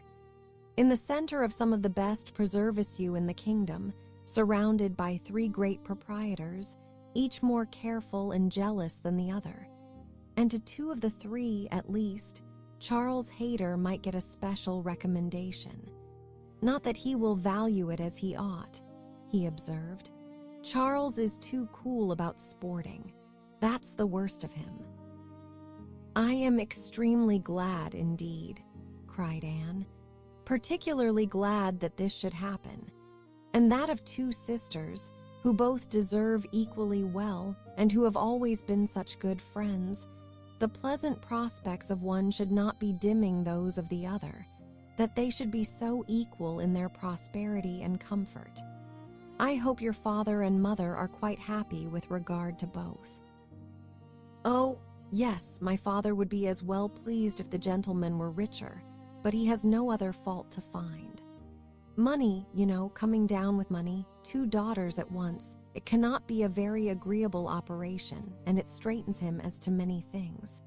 However, I do not mean to say they have not a right to it. It is very fit they should have daughters. Shares, Ev and I am sure he has always been a very kind, liberal father to me. Mary does not above half like Henrietta's match. She never did, you know, but she does not do him justice, nor think enough about Winthrop. I cannot make her attend to the value of the property. It is a very fair match, as times go, and I have liked Charles Hayter all my life, and I shall not leave off now. Such excellent parents as Mr. and Mrs. Musgrove, exclaimed Anne, should be happy in their children's marriages. They do everything to confer happiness, I am sure. What a blessing to young people to be in such hands. Your father and mother seem so totally free from all those ambitious feelings which have led to so much misconduct and misery, both in young and old. I hope you think Louisa perfectly recovered now. He answered rather hesitatingly, Yes, I believe I do, very much recovered, but she is altered. There is no running or jumping about, no laughing or dancing. It is quite different. If one happens only to shut the door a little hard, she starts and wriggles like a young dab chickue in the water, and Benwick sits at her elbow, reading verses or whispering to her all day long. Anne could not help laughing. That cannot be much to your taste, I know, said she, but I do believe him to be an excellent young man. To be sure he is. Nobody doubts it. And I hope you do not think I am so illiberal as to want every man to have the same objects and pleasures as myself. I have a great value for Benwick, and when one can but get him to talk, he has plenty to say. His reading has done him no harm, for he has fought as well as read. He is a brave fellow. I got more acquainted with him last Monday than ever I did before.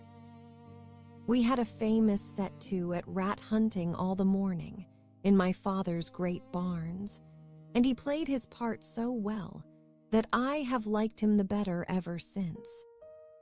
Here they were interrupted by the absolute necessity of Charles's following the others to admire mirrors and china.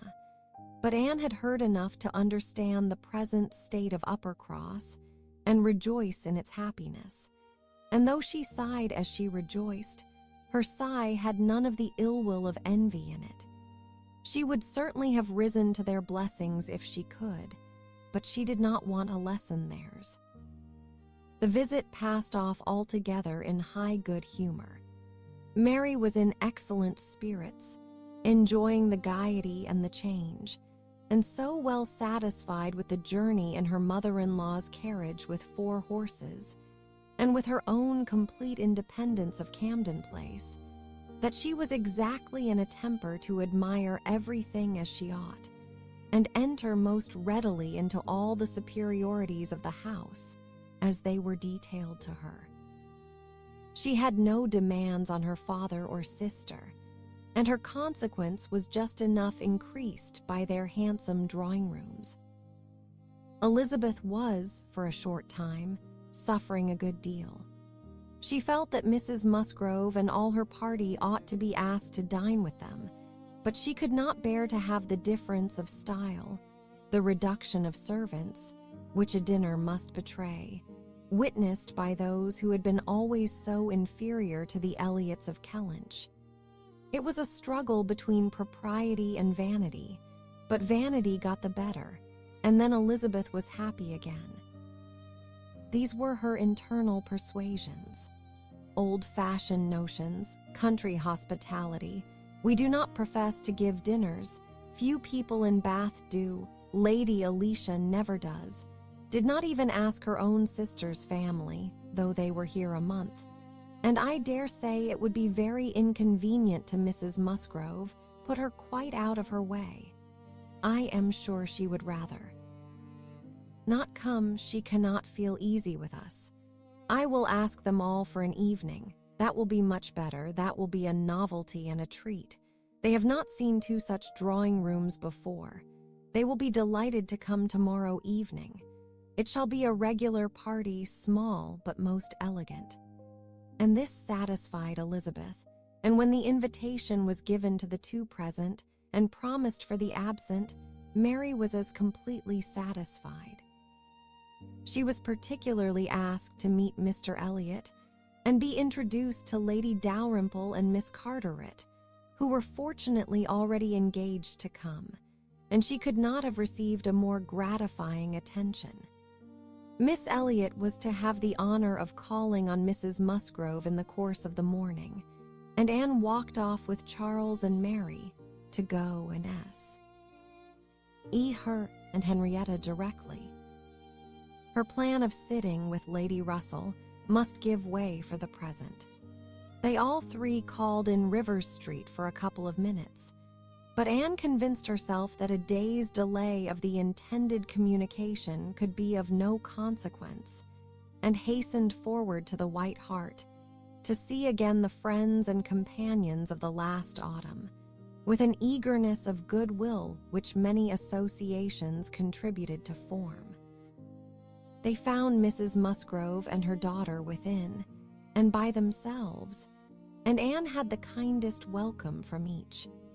Henrietta was exactly in that state of recently improved views, of fresh-formed happiness, which made her full of regard and interest for every body she had ever liked before at all, and Mrs. Musgrove's real affection had been won by her usefulness when they were in distress. It was a heartiness and a warmth and a sincerity which Anne delighted in the more, from the sad want of such blessings at home. She was entreated to give them as much of her time as possible, invited for every day and all day long, or rather claimed as a part of the family, and in return she naturally fell into all her wonted ways of attention and assistance, and on Charles's leaving them towed. There was listening to Mrs. Musgrove's history of Louisa, and to Henrietta S. of herself, giving opinions on business and recommendations to shops, with intervals of every help which Mary required, from altering her ribbon to settling her accounts, from finding her keys and assorting her trinkets, to trying to convince her that she was not ill-used by anybody. Which Mary, well amused as she generally was in her station at a window overlooking the entrance to the Pumpromex, could not but have her moments of imagining. A morning of thorough confusion was to be expected. A large party in an hotel ensured a quick-changing, unsettled scene. One 5 minutes brought a note, the next a parcel, and Anne had not been there half an hour when their dining room, spacious as it was, seemed more than half filled. A party of steady old friends were seated round Mrs. Musgrove, and Charles came back with Captains Harville and Wentworth. The appearance of the latter could not be more than the surprise of the moment. It was impossible for her to have forgotten to feel that this arrival of their common friends must be soon bringing them together again. Their last meeting had been most important in opening his feelings. She had derived from it a delightful conviction, but she feared from his looks that the same unfortunate persuasion, which had hastened him away from the concert room, still governed.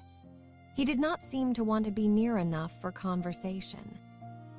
She tried to be calm and leave things to take their course, and tried to dwell much on this argument of rational dependence. Surely, if there be constant attachment on each side, our hearts must understand each other ere long. We are not boy and girl to be captiously irritable, misled by every moment's inadvertence and wantonly playing with our own happiness. And yet, a few minutes afterwards, she felt as if their being in company with each other, under their present circumstances, could only be exposing them to inadvertency and misconstructions of the most mischievous as kind.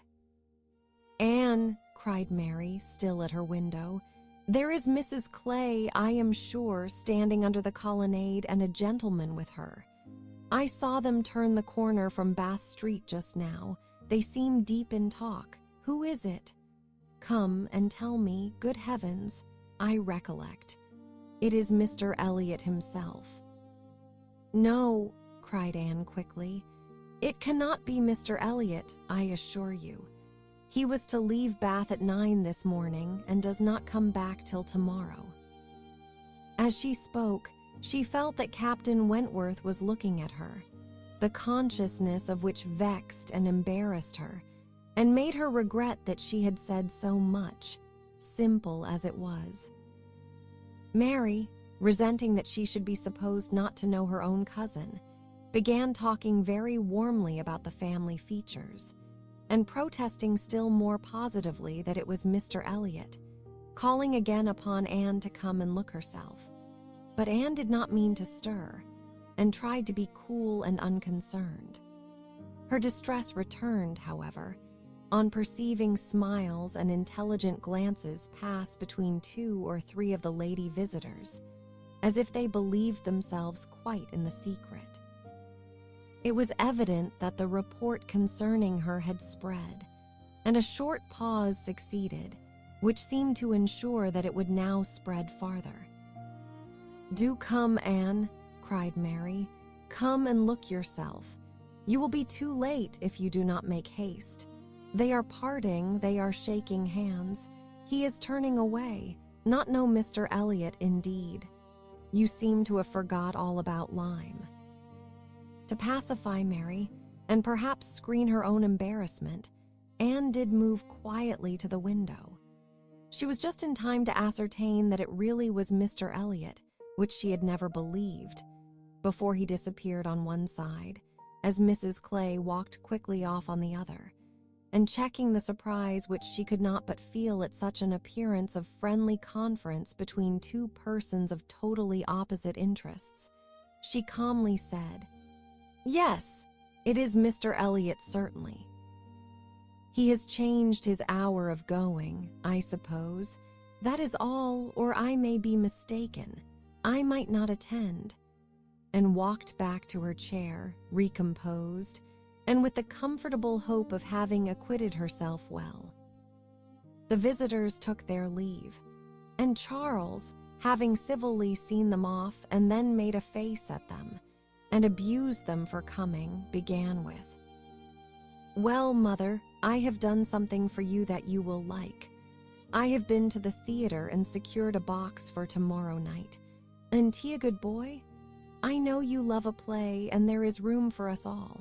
It holds 9. I have engaged Captain Wentworth. Anne will not be sorry to join us, I am sure. We all like a play. Have not I done well, Mother?"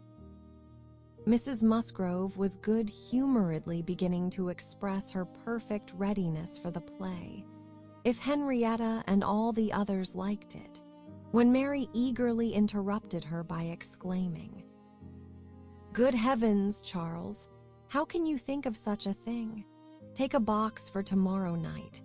Have you forgot that we are engaged to Camden Place tomorrow night, and that we were most particularly asked on purpose to meet Lady Dalrymple and her daughter, and Mr. Elliot, all the principal family connections, on purpose to be introduced to them? How can you be so forgetful?"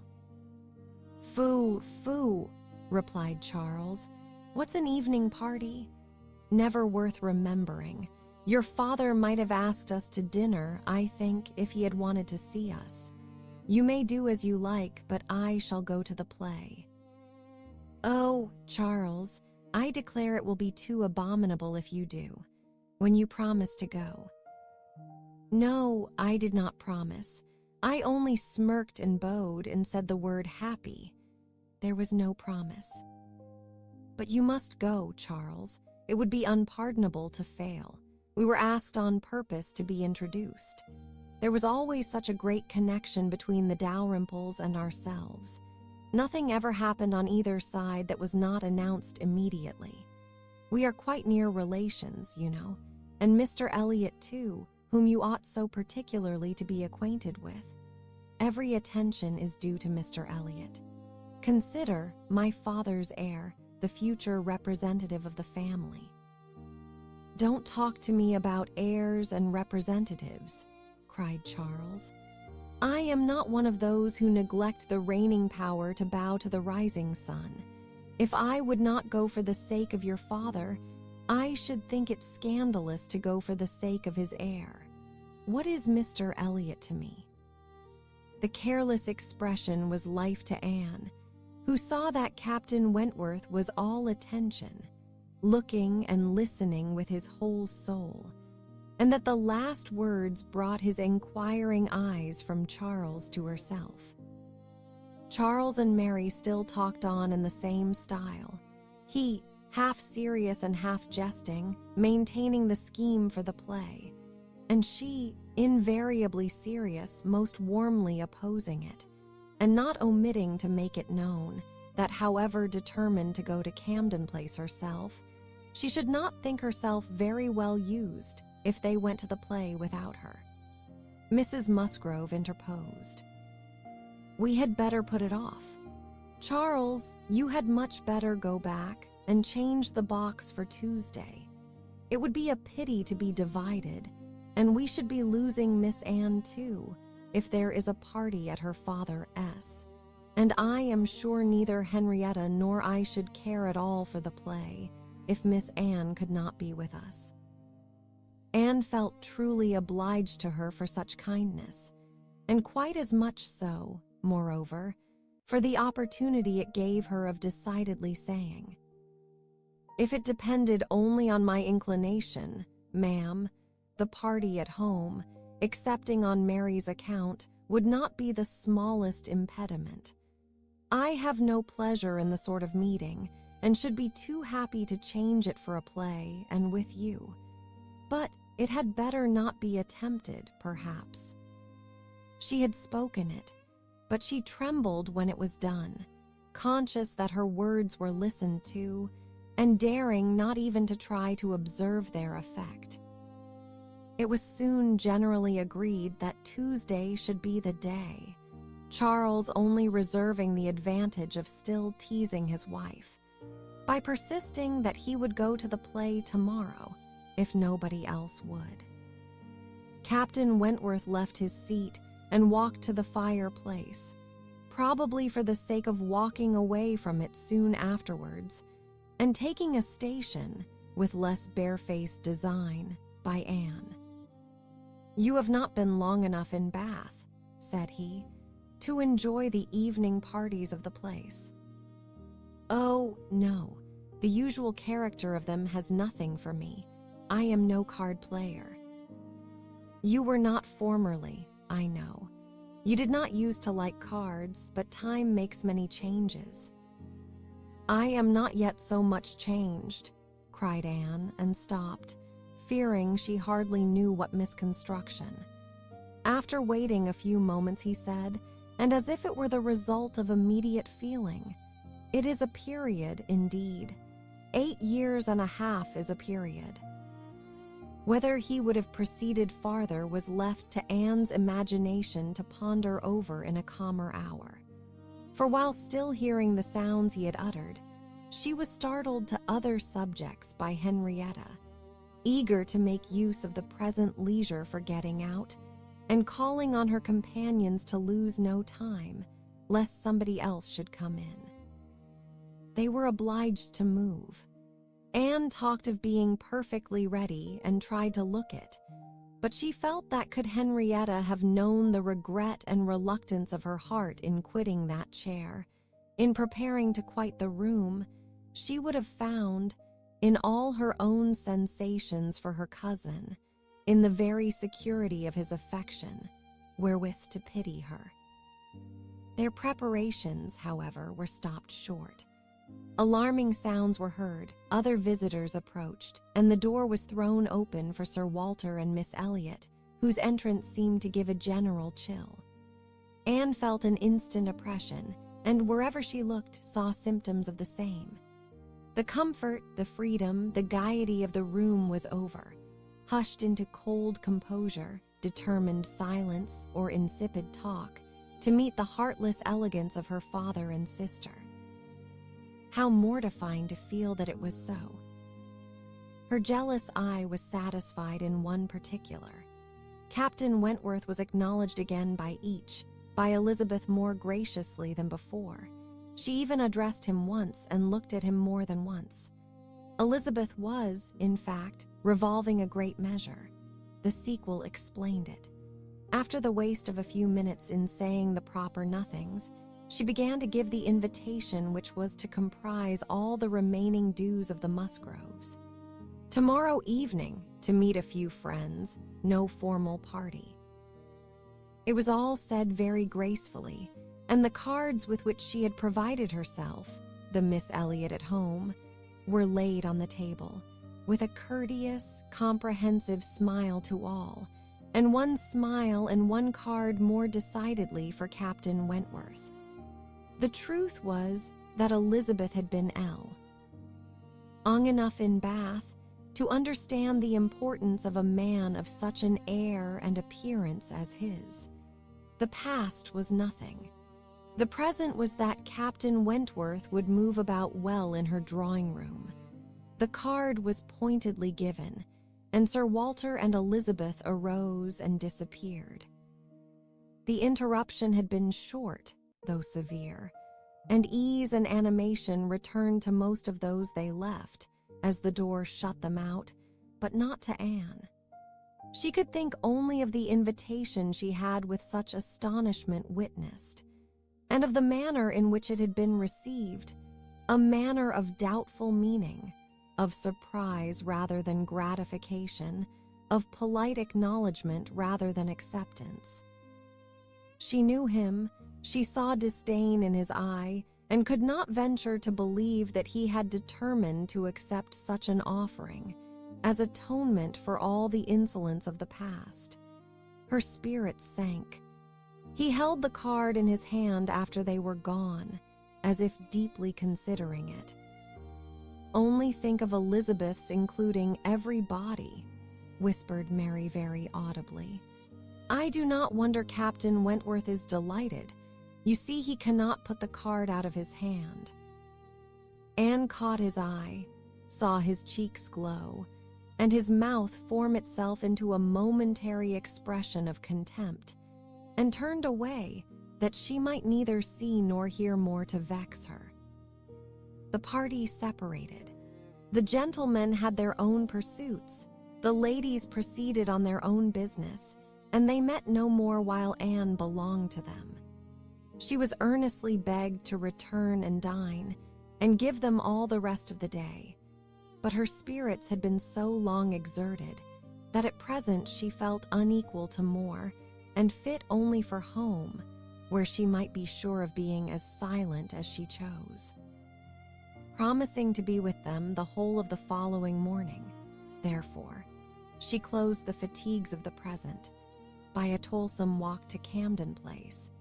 They're to spend the evening chiefly in listening to the busy arrangements of Elizabeth and Mrs. Clay for the morrow's party, the frequent enumeration of the persons invited, and the continually improving detail of all the embellishments which were to make it the most completely elegant of its kind in Bath, while harassing herself in secret with the never-ending question of whether Captain Wentworth would come or not.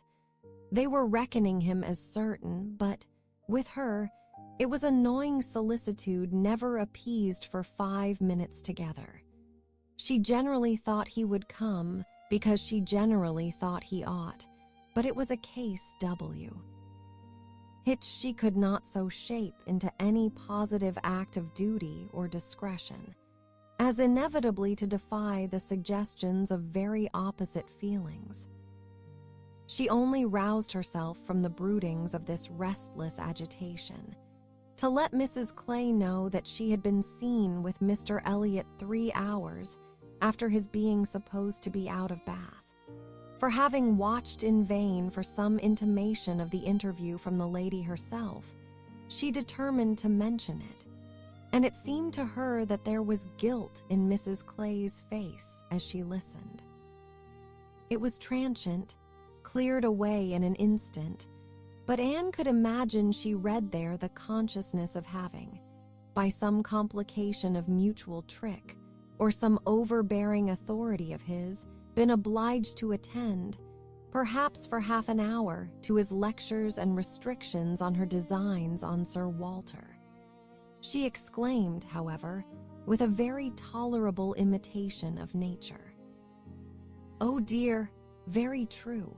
Only think, Miss Elliot, to my great surprise I met with Mr. Elliot in Bath Street. I was never more astonished. He turned back and walked with me to the pump yard. He had been prevented setting off for Thornbury, but I really forget by what, for I was in a hurry, and could not much attend, and I can only answer for his being determined not to be delayed in his return. He wanted to know how early he might be admitted tomorrow. He was full of tomorrow, and it is very evident that I have been full of it too ever since I entered the house, and learnt the extension of your plan, and all that had happened, or my seeing him could never have gone so entirely out of my head." 23.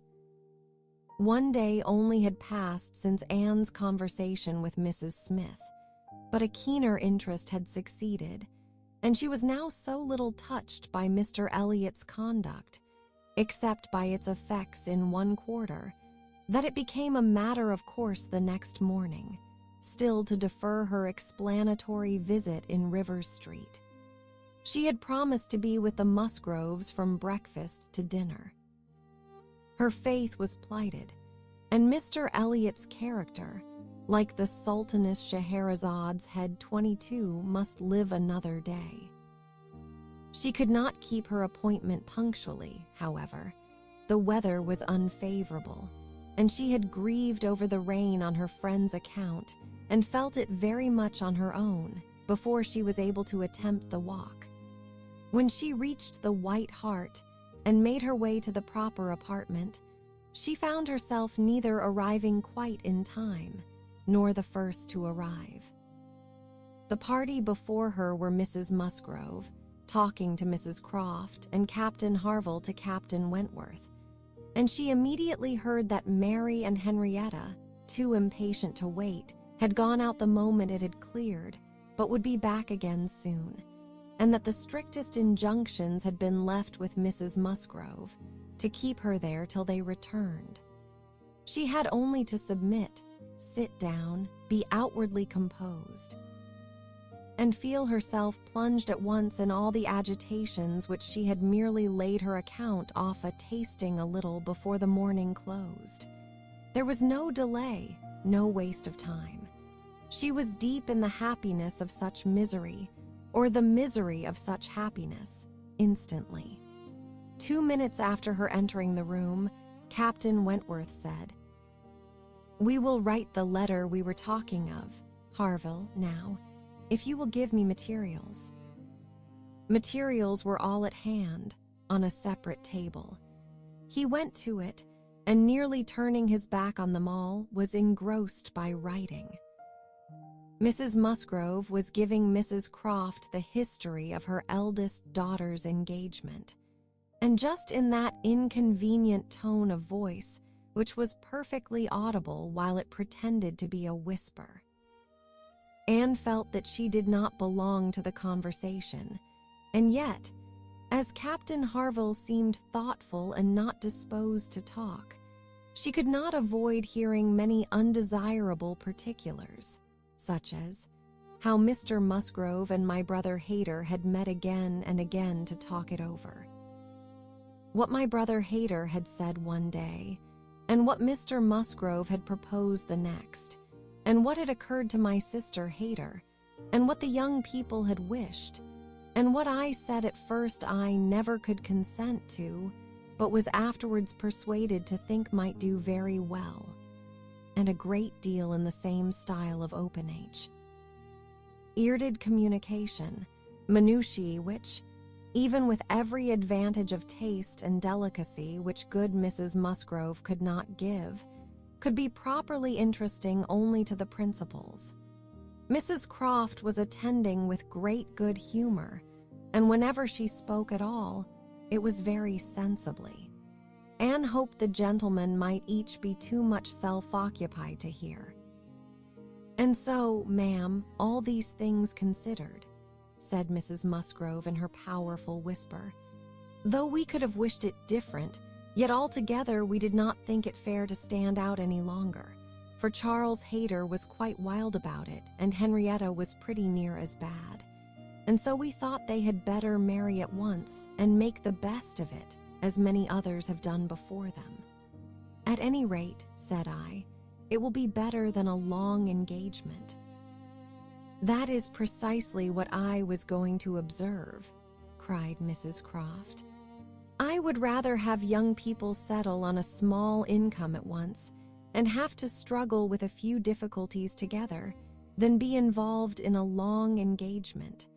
I always think that no mutual—" "Oh, dear Mrs. Croft," cried Mrs. Musgrove, unable to let her finish her speech, "there is nothing I so abominate for young people as a long engagement. It is what I always protested against for my children.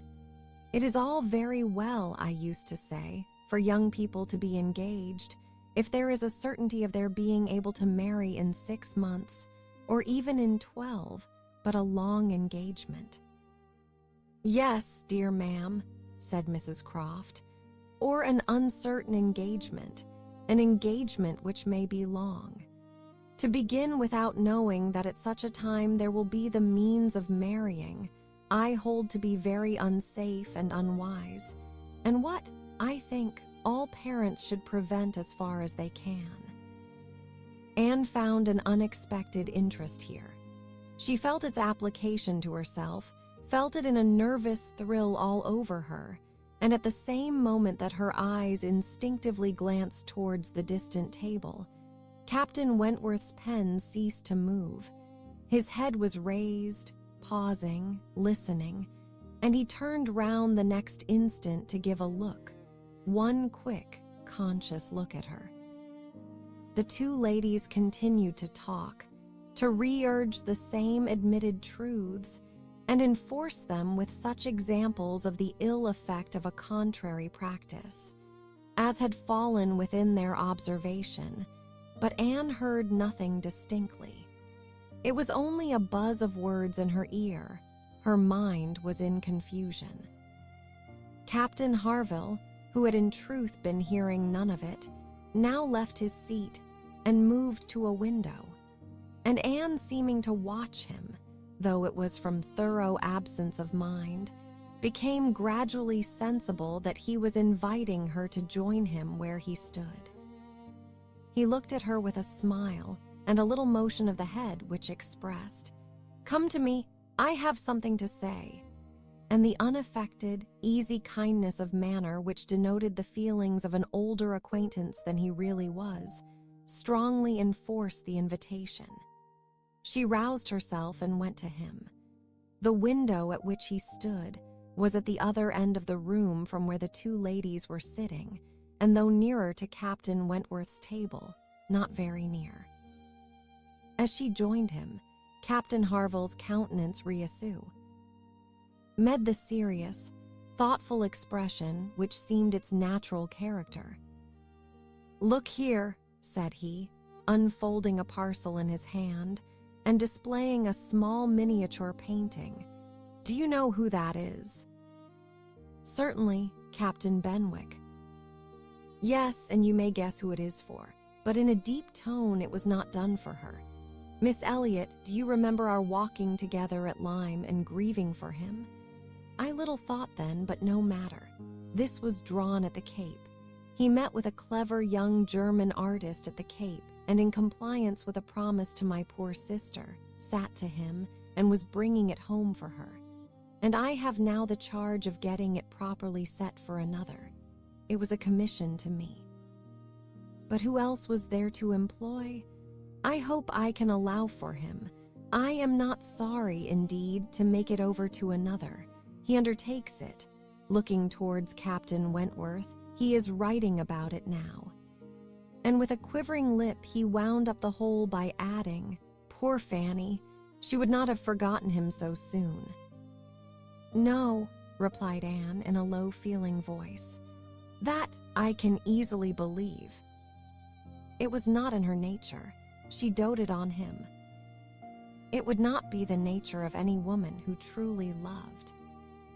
Captain Harville smiled as much as to say, "Do you claim that for your sex?" And she answered the question, smiling also, "Yes, we certainly do not forget you so soon as you forget us. It is, perhaps, our fate rather than our merit. We cannot help ourselves. We live at home, quiet, confined, and our feelings prey upon us. You are forced on exertion. You have always a profession, pursuits, business of some sort or other, to take you back into the world immediately, and continual occupation and change soon weaken impressions. Granting your assertion that the world does all this so soon for men, which, however, I do not think I shall grant, it does not apply to Benwick. He has not been forced upon any exertion. The peace turned him on shore at the very moment, and he has been living with us in our little family circle ever since." "True," said Anne, "very true, I did not recollect. But what shall we say now, Captain Harville? If the change be not from outward circumstances, it must be from within. It must be nature, man's nature, which has done the business for Captain Benwick." "No, no, it is not man's nature. I will not allow it to be more man's nature than woman's to be inconstant and forget those they do love or have loved. I believe the reverse. I believe in a true analogy between our bodily frames and our mental, and that as our bodies are the strongest, so are our feelings, capable of bearing most rough usage and riding out the heaviest weather." "Your feelings may be the strongest," replied Anne, "but the same spirit of analogy will authorize me to assert that ours are the most tender. Man is more robust than woman, but he is not longer lived, which exactly explains my view of the nature of their attachments. Nay, it would be too hard upon you if it were otherwise. You have difficulties and privations and dangers enough to struggle with. You are always laboring and toiling, exposed to every risk and hardship. Your home, country, friends, all quitted. Neither time, nor health, nor life to be called your own. It would be too hard indeed," with a faltering voice, "if woman's feelings were to be added to all this." "We shall never agree upon this question," Captain Harville was beginning to say, when a slight noise called their attention to Captain Wentworth's hitherto perfectly quiet division of the room. It was nothing more than that his pen had fallen down, but Anne was startled at finding him nearer than she had supposed, and half inclined to suspect that the pen had only fallen, because he had been occupied by them, striving to catch sounds, which yet she did not think he could have caught. "Have you finished your letter?" said Captain Harville. "Not quite, a few lines more. I shall have done in 5 minutes." "There is no hurry on my side. I am only ready whenever you are. I am in very good anchorage here," smiling at Anne, "well supplied and want for nothing. No hurry for a signal at all. Well, Miss Elliot," lowering his voice, "as I was saying, we shall never agree, I suppose, upon this point. No man and woman would, probably. But let me observe that all histories are against you, all stories, prose and verse. If I had such a memory as Benwick, I could bring you 50 quotations in a moment on my side the argument, and I do not think I ever opened a book in my life which had not something to say upon woman's inconstancy. Songs and proverbs all talk of woman's fickleness, but perhaps you will say, these were all written by men. Perhaps I shall. Yes, if you please.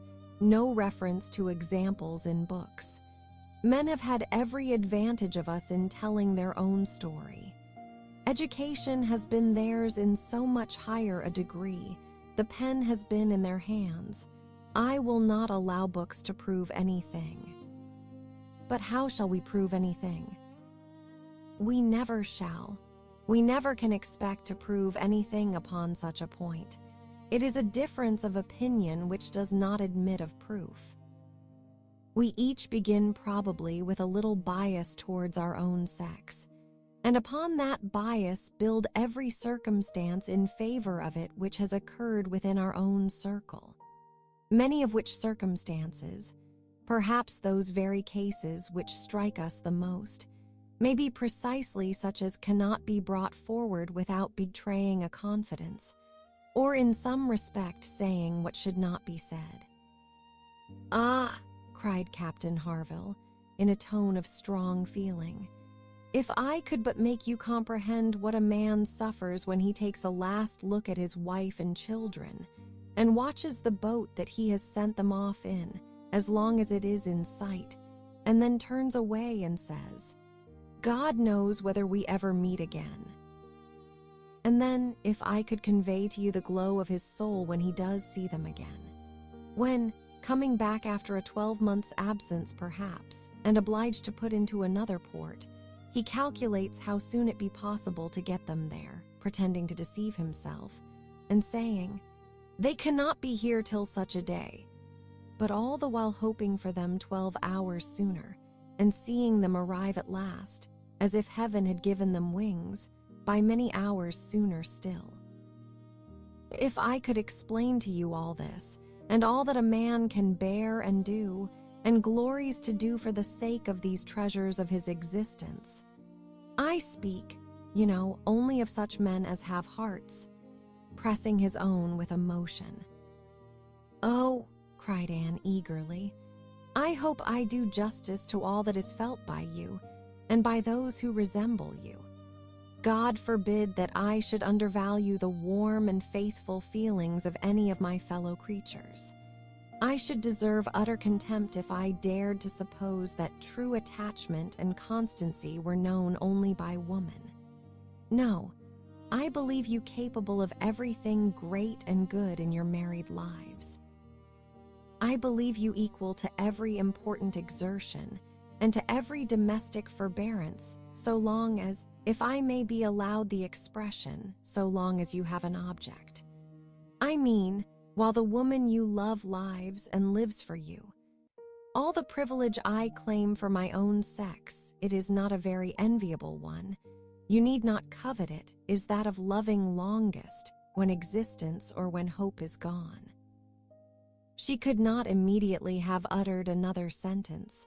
Her heart was too full, her breath too much oppressed. "You are a good soul," cried Captain Harville, putting his hand on her arm quite affectionately. "There is no quarreling with you, and when I think of Benwick, my tongue is tied." Their attention was called towards the others. Mrs.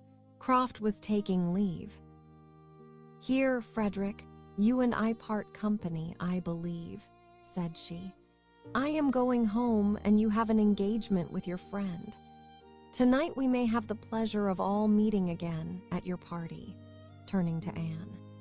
"We had your sister's card yesterday, and I understood Frederick had a card too, though I did not see it. And you are disengaged, Frederick, are you not, as well as ourselves?" Captain Wentworth was folding up a letter in great haste, and either could not or would not answer fully. "Yes," said he, "very true. Here we separate, but Harville and I shall soon be after you, that is, Harville. If you are ready, I am in half a minute. I know you will not be sorry to be off.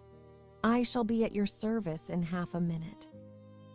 Mrs. Croft left them, and Captain Wentworth, having sealed his letter with great rapidity, was indeed ready, and had even a hurried, agitated air which showed impatience to be gone. Anne knew not how to understand it. She had the kindest "good morning, God bless you," from Captain Harville, but from him not a word nor a look. He had passed out of the room without a look. She had only time, however, to move closer to the table where he had been writing, when footsteps were heard returning. The door opened.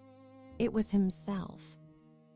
He begged their pardon, but he had forgotten his gloves, and instantly crossing the room to the writing table, and standing with his back towards Mrs. Musgrove, he drew out a letter from under the scattered paper, placed it before Anne with eyes of glowing entreaty fixed on her for a moment, and hastily collecting his gloves, was again out of the room, almost before Mrs. Musgrove was aware of his being in it, the work of an instant.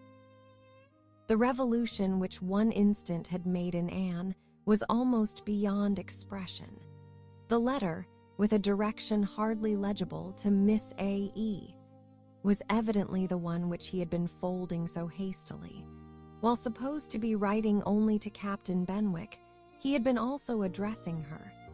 On the contents of that letter depended all which this world could do for her. Anything was possible. Anything might be defied rather than suspense. Mrs. Musgrove had little arrangements of her own at her own table.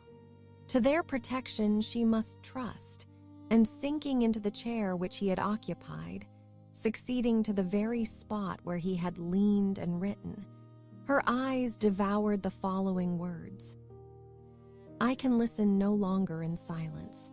I must speak to you by such means as are within my reach. You pierce my soul. I am half agony, half hope.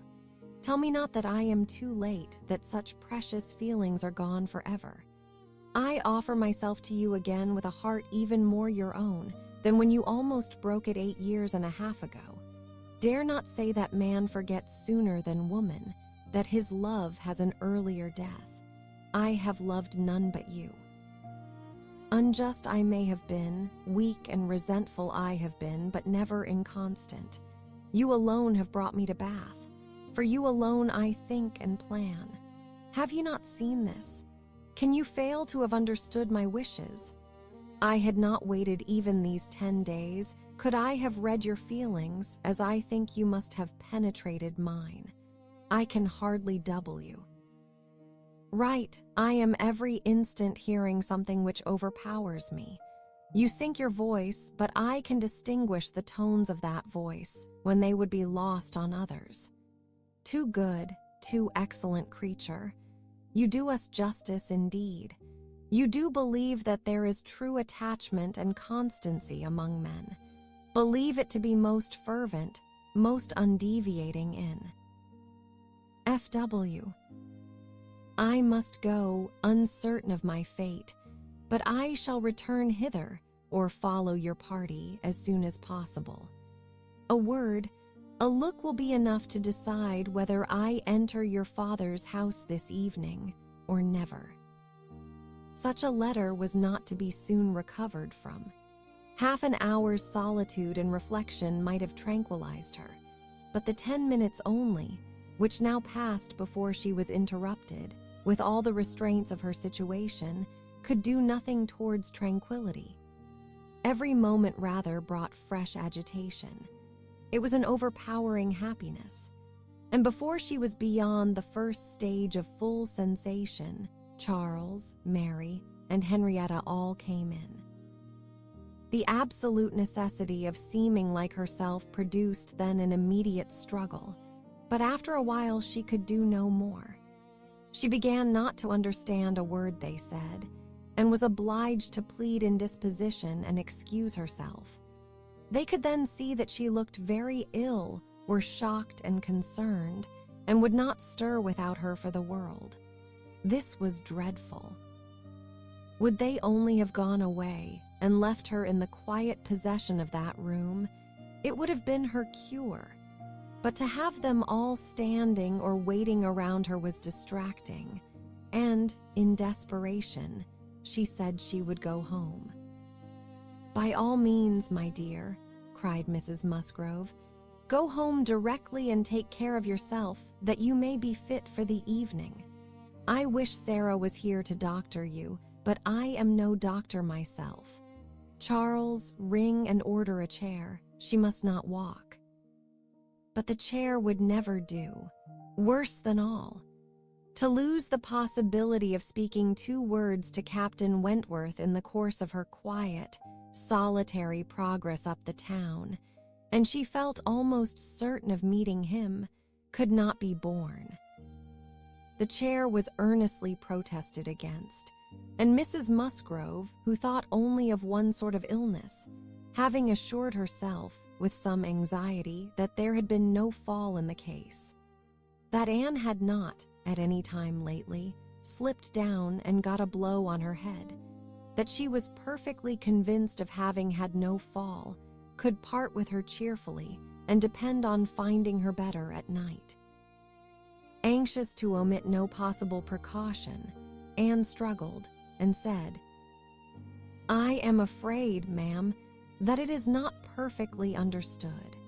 Pray be so good as to mention to the other gentlemen that we hope to see your whole party this evening.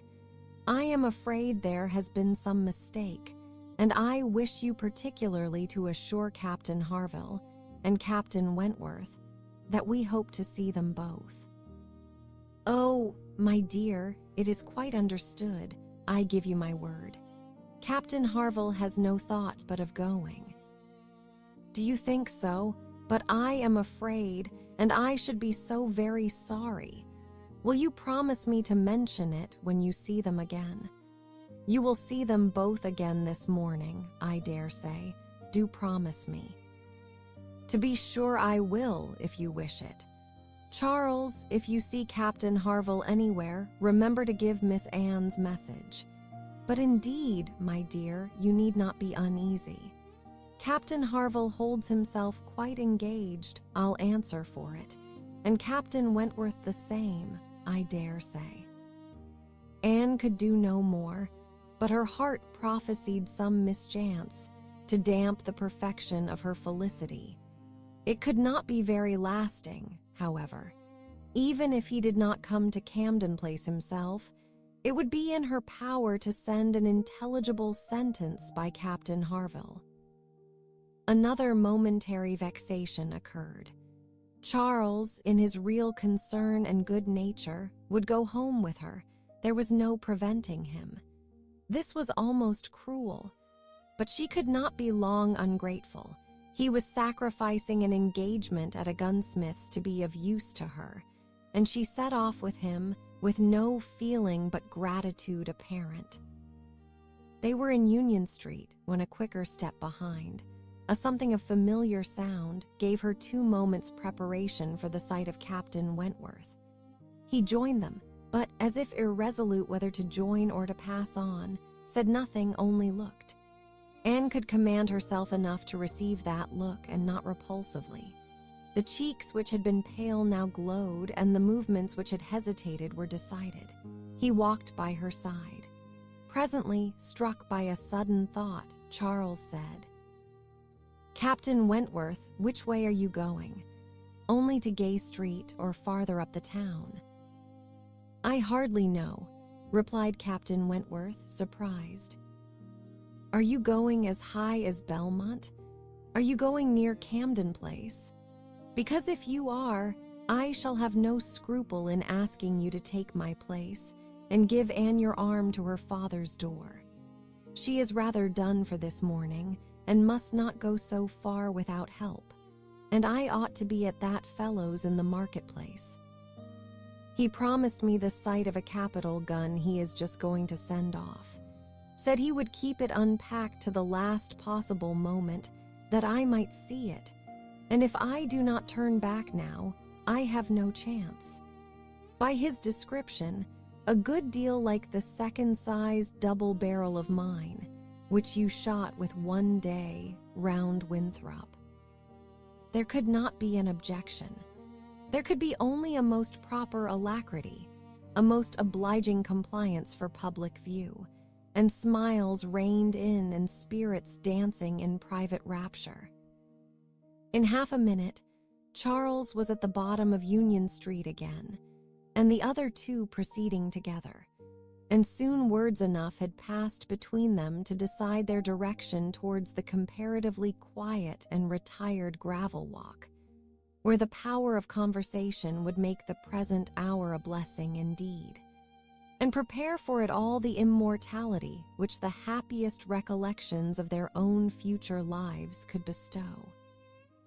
There they exchanged again those feelings and those promises which had once before seemed to secure everything, but which had been followed by so many years of division and estran. Gemment, there they returned again into the past, more exquisitely happy, perhaps, in their reunion than when it had been first projected, more tender, more tried, more fixed in a knowledge of each other's character, truth, and attachment, more equal to act, more justified in acting. And there, as they slowly paced the gradual ascent, heedless of every group around them, seeing neither sauntering politicians, bustling housekeepers, flirting girls, nor nursery maids and children, they could indulge in those retrospections and acknowledgments, and especially in those explanations of what had directly preceded the present moment, which were so poignant and so ceaseless in interest. All the little variations of the last week were gone through, and of yesterday and today th. Ere could scarcely be an end. She had not mistaken him. Jealousy of Mr. Elliot had been the retarding weight, the doubt, the torment. That had begun to operate in the very hour of first meeting her in Bath. That had returned, after a short suspension, to ruin the concert. And that had influenced him in everything he had said and done, or omitted to say and do, in the last 24 hours. It had been gradually yielding to the better hopes which her looks, or words, or actions occasionally encouraged. It had been vanquished at last by those sentiments and those tones which had reached him while she talked with Captain Harville, and under the irresistible governance of which he had seized a sheet of paper and poured out his feelings. Of what he had then written, nothing was to be retracted or qualified. He persisted in having loved none but her. She had never been supplanted. He never even believed himself to see her equal. Thus much indeed he was obliged to acknowledge, that he had been constant unconsciously, nay unintentionally, that he had meant to forget her and believed it to be done. He had imagined himself indifferent when he had only been angry, and he had been unjust to her merits because he had been a sufferer from them. Her character was now fixed on his mind as perfection itself, maintaining the loveliest medium of fortitude and gentleness. But he was obliged to acknowledge that only at Uppercross had he learnt to do her justice, and only at Lyme had he begun to understand himself. At Lyme he had received lessons of more than one sort. The passing admiration of Mr. Elliot had at least roused him, and the scenes on the Cobb and at Captain Harville's had fixed her superiority. In his preceding attempts to attach himself to Louisa Musgrove, the attempts of angry pride, he protested that he had forever felt it to be impossible, that he had not cared, could not care for Louisa, though, till that day, till the leisure for reflection which followed it, he had not understood the perfect excellence of the mind with which Louisa's could so ill bear a comparison, or the perfect, unrivaled hold it possessed over his own. There he had learnt to distinguish between the steadiness of principle and the obstinacy of self-will, between the darings of heedlessness and the resolution of a collected mind. There he had seen everything to exalt in his estimation the woman he had lost, and there begun to deplore the pride, the folly, the madness of resentment. Wick. H had kept him from trying to regain her when thrown in his way. From that period his penance had become severe. He had no sooner been free from the horror and remorse attending the first few days of Louisa's accident, no sooner begun to feel himself alive again, than he had begun to feel himself, though alive, not at liberty. "I found," said he, "that I was considered by Harville an engaged man, that neither Harville nor his wife entertained a doubt of our mutual attachment. I was startled and shocked. To a degree I could contradict this instantly, but when I began to reflect that others might have felt the same, her own family, nay, perhaps herself, I was no longer at my own disposal. I was hers in honor if she wished it. I had been unguarded. I had not thought seriously on this subject before. I had not considered that my excessive intimacy must have its danger of ill consequence in many ways, and that I had no right to be trying whether I could attach myself to either of the girls, at the risk of raising even an unpleasant report, were there no other ill effects. I had been grossly wrong, and mew. Sin abide the consequences.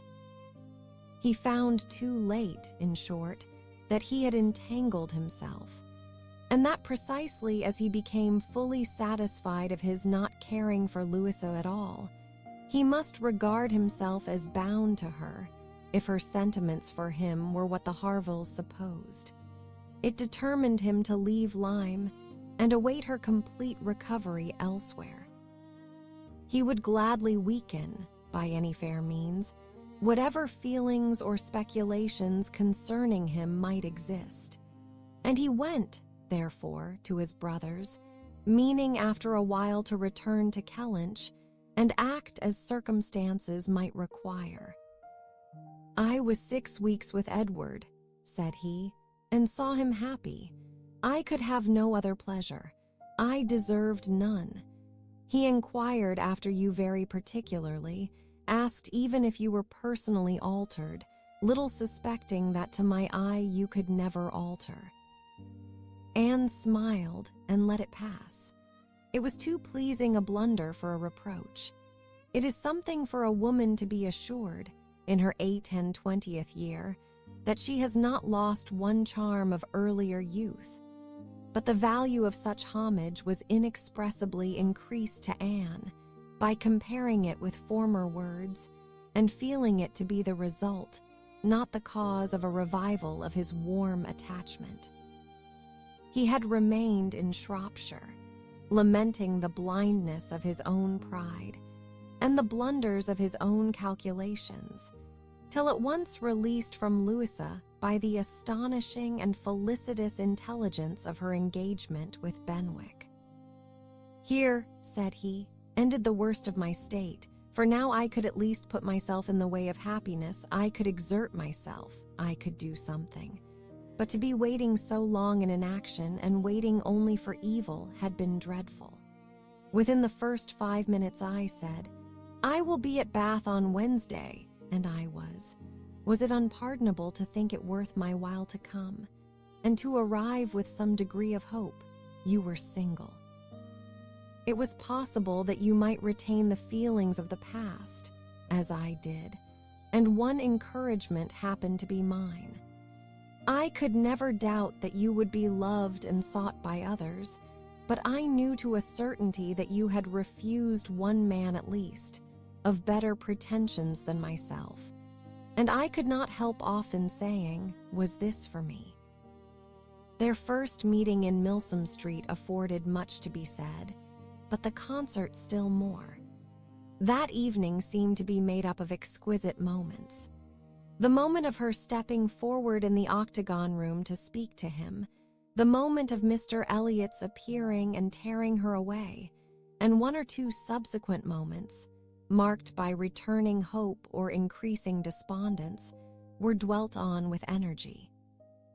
"To see you," cried he, "in the midst of those who could not be my well-wishers, to see your cousin close by you, conversing and smiling, and feel all the horrible eligibilities and proprieties of the match, to consider it as the certain wish of every being who could hope to influence you, even if your own feelings were reluctant or indifferent, to consider what powerful supports would be his. Was it not enough to make the fool of me which I appeared? How could I look on without agony? Was not the very sight of the friend who sat behind you, was not the recollection of what had been, the knowledge of her influence, the indelible, immovable impression of what Persuasion had once done, was it not all against me?"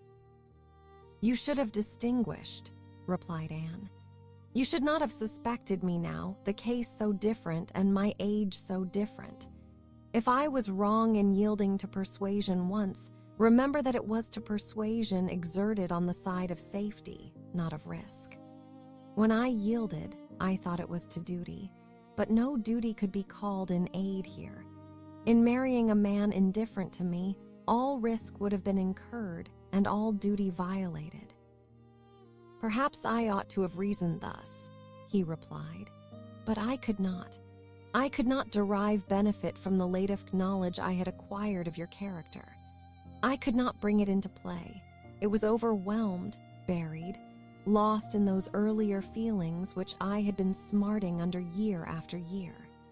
I could think of you only as one who had yielded, who had given me up, who had been influenced by anyone rather than by me.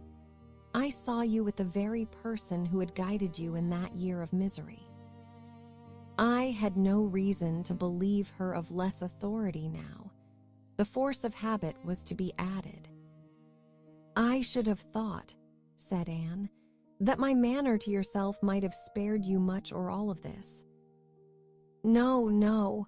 Your manner might be only the ease which your engagement to another man would give. I left you in this belief, and yet I was determined to see you again. My spirits rallied with the morning, and I felt that I had still a motive for remaining here."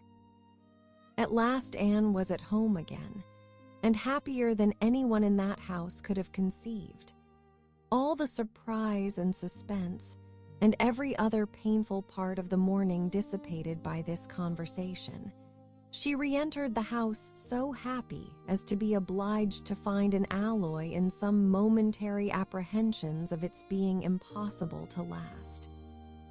An interval of meditation, serious and grateful, was the best corrective of everything dangerous in such high-wrought felicity, and she went to her room and grew steadfast and fearless in the thankfulness of her enjoyment. The evening came, the drawing rooms were lighted up, the company assembled. It was but a card party. It was but a mixture of those who had never met before and those who met too often, a commonplace business, too numerous for intimacy, too small for variety, but Anne had never found an evening shorter. Glowing and lovely in sensibility and happiness, and more generally admired than she thought about or cared for, she had cheerful or forbearing feelings for every creature around her. Mr. Elliot was there. She avoided, but she could pity him. The Wallises, she had amusement in understanding them.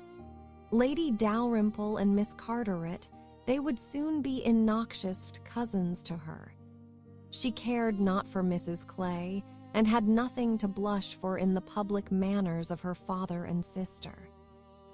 With the Musgroves, there was the happy chat of perfect ease. With Captain Harville, the kind-hearted intercourse of brother and sister. With Lady Russell, attempts at conversation, which a delicious consciousness cut short. With Admiral and Mrs. Croft, everything of peculiar cordiality and fervent interest, which the same consciousness sought to conceal. And with Captain Wentworth, some moments of communication continually occurring, and always the hope of more, and always the knowledge of his being there. It was in one of these short meetings, each apparently occupied in admiring a fine display of greenhouse plants, that she said, "I have been thinking over the past, and trying impartially to judge of the right and wrong, I mean with regard to myself, and I must believe that I was right, much as I suffered from it, that I was perfectly right in being guided by the friend whom you will love better than you do now.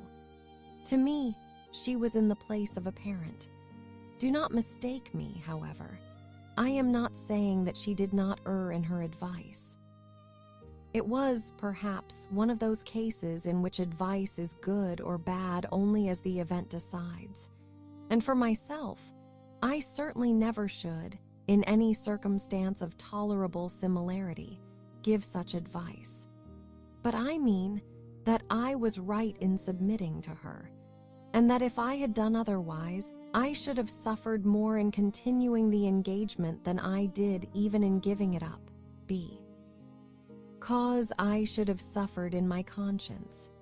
I have now, as far as such a sentiment is allowable in human nature, nothing to reproach myself with, and if I mistake not, a strong sense of duty is no bad part of a woman's portion." He looked at her, looked at Lady Russell, and looking again at her, replied, as if in cool deliberation, "Not yet, but there are hopes of her being forgiven in time. I trust to being in charity with her soon. But I too have been thinking over the past, and a question has suggested itself, whether there may not have been one person more my enemy even than that lady. My own self. Tell me if, when I returned to England in the year 8 with a few £1,000 and was posted into the Laconia, if I had then written to you, would you have answered my letter? Would you, in short, have renewed the engagement then?"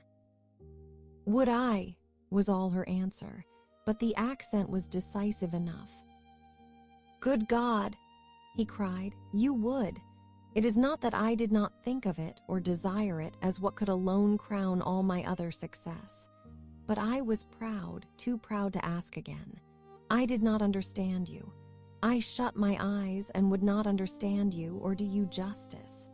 This is a recollection which ought to make me forgive every one sooner than myself. 6 years of separation and suffering might have been spared. It is a sort of pain, too, which is new to me. I have been used to the gratification of believing myself to earn every blessing that I enjoyed. I have valued myself on honorable toils and just rewards. Like other great men under reverses," he added with a smile, "I must endeavor to subdue my mind to my fortune. I must learn to brook being happier than I deserve." 24. Who can be in doubt of what followed? When any two young people take it into their heads to marry, they are pretty sure by perseverance to carry their point, be they ever so poor, or ever so imprudent, or ever so little likely to be necessary to each other's ultimate comfort. This may be bad morality to conclude with, but I believe it to be truth, and if such parties succeed, how should a Captain Wentworth and an Anne Elliot, with the advantage of maturity of mind, consciousness of right, and one independent fortune between them, fail of bearing down every opposition? They might in fact have borne down a great deal more than they met with, for there was little to distress them beyond the want of graciousness and warmth. Sir Walter made no objection, and Elizabeth did nothing. Worse than look cold and unconcerned, Captain Wentworth, with £25,000, and as high in his profession as merit and activity could place him, was no longer nobody. He was now esteemed quite worthy to address the daughter of a foolish, spendthrift baronet, who had not had principle or sense enough to maintain himself in the situation in which Providence had placed him, and who could give his daughter at present but a small part of the share of £10,000 which must be hers hereafter, fee. Sir Walter, indeed, though he had no affection for Anne, and no vanity flattered to make him really happy on the occasion, was very far from thinking it a bad match for her. On the contrary, when he saw more of Captain Wentworth, saw him repeatedly by daylight and eyed him well, he was very much struck by his personal claims, and felt that his superiority of appearance might be not unfairly balanced against her superiority of rank. And all this, assisted by his well-sounding name, enabled Sir Walter at last to prepare his pen with a very good grace for the insertion of the marriage in the volume of honor. The only one among them whose opposition of feeling could excite any serious anxiety was Lady Russell. Anne knew that Lady Russell must be suffering some pain in understanding and relinquishing Mr. Elliot, and be making some struggles to become truly acquainted with and do justice to Captain Wentworth.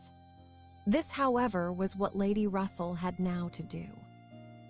She must learn to feel that she had been mistaken with regard to both, that she had been unfairly influenced by appearances in each, that because Captain Wentworth's manners had not suited her own ideas, she had been too quick in suspecting them to indicate a character of dangerous impetuosity, and that because Mr. Elliot's manners had precisely pleased her in their propriety and correctness, their general politeness and suavity.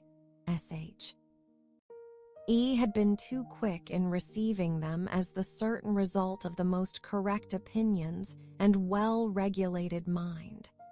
There was nothing less for Lady Russell to do than to admit that she had been pretty completely wrong, and to take up a new set of opinions and of hopes. There is a quickness of perception in some, a nicety in the discernment of character, a natural penetration, in short, which no experience in others can equal, and Lady Russell had been less gifted in this part of understanding than her young friend. But she was a very good woman, and if her second object was to be sensible and well-judging, her first was to see Anne happy. She loved Anne better than she loved her own abilities, and when the awkwardness of the beginning was over, found little hardship in attaching herself as a mother to the man who was securing the happiness of her other child. Of all the family, Mary was probably the one most immediately gratified by the circumstance. It was creditable to have a sister married, and she might flatter herself with having been greatly instrumental to the connection by keeping Anne with her in the autumn, and as her own sister must be better than her husband's sisters. It was very agreeable that Captain Wentworth should be a richer man than either Captain Benwick or Charles Hayter. She had something to suffer perhaps when they came into contact again, in seeing Anne restored to the rights of seniority, FF and the mistress of a very pretty landowlet, FG, but she had a future to look forward to of powerful consolation. Anne had no upper Cross Hall before her, no landed estate, no headship of a family, and if they could but keep Captain Wentworth from being made a baronet, she would not change situations with Anne. It would be well for the eldest sister if she were equally satisfied with her situation, for a change is not very probable there. She had soon the mortification of seeing Mr. Elliot withdraw, and no one of proper condition has since presented himself to raise even the unfounded hopes which sunk with him. The news of his cousin Anne's engagement burst on Mr. Elliot most unexpectedly. It deranged his best plan of domestic happiness, his best hope of keeping Sir Walter single by the watchfulness which a son-in-law's rights would have given. But, though discomfited and disappointed, he could still do something for his own interest and his own enjoyment. He soon quitted Bath, and on Mrs. Clay's quitting it likewise soon afterwards, and being next heard of as established under his protection F.H. in London, it was evident how double a game he had been playing, and how determined he was to save himself from being cut out by one artful woman, at least. Mrs. Clay's affections had overpowered her interest, and she had sacrificed, for the young man's sake, the possibility of scheming longer for Sir Walter. She has abilities, however, as well as affections, and it is now a doubtful point whether his cunning, or hers, may finally carry the day. Whether, after preventing her from being the wife of Sir Walter, he may not be wheedled and caressed at last into making her the wife of Sir William. It cannot be doubted that Sir Walter and Elizabeth were shocked and mortified by the loss of their companion and the discovery of their deception in her. They had their great cousins, to be sure, to resort to for comfort, but they must long feel that to flatter and follow others, without being flattered and followed in turn, is but a state of half-enjoyment. Anne, satisfied at a very early period of Lady Russell's meaning to love Captain Wentworth as she ought, had no other alloy to the happiness of her prospects than what arose from the consciousness of having no relations to bestow on him which a man of sense could value. There she felt her own inferiority keenly.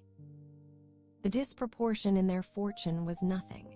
It did not give her a moment's regret, but to have no family to receive and estimate him properly, nothing of respectability, of harmony, of goodwill to offer in return for all the worth and all the prompt welcome which met her in his brothers and sisters, was a source of as lively pain as her mind could well be sensible of, under circumstances of otherwise strong felicity.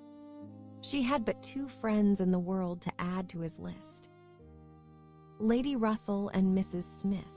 To those, however, he was very well disposed to attach himself. Lady Russell, in spite of all her former transgressions, he could now value from his heart.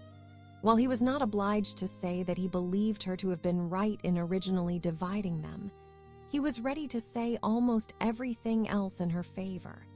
And as for Mrs. Smith, she had claims of various kinds to recommend her quickly and permanently.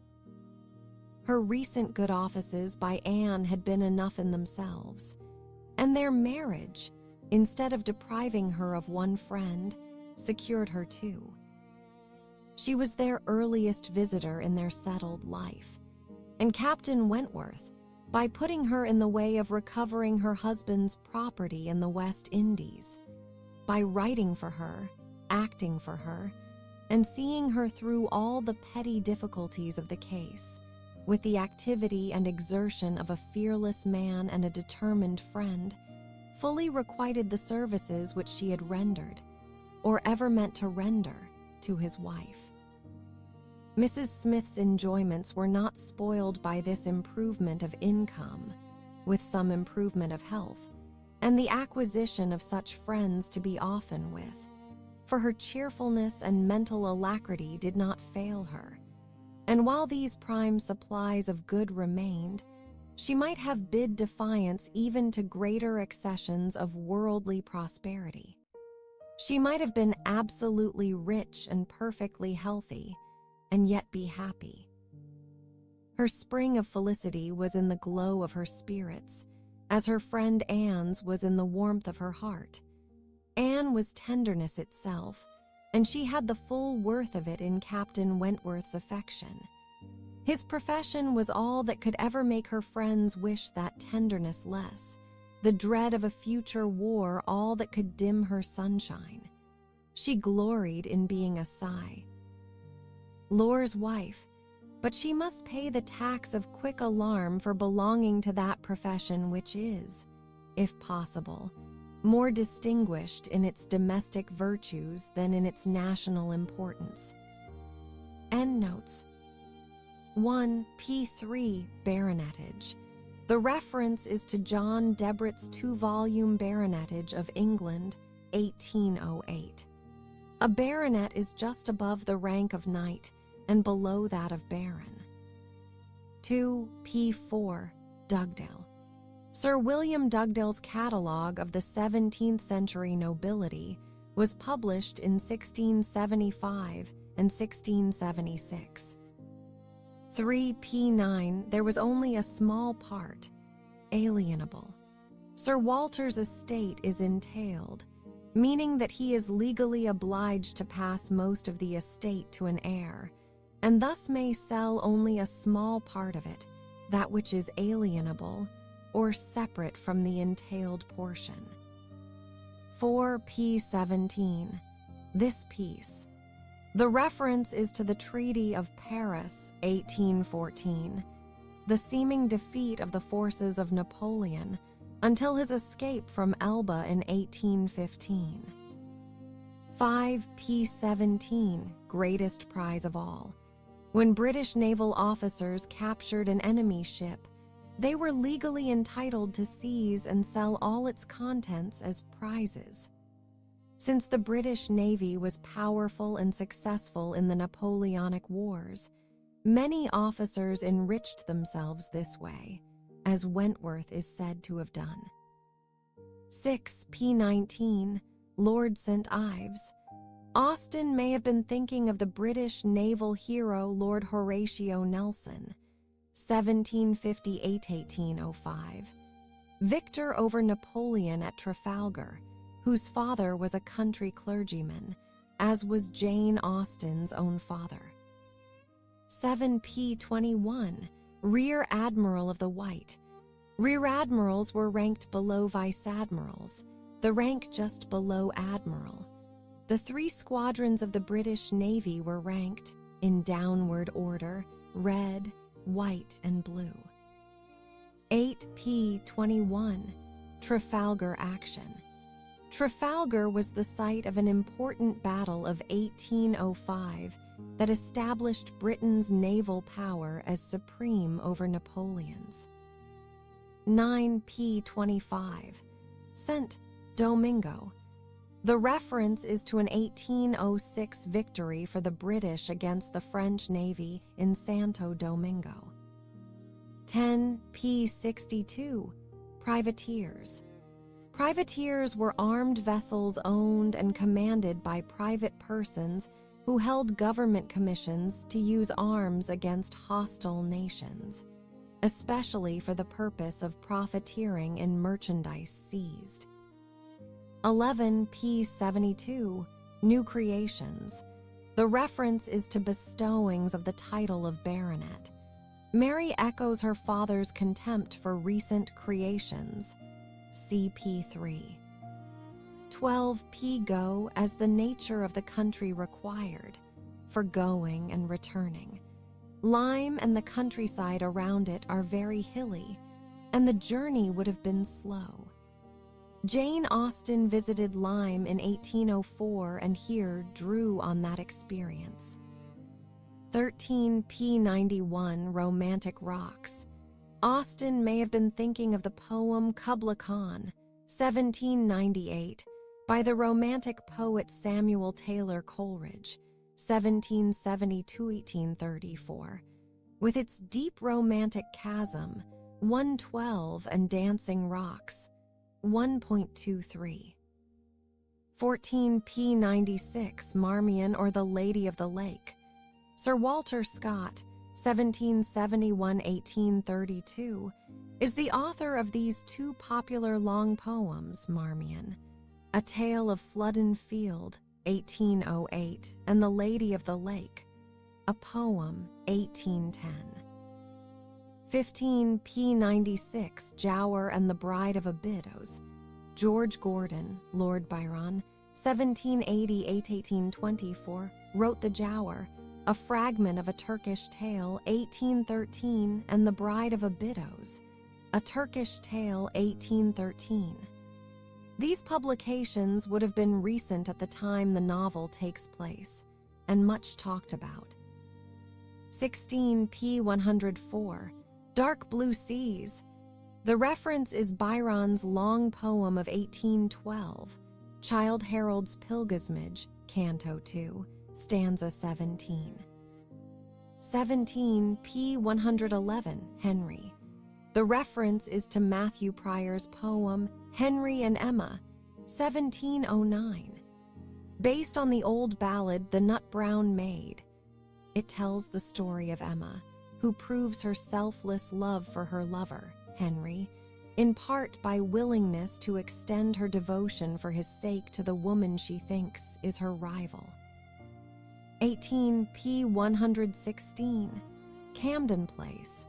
Jane Austen drew here and elsewhere on her knowledge of baths, addresses, and establishments, with their varying indications of social status and fashionability.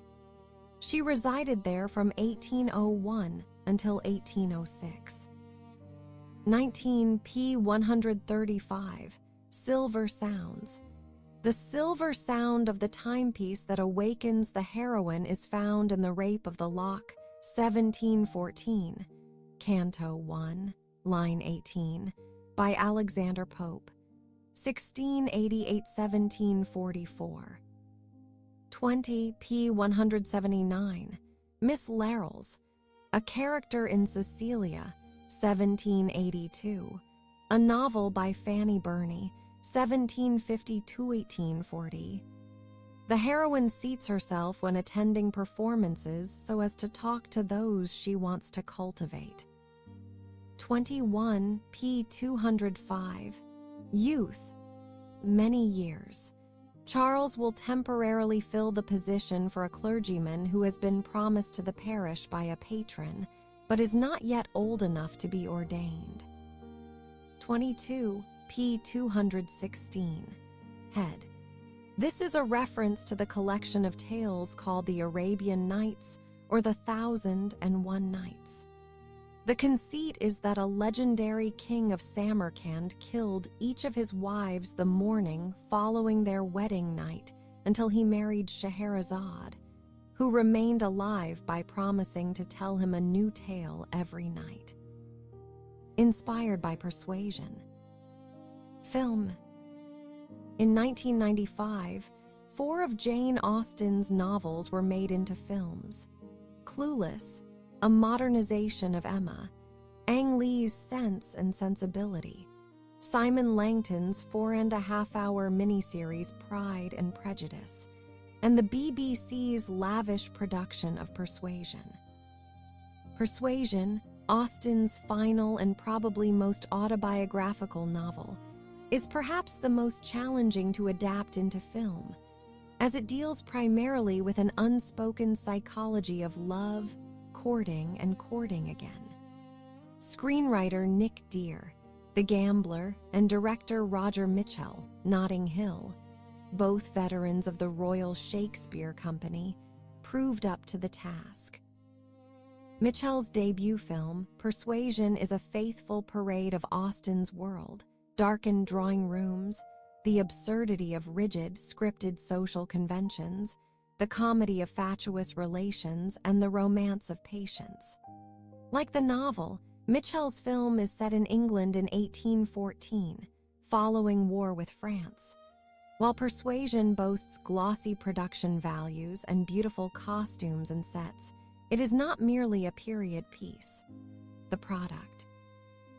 Ian's crown jewel is Amanda Root, who turns in a brilliant performance, playing the fiercely intelligent, regretful, and frustrated Anne Elliot with subtlety and nuance.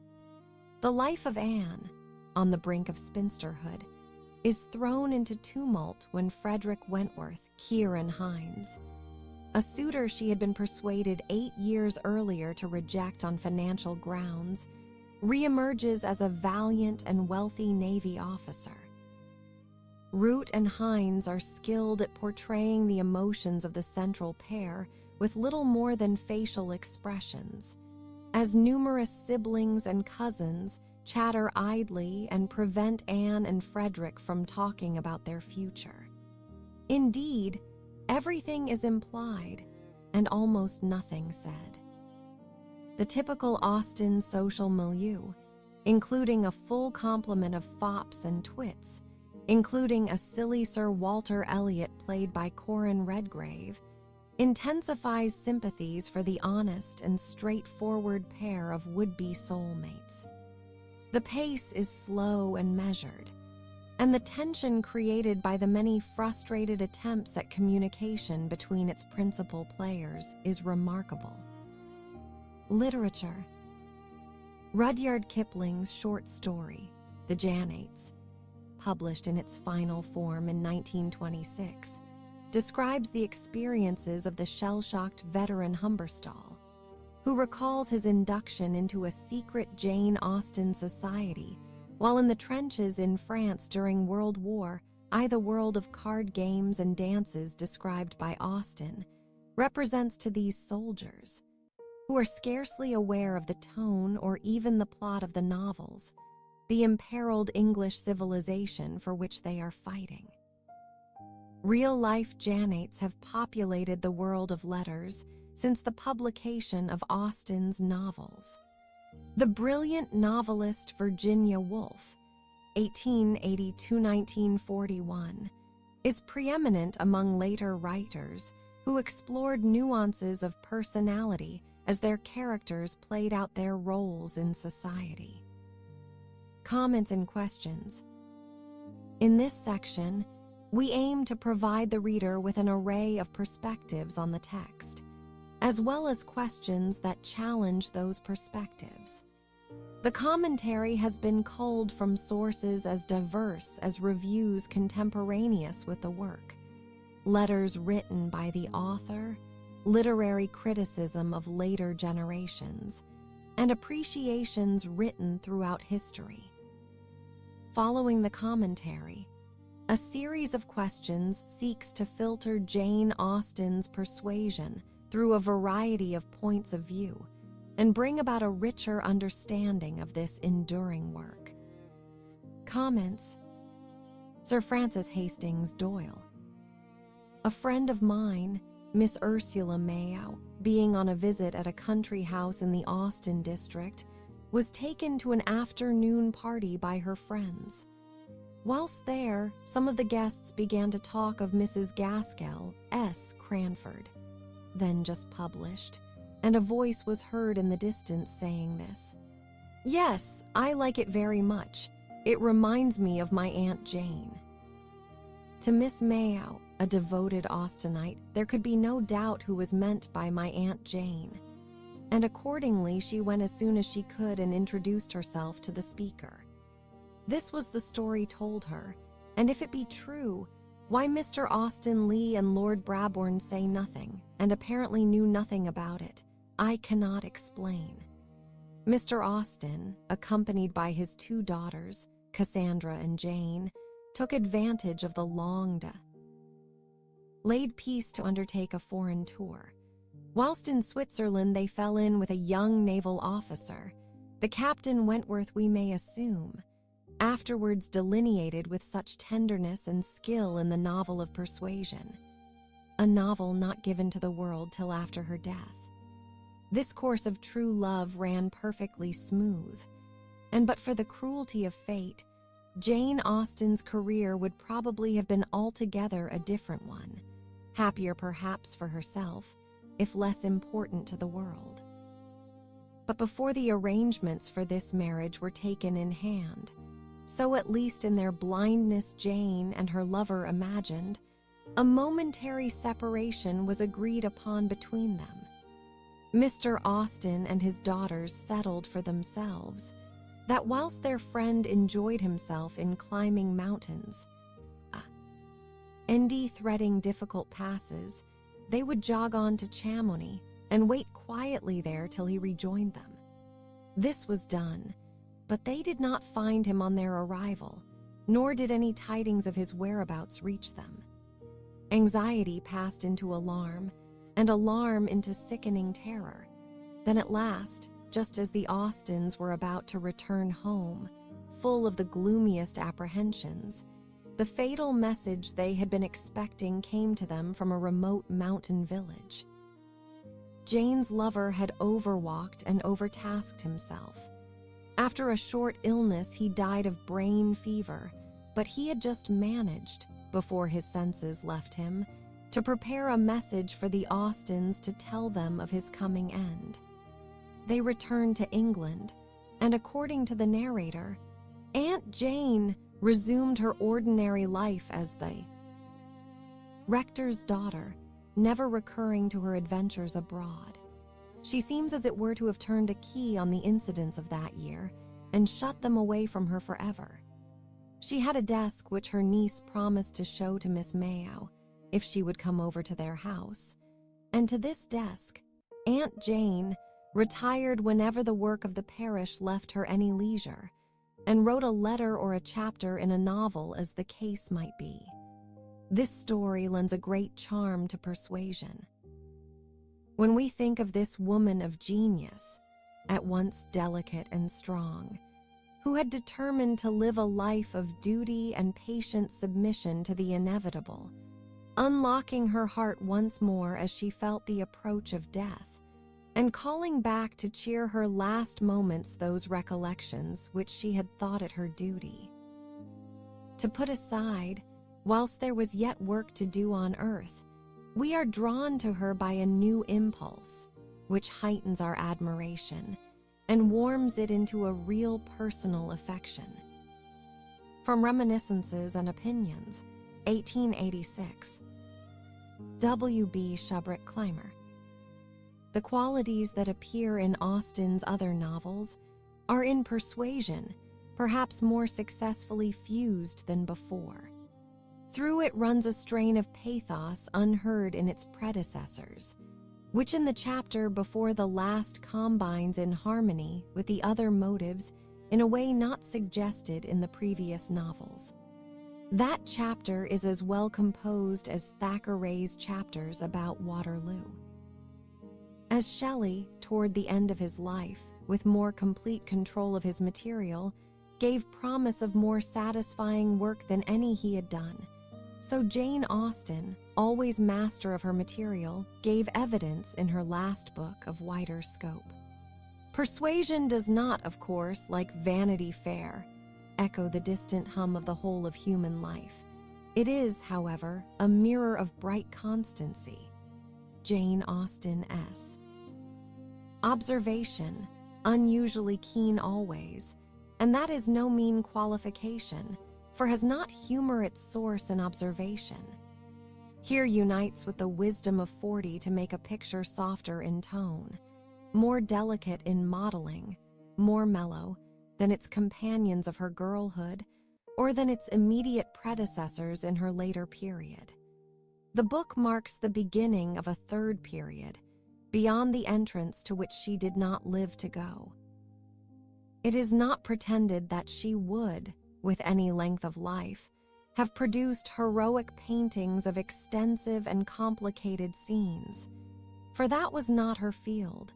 It may reasonably be supposed that, had she lived, her miniatures might, in succeeding years, have shown predominantly the sympathetic quality which in Persuasion begins to assert itself. From Scribner's Magazine, March 1891. The Atlantic Monthly. From the girlish Jew Desprit the Mystery, a satire on the prevailing school of comedy, to Persuasion, with its quiet undertones and atmosphere of afterglow, Jane Austen was essentially a comic writer. We have but to compare her Emma with Gwendolen in Daniel Deronda to know the difference between the affectionately comic and the tragic treatment of similar characters. Miss Austen could never have solved the problem of modern art, which has been to portray the human while rising superior to a new necessity, more terrible than the fate the ancients knew.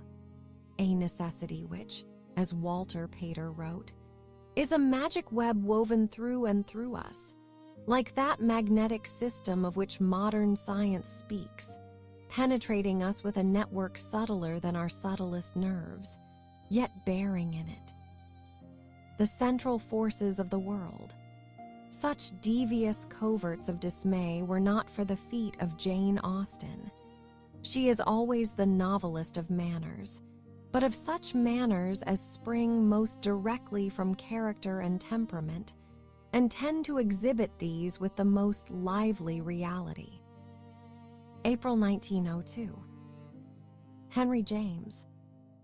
The key to Jane Austen's fortune with posterity has been in part the extraordinary grace of her facility, in fact of her unconsciousness.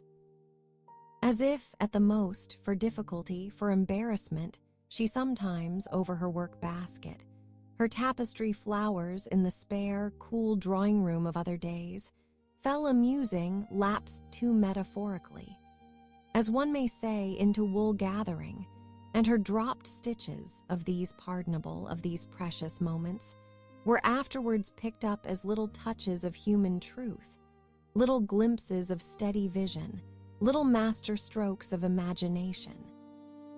From the Question of Our Speech, 1905. Questions. 1. Jane Austen is often described as a novelist of manners. What happens when the manners depicted in her novels no longer prevail? Given her continuous popularity, there must be something else. What would that be? 2. Does Jane Austen ridicule a particular set of people with her wit? Or is she witty at the expense of everybody? Is it possible to derive a system of values from her wit? 3. Do we have any equivalent to the markers of social rank depicted in Austen's novels? 4. Would you describe Jane Austen as reactionary, conservative, middle of the road, liberal or radical or eclectic? For further reading. Biographies. Austen Leigh James Edward, A Memoir of Jane Austen, 1870, edited and with an introduction and notes by R.W. Chapman. Oxford, Clarendon Press, 1926. The first book-length biography of Jane Austen, written by her nephew, a clergyman. Honan Park, Jane Austen, Her Life. New York, St. Martin's Press, 1987. A careful, painstakingly researched biography, balanced and reliable. Tomalin Clare, Jane Austen, A Life. New York, Alfred A. Knopf, 1997. This biography is much more readable than Honan's, but contains far more speculative material. Criticism. Brown, Julia Prewitt, Jane Austen's Novels, Social Change and Literary Form. Cambridge, Ma, Harvard University Press, 1979. A feminist critic here considers Austen's novels in the light of changing ideas of marriage. Butler, Marilyn, Jane Austen and the War of Ideas. Oxford, Clarendon Press, 1975. Butler's critical study, which examines Austen's conservative politics, has been important to the historicist school of criticism of Austen's work. Copeland, Edward, and Juliet McMaster, eds. The Cambridge Companion to Jane Austen. Cambridge and New York, Cambridge University Press, 1997.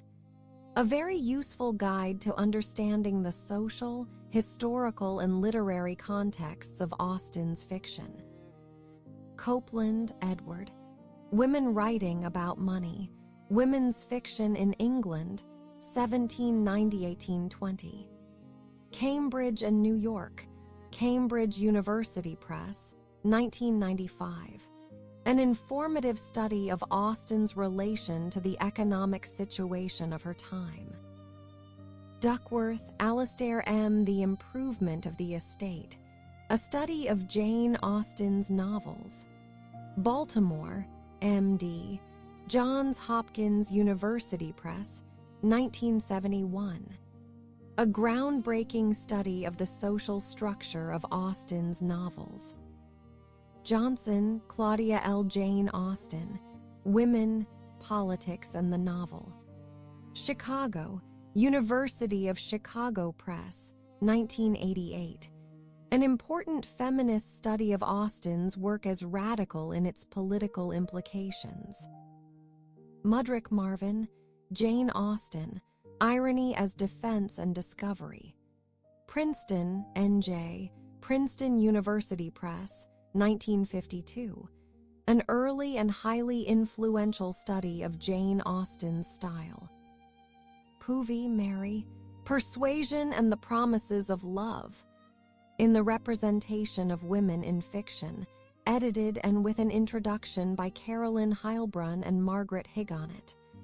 Baltimore, M.D., Johns Hopkins University Press, 1983, pp. 171–177. Southam, B.C., ed., Jane Austen, The Critical Heritage. Vol. 1, 1811–1870, Vol.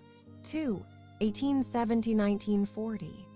London, Routledge and K. Paul, 1968. An indispensable collection of contemporary critical reactions to Austen's novels from the earliest publication. Persuasion, The Cancelled Chapters. In the Jane Austen Companion, edited by J. D. Gray. New York, Macmillan, 1986. This essay offers a fascinating look at the way Jane Austen revised the final chapters of Persuasion. Other works cited in the introduction. Duty, Margaret, the short fiction in the Cambridge Companion to Jane Austen, edited by Edward Copeland and Juliet McMaster. Cambridge, Cambridge University Press, 1997. Gilbert, Sandra, and Susan Gubar, The Madwoman in the Attic, The Woman Writer and the 19th Century Literary Imagination. New Haven, CT, Yale University Press, 1979. Harding, D.W., Regulated Hatred, an aspect of the work of Jane Austen, 1940.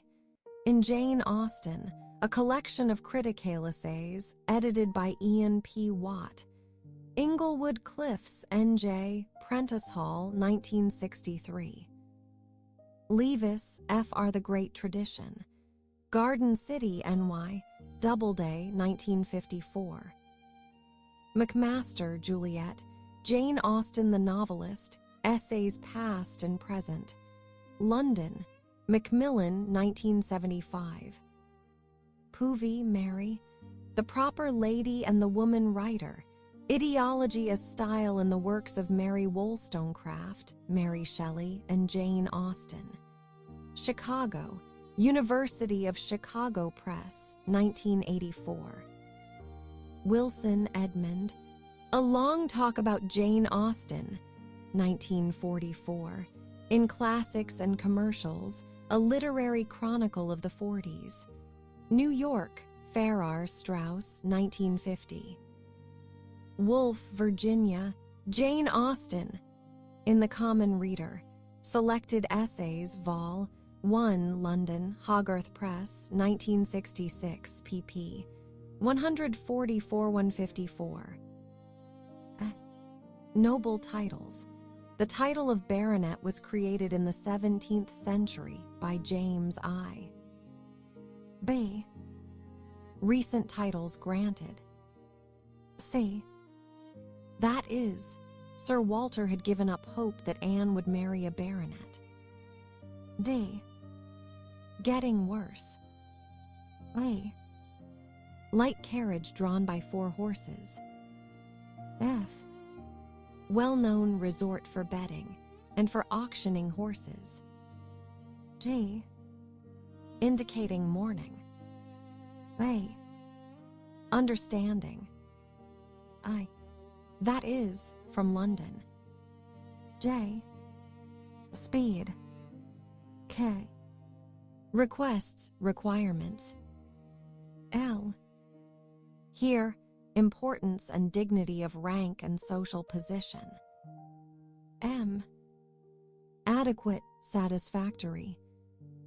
N.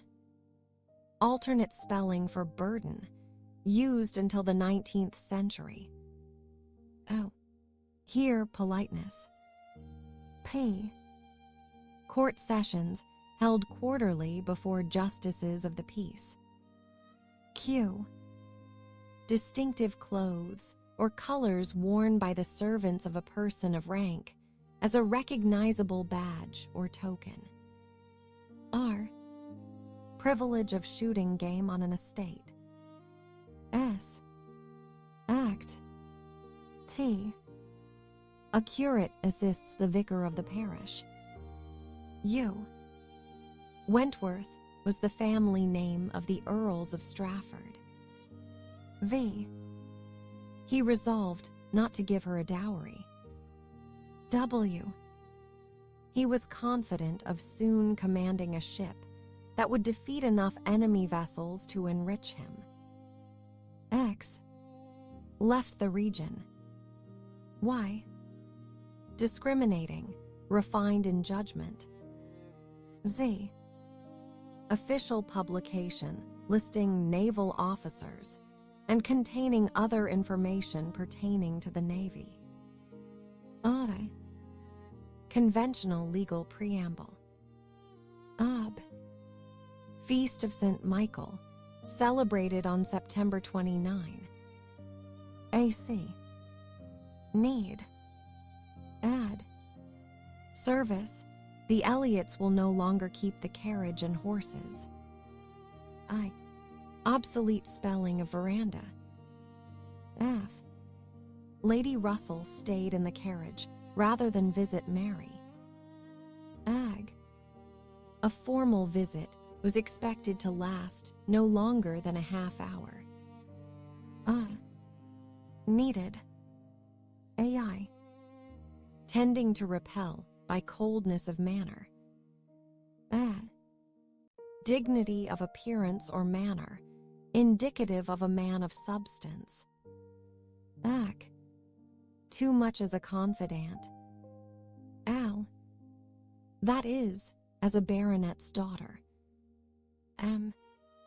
Precedence dictated by social rank. N. Acknowledge ownership by. O. Because Charles's curricle can hold only 2 people. Ap. The title, Mr., indicates that the oldest brother is meant. Ac. Being brought. R. Inure a custom. As unmoved, indifferent. At. That is, his wine cellars. O. General medical practitioner, whose training is less rigorous than a physician's. Av. Brother-in-law S. I. Obsolete spelling of T's here means to annoy with persistence. Ax. Persuasion against one's better judgment. I. Official publication listing naval officers and containing other information pertaining to the Navy. As. Small warship with 1 mast. By. High-placed connections. By B. Long cloak. BC. War vessel of the French Navy. By D. France. B. The ship's classification by size and value. BF, probably the Hebrides. BG, Strait of Gibraltar. BA, larger ships. BI, county court sessions. BJ, light carriage for 2 people.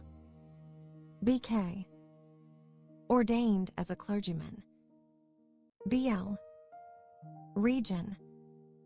BM, take precedence over me as wife of a baronet. BN, property owned as opposed to leased.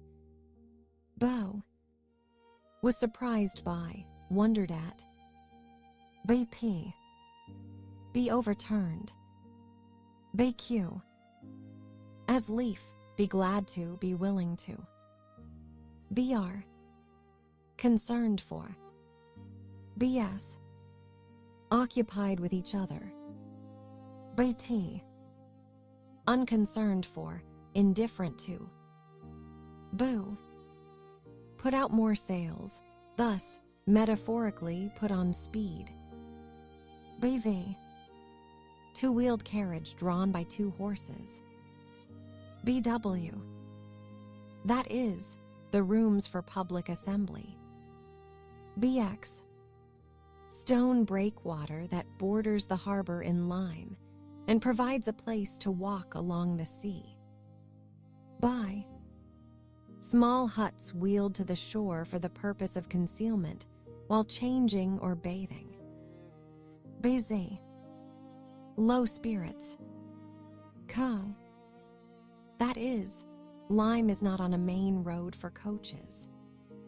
CB, settle. CC, exemption from obligation to reside in the parish. CD, a panel is a rare spelling, was a piece of cloth placed under the saddle that displayed the family's coat of arms. C, that is, appointed the ship's captain. CF, hanged. CG, forced by necessity. CH, at that time, a surgeon was a general medical practitioner, often called to treat wounds. CI, most respectable looking. CJ, that is, of the journey. CK, occupied with. CL, something that serves as security for the future. CM, fed. CN, blisters or sores. Co, short-lived but heavy rain. CP, rented dwellings. CQ, house on the grounds of a mansion. CR, alternate spelling of plaster, in this case, a bandage. Break his head and give him a plaster is a proverbial expression. CS, relations, extended kin.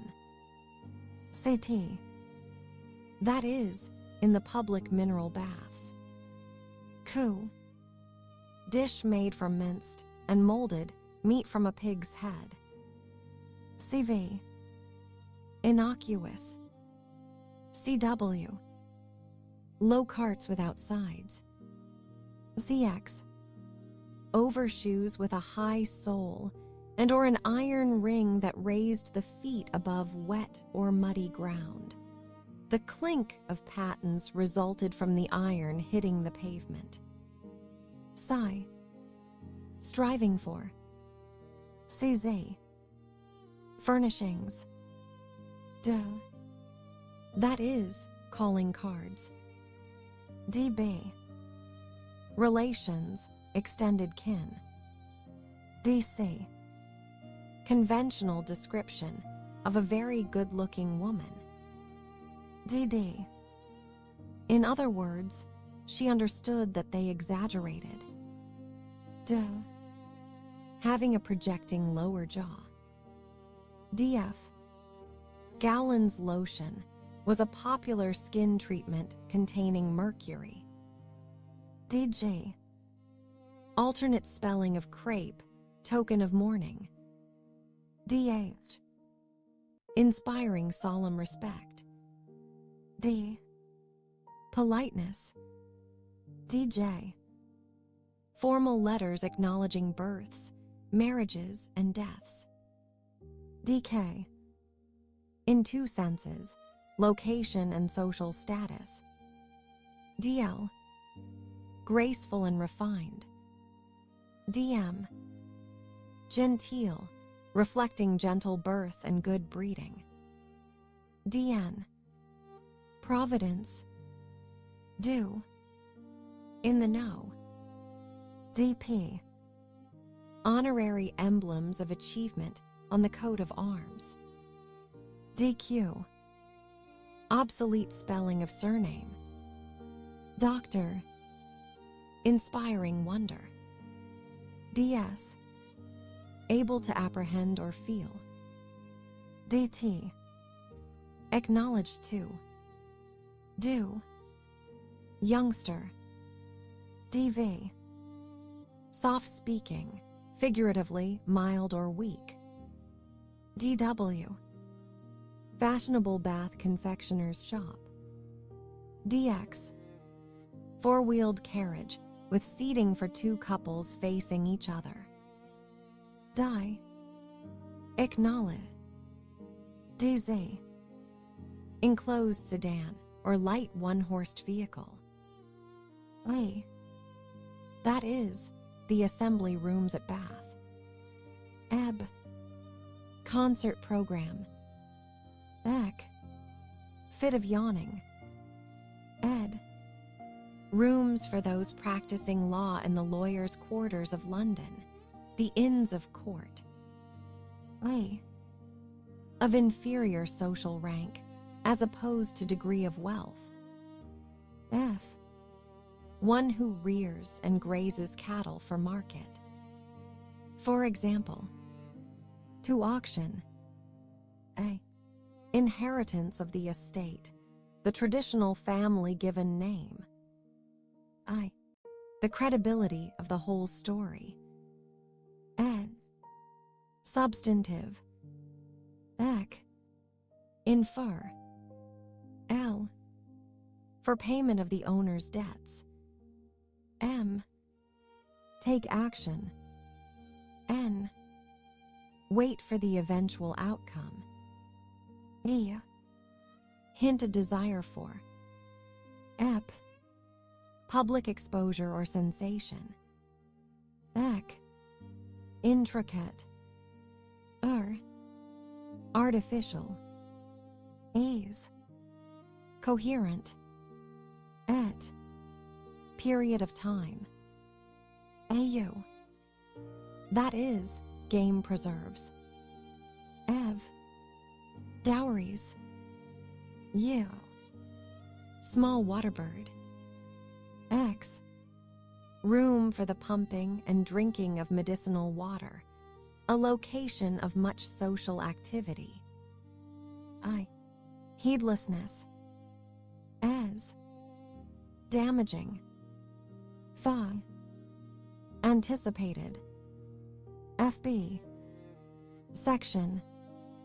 FC. Recent. FD. Innocuous. Fee. At their father's death. FF. Priority due to the older sister, now that Anne too is married. FG. Small four-wheeled carriage with folding top. FA. Kept as a mistress,